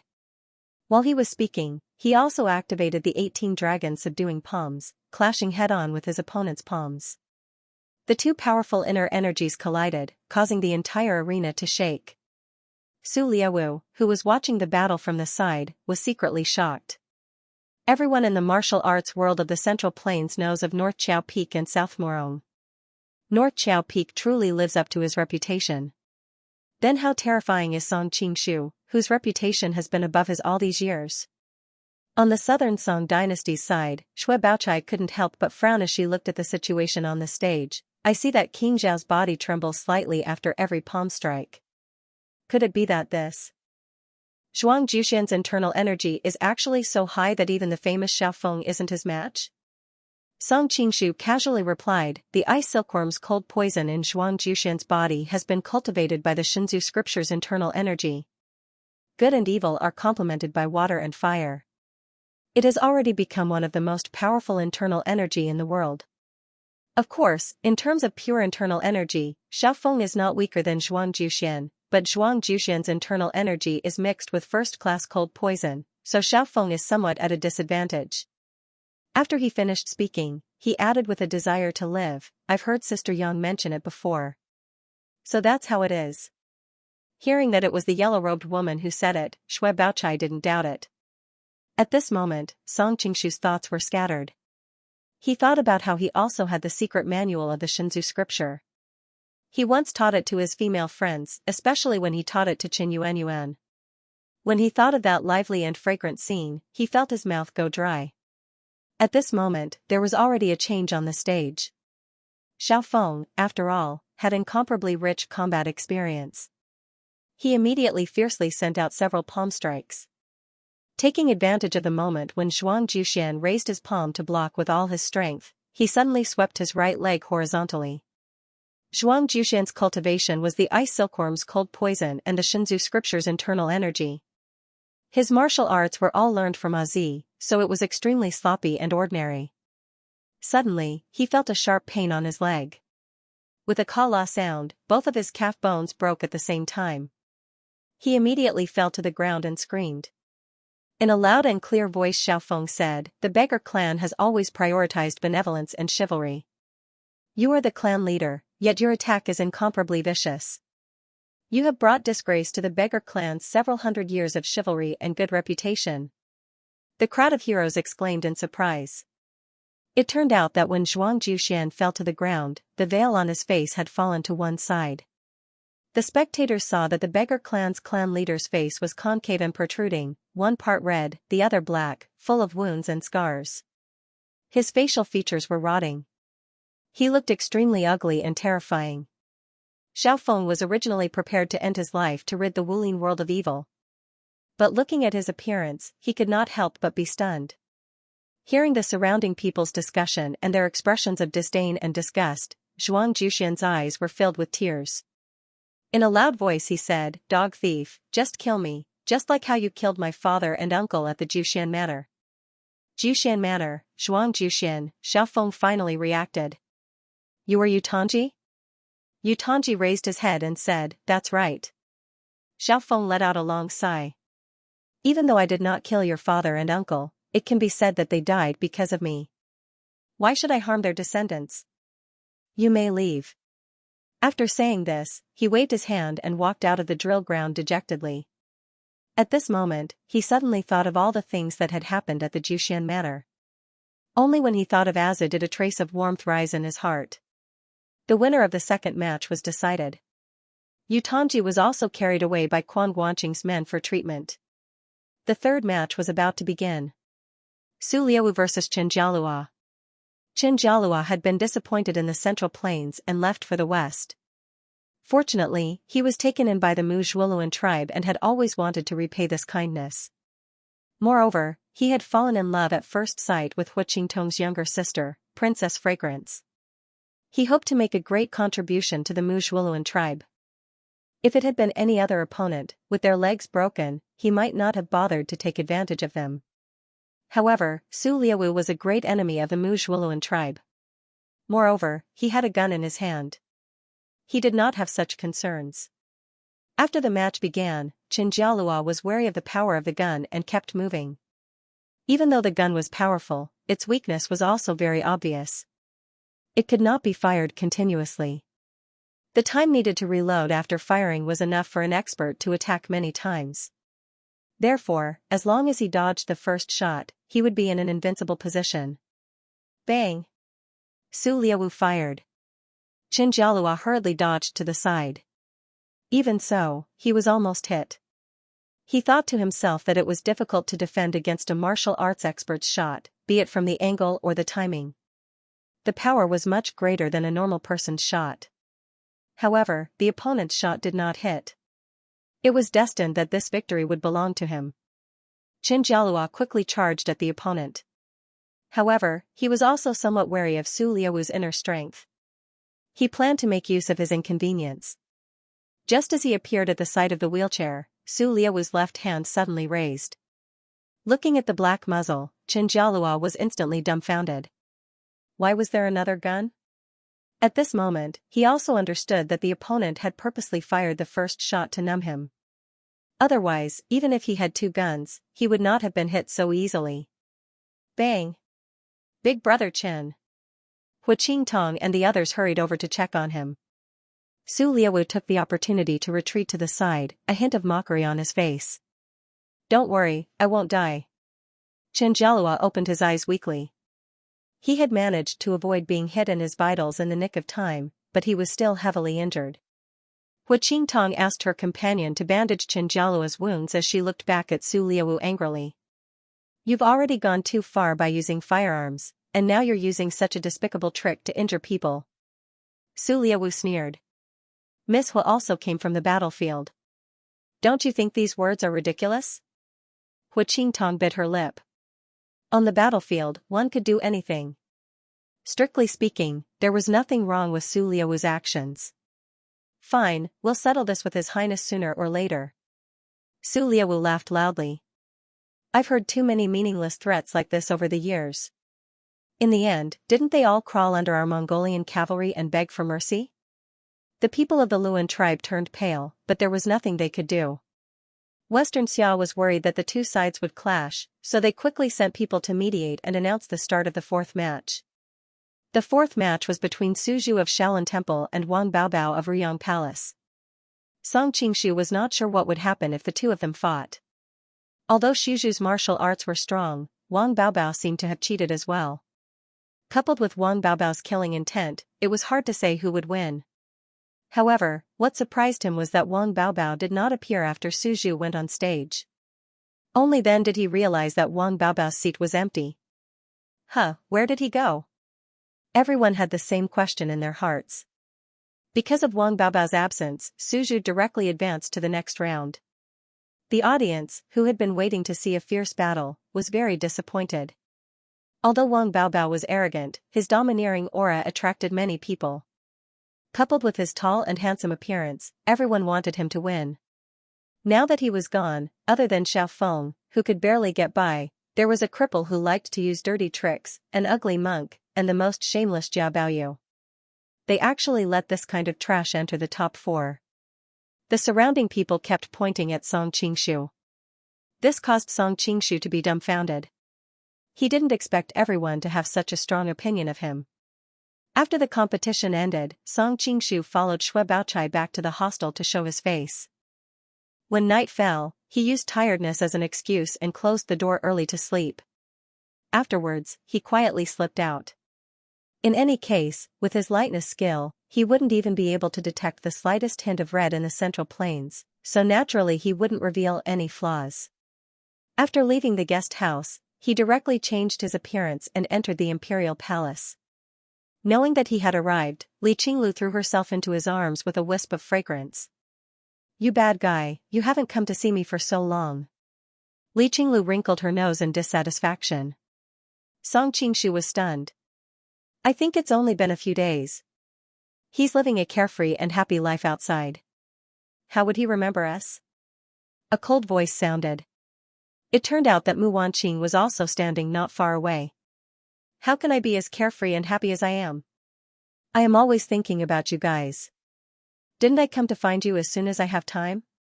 Song Qingshu felt guilty, thinking that he was becoming more and more shameless. Reading room, Mu Wanqing sneered. "Now your tone of speech is becoming more and more like that bastard of a father of mine." Knowing that she was referring to Duan Jingchen, Song Qingshu couldn't help but feel a little embarrassed. He hurriedly used his means to coax her.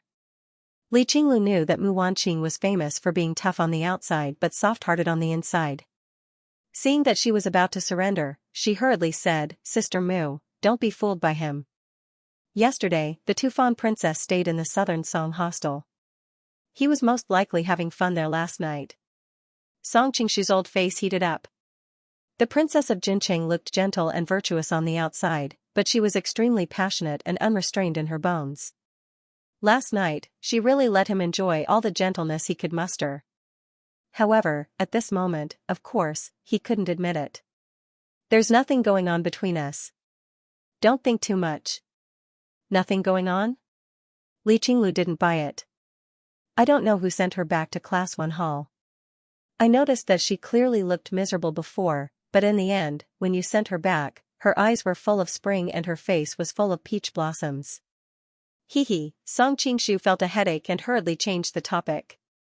"By the way, why did the group of people in Tianbao suddenly disappear today?" Mu Wanqing rolled her eyes at him. Obviously, she knew what he was thinking, but she still answered, "According to our investigation, he seemed to have received a letter earlier, and then his expression changed greatly. He left in a hurry with his people. We couldn't stop him, so we let him go out of the city." "His expression changed greatly?" Song Qingshu's heart sank. Could it be that something happened to Zhao Min? For a moment, he couldn't help but worry. "Sister Mu, look at him. He must be thinking of other women again." Li Qinglu snorted discontentedly. Song Qingshu came back to his senses and picked her up. "You little hussy, if I don't teach you a good lesson today, you won't know what a husband's power is." Being hugged by him, Li Qinglu's body instantly softened. She looked at him with seductive eyes. "You have been obsessed with the Tufan princess for so long. Can you still teach me a lesson?" Song Qingshu suddenly became angry. He could ignore other things, but how could he admit defeat in this kind of situation? He gave her a slap on her perky buttocks and carried her into the room. Adulterous couple. Mu Wanqing, who was standing to the side, secretly spat. She was much more conservative in this aspect and was not as open-minded as Li Qinglu. Seeing this, she left with a red face. The three sisters had previously established a so-called offensive and defensive alliance, so at this time, they did not go up to fight for Li Qingshu. On the other side, in the Shaolin Temple's guest house, a group of people were discussing enthusiastically.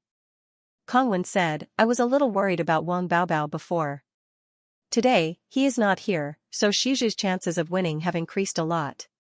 Yes, even if Su Liaowu was not injured, he would not be a match for Xiuzhu, let alone now that his legs are broken." Another senior monk of the Kong generation nodded and said, "However, we cannot be careless. The power of Su Liaowu's gun is amazing. If we are not careful and are shot, I am afraid that even the Vajra body may not be able to block it." A senior monk of the Xian generation analyzed. Yes, Bai Yuan's martial arts are clearly unfathomable, but she was seriously injured by him with one shot. Today, Qin Jialua also almost lost his life. "Xiuzhu, you must be careful tomorrow." A senior monk of the Feng generation reminded him. Xiuzhu put his palms together. "Martial granduncles, please rest assured. Although Su Liaowu's gun is powerful, as long as we are prepared in advance, it is not difficult to dodge it. Moreover, with the lesson from Benefactor Qin today, I will not be careless at all." At this moment, a long laugh came from the courtyard. "Ha ha ha ha, senior monks, are you all thinking about how to deal with me?" Xiuzhu and the others were shocked and hurried out to investigate. They saw Su Liaowu sitting in a wheelchair, with many Mongolian warriors and Japanese experts standing behind him. However, Kongwen was not too worried. Compared to Goryeo and Horazm, they had many more masters on their side. In addition, Su Liaowu had suffered some losses recently. If they really fought, Shaolin would not be afraid at all. The only trouble was the two Donging masters, Miyamoto Musashi and Sasaki Kojiro. He had seen them fight in the joust for a spouse before. Both of their martial arts were quite good, and their ninjutsu was extremely strange. If they helped Su Liaowu, it would add a lot of variables. Seeing that the monks were at daggers drawn, Su Liaowu laughed. "Masters, don't be so nervous. Today, I'm not here to fight. I have something to talk to you about." "What does your highness want to talk about?" Kongwen stood up. He was the most senior here, so naturally, he was in charge. Su Liaowu looked around and said lightly, "What I want to talk about is very important. There are so many people here. Is it appropriate?" Kongwen frowned. A few brothers next to him reminded him in a low voice, "Be careful." Su Liaowu laughed. "I've heard that Shaolin is the leading mountain in the martial arts world. Your 72 ultimate skills are even more famous. Why are you afraid of me, a man with injured legs?" Hearing him say this, Kongwen could not refuse any more, so as not to damage Shaolin's prestige. He stepped aside and made way for him. "Your Highness, please come with me to the room to talk." Su Liaowu pointed at Xiuzhu. "This little monk can come with us." The Shaolin monks looked at each other. Although Xiuzhu's martial arts were high, his seniority was very low. Normally, he would not participate in high-level meetings in front of outsiders. However, they did not know what Su Liaowu was planning. With Xiuzhu, who was highly skilled in martial arts, watching over them, it was more reassuring. "You guys stay outside as well." Su Liaowu did not let Miyamoto Musashi and Sasaki Kojiro enter the room. He ordered them and the Mongolian warriors to stay outside. The two nodded. Staying outside and watching the Shaolin masters, they could not help but feel a little itchy. They had long heard of Shaolin and Dongying and knew that Shaolin represented the highest level of martial arts in the martial arts world of the Central Plains. The two were crazy about martial arts and had an impulse to give it a try. However, considering that Su Liaowu was still in the room, they did not dare to act rashly. If something happened to his safety, it would be a big problem. "May I know what is the matter, Your Highness?" After entering the room, Kongwen could not help but ask. Right now, only he, Xiuzhu, and Su Liaowu were in the room. Su Liaowu sized up Xiuzhu. Nothing much. I just want this young master to withdraw from the competition tomorrow. What? Hearing this, the expressions of the remaining two people changed. Just a moment ago, the people of Shaolin had been celebrating Xiuju's success. They had a great chance of becoming the champion, so how could they give up now? Before Xiuju could speak, Kongwen directly refused. Your Highness must be joking. Now that things have come to this, we can only rely on our own abilities to win. Although your Highness' leg is injured, the two guns in your hands are no less powerful than the dragon saber and the heavenly sword. If you really fight, you might not necessarily lose, so why make such an unreasonable request? Su Liawu shook his finger. No, this is not a request. You must agree. Xiuju was so angry that he laughed. Your Highness is too domineering. Although the Mongolians are strong, they can't control our Shaolin temple. Su Liawu did not get angry. He just looked at him with a faint smile.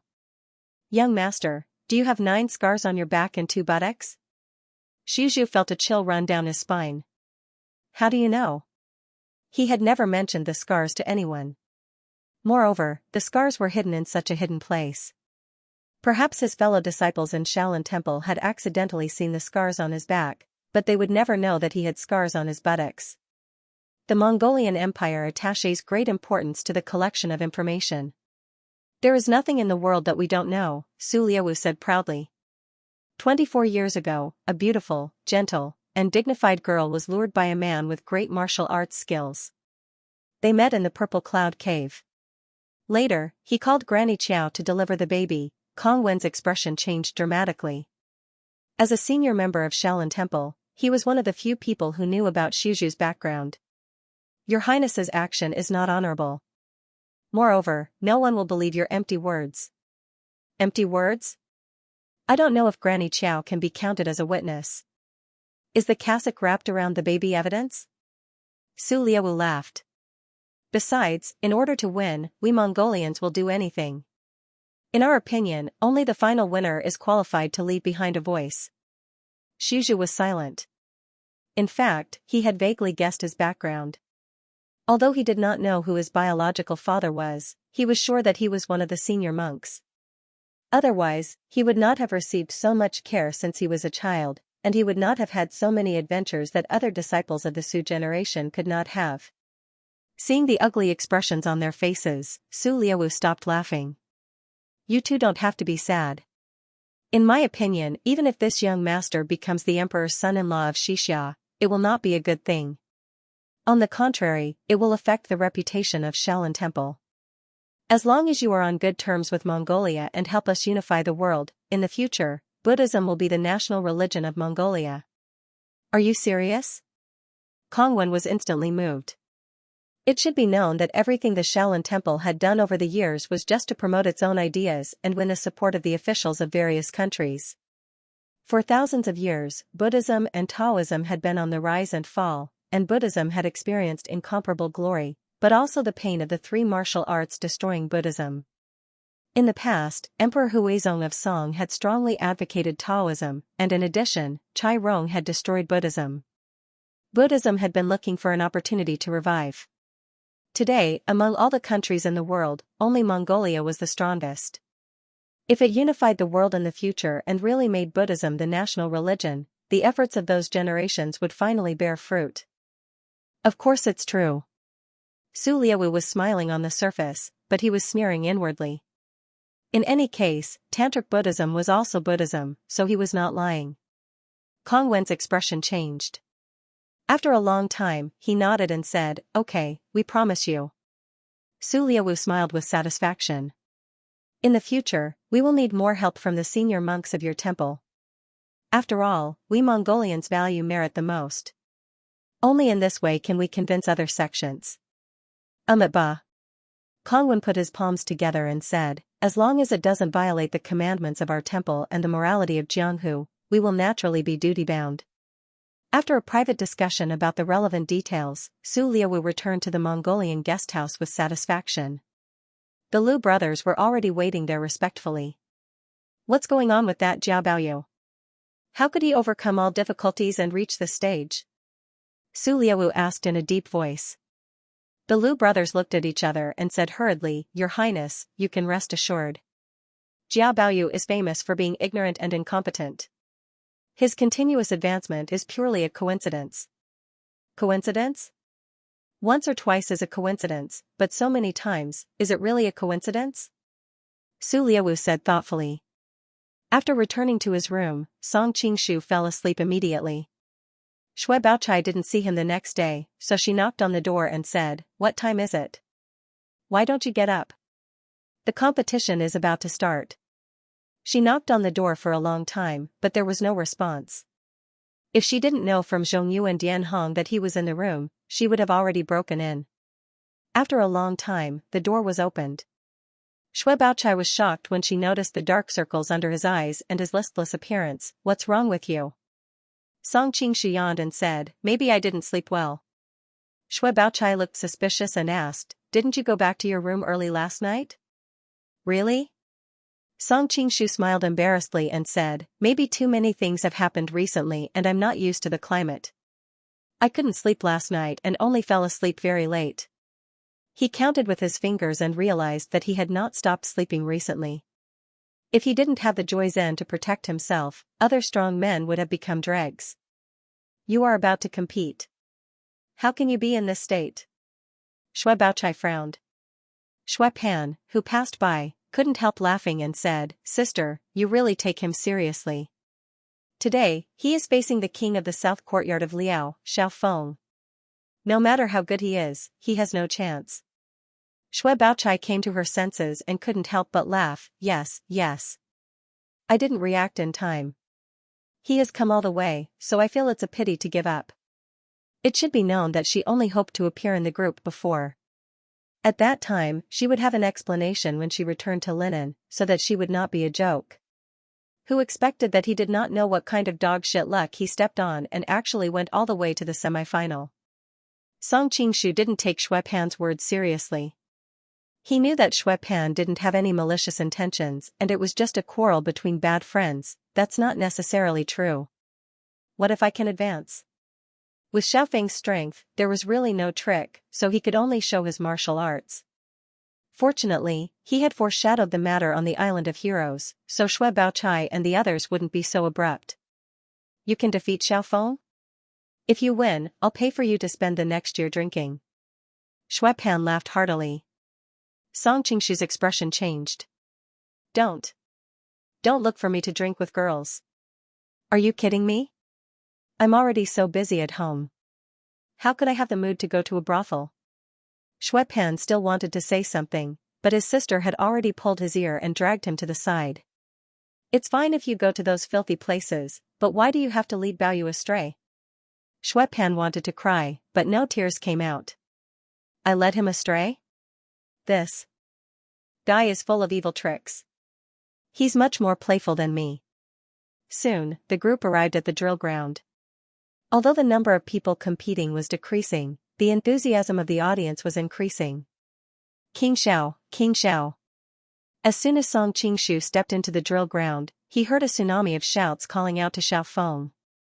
Apart from asking him to teach him a lesson, the person who came to make up the numbers, the slogan that was shouted the most was actually to beat the shit out of him. Looking over, he saw Duga Ming jumping up and down from Peerless City's side. He was probably the one who started this slogan. Shui Baochai tugged on his sleeve. "Admit defeat when you get on the stage. Otherwise, if you really get beaten out, I'm going to ignore you." Song Qingshu was speechless. Xiaofeng is a gentleman. How could he be so heavy-handed? After saying that, he suddenly felt that something was wrong. Did that mean that he was a despicable person for beating the shit out of Duga Ming? In the end, Song Qingshu still got on the stage first. He was greeted by a wave of boos, but he didn't care. He continued to stand on the stage calmly.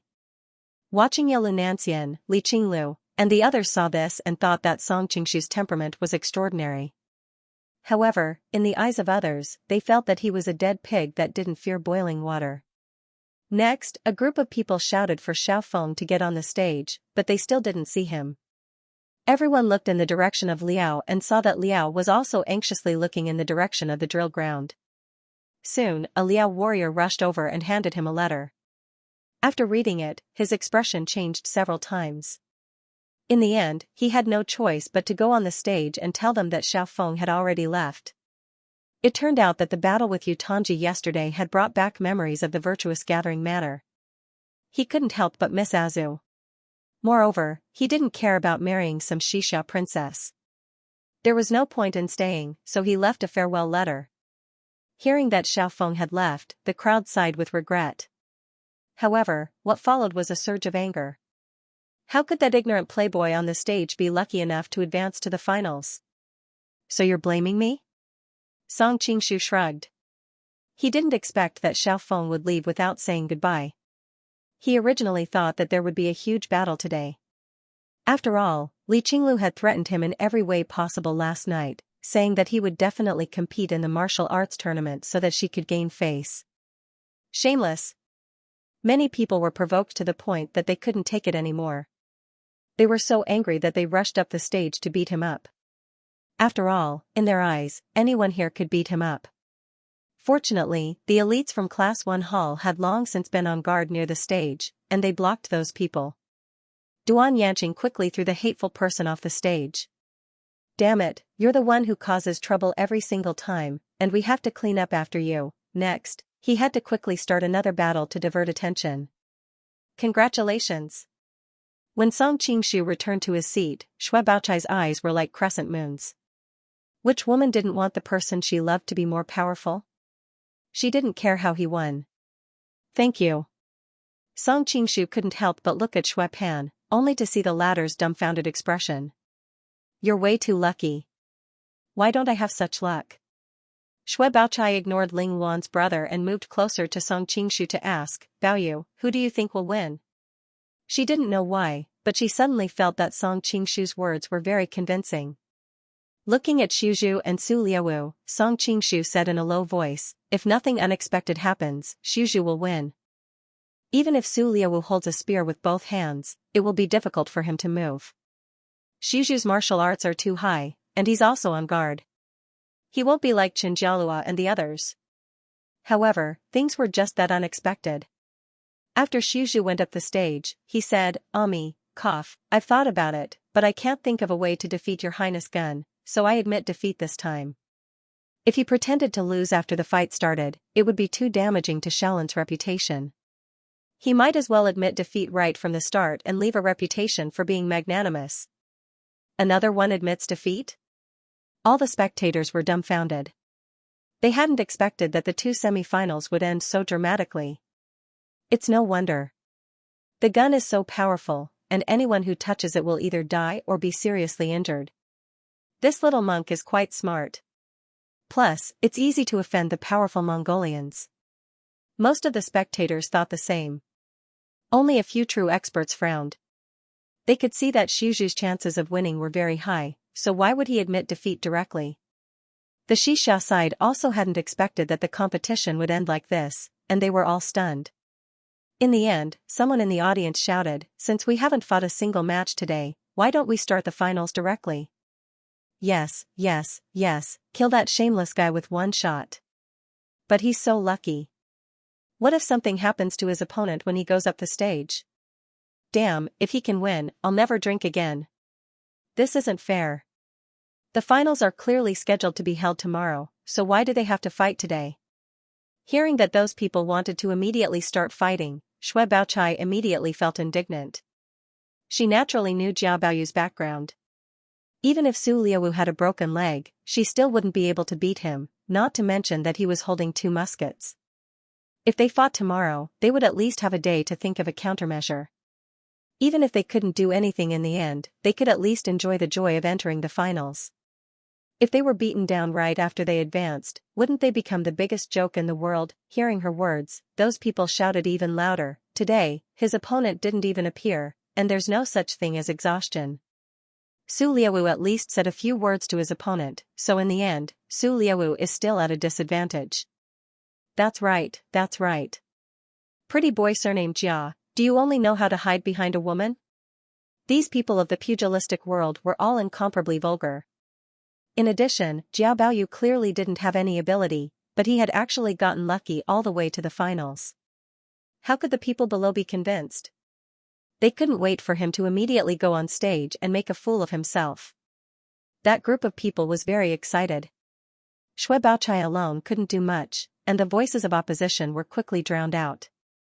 At this time, Su Liaowu also spoke. This king doesn't mind starting the finals right now. If his opponent in the finals was Xiao Feng, he definitely wouldn't agree to fight immediately. With an extra day, he could calmly plan a way to deal with Xiao Feng, but his opponent was Jia Baoyu. He didn't care at all. Getting first place earlier would save him a lot of trouble. Everyone's gaze fell on Song Qingshu. This way, all the pressure was on him. Yelu Nanxian also looked at him worriedly.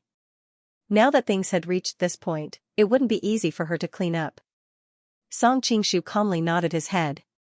Yelu Nanxian finally came out and said, since it's like this, then the finals will be held today. Both sides first prepare yourselves. Shui Baochai's heart was in a mess. She hurriedly pulled on Song Qingshu's sleeve and said, you have to admit defeat as soon as you go up. Don't try to be brave. You have to know that your opponent's gun is no joke.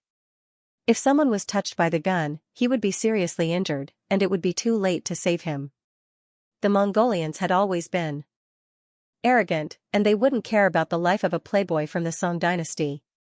If something really happened, the Song dynasty wouldn't go against the Mongolians for the son of the rebellious Jia Sherdao. Maybe some people in the court would like to see that happen. Don't worry, I know what I'm doing. Song Qingshu patted her hand to comfort her. He then turned to Shui Pan and said, is it too late to bet now? We can make it in time. The major gambling houses have many people in the drill grounds. They can accept bets on the spot. Shui Pan nodded instinctively. Song Qingshu took out a stack of silver notes and stuffed it into his hand. Take out all of the money you have. Shui Pan couldn't help but laugh. You're so smart. You bet on Su Liaowu in advance. At least you can earn some medical fees. However, the odds are so low that you won't be able to make much money. Song Qingshu stared at him like he was looking at an idiot. Don't mess around. Bet all of your money on me. Bet on you? Shui Pan's eyes widened. Shui Baochai was even more stunned. Don't mess around. Shui Baochai was really anxious. She thought it would be great if Sister Yang was here. She could keep stopping him. It's not embarrassing to lose to a Mongolian king. Furthermore, you've already made it to the finals. It's good enough for you to go back to Jiangnan. Don't do anything stupid. Even Shui Pan couldn't help but advise, bro, he's holding a gun. If you're barehanded, you can give it a try for the sake of money. But if you're hit by this thing, you'll become a sieve. Don't worry, I have a way to beat him. Song Qingshu's expression was exceptionally calm. As if sensing his emotions, Shui Baochai gradually calmed down. However, for some reason, she suddenly felt that the man in front of her was a little strange. He seemed to know some kung fu of the Isle of Heroes. Could it be that the childhood friend who grew up with her was also a hidden kung fu master? The Lu brothers, who were not far away, also heard their conversation and looked at each other. Lu Shisheng couldn't help but whisper, why is this kid so confident? Does he really have a trump card? Should we inform His Highness? LV Sherdao shook his head and said, how can we inform him in public? What's more, I just assured the prince yesterday that this boy is nothing to worry about. If I say the opposite now, won't I be contradicting myself? What will we become in His Highness's heart? But what if this kid really has a powerful trump card? LV Shisheng was still very worried. LV Sherdao sneered and said, what kind of trump card can he have? Others may not know his background, but do you think we don't? Even if he has learned some kung fu on the Isle of Heroes, he is still far from being His Highness's match. LV Shisheng finally relaxed and said, not bad, not bad. His Highness still has 2 guns in his hands. Even if he faces the top kung fu masters of the Jianghu, it won't be a problem. At this moment, Song Qingshu had already stepped onto the arena. Looking at Su Liaowu, who was in a wheelchair, he cupped his hands and said, His Highness, you and I have overcome many difficulties and defeated many top kung fu masters. Finally, we will meet in the finals. We are truly the peerless pair. Next, we will join hands and give the audience a fierce battle. It will be a great story. This time, even Yelu Nanxian and the other people who knew the truth had a strange expression. Su Liaowu could barely be considered a peerless pair. After all, he had defeated a few kung fu masters, but how many times had he fought? Su Liaowu looked at him as if he was looking at a madman. Clearly, he was ashamed to be called the peerless pair with him. The people in the surroundings who disliked Su Liaowu had already started cursing him, thinking how could there be such a shameless person in this world. Duan Yanqing and the other people from Class 1 Hall were cursing him in their hearts. The order that they had managed to maintain with great difficulty was almost broken by these angry spectators. Song Qingshu cleared his throat and suddenly said, "His Highness, this is a martial arts competition for a spouse. Isn't it a bit against the rules for you to use firearms? This time's competition for a spouse has always been a competition of the participants' overall strength. Being able to obtain a firearm from the western region is also a part of this prince's strength. If you have one, feel free to use it," Su Liaowu said calmly. "I really don't have a firearm." Song Qingshu sighed. Shuang'er was the only one who had a firearm. The other firearms from the army were fully loaded and had a close range. How could he possibly bring one with him? Seeing his serious expression, Su Liaowu suddenly laughed. "Of course, if you break your own legs right now, this prince doesn't mind throwing away the firearm and having a fair duel with you." Song Qingshu waved his hand. "I don't have much ability and can't provoke any powerful opponents, so I won't have my legs broken. I don't want to try either." Hearing him mention his scars, Su Liaowu's face twitched. His eyes were filled with killing intent. "Are you ready? If you are, then let's begin. Don't talk so much nonsense." "Wait a moment." Su Liaowu was just about to attack when Song Qingshu hurriedly stopped him. "I'm worried that I might accidentally injure His Highness. His Highness has many soldiers under him. I'm afraid that His Highness will take revenge after he descends." Tisk loud boos rang out in the surroundings. Su Liaowu was so angry that he laughed. "If you can really injure me, then you have the ability. Everyone, listen up. If I am injured by this brat later, no one is allowed to pursue this matter. His Highness is indeed righteous." Song Qingshu nodded. He turned around and said to the people from the southern Song dynasty, "Listen up. If I am injured by His Highness later, you are not allowed to seek revenge on His Highness." The people from the southern Song dynasty's diplomatic corps all looked at each other. Shui Baochai stood nervously by the side of the arena, ready to go up and save him at any time. "Are you done talking nonsense? If you are, then let's begin." Su Liaowu was not in a hurry to make his move. This time, not only did he want to win, he wanted to win beautifully. He wanted to show off his power in front of the Princess of Xianxia and all the heroes of the world. "What's this thing?" Everyone was baffled by the sight of a black bead flying over. It looked like prayer beads, but what sort of hidden weapon was a prayer bead? Even if it was thrown to the ground, it shouldn't matter, right? But Su Liaowu paled and hurriedly turned his wheelchair to the side, his posture unprecedentedly wretched. While everyone was confused, the black bead had already fallen to the ground where he had been standing. With a loud bang, a flame exploded, and a black hole was blasted into the arena. Thunder Fireball. A few of the people present had participated in the lion slaughtering assembly and finally recognized what kind of hidden weapon this was. The disciples of the Ame sect had used this to kill quite a few experts of the Jianghu. Su Liaowu grimaced. It was one thing if others didn't recognize it, but how could he not recognize it? The thunder fireball had been invented by the Arabs after gunpowder had been brought to the West. He often fought against the Western kingdoms, so he naturally recognized it. Thus, before anyone could react, he had hurriedly dodged. "Your Highness is truly experienced and knowledgeable." Song Qingshu spoke of his admiration, but his hands did not hesitate. Several more black beads flew at Su Liaowu. As Zhou Jirua's man, how could he not make full use of the things of the Ame sect? He had long ago ordered his subordinates to make large-scale replicas of them. These kinds of hidden weapons were not suited to be used on the stage, but since Su Liaowu had used a gun first, he had no more misgivings. This way, he wouldn't even need to expose his martial arts. It was the best of both worlds. As he saw several thunder fireballs flying at him, Su Liaowu knew that it was too late to move his wheelchair. He hastily clapped his hands together and leaped off his stool.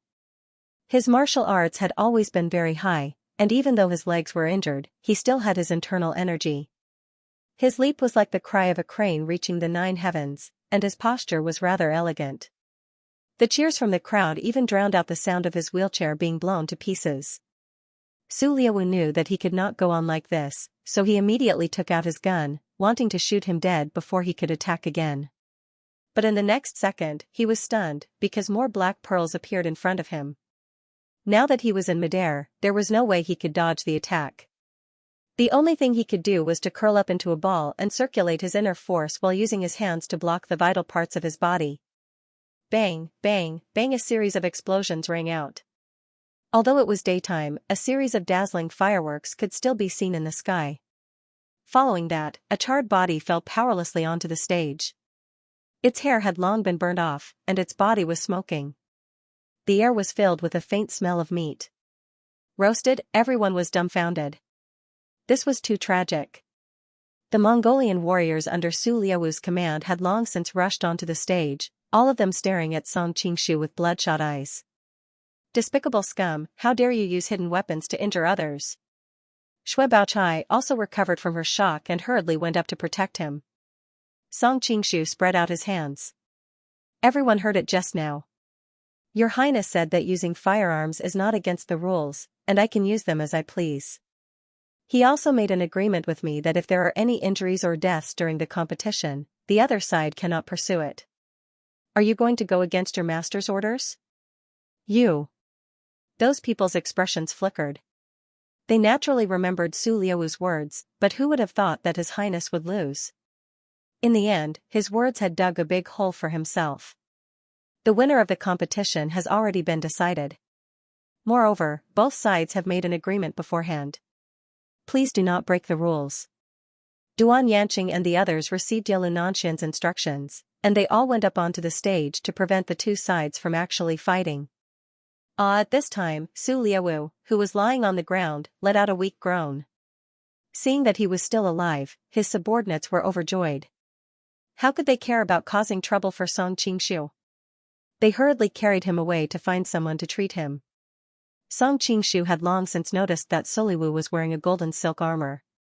Even Wei Xiaobao was able to get his hands on one. With the wealth of Mongolia, they naturally did not lack such things. Soliwu was also one of the most powerful princes in Mongolia, so he naturally had a lot of protective items on his body.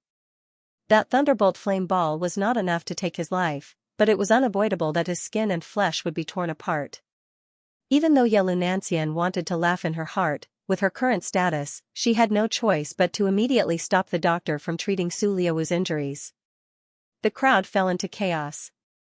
On the stage, Song Qingshu faintly sighed. I already said not to force my hand. Once I make a move, I will either die or be seriously injured. Before, those people all withdrew from the competition. You all thought that I was lucky, but in fact, it was their luck. How shameless! Seeing his expression, the same thought arose in the minds of all the spectators below the stage. However, this time was different from before. No one dared to curse out loud.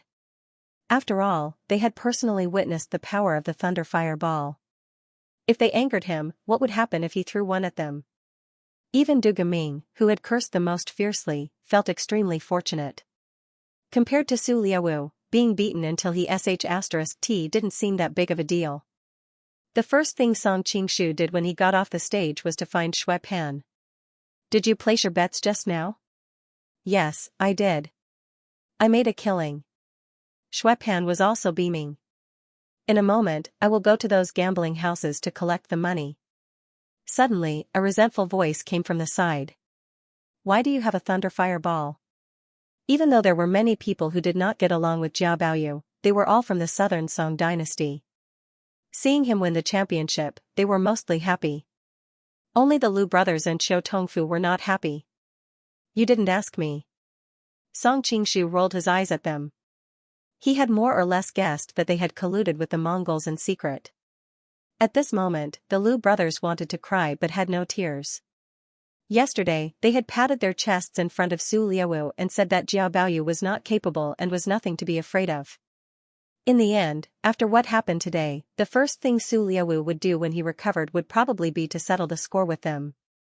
This time, they had gone through a lot of hardships to come to Xianxia.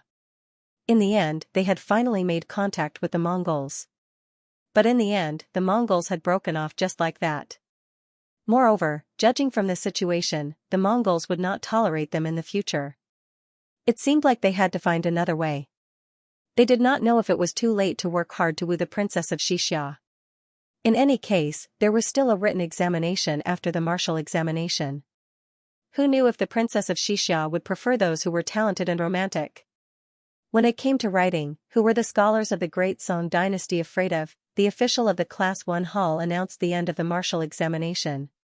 The written examination would be held in the imperial palace the next day. Only those who made it into the group of the martial examination had the right to participate. Someone immediately asked what the written examination was about.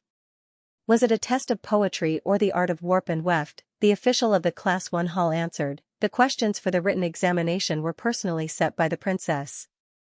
We do not know the specifics, but in general, it is to test the true character of all the young masters. There is no need to make a last-minute effort. Song Qingshu recalled the scene in the imperial palace last night. He caressed the girl lying in his arms like a cat and asked her what the topic of the written exam was. Who knew that Li Qinglu would only put her face on his chest with a satisfied expression and wouldn't tell him? When he asked, she would just answer according to her heart. Song Qingshu immediately objected. What if he didn't answer well and someone else took first place in the written exam? Who knew that Li Qinglu would just roll her eyes and say, in any case, I will be the judge. How can I let someone else take first place? Song Qingshu thought that this was reasonable and didn't ask any more questions. This feeling of participating in the competition and being a judge is really refreshing. Song Qingshu couldn't help but raise his eyebrows as he thought of this. Is it so happy to be the champion of the martial examination? A girl's teasing voice came from behind. He turned around and saw Wanyan Xianxia standing next to him. Why wouldn't I be happy if I won? Shui Baochai glared at her with slight hostility. This Jin Kingdom princess was too close to Baoyu. Miss Shui, you are so happy now. Have you thought about what happens if he takes first place in the written exam tomorrow and becomes the prince consort of Xianxia? Wanyan Xianxia snorted when he noticed that the girl was standing very close to Song Qingshu. How is that possible? You don't need to worry about that. Shui Baochai was very familiar with Jia Baoyu.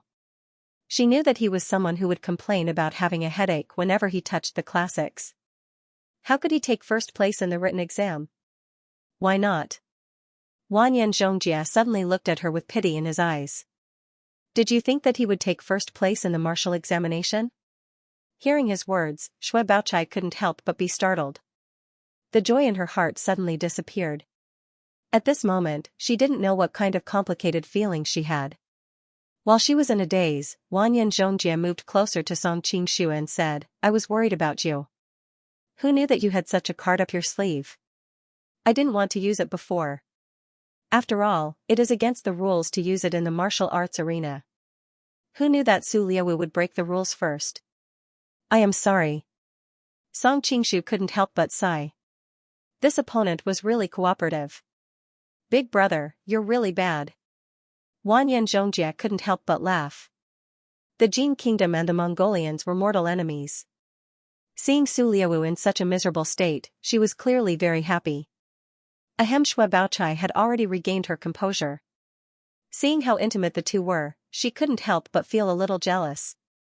Baoyu, we should go back. Song Qingshu could only give Wanyan Xianxia an apologetic look before being dragged back to the guest house by Shui Baochai.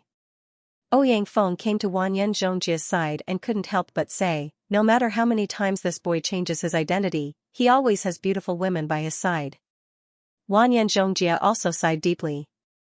Falling in love with an outstanding man is truly a double-edged sword. Ouyang Feng was speechless. How old are you? Why are you pretending to be so profound? After Song Qingshu and his entourage returned to the guest house, the Southern Song Diplomatic Corps came out to congratulate them. Of course, the Liu brothers and Qiu Tongfu all wore long faces. Shui Pan was the most excited. He said that he wanted to organize a banquet and drink to their heart's content. Because of the continuous incidents in the city, the diplomatic corps was under all kinds of control. The envoy group was under all kinds of control, so the group of young masters had long become indifferent. Hearing this, they all agreed. Shui Baochai didn't want to spoil everyone's fun, so she agreed. Not long after, guests came to visit. The first to arrive were Galdan and the people from the House of Dual Cultivators. They had been enemies with the Mongolians for many years. Today, seeing the insufferably arrogant Su Liaowu in such a miserable state, they were naturally very happy. 9 biscuits, Chinese, of course, the people from Peerless City didn't come. After all, Du Gumming had been beaten so badly by Jia Baoyu that they couldn't bring themselves to come. The people of the southern Song dynasty were very welcoming to their arrival. Galdan was fine, but everyone in the dual cultivator mansion was a beauty, especially the dual cultivator princess and the dual cultivator madam. Even their maids were all beautiful. The group of young masters had long been stifled during this period of time, so they all gathered around and asked about their well-being. Even if they couldn't eat swan meat, smelling the swan's fragrance was also good. The princess of dual cultivators had originally come for Song Qingshu. However, in front of so many people, she couldn't be too obvious. She was worried that her identity would be exposed, so she could only half-heartedly entertain Shui Pan and the others. Next, the people from the Wooden Table Ethics Department and the Ming Dynasty also came. Because Qin Jialua had been severely injured by Su Liaowu, Hu Qingtong and the others had suppressed their anger. Today, when they saw that Song Qingshu had given them a taste of their own medicine, they finally understood. Naturally, they had come to thank this young master who had avenged them. Moreover, he had saved them when they were poisoned.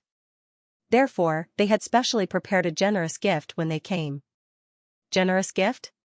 What good things can you people from the bitter cold borderlands have? Lu Shixing, who was at the side, was already very unhappy and decided to make things difficult for both sides. Therefore, he directly jumped out and opened the gift box.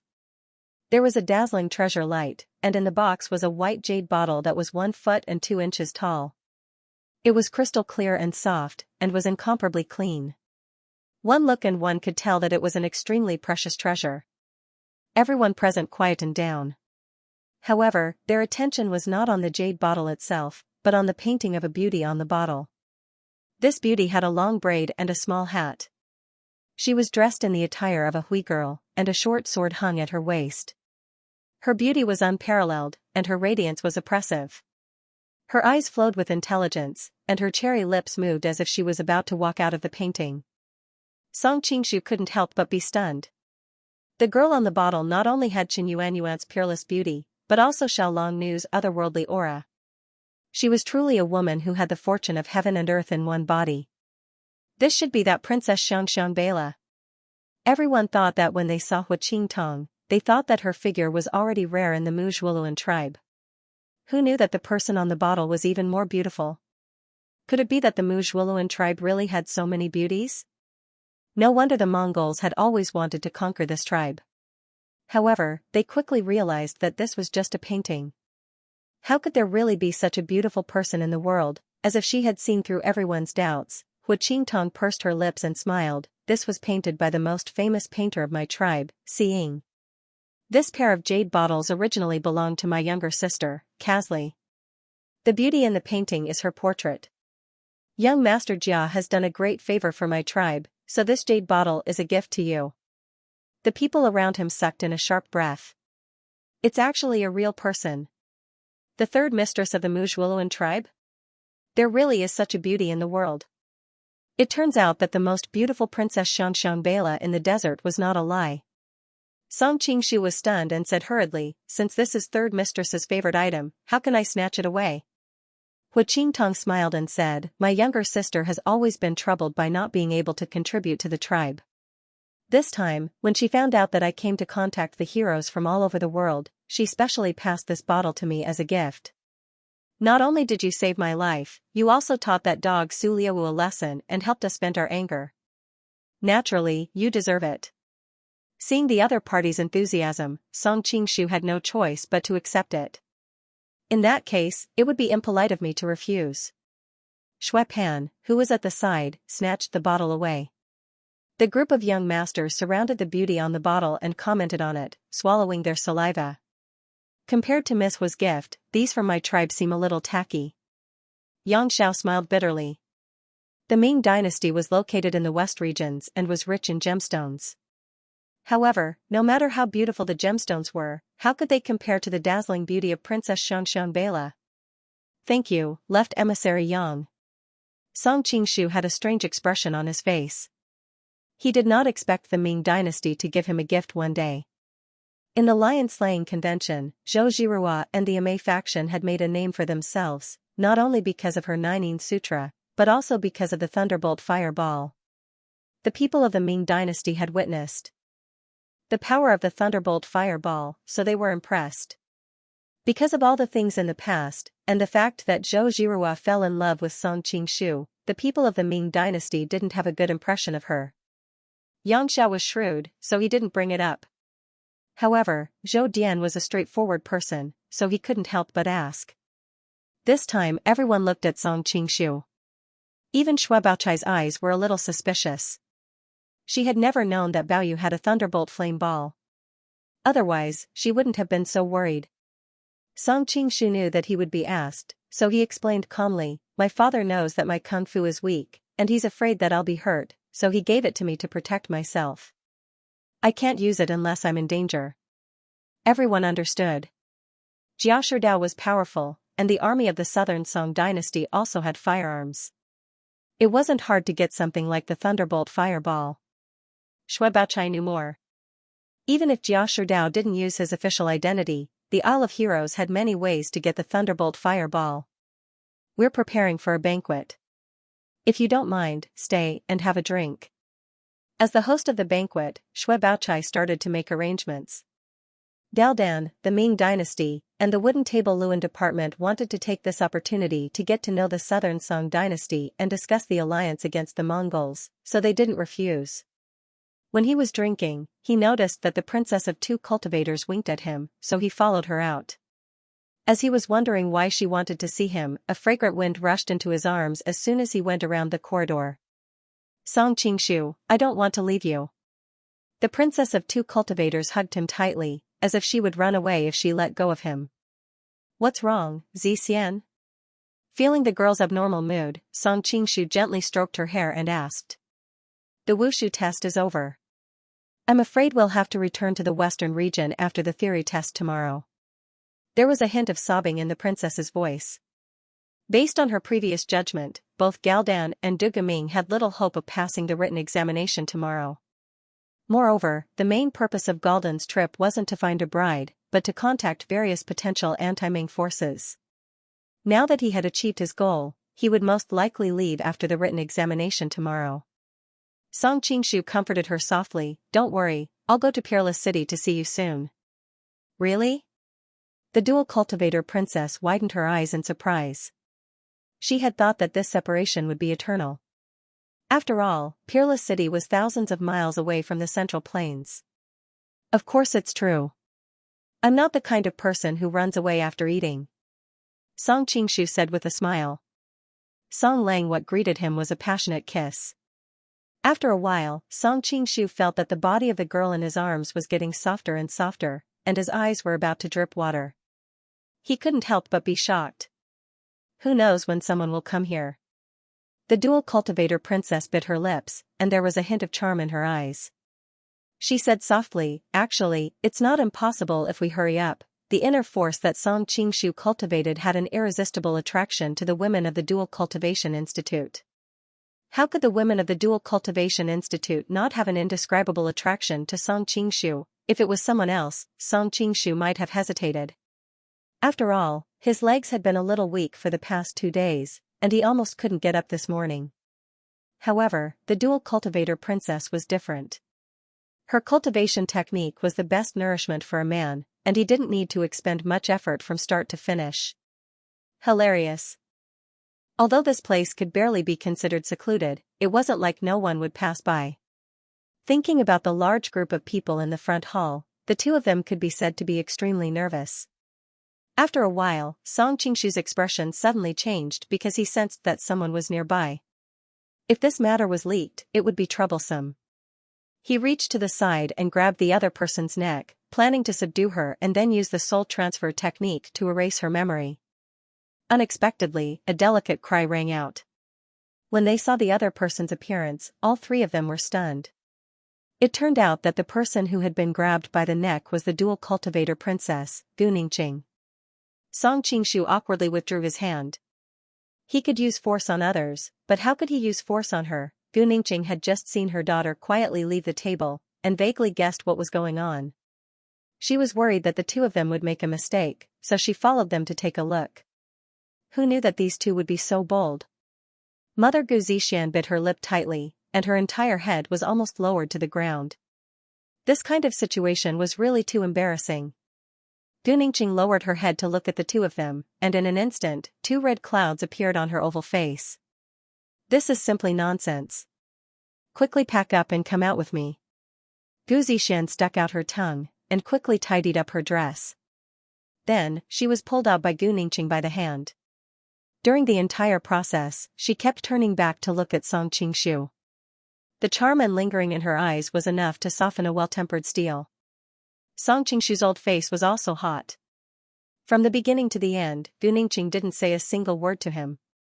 It was obvious that she was also dissatisfied with how he had defiled her daughter. It was only because he had done them a great favor that he didn't say anything. Looking at the surrounding environment, Song Qingshu was also a bit speechless. Just now, he was bewitched and fooling around. When he returned to the banquet, his expression was normal, and he enjoyed himself with the many guests. When night came, he went back to his room early and fell into a deep sleep. Shui Baochai had learned a few lessons from the past, and was worried that he would sneak out in the middle of the night and affect tomorrow's written exam. So, she ran to his room to check, and found that he was actually sleeping soundly. For a moment, she couldn't help but feel a little curious. Early the next morning, the various forces left the guest houses, and went to the Western Xia Imperial Palace together. The warriors of the first-class hall of Western Xia checked their name cards, and put them into the palace one by one. These days, they were already very familiar with these participants, and those who wanted to fish in troubled waters could not escape their discerning eyes. When they arrived at the Hall of Central Harmony, they saw that there were already dozens of youths and attendants attending the banquet. In the middle of the hall, there was a table and chairs covered with yellow satin embroidered with golden dragons. It was the throne of the Western Xia Emperor. The east and west tables were covered with purple satin. On the west table, there was a strange person covered in bandages. When the group of Mongolian warriors behind him saw the arrival of Song Qingshu, they all glared at him. Song Qingshu had a strange expression on his face. This Su Liaowu was really an unkillable cockroach. He was seriously injured, but he still forced himself to participate in the written exam in just one day. The officials of the first-class hall led Song Qingshu and his party to the main seat on the east side. Beside them was Wanyan Zhongjia of the Jin Kingdom, and next to Su Liaowu was Nailan Rongrua of the Qin Kingdom. It was obvious that among the many disciples who participated in the recruitment this time, their status was the highest, and the Western Xia people also treated them with special respect. Of course, with Jia Baoyu's current status, he still couldn't afford to be treated with such respect, and a large part of it was because he had won first place in the martial arts competition. The other disciples of the nobility, and the ordinary talents of the common people were all seated at different tables. Everyone came in one after another, and took their seats. Seeing this, Shui Baochai was shocked. She knew Jia Baoyu's background. Before, she could still use thunder fire balls, but now that they were in the palace, could she also use that thing? They had just fought for the championship. If she was drenched by the wine jug thrown by the loser in front of so many people, it would be really embarrassing. So she took the initiative to hit the flying jug with her palm, feeling a little anxious. Unfortunately, Sister Yang was not here, otherwise it would be better for her to take action in this situation. She was still a little weak, and might not be able to catch the flying jug. Everyone's attention in the hall was instantly attracted by the strange situation, and they all wanted to see how the two sides would deal with it.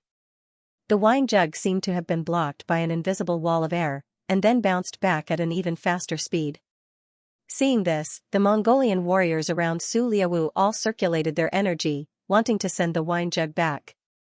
Who knew that just as they were about to attack, the jug would shatter in front of Su Liaowu, and the wine inside spilled out, drenching the Mongolian warriors. The warriors hurriedly stood in front of Su Liaowu, but how could they block something like water? Some of it still spilled onto him. Good. Wanyan Xianxia clapped and cheered. Jin Mei was her mortal enemy, and she did not care about Su Liaowu's face. The others in the hall could not help but cheer. This control of energy was too brilliant. They did not expect such a delicate and beautiful girl to have such a powerful cultivation. Many disciples began to ask which family this girl came from in the southern Song dynasty. If they could not marry the princess of Xianxia, it would be good to pursue this girl. She was the best choice in terms of appearance, figure, and temperament. Only the person involved looked at her hand in a daze. Shui Baochai was also very confused. When did her energy become so high? Was it because Su Liaowu was heavily injured and did not have much inner force? Song Qingshu smiled and leisurely drank his tea, hiding his strength and fame. The Mongolian side was furious, and they all drew their weapons and were about to rush over. At this time, 2 rows of people walked out of the inner hall. Some were dressed in tight clothes, while others were in loose robes. Most of them held strangely shaped weapons. Duan Yanqing shouted loudly, "Inside the palace, gentlemen, do not be rude. These people are from my country's Class 1 hall. If you are interested, you can fight one by one. Fighting in groups is not allowed." When Su Liaowu noticed that Class 1 hall had a lot of elites, he snorted and stopped his subordinates from continuing to cause trouble. After this small setback, the hall gradually quieted down. When all the seats were filled, 2 generals on duty shouted, "All the guests have arrived, close the doors."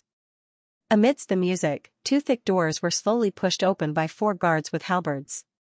A group of golden-armored guards with long halberds in their hands walked out of the side corridor. The halberds shone brightly under the candlelight.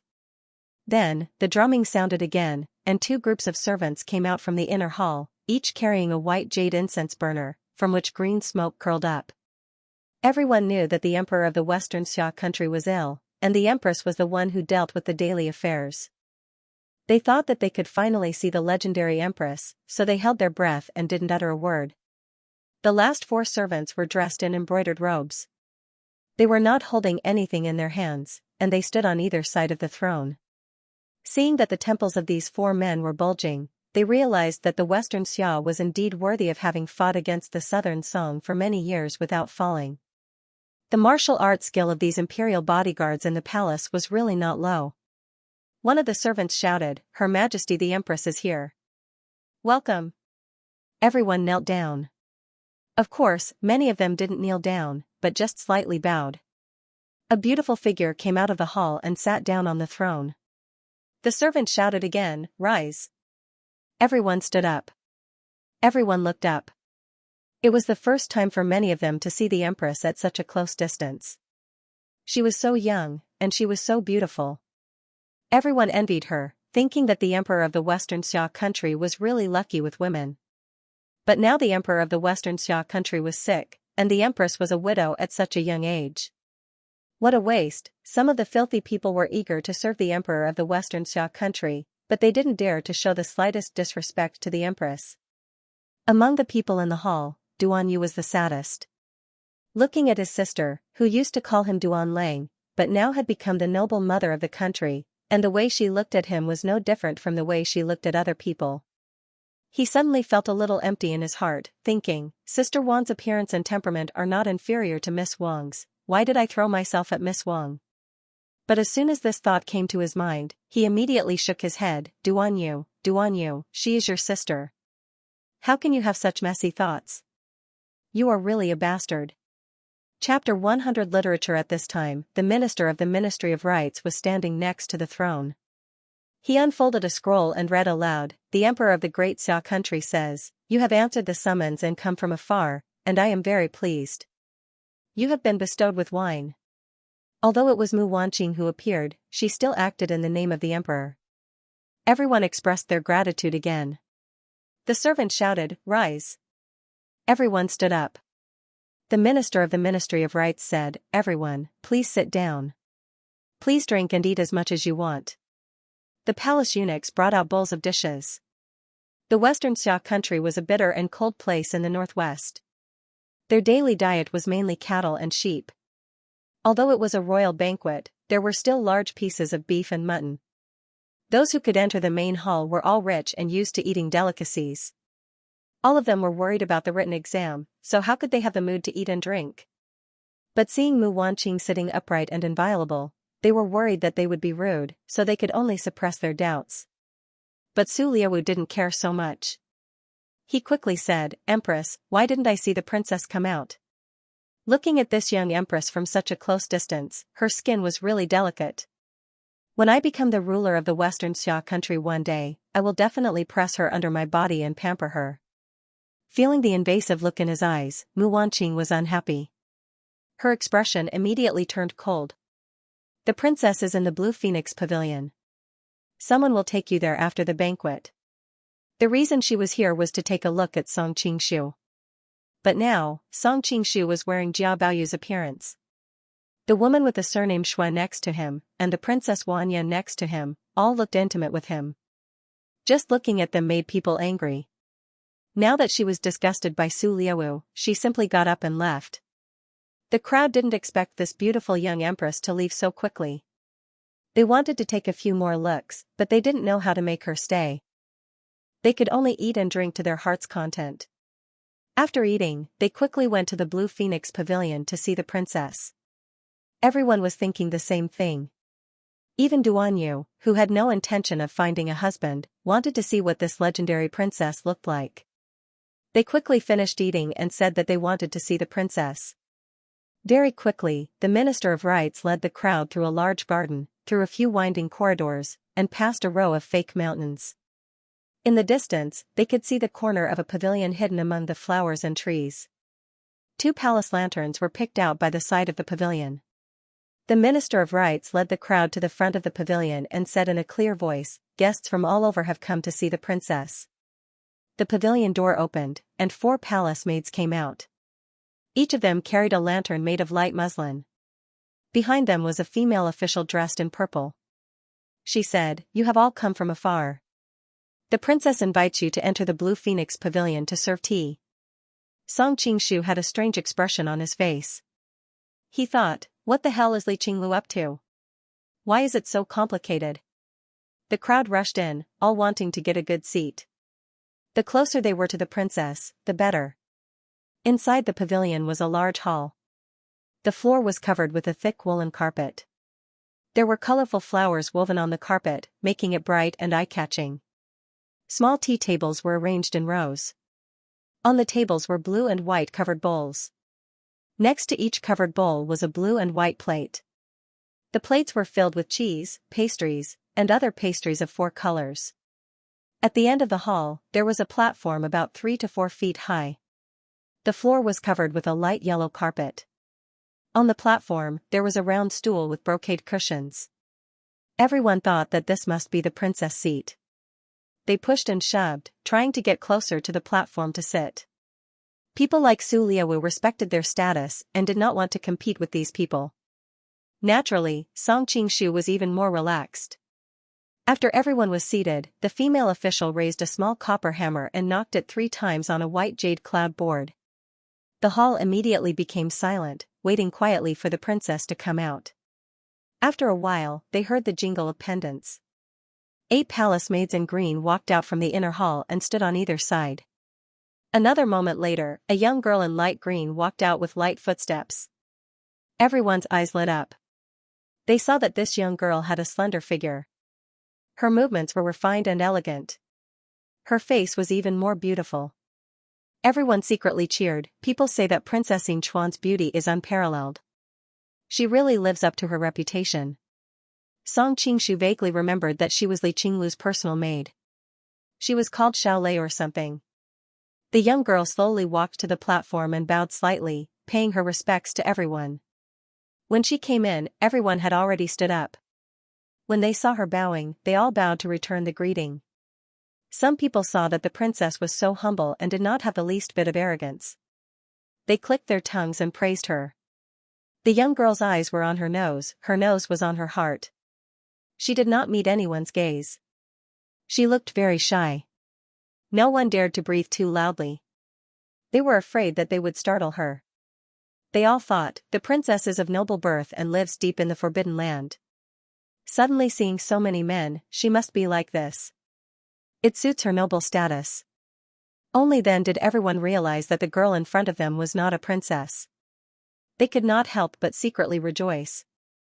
If a maid was so slender and beautiful, how beautiful would the real princess be? However, they immediately thought of the question raised by the princess and thought that the test should have begun.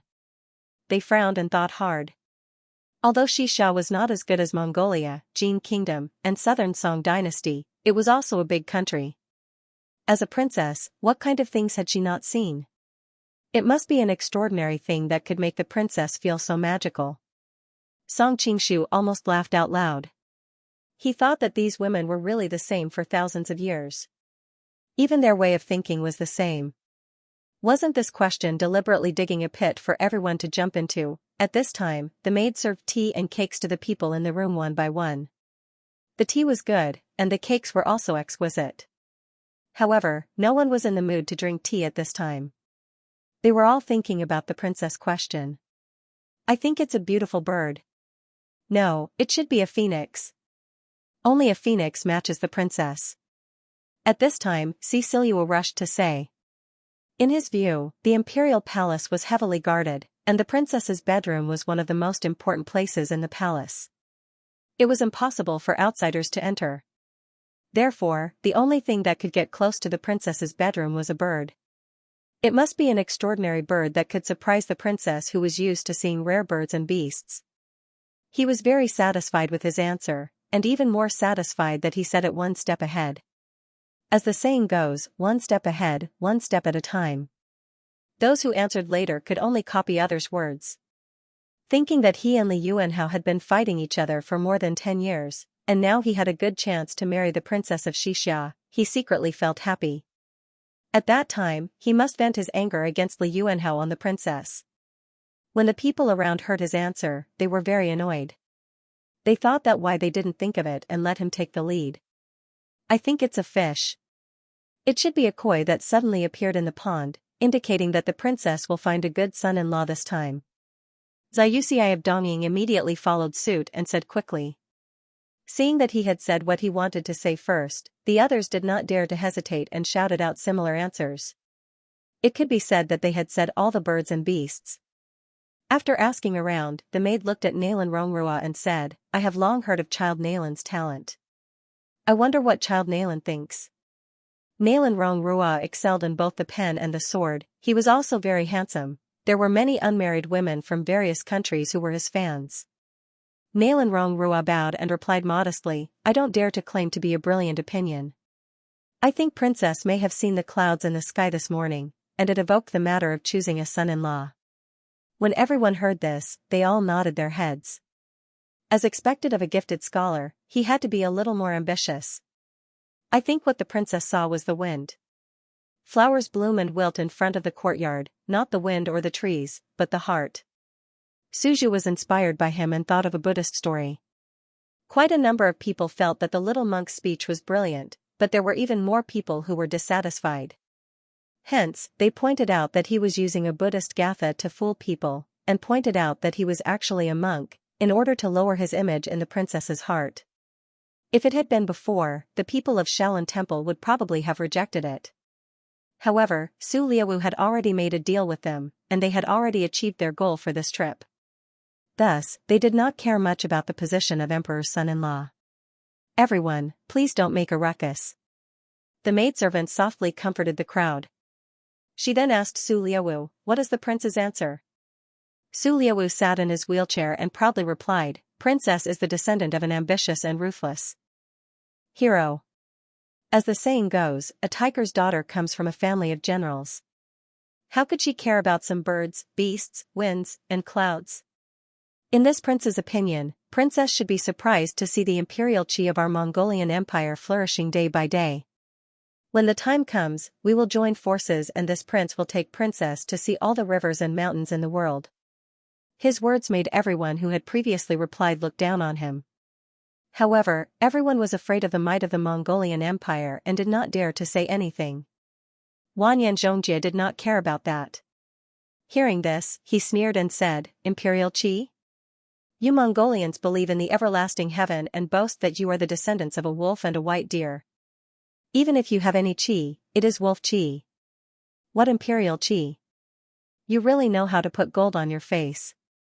Su Liawu was furious. "When the Mongolian Empire invades the south, the first country we will destroy will be the Jin Kingdom. Who doesn't know how to boast? In these past few years, I have not seen you gain any advantage." Wanyan Zhongjie did not back down and directly retorted. Because the two of them began to quarrel, the hall quickly became a mess.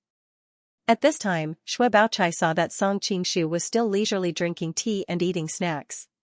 She couldn't help but feel a little anxious. "How can you still be in the mood to eat here? Everyone has already answered, but you have not said anything. The snacks are delicious, and the tea is also very good. Compared to the Longjing tea in Jiangnan, the tea here has a different flavor. Do you want to try it?" Song Qingshu said as he handed over the cup. Seeing that he had drunk from the cup, Shui Baochai's face turned red. "Why are you still making trouble at a time like this? Hurry up and tell that major answer." Song Qingshu looked at her strangely and said, "Sister Bao, do you really want me to marry the princess?" Shui Baochai was stunned. Yes, he had already won the martial arts competition. The better his answer was, the more likely he would be chosen as the emperor's son-in-law. Why did she have to rush him? However, he immediately reacted. How could the princess of Xianxia like Baoyu? If she hadn't grown up with him, perhaps she would also. The more she thought about it, the redder her face became. Song Qingshu saw that she became shy as she spoke. He thought that these women's thoughts were really hard to understand. Seeing that the room was becoming more and more chaotic, the people of Class 1 Hall hurriedly came out to maintain order. Only then did the maid walk in front of Song Qingshu and ask, "Young master, what's your answer?" Song Qingshu swallowed the last snack and drank a mouthful of tea to moisten his throat before he said, "I don't know what's wrong with the princess's body. I know a little about the art of yellow medicine, and this time, I have brought a lot of expensive medicine with me. I can treat the princess." Si Baoyuo sneered and said, "What are you talking about? She is asking you what the princess saw." The others also criticized him. Only a few meticulous people suddenly realized that everyone seemed to have overlooked a piece of information. There was a trace of a smile on the maid's face.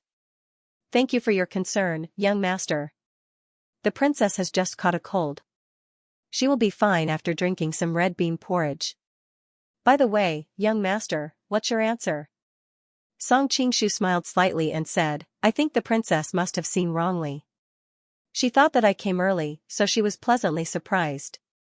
In fact, it didn't matter what the latter part of the question was. The key to the answer was the first half of the sentence about drinking medicine. However, the people of this era had never seen such a trick and were all fooled. "Bah, shameless! Who do you think you are?" The others were originally not convinced that he was a lucky champion. Now that they heard him speak so arrogantly, they immediately cursed him. They thought that it was really in line with his previous shameless character. Who was the princess? They didn't know where he got the confidence that the princess would always think of him. Even Shui Baochai blushed. She thought that Baoyu was too hateful. However, it was good that he answered like this. Otherwise, it would be troublesome if the princess took him as the princess's son-in-law. The maid replied, "Her Royal Highness invites all of you to come to the study room to appreciate the calligraphy and painting." Si Siluo angrily said, "This princess is really arrogant.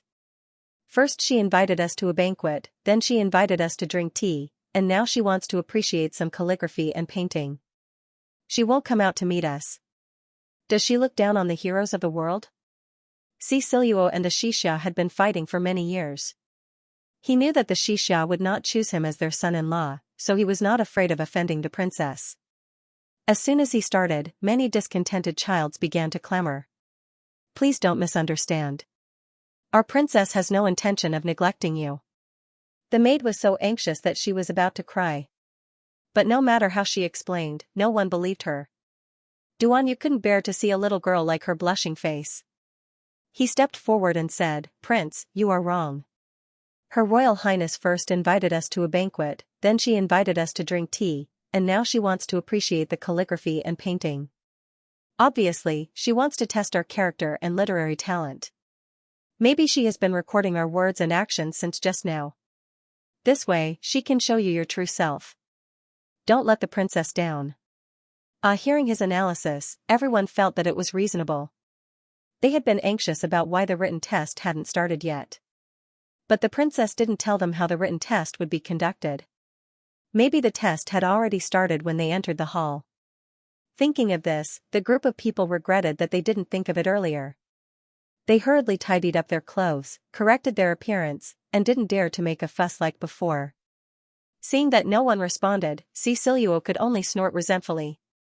Following that, everyone obediently followed behind the maidservant. Very quickly, they walked through a long corridor.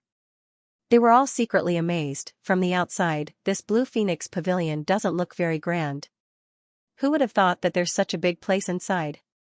After walking through a corridor that was several tens of feet long, they arrived at 2 large stone doors. The maid took out a small piece of metal and knocked on the stone door a few times. The stone door creaked open. These people saw that the stone door was more than a foot thick and unusually strong. They whispered to themselves, "After we go in and close the stone door, won't we be caught in one fell swoop? How do you know that the Xianxia country didn't use the name of the princess to find a husband to attract the heroes of the world to throw themselves into the trap?" Su Lai snorted, and took the lead to have his subordinates push the wheelchair in. The powerful Mongolian cavalry was his backing, and he did not believe that the Western Xia would dare to harm him. Someone hit the head. Everyone thought that since they were already here, they might as well take things as they came. Under these circumstances, no one was willing to show weakness, so they turned back. After everyone entered the door, the stone door slowly closed. Behind the door was another long passageway with oil lamps burning on the stone walls on both sides. After walking through the passageway, there was another stone door. After passing through the stone door, there was another passageway, and they passed through 3 large stone doors in a row. At that moment, even Su Liawu, who was originally the most confident among them, was a little surprised and bewildered. It was truly impossible for him to call for help in this place. With the guards he brought in, how could they possibly be a match for the many elites from Western Xia's Class 1 hall? Only Song Qingshu was calm and composed, and swaggered to the front. When the people who were originally hesitant saw that Jia Baoyu, whom they had always looked down on, was so bold, they did not dare to lose face, and could only bite the bullet and follow. After turning a few more corners, they suddenly heard the sound of water gurgling, and arrived at the side of a deep stream. To suddenly see such a deep stream in the Forbidden Palace was really unimaginable. Everyone looked at each other, and some of the hot-tempered ones were almost about to explode. The palace maid said, "If you want to go to the inner study, you must pass through this orchid stream. Everyone, please." As she said this, she swayed her delicate body, and stepped into the deep stream. There were 4 bright torches beside the stream, and everyone could see that when she stepped down, she fell into the stream, and they could not help but cry out in surprise.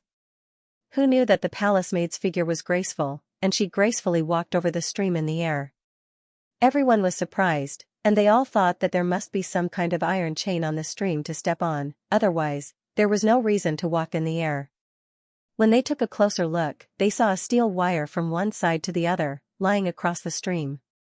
But the steel wire was so thin, and it was painted black, and in the dark night, it was really difficult to see where the light from the torches could not reach. They saw that the stream was quite deep, and if they slipped and fell, even if their lives were not in danger, they would be very embarrassed. Shui Baochai could not help but pull Song Qingshu's sleeve, and said, "Baoyu, there is such a place in the Xianxia Imperial Palace. It is really strange, and we must be careful of fraud." In fact, Song Qingshu had never been here before.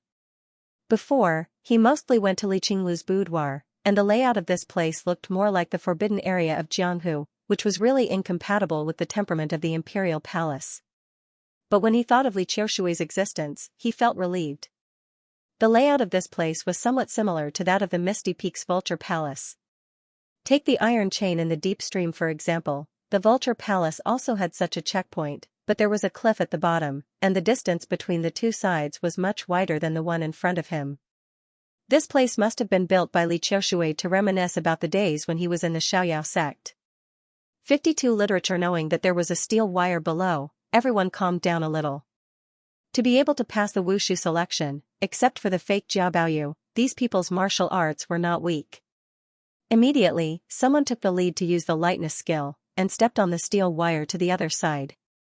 Perhaps they remembered what Duanyu had said just now. When they used the lightness skill, they showed off their lightness skill, hoping that the secret recording personnel would notice their valiant and heroic posture and say it to the princess.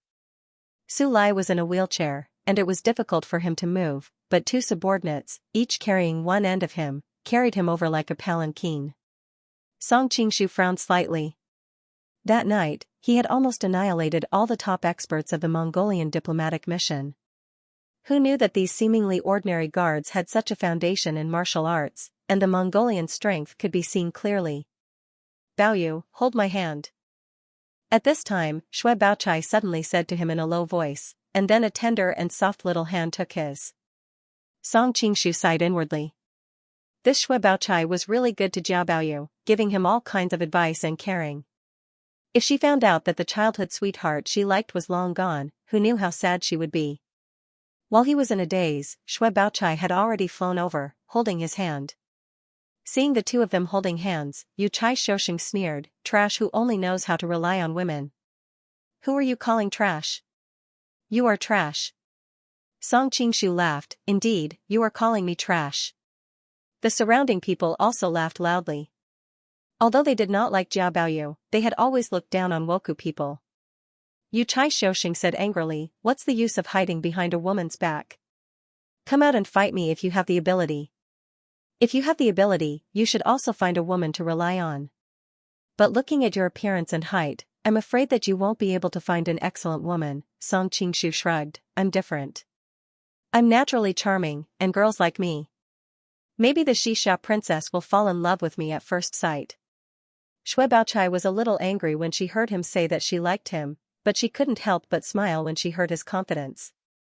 Yu Chai Shoshing sneered again and again, "These words will inevitably be passed to the princess, and she will recognize your lecherous nature." Song Qingshu was too lazy to pay attention to him, and continued to walk inside. At this time, the palace maid pressed a mechanism next to a rock, and a whooshing sound was heard. Then, the steel wire shrank into the grass, and disappeared without a trace. This made everyone tremble with fear. They all thought that this deep ravine was very wide, and it was difficult to fly over. Could it be that the Xixia country was up to no good? Otherwise, why would there be such a mechanism in the princess study room? Everyone was secretly on guard, and no one had the mind to care about the matter of Jia Baoyu. Some people secretly regretted, "How could I be so stupid to not bring any weapons or concealed weapons when I entered the palace?" The palace maid said, "Everyone, please come here." Everyone followed her through a large pine forest, and arrived in front of a cave door. The palace maid knocked a few times, and the cave door opened. The palace maid said, "Please," and took the lead to go inside. Now, even Su Liaowu was somewhat hesitant to go forward. Only Song Qingshu calmly walked inside. Suddenly, a bright light appeared in front of his eyes, and he found himself in the depths of a large hall. This hall was more than 3 times bigger than the hall of concentrated fragrance, where they had been drinking tea. It was obviously a natural cave in the mountain peak, and it had been artificially decorated. The walls of the hall were polished very smooth, and there were paintings and calligraphy hanging everywhere. Ordinary caves would have moisture and water droplets, but this place was unusually dry. The paintings and calligraphy hung on the walls, and there was no sign of moisture. At the side of the hall was a large red sandalwood desk, on which were placed the 4 treasures of the study, stone tablets, and antiques. There were also a few bookshelves, 3 or 4 stone stools, and a stone table. The palace maid said, "This is Her Highness the Princess study room, please feel free to admire the paintings and calligraphy." Everyone saw that the appearance and furnishings of this hall were very special. It was empty, and there was not the slightest smell of cosmetics. It was unexpectedly the princess study room, and they were all very surprised. Today Song Qingshu saw another side of Li Qinglu, and remembered that she was also a dignified princess of a country. Most likely she was putting on such an awe-inspiring display for him to see, so that he could not look down on her. But looking at the way she was acting, most likely Li Qiushui had instigated it. Hearing the palace maid's words, everyone's heart jumped, and thought that it was really as Duan Yu said, admiring paintings and calligraphy was not a lie, but taking the opportunity to examine everyone's literary talent was the real thing. So a group of people ran to the wall, and appraised the paintings and calligraphy masters. But most of them were martial artists, and only Nailan Rongrua, Duan Yu and a few others knew how to really appraise, the rest were just pretending to know. Only then did everyone come back to their senses from the calligraphy and paintings on the wall. They hurriedly looked back and found a beautiful figure sitting at the head of the table. They couldn't see her face clearly because of the heavy curtains, but it was enough to see her graceful figure. She was definitely a top beauty. "Greetings, princess." A group of people hurriedly went over to curry favor. The princess slowly opened her mouth and said, "Everyone has come from afar, I am very grateful for your hospitality. My humble country's hospitality is not satisfactory, please forgive me. I would like to give each of you a piece of calligraphy and painting that I usually admire as a token of appreciation. These are all authentic works of famous artists, please accept them. When you leave, please pick them from the wall. The princess's voice is so beautiful, I'm dying, I'm dying." Some people were whispering to each other.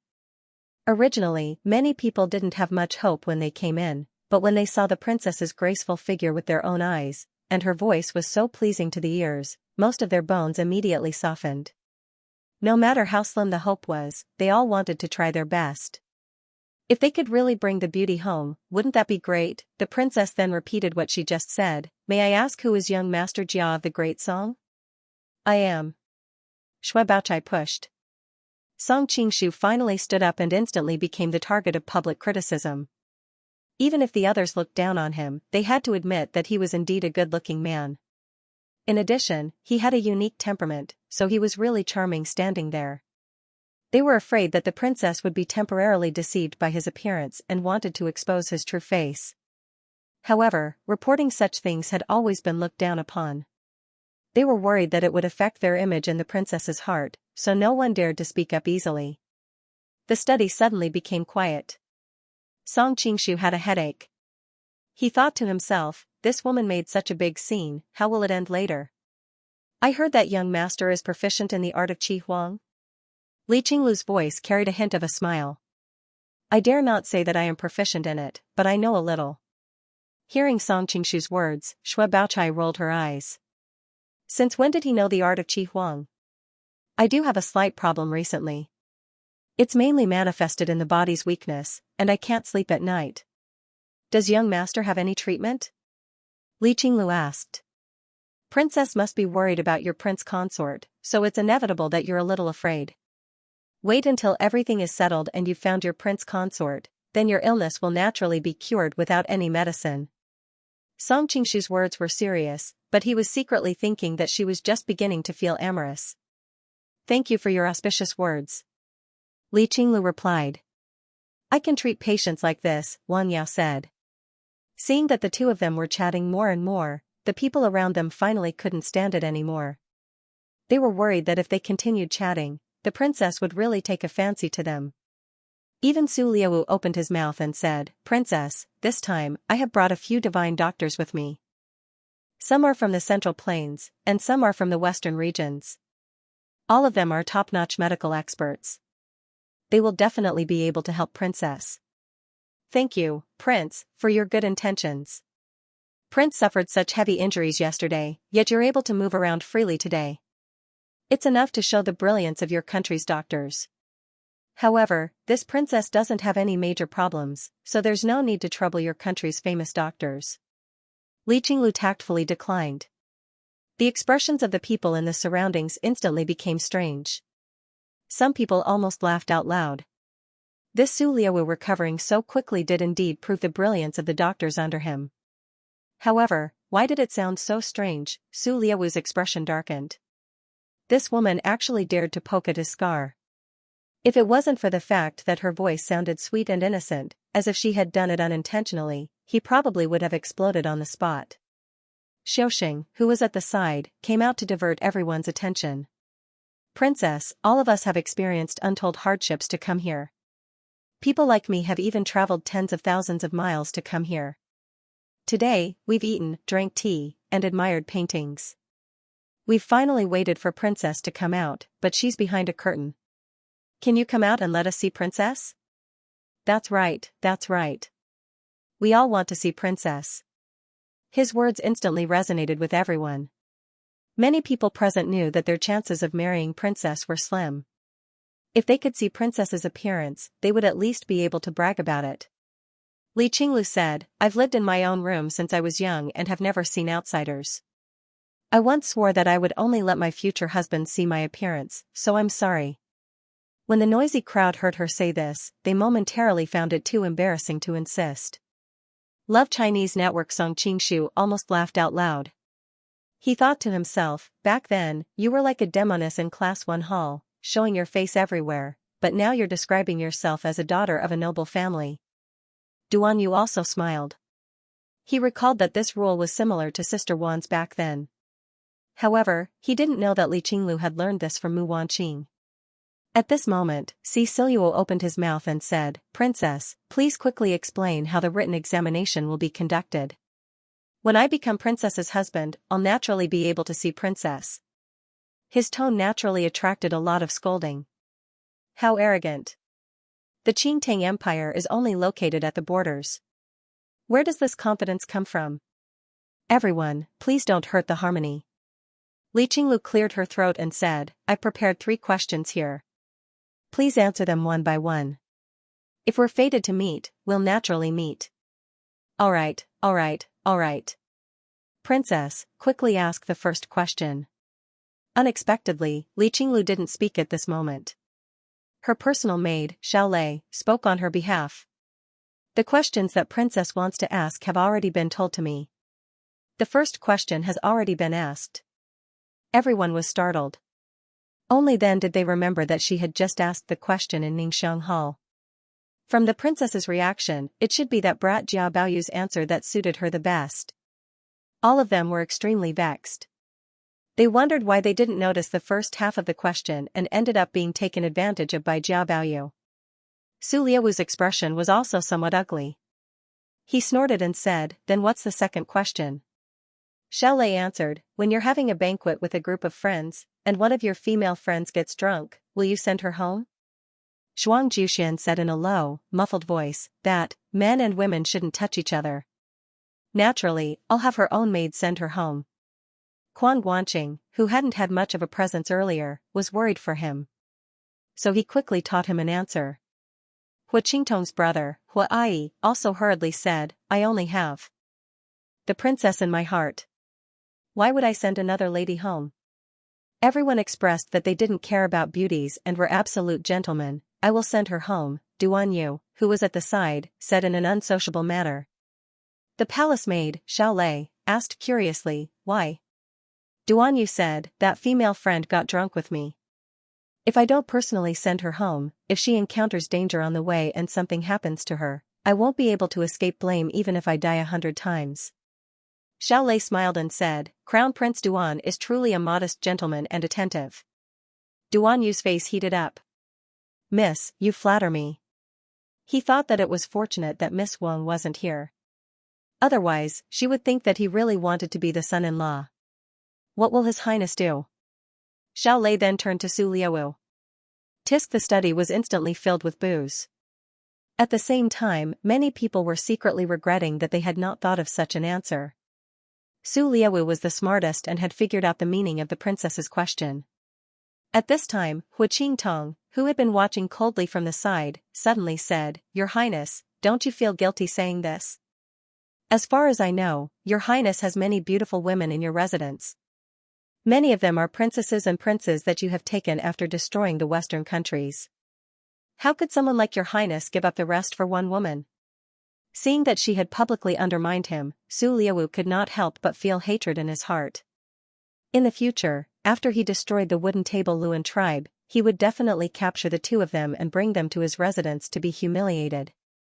However, on the surface, he replied with a normal expression, after I marry the princess will naturally be my official wife. How can those concubines compare to the princess? Many of the young masters of the aristocratic families nodded.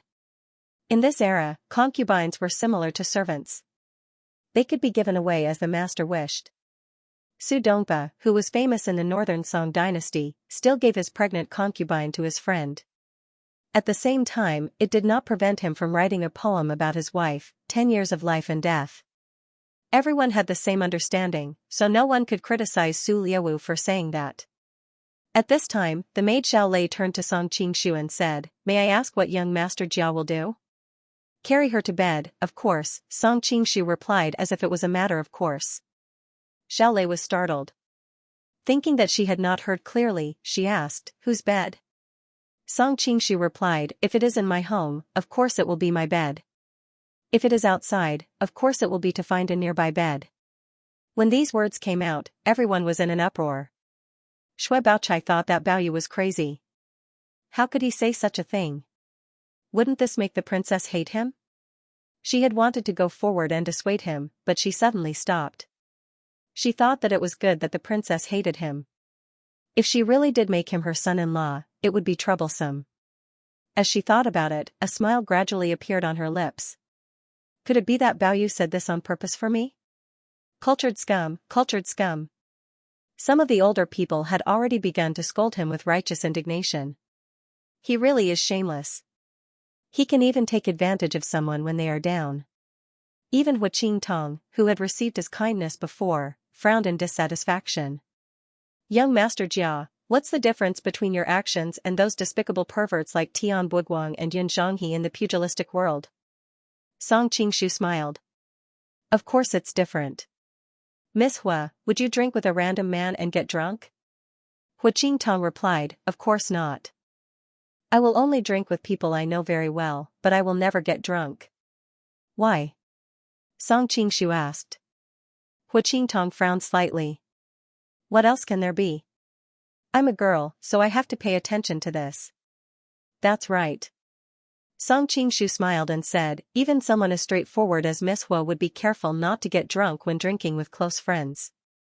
However, this lady got drunk. This proves something." "What does it mean?" Not only Hu Qingtong, but the attention of the other people present was also attracted. "Lu Zhulin, it means that the lady is completely defenseless against this man. She doesn't even worry about being." Song Qingshu revealed a knowing smile. "There is only one situation where a woman will be like this, and that is when she likes this man." Everyone came to a sudden realization. His analysis did make some sense. Nalan Rongrua couldn't help but say, "But even if the lady likes him, he can't take advantage of her." Song Qingshu looked him up and down and said with a smile, "Young Master Nalan should still be a virgin, right?" The others burst out laughing. Shui Baochai secretly spat. Baoyu is getting more and more of a bastard now. She had also heard about Jia Baoyu and Shiren. However, for someone like her who came from a big family, it was common for her to have a personal maid in her room. She didn't think much of it. Nalan Rongrua's fair face became even redder. "Do I have anything to do with this matter?" "Of course it has something to do with you," Song Qingshu said. "Just because you are a virgin, you don't understand a woman's heart. You should know that if a woman doesn't like you, she won't get drunk no matter how much she drinks with you. However, if she likes you, she may get drunk after drinking 2 glasses of wine. As for whether she is really drunk or not, you have to experience it yourself." Song Qingshu continued, "Girls are very thin-skinned. She deliberately got drunk to create opportunities for you. If you still don't understand how to flirt, then you will really disappoint her." Everyone in the hall nodded subconsciously. Connecting it with their own experience, what he said did make some sense. However, there were still people who disagreed. But after all, this is an illicit affair without a matchmaker. How can it be?" Song Qingshu spread his hands and said with a look of disdain, "I only said to take her back to her bed. I didn't say what we were going to do. I just wanted to further deepen the relationship between us. In the end, your thoughts are too dirty." You. That person choked and couldn't say anything. At this time, Xiao Lei, the palace maid on the stage, smiled and said, "Young Master Jia's, your wise words are refreshing to this servant. Then I will go on to the princess's third question." "Say it, say it." The others were already impatient. Some of them hadn't performed well before and wanted to turn the tables with the last question. After all, this question was left to the end, so it must be of great importance. Xiaolei nodded and said in a soft voice, "If you and the princess were to get married and one day the princess suddenly said to you, 'Son-in-law, son-in-law, look, my dress is wrinkled,' how would you answer?" Duan Yu listened with a blank expression and said subconsciously, "It's wrinkled? It'll be fine as long as it's even." Su Liawu couldn't help but sneer. Dali is indeed a small country on the border. Even the prince is so thrifty. However, our Mongolia is rich, so how can we let the princess suffer like this? At that time I will give the princess 10, oh no, 100 new dresses. I will gather famous tailors from all over the world to design beautiful dresses of different styles for the princess. The others all sucked in a breath of cold air. Even if someone wanted to imitate Su Liawu, they wouldn't be able to say it so naturally. After all, showing off required strength. Which country in the world could compare to Mongolia? Even Xue Baochai sighed inwardly. Although the Su Liawu was a bit arrogant, he really was very charming. If it was her who had been confessed like this, she would probably also be moved. The others all gave their own answers, but no one could answer as brilliantly as Su Liawu. All of them couldn't help but feel dejected. Everyone's gaze immediately landed on Song Qingshu. Even though they were somewhat disdainful of his performance in the arena, the angles in which he had answered these questions were rather tricky, and there were some fallacies in his reasoning. Right now, the best answer to this question had already been taken by Su Lai. They wanted to see what else he could say. Song Qingshu took a sip of tea unhurriedly. Then, he said in a leisurely manner, "Although Western Xia is not as vast as Mongolia, it is still a powerful country on the continent. As a princess of a country, how could she lack new clothes? On the surface, your highness is good to the princess, but in reality, you are slapping the princess's face and slapping the Western Xia's face." Su Liawu immediately became angry. Nonsense, this king definitely did not mean that. Song Qingshu waved his hand to indicate for him to calm down. "The reason I said this is to say that the princess and the son-in-law said those things not because she did not have new clothes to wear and needed the son-in-law's help, but for another reason." "Aren't you also misinterpreting the princess's meaning?" Su Liawu sneered. "Whether it is a misinterpretation or not, everyone has a scale in their hearts and can naturally judge." Song Qingshu was not angry and said slowly. The surrounding people nodded secretly. What he said did make some sense. How could the princess say those words to the son-in-law just for a few sets of clothes? Hearing the whispers around him, Su Liawu's expression was so gloomy that it was about to drip water. This king would like to hear what Master Jia has to say. It may not be very high, but it should be closer to the princess's original meaning than what your highness said. Song Qingshu then said, "The Tang people think that being fat is beautiful, but nowadays, all countries think that being thin is beautiful. The young ladies and madams in the boudoir often have a headache because they want to eat snacks, but they are worried that they will become fat. If one day they find that they have become thin, they will naturally be overjoyed." Hu Qingtong, who was at the side, did not care about this. She spent all her time riding on the battlefield and had never had such concerns. On the other side, Xue Baochai's face was slightly red because this was indeed the question that everyone in her circle was most concerned about. She thought, "Did I talk about this with Baoyu? How did he know so clearly?" Su Liawu said angrily, "What are you talking about? That's why it's said that Wang Yi usually only has those concubines to cater to you. You don't understand their hearts at all. Otherwise, you wouldn't have made this mistake." Song Qingshu shook his head. The princess excitedly ran to tell Fuma that her skirt had wrinkles. It wasn't because she wanted Fuma to buy a new one for her, but because she had gotten thinner recently and wanted her lover's sincere praise. "I see." Although the people in the hall felt that his words were a little strange, it was not unreasonable after thinking about it carefully. However, Su Liawu was not willing to accept it. "In the end, this is just your unreasonable speculation. What the princess thinks naturally needs to be judged by the princess." "That's right. We've answered all 3 questions in a row. "Princess, please tell us the results." The others began to shout. In fact, it was not a big deal to lose the selection. Instead, waiting for the results was the most torturous thing. Unexpectedly, the princess did not answer. Instead, she got up and walked into the inner hall. In the blink of an eye, her beautiful figure had already disappeared. Everyone in the hall became anxious. Why did the princess leave? Who was going to be the son-in-law? The maid Xiaolei came out and said, "Everyone, please go to the fragrance hall outside to drink tea and rest. The paintings on the wall will be sent out for everyone to choose. If Her Highness wishes to meet with anyone, she will naturally send someone to invite them." Everyone came to a realization. It seemed that the princess could not make up her mind in such a short time and might need to think quietly. Also, if she announced the son-in-law in front of so many people, and there was only one son-in-law, wouldn't that make the other princes lose face? After thinking through the crux of the matter, everyone stopped shouting and went to choose the paintings they liked. These paintings were all works of famous artists. Although it was a bit exaggerated that they were worth cities, they were still very valuable. It was not a waste to take a painting. With the warriors of Class 1 hall leading the way, everyone walked out of the stone room and followed the old path back to the fragrance hall where they had been drinking tea. After a while, the eunuch brought out paintings and scrolls and asked everyone to choose one. These people were in a mess. They only cared about whether the princess would summon them. How could they have the mood to choose paintings? The peerless Tang Sectvo Duanyu had long taken a fancy to the painting Sword Dance by the Lake and snatched it. In the painting, a beautiful woman held a sword in her right hand and formed a sword sign with her left hand. She was dancing with a sword by the lake and a mountain. Her expression was elegant, bright, and charming. In an instant, his spirit flew around. One moment, he seemed to be beside Wang Yuyan, and the next moment, he seemed to be in the cave of the Wuliang mountain. After getting this painting, he did not care about the Xianxia marriage selection anymore. Everyone drank tea and chatted, guessing the answers of so many people just now, not knowing which one suited the princess the most.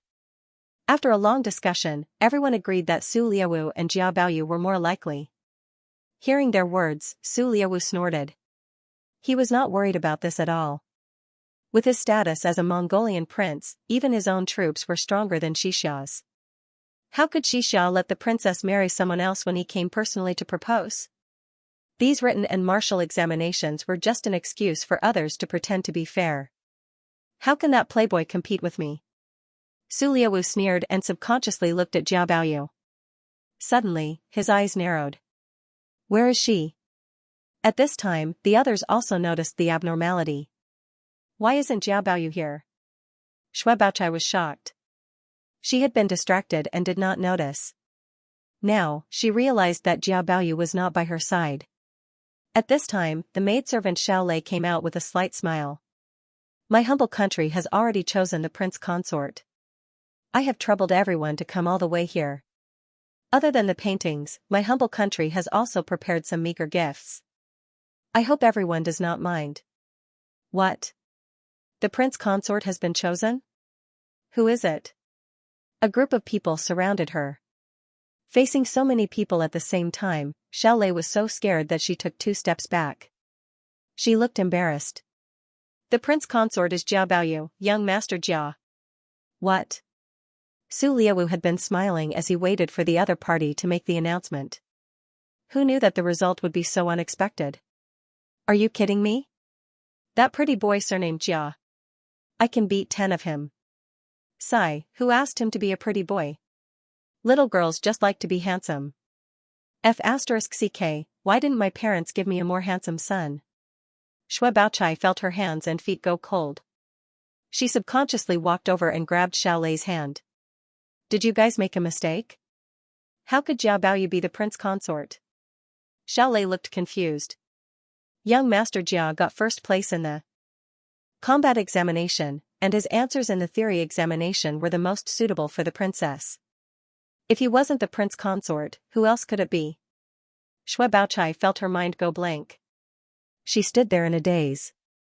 She did not know what was happening around her. Li Qinglu, who was hiding in the dark and observing, said sourly, "Your charm is really great. Even after you changed your appearance, you can't stop the lady from liking you so much. Song Qingshu shook his head. The one she likes is Jia Baoyu, his childhood sweetheart. Sigh, she must be feeling terrible right now. TSK, TSK, TSK. Look at how protective you are. Do you want me to send someone to keep her so that you can comfort her? Li Qinglu said with a smile that was not a smile. Song Qingshu picked her up and hit her twice. You're full of evil tricks. Your husband is going to teach you a lesson. Come on. Li Qinglu crooked her finger, her eyes full of charm. On the side, Wanyan Zhongjia laughed out loud. 1,000,000 soldiers? You Mongolians have a lot of assets, but even if you add all your troops, Temujin's Qiashui army, the other princes' armies, and the servants' armies, you won't even have 1,000,000. Who are you trying to scare? Su Liawu thought to himself, I told you to massacre the Western Xia, and you're telling me if there's 1,000,000 or not. Was this AF** King Million thing? He was about to explode when he remembered that he had lost all the experts he had brought with him, and that the enemy also had someone like Ouyang Feng, the Western Poison. Besides, this was the Western Xia, and he would be at a disadvantage if he caused trouble here. So, he could only snort and leave with a gloomy face. Su Liawu left in anger, but Wanyan Zhongjia couldn't be happy. He looked in the direction of the inner hall and pouted. When I get back, I'll also hold a matchmaking convention. Since the prince had been chosen, the others all left dejectedly with the paintings. Only Shui Baochai stood there for a long time, as if she had not lost her soul. The maid Xiaolei quickly came back with a note. Miss Shui, young Master Jia gave this to you. Shui Baochai shivered and quickly opened the note. It said, Sister Bao, they want me to stay in the palace to meet the old princess, the empress, and the others. You should go back first. Take care. Song Qingshu was pretending to be Jia Baoyu, so he must have practiced his handwriting. Naturally, he wouldn't reveal any flaws.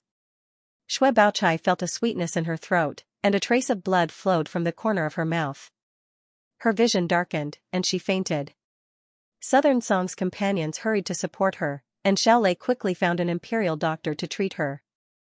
I didn't expect this woman to be so infatuated with you, Li Qinglu couldn't help but say from the dark.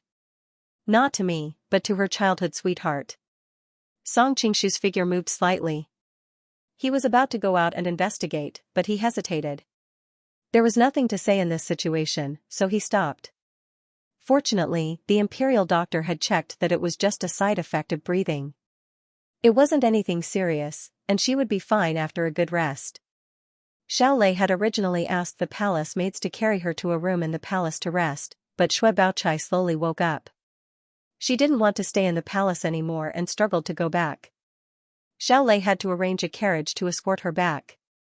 When Hu Qingtong, Galdan, and the others arrived at the Southern Song dynasty's diplomatic mission to congratulate Jia Baoyu on becoming the emperor's son-in-law, they were shocked to find that the atmosphere of the entire embassy was very strange.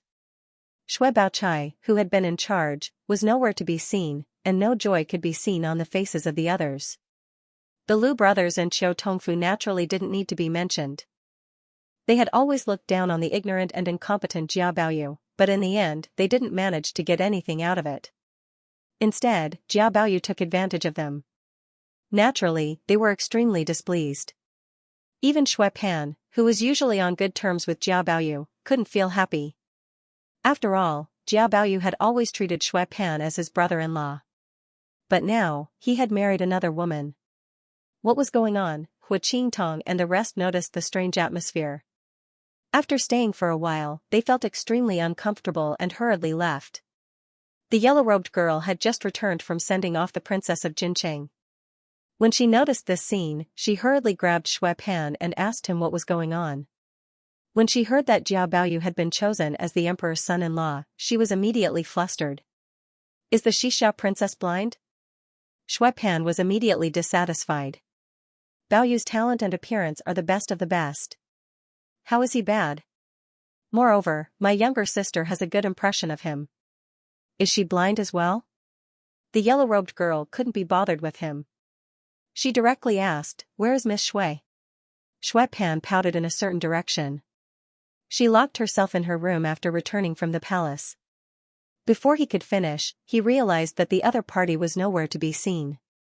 The yellow-robed girl came to Xue Baochai's room and called out a few times from outside. She then pushed the door open and walked in.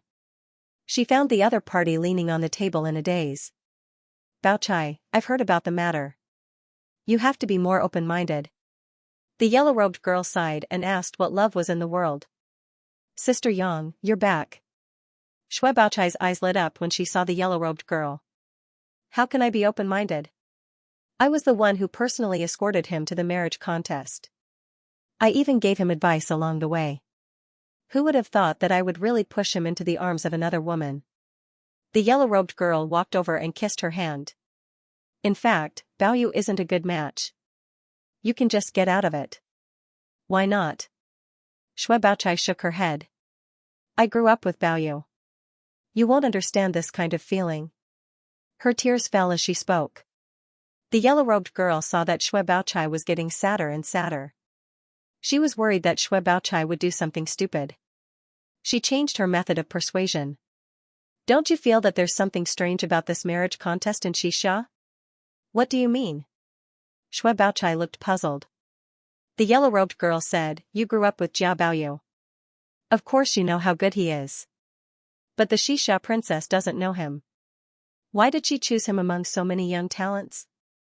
You should know very well that there are many people who are more handsome and powerful than him in this marriage contest. But Baoyu won the first place in the wushu test after all. And his answers in the written test also suit the princess." Xue Baochai answered subconsciously. The yellow-robed girl rolled her eyes. "Others don't know that he won the first place in the wushu test, but don't you? There are so many spies in the Class 1 hall watching the arena. It's impossible for the Xianxia princess not to know what happened to the first place. But in the end, she still chose Jia Baoyu, who is neither good in literature nor in martial arts. The motive behind it is very suspicious." "So you mean they are going to harm Baoyu?" Hearing that Baoyu might be in danger, Xue Baochai immediately sat up straight. The yellow-robed girl shook her head. "This is also the thing I can't figure out. I don't understand why the Xianxia princess would choose him as the son-in-law. If Jiao Shidao was still in power, it would be understandable. But now," Xue Baochai suddenly stood up. "No, I have to go see Baoyu. I'm afraid he is in danger." The yellow-robed girl was shocked. "But he is in the palace now." Xue Baochai shook her head. "No, my eyelids have been twitching. I have to see him to be at ease." The yellow-robed girl hesitated for a while. Seeing that Xue Baochai had made up her mind, she was worried that something might happen to her. "So," she said, "I'll go with you." "Thank you." Xue Baochai didn't refuse. Although her martial arts were not weak, she was not sure if she could break into the palace. With the yellow-robed girl looking after her, she would feel much more at ease. After the discussion, the two sneaked out of the hostel quietly. After all, breaking into the palace at night was something that could not be seen. If they were not careful, they could easily cause a diplomatic incident. So, they didn't dare to alarm anyone. "Aren't you afraid of criticism if you leave him in the palace right after choosing your son-in-law?" Song Qingshu pinched her cheeks. Although she had an oval face, she was still a young girl full of collagen. "We don't have as many formalities as the Southern Song dynasty. If you like him, you can be together. Moreover, we control the court. Who dares to say anything?" Li Qinglu twisted her body. Obviously, she felt a little itchy on her face. "That's true." Song Qingshu remembered that Mangu and the demigods and semi-devils had also asked Shuzhu to stay that day. Thinking of this, he couldn't help but ask, "If it weren't for me, who would you choose today?" "What do you think of Shuzhu?" "I would probably choose Soliwu. There must be many people in our country who would be happy to arrange a marriage with the powerful Mongolia." Li Qinglu frowned. "Shuzhu? That fake monk? He's so ugly. Wouldn't I be blind to choose him? His appearance is indeed a bit ordinary." Song Qingshu suddenly felt relieved. In the original work, the plot between the princess of Xianxia and Shuzhu was very illogical. Did the princess fall in love with him just because they had sex? Instead of taking revenge on the man who had humiliated her, she deliberately chose a husband for him? It should be known that the Princess of Xianxia was not a noble lady in the southern Song dynasty who paid attention to the 3 obediences and 4 virtues. Moreover, she was Li Qiushui's granddaughter. Her Majesty the Empress has arrived. While the two were being intimate, a palace maid suddenly announced from outside. Li Qinglu hurriedly sat up straight in his arms and said with a smile, "Last time, she gave way to me. Today, I will give you to her." Song Qingshu couldn't help but complain, "Why do I feel like I've become Tangxing?" "What Tangxing?" Mu Wanqing happened to come in and heard it. She was confused. "It's the story of Tangxing and a group of beautiful female demons." Song Qingshu roughly told her. The more he spoke, the more strange his expression became. "Why did I feel like I was talking about Jin Pingmei in A Good Journey to the West? This Xuanzang is really heartless. He has wasted so many women's infatuation with him." Mu Wanqing snorted coldly. Li Qinglu's focus was on something else. She smiled and said, "If I really eat Tangxing's meat, I can guarantee that I will eat it every day. Brother Song, you are my Tangxing's meat. It just so happens that you have become the emperor's son-in-law. For the time being, stay in the palace and serve us." At the side, Mu Wanqing's face turned red, and she spat, "You want to be a seductress, but I don't." Song Qingshu replied, "I'm afraid we won't be able to stay here for long. This time, Su Lai has lost face, so the Mongolians will definitely make a big move. If my guess is correct, within 3 months to half a year, the Mongolians will invade. I need to prepare for a rainy day and contact the various allied armies." Everyone in the world thought that the Western Xia dynasty's groom selection was held for Su Liawu. Now that the emperor's son-in-law had chosen someone else, how could Su Liawu and the Mongolians find a way out of this embarrassing situation? Moreover, the Mongolians had almost completed their western expedition. Now, their attention had turned to the Central Plains, and they were worried about not having an excuse to send troops. This time, the Western Xia dynasty's groom selection gave them a justifiable opportunity to send troops. Of course, Song Qingshu did not regret it. If he could not even protect his own woman, how could he stand in this world? Moreover, there would be a battle with the Mongolians sooner or later. Even if they did not fight this time, they would find another excuse to invade. "Are you leaving again?" Mu Wanqing suddenly felt a little disappointed. They had always been apart more than together. Li Qinglu, who was at the side, snorted. "I think he just can't let go of that Mongolian princess, so he's looking for an excuse to see her."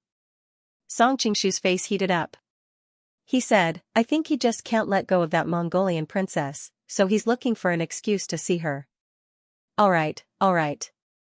From the 3 questions you answered, I can tell what kind of womanizer you are." Li Qinglu wrinkled her nose.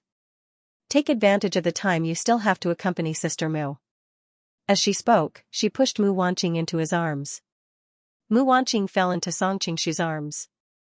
She cried out in surprise and said angrily, "Why are you dragging me into this again?" Li Qinglu said with a smile, "Last time you gave her to me, so I can't take everything for myself. Today, I'll give my wedding night to you." After saying that, she left in high spirits. When she left, she did not forget to thoughtfully close the door for them. There were only the 2 of them left in the room. Mu Wanqing's pretty face immediately turned red. This girl is getting crazier and crazier. How can there be a wedding night on the first day of the groom selection? Song Qingshu hugged her soft body and whispered in her ear, "In any case, I just want a beautiful bride to consummate our marriage. I don't care who comes." Mu Wanqing's body immediately softened. She had been with him for a long time, so she naturally knew his nature. "Of course you can't wait for someone else to come." While the 2 of them were being intimate in the room, a guard's noisy voice suddenly came from the palace. "There's an assassin." Mu Wanqing immediately sat up straight, revealing her perfect and flawless upper body. "Ah, there's an assassin in the palace?" Song Qingshu pulled her back again. "Who cares whether it's an assassin or not? There's an elite from Class 1 hall here anyway. You're so annoying." Mu Wanqing pouted coquettishly. No one knew what she had encountered, but she moaned and could no longer speak. After a while, Song Qingshu suddenly stood up and sneered. "I didn't expect that an assassin would be able to sneak his way here." As he spoke, he raised his hand. His good time had been interrupted, and he did not intend to show mercy. At that moment, a soft voice came from outside the door. Bao Yu, are you there? Song Qingshu was stunned and instinctively put his hand away. Why is she here? Who is it? Mu Wanqing asked as she put on her clothes. Shui Baochai. Song Qingshu smiled bitterly. She even found her way here? Mu Wanqing was shocked. She had already heard about her from Li Qinglu and could not help but feel a little jealous. I'll kill her with one arrow. But when she raised her hand, she realized that her arm was bare. She had not put on her clothes properly, so there was no poison sleeve dart. Hearing the footsteps getting closer, Song Qingshu said to Mu Wanqing, hide for a while. It's not good if she sees you. The palace is my territory. Why should I hide? Mu Wanqing snorted. But even though she said that, she did not want others to see her current appearance. She hastily packed up her clothes and jogged to the back of the screen at the side. Just as she hid, a beautiful figure jumped in from the window. Bao Yu, you're really here. In that instant, Song Qingshu had put on Jia Baoyu's mask again. He pretended to be surprised and greeted her. Sister Bao, why are you here? Isn't it? Shui Baochai suddenly blushed. I'm worried about you. They didn't make things difficult for you, did they? Song Qingshu smiled embarrassedly. Of course not. They even took out their most precious thing to entertain me. Mu Wanqing, who was behind the screen, secretly spat. She thought that Song Qingshu was really annoying. The most precious thing in the entire palace was her, the empress. The most precious thing?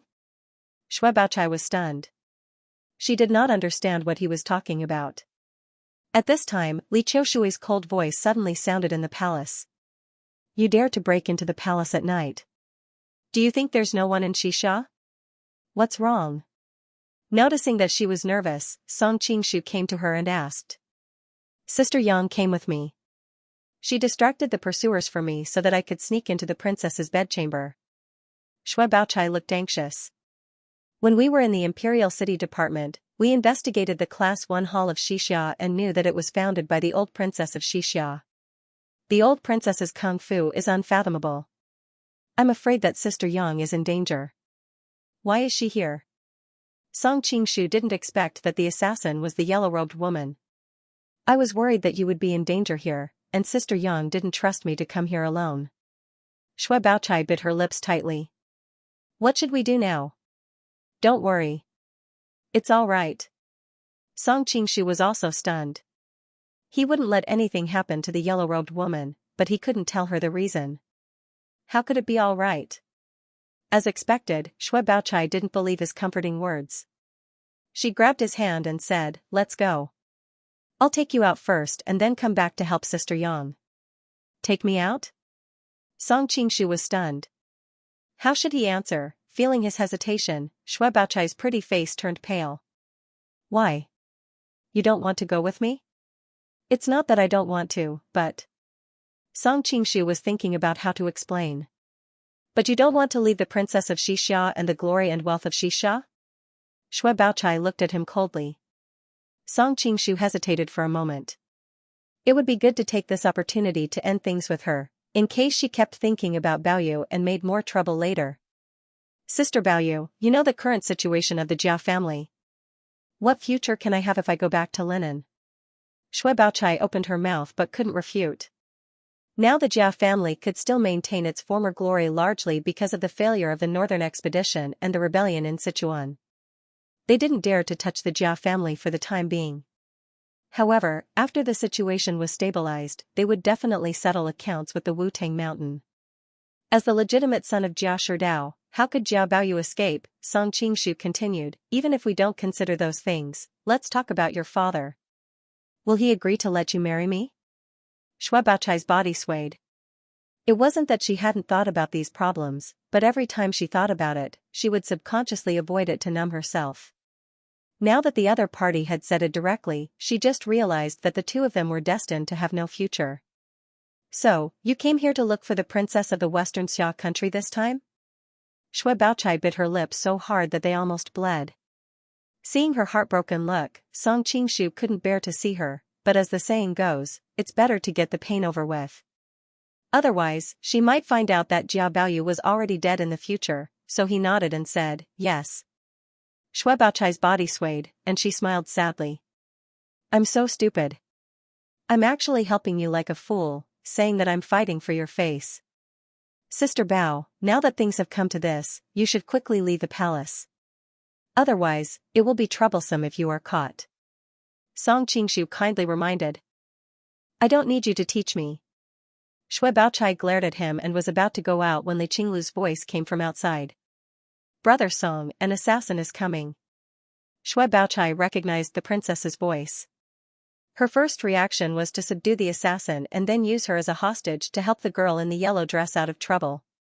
But when she was about to take action, she suddenly remembered that she had fought with this princess in Linen City. Although the princess was young, her martial arts were extraordinary, and she was afraid that she would not be a match for her. So, she flashed and was ready to hide, and then launch a sneak attack when the princess was unprepared. Seeing her running behind the screen, Song Qingshu stretched out his hand and wanted to call her, but it was too late. 520-inch ah? At this time, Shui Baochai and Mu Wanqing stared at each other, dumbfounded.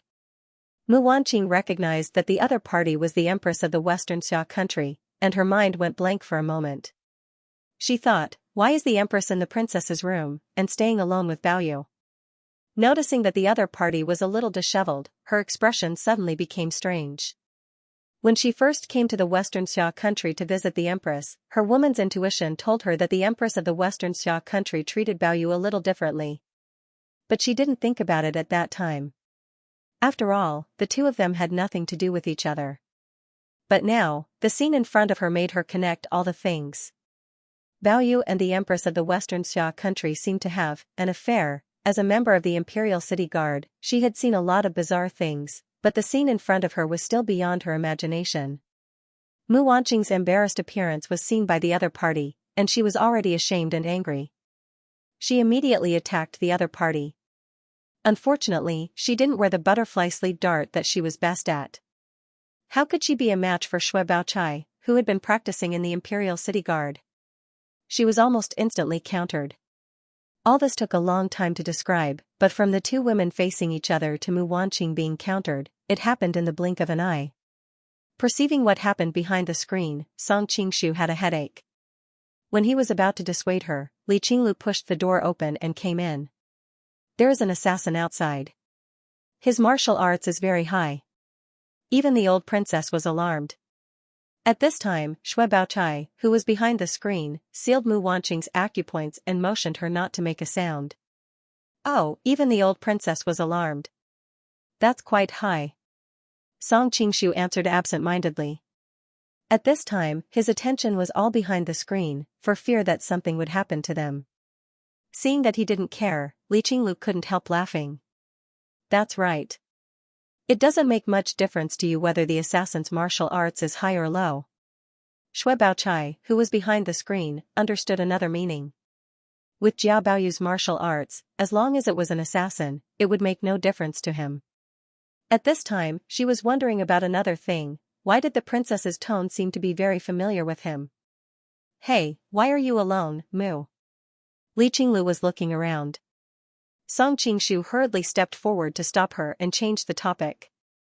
Has the assassin been caught now? Not yet, but the old princess personally took action. The assassin can't escape. Li Qinglu's tone was full of admiration. Oh, then you go and tell the old princess that she must catch him alive. Don't hurt the assassin. Song Qingshu knew that Li Qiushui was cruel and merciless. He was worried that something would happen to the yellow-shirted woman, but he couldn't leave it this time. Why? It doesn't matter if an assassin is killed. Li Qinglu frowned. Song Qingshu hurriedly said, after experiencing the chaos in the city, the guards in the palace have been strengthened by several times. Since the other party was still able to break in, it's obvious that they have a powerful background. Of course, we have to capture them alive and interrogate them. Well, yes. I don't know which force sent him. He really thinks that our Xianxia is easy to bully. Li Qinglu said and left angrily. Seeing her leave, Song Qingshu hurriedly came behind the screen. Seeing the posture of the two, he couldn't help but smile bitterly. The flood broke the temple of the Dragon King. Harmony brings wealth. Harmony brings wealth. As he spoke, he held Xue Baochai's hand. Xue Baochai had intended to restrain Mu Wanqing, but her hand was numb. She didn't know what happened, but she didn't care. She just thought that she was in a trance and didn't guard against him. Who is her family? The two women said in unison. Xue Baochai glared at Song Qingshu and said, Baoyu, I didn't expect that not only you and the princess of Xianxia, but also their empress. How could a virgin girl like her say the following words? At this time, a sense of absurdity arose in her heart. The Xianxia kingdom had fought many wars in the past 100 years. Hundreds of thousands of soldiers had died, but they still couldn't conquer the Xianxia kingdom. Now, it was conquered by Jia Baoyu in an alternative way? Song Qingshu? Xue Baochai looked at Song Qingshu with a puzzled face. She suddenly remembered that the Xianxia princess seemed to have called him Brother Song when she came in. Baoyu, why did she call you Song Qingshu? Now Xue Baochai didn't even care that the empress called him Song Qingshu. Her attention was all on the word song. Song Qingshu had a headache and hurriedly explained, well, when I escaped from Mongolia, I met the empress by chance. At that time, she was not the empress yet. Well, because the Mongolian masters had been chasing after me, fortunately, the empress and the princess saved me. At that time, in order to avoid the Mongolians, I casually took the surname Song. I see. Xue Baochai looked at Mu Wanqing doubtfully. Mu Wanqing frowned slightly and snorted, but she didn't refute it. So, this marriage has already been decided by you? Xue Baochai suddenly said in a cold voice. Song Qingshu said embarrassedly, it's not decided. If it weren't for my good luck, I wouldn't have been able to go to the end of the wushu test. Xue Baochai remembered that she was worried that he wouldn't be able to pass the group competition, so she taught him the moves step by step. Ask the old Xianxia princess to stop. Xue Baochai thought that the girl in yellow was still in danger. She didn't have time to feel sad and hurriedly said to Mu Wanqing. Although the girl in yellow was good at martial arts, the old Xianxia princess was too unfathomable. Mu Wanqing turned her face away and said coldly, you also know that she is the old Xianxia princess. I'm just a new empress. How can I control her? Xue Baochai snorted, you still know that you are the empress. If others know that the empress of Xianxia has done something wrong to the emperor, I don't know what will happen. What nonsense are you spouting? Hearing the other party describe her as that kind of woman, Mu Wanqing instantly flew into a rage and was about to charge over. Song Qingshu hurriedly stood between the two of them and said, look at the time. Don't mess around here. Then he lowered his voice and said to Mu Wanqing, you go out and tell Li Qiushui first. Leave it to me. Mu Wanqing stomped her feet and turned to leave. When she left, she pouted. Obviously, she was extremely unhappy. Why did you let her go?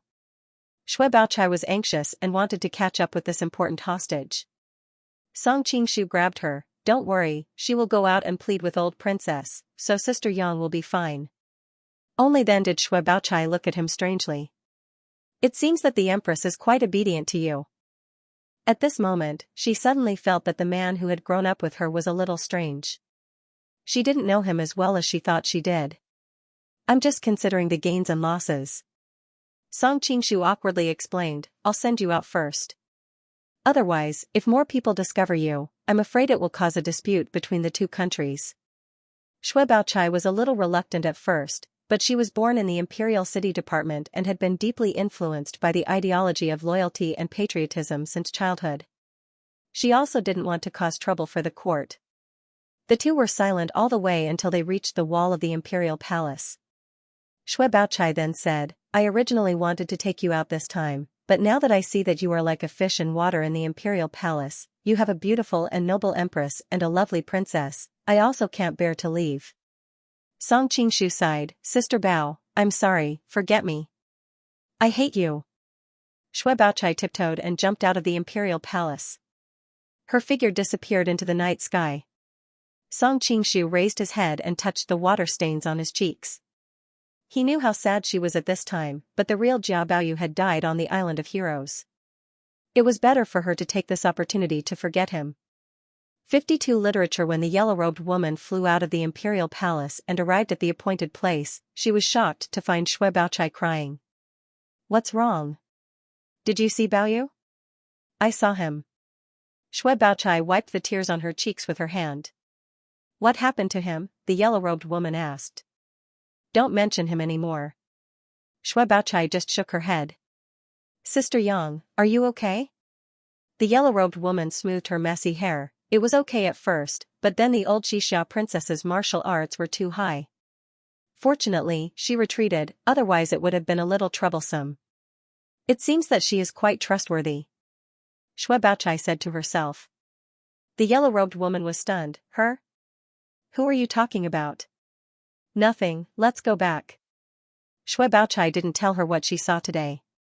First, it was really unbelievable, and second, she didn't want Jia Baoyu to encounter any more danger. Seeing that she was not like when she first came, the yellow-robed woman was relieved. It seemed that the two of them had met and explained everything clearly. At this time, in the imperial palace, Mu Wanqing, Li Qinglu, and Yelu Nanxian were jointly interrogating Song Qingshu. Why did you let her go? What if she leaked our secret? Mu Wanqing was very annoyed when she thought of how she was controlled by the other party. Song Qingshu said with a wry smile, if I didn't let her go, would I kill her to silence her? Don't worry, with the relationship between her and Jia Baoyu, she won't tell others. Even if she did, who would believe that a dignified Xixia empress would have any relationship with me, the southern prince Song? On the side, Li Qinglu smiled like a flower. In the end, some people's bad habit of having tender and protective feelings for the fairer sex is acting up again. They can't bear to let her go. Yelu Nanxian said with a strange expression, I also think that Brother Song's action is too risky. She was originally dealing with the departure of various countries' diplomatic corps, but when she learned that there was an assassin in the imperial palace, she hurried back. And you still insist on keeping Jia Baoyu's identity, as if there really is something between me and Jia Baoyu. Mu Wanqing said angrily. Song Qingshu said apologetically, I really don't want to kill her, but this is not the only reason. After Xulia Wu returns to Mongolia, the Mongolians will definitely retaliate. At that time, we need to contact other countries to resist the Mongolians. Although the southern Song dynasty is weak, its real national strength is not weak. But the southern Song dynasty and the Mongolians have made a truce. If we want them to send troops, we must have a reasonable reason. And Jia Baoyu is the emperor's son-in-law of Xixia. Hearing his explanation, the women gradually felt relieved. Li Qinglu also came out to smooth things over with a smile. I was wondering why I didn't see Sister Mu when I entered the room just now.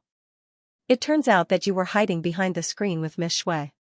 So, were you dressed at that time? Mu Wanqing blushed and hurriedly explained, of course I was dressed. What are you thinking in that head of yours? Sister Mu, of course I believe you. But with Brother Song's temperament, I don't believe that he would leave you alone. Li Qinglu teased a few more times, then walked out. Forget it, forget it.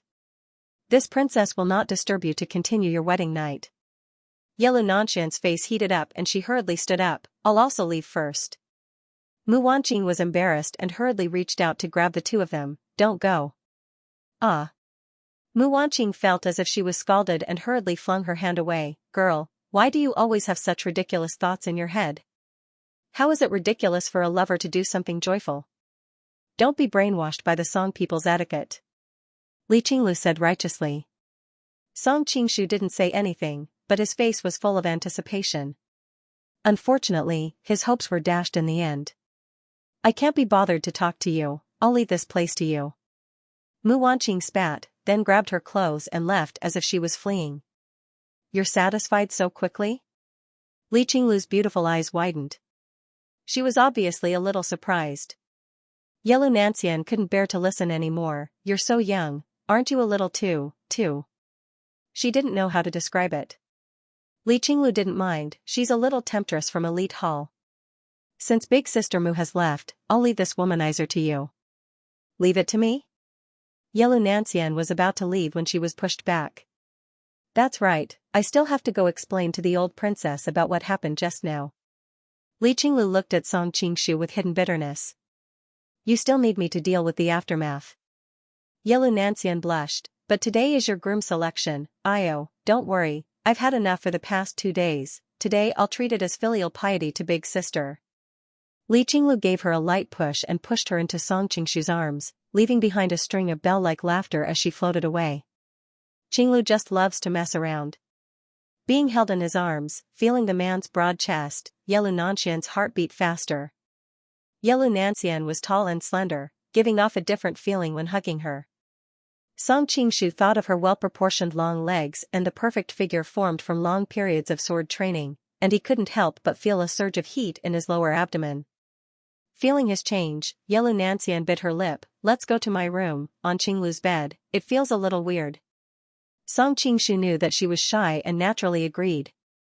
He followed her, using the darkness of the night to avoid the Taijian and palace maids, and sneaked into the Crown Princess Palace. The young man and woman quickly became entwined together. Only the crumpled Grand Crown Princess robe on the ground proved the passion in the room. Early the next morning, Song Qingshu left the palace feeling refreshed. He sighed to himself that if he had the chance, he should ask Gu Zixian for the Dual Cultivation Heart Sutra. He had been a bit tired the past 2 days, but after being with her, he was completely rejuvenated. It looked like this Heart Sutra had to be popularized in the palace. He planned to visit Shui Baochai and the others. After all, what happened last night had a great impact on them. It was better to comfort them. However, to his surprise, the Southern Song Pavilion was empty. There was no one there. It was not easy to find someone nearby to ask. Only then did he know that the Southern Song delegation had packed up overnight and left as soon as the city gate opened in the morning. It looks like Shui Baochai wants to leave this sad place as soon as possible. Song Qingshu let out a long sigh. He thought back to how Shui Baochai had taken care of him on the way here, and how she had given him all kinds of ideas for the betrothal contest. Although he knew that it was all because of Jia Baoyu, he was still touched. Song Qingshu? At this time, a surprised voice came from the door. Song Qingshu turned around and saw a beautiful woman with a veil over her face. Who else could it be but Gu Zixian? Jean, why are you here? Song Qingshu had just been thinking about her, and now they were meeting again. We're going back to Peerless City, so we came to say goodbye. Gu Zixian's gentle eyes were filled with sadness. You're leaving? Song Qingshu had actually learned from her that they were going to part ways the last time they met, but he didn't think it would happen so quickly. Yes, the betrothal contest is over, and all the ambassadors are going back. I also have to go back to Peerless City. Gu Zixian looked around and couldn't help but pat her chest. I heard that the Southern Song Dynasty's ambassadors left early in the morning. I thought I wouldn't be able to see you again, but then I remembered that you're already the emperor's son-in-law. Song Qingshu felt awkward. He didn't know how to explain to her about being the emperor's son-in-law, but Gu Zixian clearly didn't need him to explain. Her face didn't show any anger. Ahem, Xianxia, it's time to go. A gentle voice came from outside. This kind of voice was like honey, enough to make any man's imagination roam. Song Qingshu had already sensed that the dual cultivator madam was here. She had been cultivating the dual cultivator mantra for many years, so her words and actions were inevitably somewhat seductive. However, he knew that she was a dignified person, so he naturally wouldn't let his imagination run wild. A trace of reluctance appeared on Gu Zixian's face, but she couldn't stand the urging from outside. She could only say, Song Qingshu, I have to go. Song Qingshu sighed. All good things must come to an end. Take care on your journey. After parting with so many people today, he finally understood why ancient poets had so many poems about parting. Gu Zixian revealed an expression of struggle, but in the end, she still asked, do you still mean what you said before? Song Qingshu was startled. Only now did he realize what she was talking about. He couldn't help but smile. Don't worry, I'll definitely come to Peerless City to see you. I'll wait for you. The worry on Gu Zixian's face was swept away. Her smile was like the first melting of ice and snow. After saying this, she happily ran out. Song Qingshu's somewhat depressed mood was also infected by her. When he arrived at the door, he saw the dual cultivator mantra's carriage turn the corner. Gu Zixian just happened to open the curtain and look at him. she excitedly waved at him. The dual cultivator's wife didn't expect her daughter to suddenly open the curtain. She didn't even have time to put on her veil, revealing a plump and beautiful oval face. Although she was a bit alarmed, when she saw Song Qingshu, she still nodded in greeting. Song Qingshu was startled and also nodded in greeting. He felt a bit awkward. After all, she had seen him with her daughter in the courtyard that day, so he felt a bit guilty. When he returned to the imperial palace, he found Wanyan Zhongjie and Li Qinglu in a confrontation outside the palace gates. You were pretending to be mysterious before, but now you're showing your face in public. When Wanyan Zhongjie first saw Li Qinglu, he felt that she had the appearance of a seductive fox. He couldn't help but mock her. Li Qinglu smiled and said, I know that the princess has a good impression of my prince's son-in-law, but he's mine now. I'm going to be with him for a period of time, so there's no need for the princess to worry about him. I'm afraid that you won't have that luck. Wanyan Zhongjie sneered. He just happened to see Song Qingshu return and said to him, I just received news that the Prince of Ruyang has been assassinated. Song Qingshu was originally having a headache over the situation of the two of them being jealous, but when he heard her words, he was immediately shocked. The Prince of Ruyang is dead? Assassins? What a coincidence. Song Qingshu frowned, feeling that there was a conspiracy behind all this. Wanyan Zhongjie replied, to the public, they were just assassins. Everyone is guessing that it was Temujin who did it. Song Qingshu was silent. Last time, Zhao Men had told him that the relationship between the Ruyang household and the Khan was tense, so she had to go back and take care of them. A few days ago, Wang Baobao had also hurried back. It seemed that something had indeed happened to the Prince of Ruyang. Is there any news from the rest of the Ruyang household? Song Qingshu asked worriedly. Wanyan Zhongjie curled his lips. If you want to ask Princess Xiaomin, just ask her directly. There's no need to be so secretive. After the Prince of Ruyang's death, everyone thought that the Ruyang household would rebel, but who would have thought that Princess Xiaomin would go to the Khan of Hashan to find out the truth for her father? At the same time, she brought her brother Wang Baobao's wife, Consort Han, and her young nephew to the capital. On the surface, it looked like she was going to complain, but in reality, she was taking the initiative to be hostages to show her loyalty. This made it difficult for Temujin to do anything to them. What a clever move. To the side, Li Qinglu couldn't help but say angrily, Wang Baobao is already married and has children. Why is he still looking for a wife? Song Qingshu thought to himself, you've never planned to marry him, aren't you getting too into character? Wanyan Zhongjie sneered. The customs of the Mongols are very different from those of the Central Plains. They can have multiple wives at the same time, just like Temujin. He has 4 empresses and countless other concubines. Wang Baobao is a prince with real power, it's not a big deal for him to have a few wives. Li Qinglu snorted coldly and turned her face away. She was clearly annoyed at being mocked. The corners of Wanyan Zhongjie's lips curled up slightly, clearly pleased with himself. Little vixen, don't even think about getting what I can't have. The more he thought about it, the happier he was. He waved to Song Qingshu. I'm going back to the Jin Kingdom. You're welcome to visit me at Daxing Prefecture anytime. Be careful on your way. Song Qingshu said a few words and watched her leave. All his thoughts were on Zhao Men, and he didn't know how she was doing. He immediately went back to the palace to find Yelu Nanxian, Mu Wanqing, and the others to tell them about this matter. Yelu Nanxian said in an understanding tone, we were just discussing how to prepare for the Mongolian attack. Brother Song, why don't you go to Mongolia? You can see Miss Zhao, and also find out more about the Mongolian attack. On the side, Mu Wanqing pursed her lips. It was obvious that she was a little jealous. She obviously did not want to be separated again after just being together. However, she also knew what was important and what was not. After hesitating for a moment, she did not say anything. She only exhorted him to pay attention to his safety. When they reached Helen, he should act according to his abilities. If things were impossible, he must not be impulsive. As for Li Qinglu, she was the first to hear the news and was already mentally prepared. She even ordered the servants to prepare the most expensive horse in the imperial palace, the Great One horse. The journey to the Helen forest is desolate. This horse can travel thousands of miles in a day. It can help Song Lang.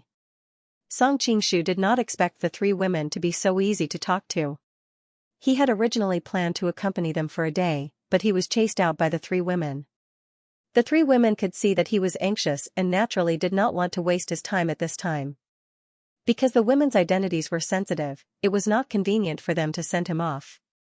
Song Qingshu left the imperial palace alone and found Lady Zhen's residence. As soon as Lady Zhen saw him, she threw herself into his arms and thanked him excitedly for avenging the people of Khwarezmi. It was obvious that the news of Su Liawu's body being burnt black in the arena and losing to the princess in the written exam had spread everywhere. Feeling the passion of the woman in his arms, if it was any other day, Song Qingshu would have gone with the flow. However, he had something to do today, so he hurriedly explained the reason for his visit. Full text. Knowing that Song Qingshu was going to the Helen Forest, Lady Zhen was surprised and offered to accompany him. Song Qingshu hesitated for a moment but still refused. This time, he was going deep into the enemy's camp. He could go or stay at will. If he brought another person, it would be difficult to ensure his companion's safety. Moreover, Lady Zhen had led Khwarezmi to fight against the Mongolians many times. Bringing her along would be like sending a sheep into the tiger's mouth. Lady Zhen also knew the importance of this matter, so she did not refuse. She only said that she would wait for his return in the city and then bid him farewell reluctantly. After settling all the matters in Xianxia, Song Qingshu spurred the horse and galloped out of the north gate of Xingqing Prefecture. He rushed all the way to the north. In the beginning, there were still towns, but the surroundings became more and more desolate. Not to mention the market, there were not even a few people. After all, Xianxia was different from the rich and populous Jiangnan. Here, there were gobi, deserts, and, of course, grasslands everywhere. Seeing the sparsely populated surroundings, Song Qingshu suddenly realized a very serious problem. Most people in Mongolia lived in tents, and each tent was a family. It was very difficult to find a place to hide like the cities in the Central Plains, where there were houses and courtyards everywhere. Moreover, he was dressed like a Han, so he would be too conspicuous if he went there. However, he was still far from the Helen Forest, so he was not in a hurry. After traveling for half a day, night gradually fell. Song Qingshu arrived at the foot of the Helan Mountains before dark. Looking at the towering snow-covered mountain top, he suddenly remembered Yufei's poem, "The river is red," bristling with anger, leaning on the railing. Driving a long chariot, trampling through the Helan Mountains. A trace of doubt flashed across his face. Yufei was fighting with the Jin people, but the Helan Mountains were on the Xianxia side. It was really like a pot falling from the sky. Speaking of Yufei, he could not help but think of Xiaolong Nu. He did not know where she was now. Song Qingshu suddenly felt that he was a scumbag. He was obviously going to rescue Zhao Min, but why was he thinking of another woman on the way? It was already dark, so it was naturally impossible to continue the journey. They found a campsite, made a bonfire, and were eating dry food. Suddenly, there was a rush of footsteps, and a young man and a woman staggered and ran over. Song Qingshu had long been aware of their arrival, but from their breathing and footsteps, he could tell that their martial arts were ordinary, so he did not pay much attention to them. Unexpectedly, "They are Han people. Leave your horse, and you can go." The young man's tone was a little strange, but it was still barely understandable. Song Qingshu silently ate the pastries Mu Wanqing prepared for him and did not pay attention to him at all. However, he felt a little strange in his heart. Judging from the man's appearance, he should be from Central Asia, but he could speak Chinese so fluently. "I'm sorry, brother. Because my big brother's family was once harmed by Han people, he doesn't like Han people very much." At this time, the girl behind him hurriedly ran out to apologize. "Can you sell this horse to us? We have urgent matters to attend to and will pay a high price for it." "No." Song Qingshu replied lightly. Although the young girl was beautiful, it did not cause any ripples in his heart. The only noteworthy thing was that the young girl's clothes were somewhat grassland style, but her appearance was more like that of a Jiangnan woman.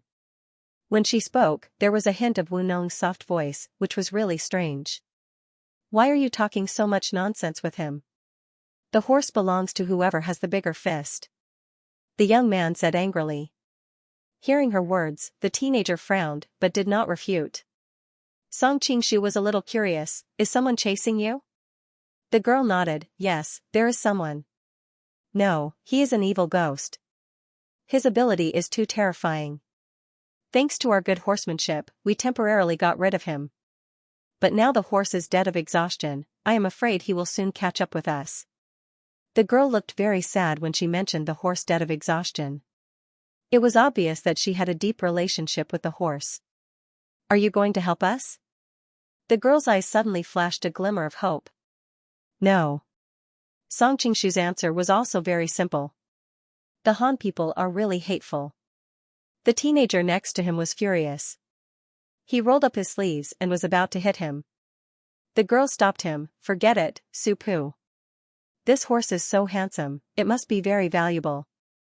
If it were us, we would not be willing to sell it to others. The teenager sat down resentfully, but he could not help but murmur, what do the Han people know about horses? That, can you sell us some dry food? We were in a hurry and have nothing to eat.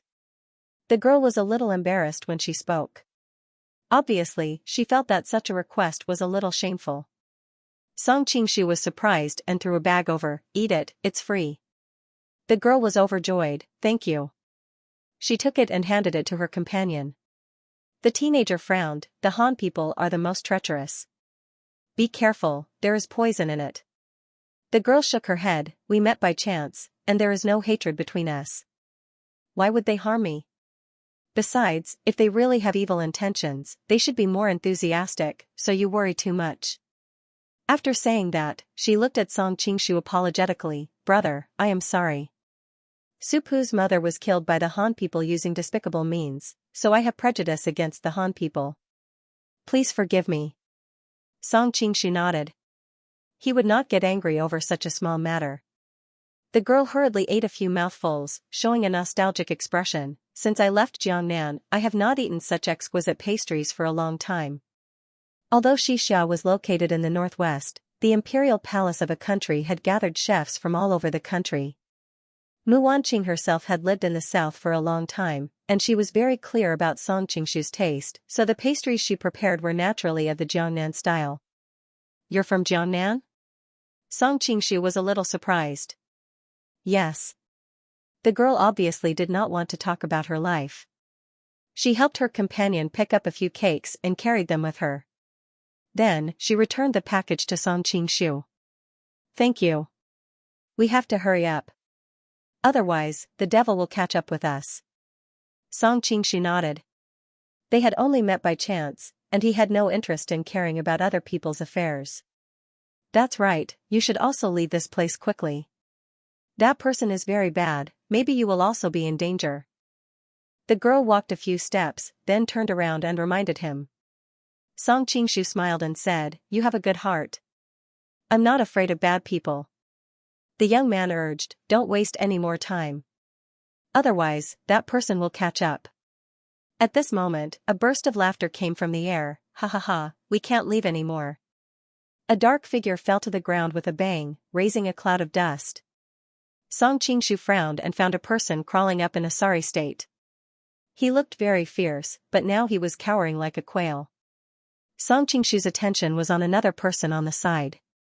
He was tall and straight, wearing a sleeveless coat the color of a gorilla's blood, a pair of pure white pants, and a pair of straw sandals.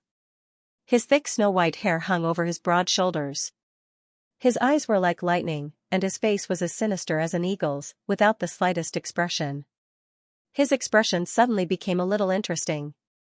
He did not expect to see an old acquaintance here. Who else could it be but the Water Moon Great Master? But who was this person on the ground? Is this the little girl who has the treasure map of Gaocheng Maze? The Water Moon Great Master glanced at that person. The person nodded, yes, the treasure map was with white horsely san and gold and silver sword Shangguan Hong. Before they died, they gave the treasure map to this woman. The Water Moon Great Master nodded, and then a cold light flashed in her eyes, then you have no more value.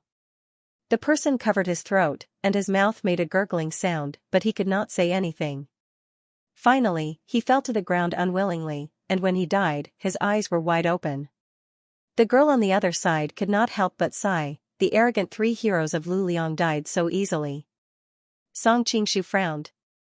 He did not remember any information about the three heroes of Luliang, but judging from the person's martial arts, he must be a nobody in the Jianghu. Hand over the treasure map. The Water Moon Great Master stretched out his hand in front of the girl. You have been tricked by this person. I don't have any treasure map on me. If you don't believe me, you can search for it yourself. After saying that, she puffed out her chest as if she was wronged. Okay, let me search. The Water Moon Great Master's eyes flashed with a trace of lust, and directly walked towards the girl. Ah? The girl was dumbfounded. She originally thought that the other party was old and had high martial arts, so he would most likely not put down his pride. Who would have thought that the other party would be so shameless? Bastard, I will kill you. The boy named Supu was furious.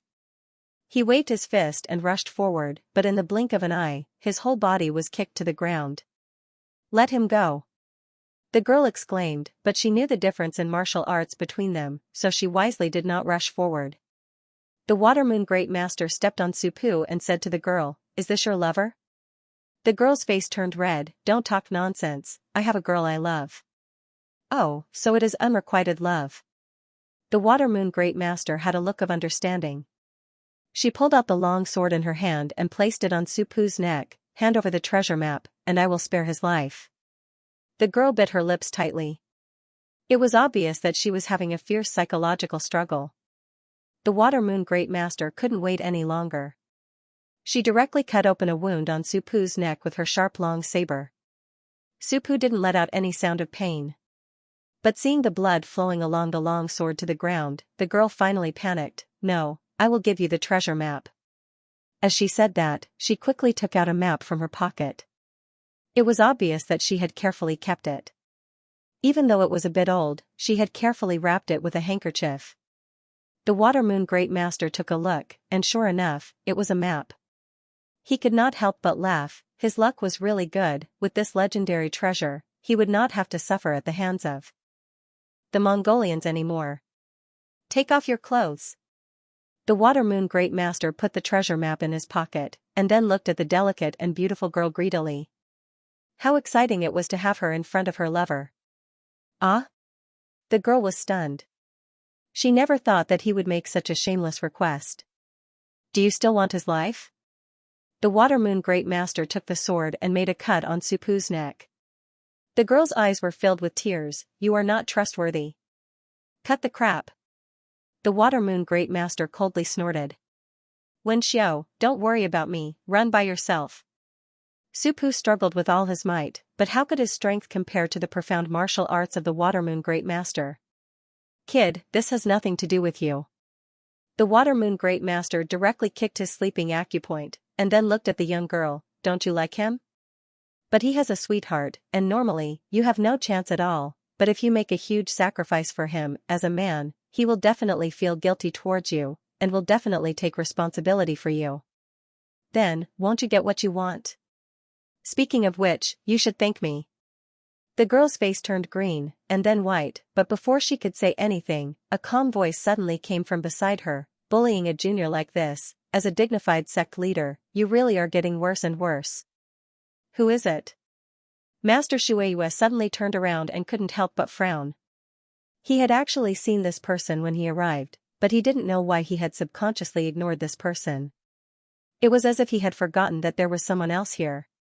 When he saw Song Qingshu's face clearly, he felt that it was a bit familiar, but he couldn't remember where he had seen it before. Song Qingshu shook his head and sighed. Master Shueiyue used to be so high-spirited, but now you have to bully some juniors. How embarrassing. Master Shueiyue finally remembered. Song Qingshu, you are the Golden Snake King, Song Qingshu. But he quickly smiled. This has nothing to do with you, so please don't meddle. Back in Xianxia, he had exchanged blows with Song Qingshu. Because Song Qingshu had just experienced the Battle of Mount Wudong and his internal energy was greatly damaged, after a short exchange, he felt that it was difficult to live up to his reputation, so he was not afraid. Nothing to do with me? Song Qingshu didn't deny it. He just looked at the girl and asked, Little girl, is your surname Li? The girl blinked, obviously a bit surprised. How do you know? My name is Li Wenxiu. Song Qingshu didn't answer and continued, is your father Li Shouzhong, the chancellor of Jiangnan Imperial College? Do you have an elder sister called Li Wan who married into the Rongguo residence and became the young mistress? You are from the Rongguo residence? Li Wenxiu was overjoyed. She had been away from her hometown for a long time, and now she couldn't help but feel the joy of meeting an old friend in a foreign land. One should know that her elder sister was a typical lady from a respectable family, and wouldn't casually tell others her name like she did. Since this person knew her elder sister's name, they must be quite familiar with each other. Song Qingshu shook his head. I am not from the Rongguo residence, but I have some connections with them, and I am also a friend of your elder sister. After pretending to be Jia Baoyu for so long, he naturally had some connections with the people from the Rongguo residence and the Ning residence. Friend? Li Wenxiu had a strange expression. She didn't quite understand this word. One should know that her elder sister was a typical unmarried lady, and wouldn't even talk to men other than her father and husband. How could she have a male friend? However, she didn't believe that her sister would do anything that would hurt the family's reputation, so she didn't think too much about it. So you're a friend of the Golden Snake King. In that case, I'll give the Golden Snake King some face today and let this little girl go. Although the Water Moon sect was not afraid of him, they did not want to provoke such a powerful enemy, especially when they had offended the Mongolians. Since the great sect is being so courteous, I won't make things difficult for you. Return the map to her, and this matter will be settled, Song Qingshu said indifferently. The Shueiyue Great Master was so angry that she laughed. Song, I don't want to cause trouble. I gave you face, but you're asking for a mile after taking an inch. Who do you think you are? Now that he had offended the Mongols, he could only rely on the legendary treasures of the Gaochang kingdom to live the rest of his life freely. How could he give it up so easily? Song Qingshu sighed. I've never liked to kill people, but you just have to keep courting death. Master Shueiyue laughed coldly. Surnamed Song, have you been blinded by the praises you've received in the Jianghu over the years? Do you really think that you're invincible? It's not like we haven't fought before. I'm not afraid to tell you that if we really fight to the death, you'll definitely die. Song Qingshu's expression was calm. If you didn't mention it, I would have almost forgotten. Last time in Xianxia, you even offended me. It's a good time to settle old and new grudges. Master Shueiyue tilted his head and said in confusion, since you've made such a name for yourself in the Central Plains, I don't think you're stupid. But why are you so arrogant now? You think I'm arrogant? Song Qingshu chuckled. His eyes fell on his shoulder. Is your shoulder injury healed? Master Shueiyue's heart skipped a beat. He stared at him warily. How did you know I was injured here? Song Qingshu slowly stood up. An invisible aura emanated from him. That sword was stabbed by me. How could I not know? When he was sitting there, it was as if he had become one with nature. Master Shueiyue had even directly ignored his existence. But when he stood up, it was as if Mount Tai was pressing down on him. He subconsciously took a few steps back. How is that possible? That's Master Bright Sword of Goryeo, Fu Kalen. How could it be you? But this aura and feeling were clearly the same as that night. Master Shueiyue immediately recalled the fear of that night. He roared and turned into an afterimage, running away with all his might. He was very confident in his lightness skill. Last time, he had relied on it to escape with his life. Although his opponent's swordsmanship was high, his lightness skill might not be as good as his. Looking at his opponent's distant figure, Song Qingshu sighed. Last time, my main target was Su Liuwu. That's why I let you escape. When he said the last word, he had already appeared behind Master Shueiyue. He pressed his palm lightly on his back. Master Shueiyue's entire body shook. Then, he fell to the ground. Because he had rushed too quickly, he even rolled a few times on the ground due to inertia. A Grandmaster of Dongying had died silently at the foot of Qilian Mountain just like that. Actually, with Master Shueiyue's martial arts, it would not be so easy for Song Qingshu to kill him in a head-on battle. Unfortunately, the last battle had made him terrified. Now, he only knew to run away with all his might, leaving his back to the enemy. If he was facing other people, it would be fine. With his lightness skill, it would be very difficult for others to catch up to him. But how could he run faster than treading on sand? Seeing Song Qingshu return with Master Shuiyua's body, Li Wenqiu's eyes widened in disbelief. He's dead? She had seen with her own eyes how Master Shuiyue had restrained the three heroes of Lu Liang with just a wave of his hand. His martial arts were like that of a god who had descended to the mortal world. Even her mysterious master was far inferior to him. In the end, such a ghost-like demon had been so easily killed by this young man in front of her. Song Qingshu looked down. He's dead. At the side, Su Pu's mouth and tongue were dry. He thought of how he had overestimated himself and wanted to steal his things. Fortunately, Li Wenqiu had stopped him. Otherwise, he would have been dead long ago. You're so powerful. The young girl's eyes were filled with little stars, but it was only admiration. It had nothing to do with love. But why did you bring his body back? It's quite scary. Looking at Master Shuiyua's widened eyes in the dark night, it was very creepy. It's useful. Song Qingshu had been having a headache about how to sneak into the Mongolian camp. In the end, Master Shuiyua's appearance gave him the answer. Master Shuiyua's status among the Mongolian guests was not low.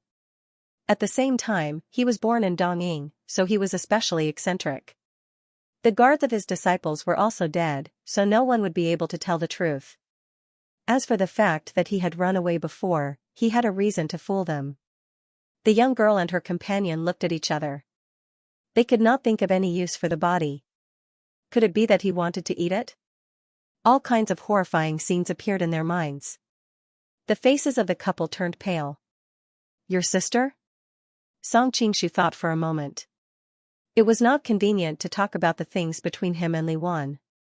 After all, it involved the people of the Jia family who wanted to molest her.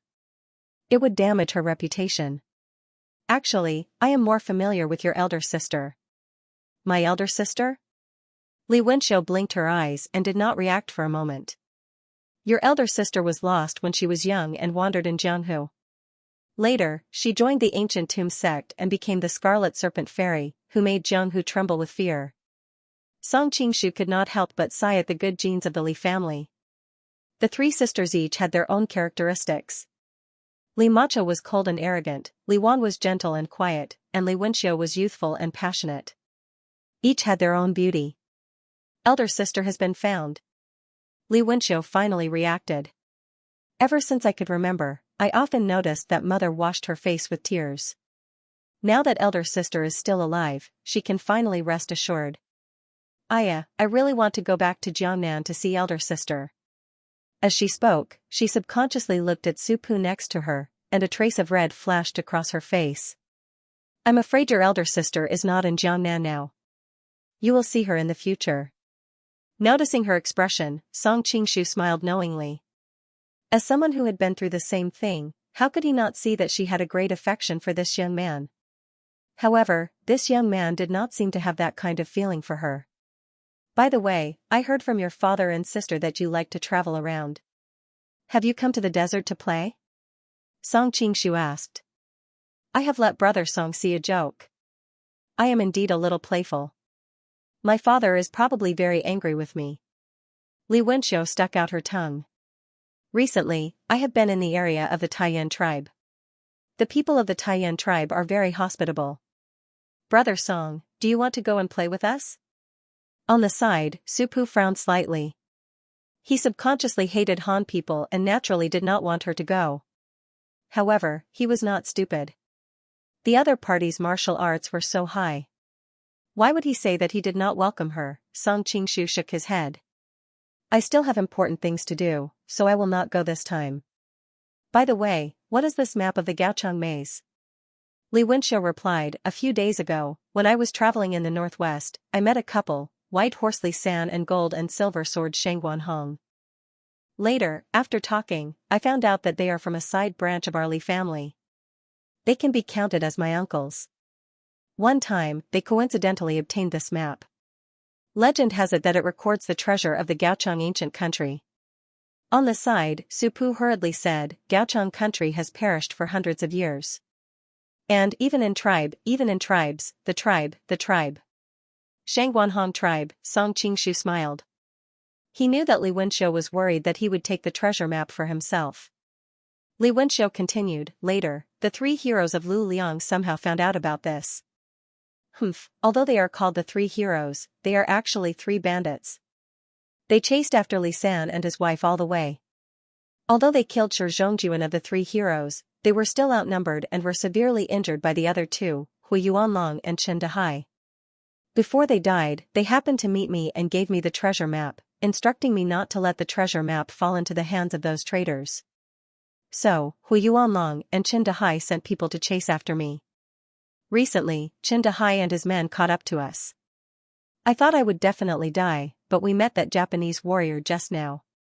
When he fought with Chen Dehai and his men, we took the opportunity to escape. Fortunately, we met Brother Song. Otherwise, how could we be a match for that Japanese? As he spoke, he patted his chest in fear. So that's how it is. Song Qingshu came to a realization. He casually tossed the treasure map to Li Wenxiu. Li Wenxiu subconsciously stretched out her hand and caught the treasure map. She couldn't help but exclaim, Brother Song, your martial arts are really good. You should be the best person I've ever seen in my life. Song Qingshu smiled. There's always someone better than you out there. Brother Song, you're so humble even though your martial arts are so high. You're not like those men I know who would go around bragging whenever they have a little bit of ability, as if they're afraid that others don't know how strong they are. Li Wenxiu sighed. Su Pu's face heated up. He was the son of the tribe's #1 warrior. He was usually proud of his bravery, but he didn't know that he was still a far cry from a real expert. By the way, Brother Song, I'll leave this thing to you. We'll only get into trouble if we keep it. You're so good at martial arts, so I'm sure no one will dare to rob you. Li Wenxiu said as she handed over the treasure map in her hand. Song Qingshu shook his head. This was given to you by Li San and his wife before they died. How could I take it? Keep it well. The three heroes of Lu Liang won't dare to do anything when we arrive at the Taiyan tribe. Just remember not to leak the news. He wasn't a pedantic person. If there really was a treasure, there was no reason for him not to accept it. After all, the army's pay and provisions were a bottomless pit. However, as far as he knew, the treasure of the Gaochang kingdom seemed to be things like paper, ink, brush, inkstone, and zither sent over during the Tang dynasty. They were naturally treasures to the Gaochang kingdom at that time, but they were meaningless to the people of the Central Plains. However, after hundreds of years of rumors, everyone thought that there was a mysterious treasure in the Gaochang maze. In that case, I'll keep it well. Li Wenxiu hesitated for a moment and put the treasure map back into her clothes. Without the pursuers, they didn't have to leave in a hurry. They planned to spend the night here. Because Song Qingshu was familiar with the Li family, the relationship between the two sides became closer. Li Wenxiu asked him about the recent events in Jiangnan, as well as many legends about Li Macho. Song Qingshu answered them one by one, and also asked about some information about the grassland. Although Su Pu didn't like the Han people, he was saved by him and saw that he didn't covet the treasure map. His opinion of him changed a lot, and he tried his best to answer all the questions. Song Qingshu learned a lot about the customs of the grassland tribes, especially about Mongolia, which was very helpful for his next action. They chatted until midnight and went to sleep. The next morning, Li Wenxiu and the others said goodbye to Song Qingshu. The Taiyan tribe was in the west, and the Mongolians were in the north. Before they left, Song Qingshu gave them some food and money, and told them to buy horses from the herdsman nearby. Li Wenxiu was very touched, and even Su Pu kept thanking him. After they left, Song Qingshu went to the corpse of the Shuiyi Great Master and took off his clothes. He found some personal belongings in his bag. The most valuable thing on his body was probably the Shuiyi saber. It had a cold aura, and was indeed a precious saber that could cut through iron like mud. Then he used the corpse powder of the White Camel Mountain village to turn the corpse into a pool of blood. This way, no one would know that he was pretending to be him. After doing all this, Song Qingshu continued on his way. He decided to catch up with Su Liaowu first, and then follow his team back to Helen. Otherwise, it would be very troublesome to be questioned by the Mongolian troops along the way. After chasing north for another 2 days, he finally found traces of them. However, Song Qingshu wasn't in a hurry to follow, because he found that there was a group of people watching Su Liu's team from the surroundings. End of chapter 2263. Don't forget to subscribe, like, and share the video to support the channel.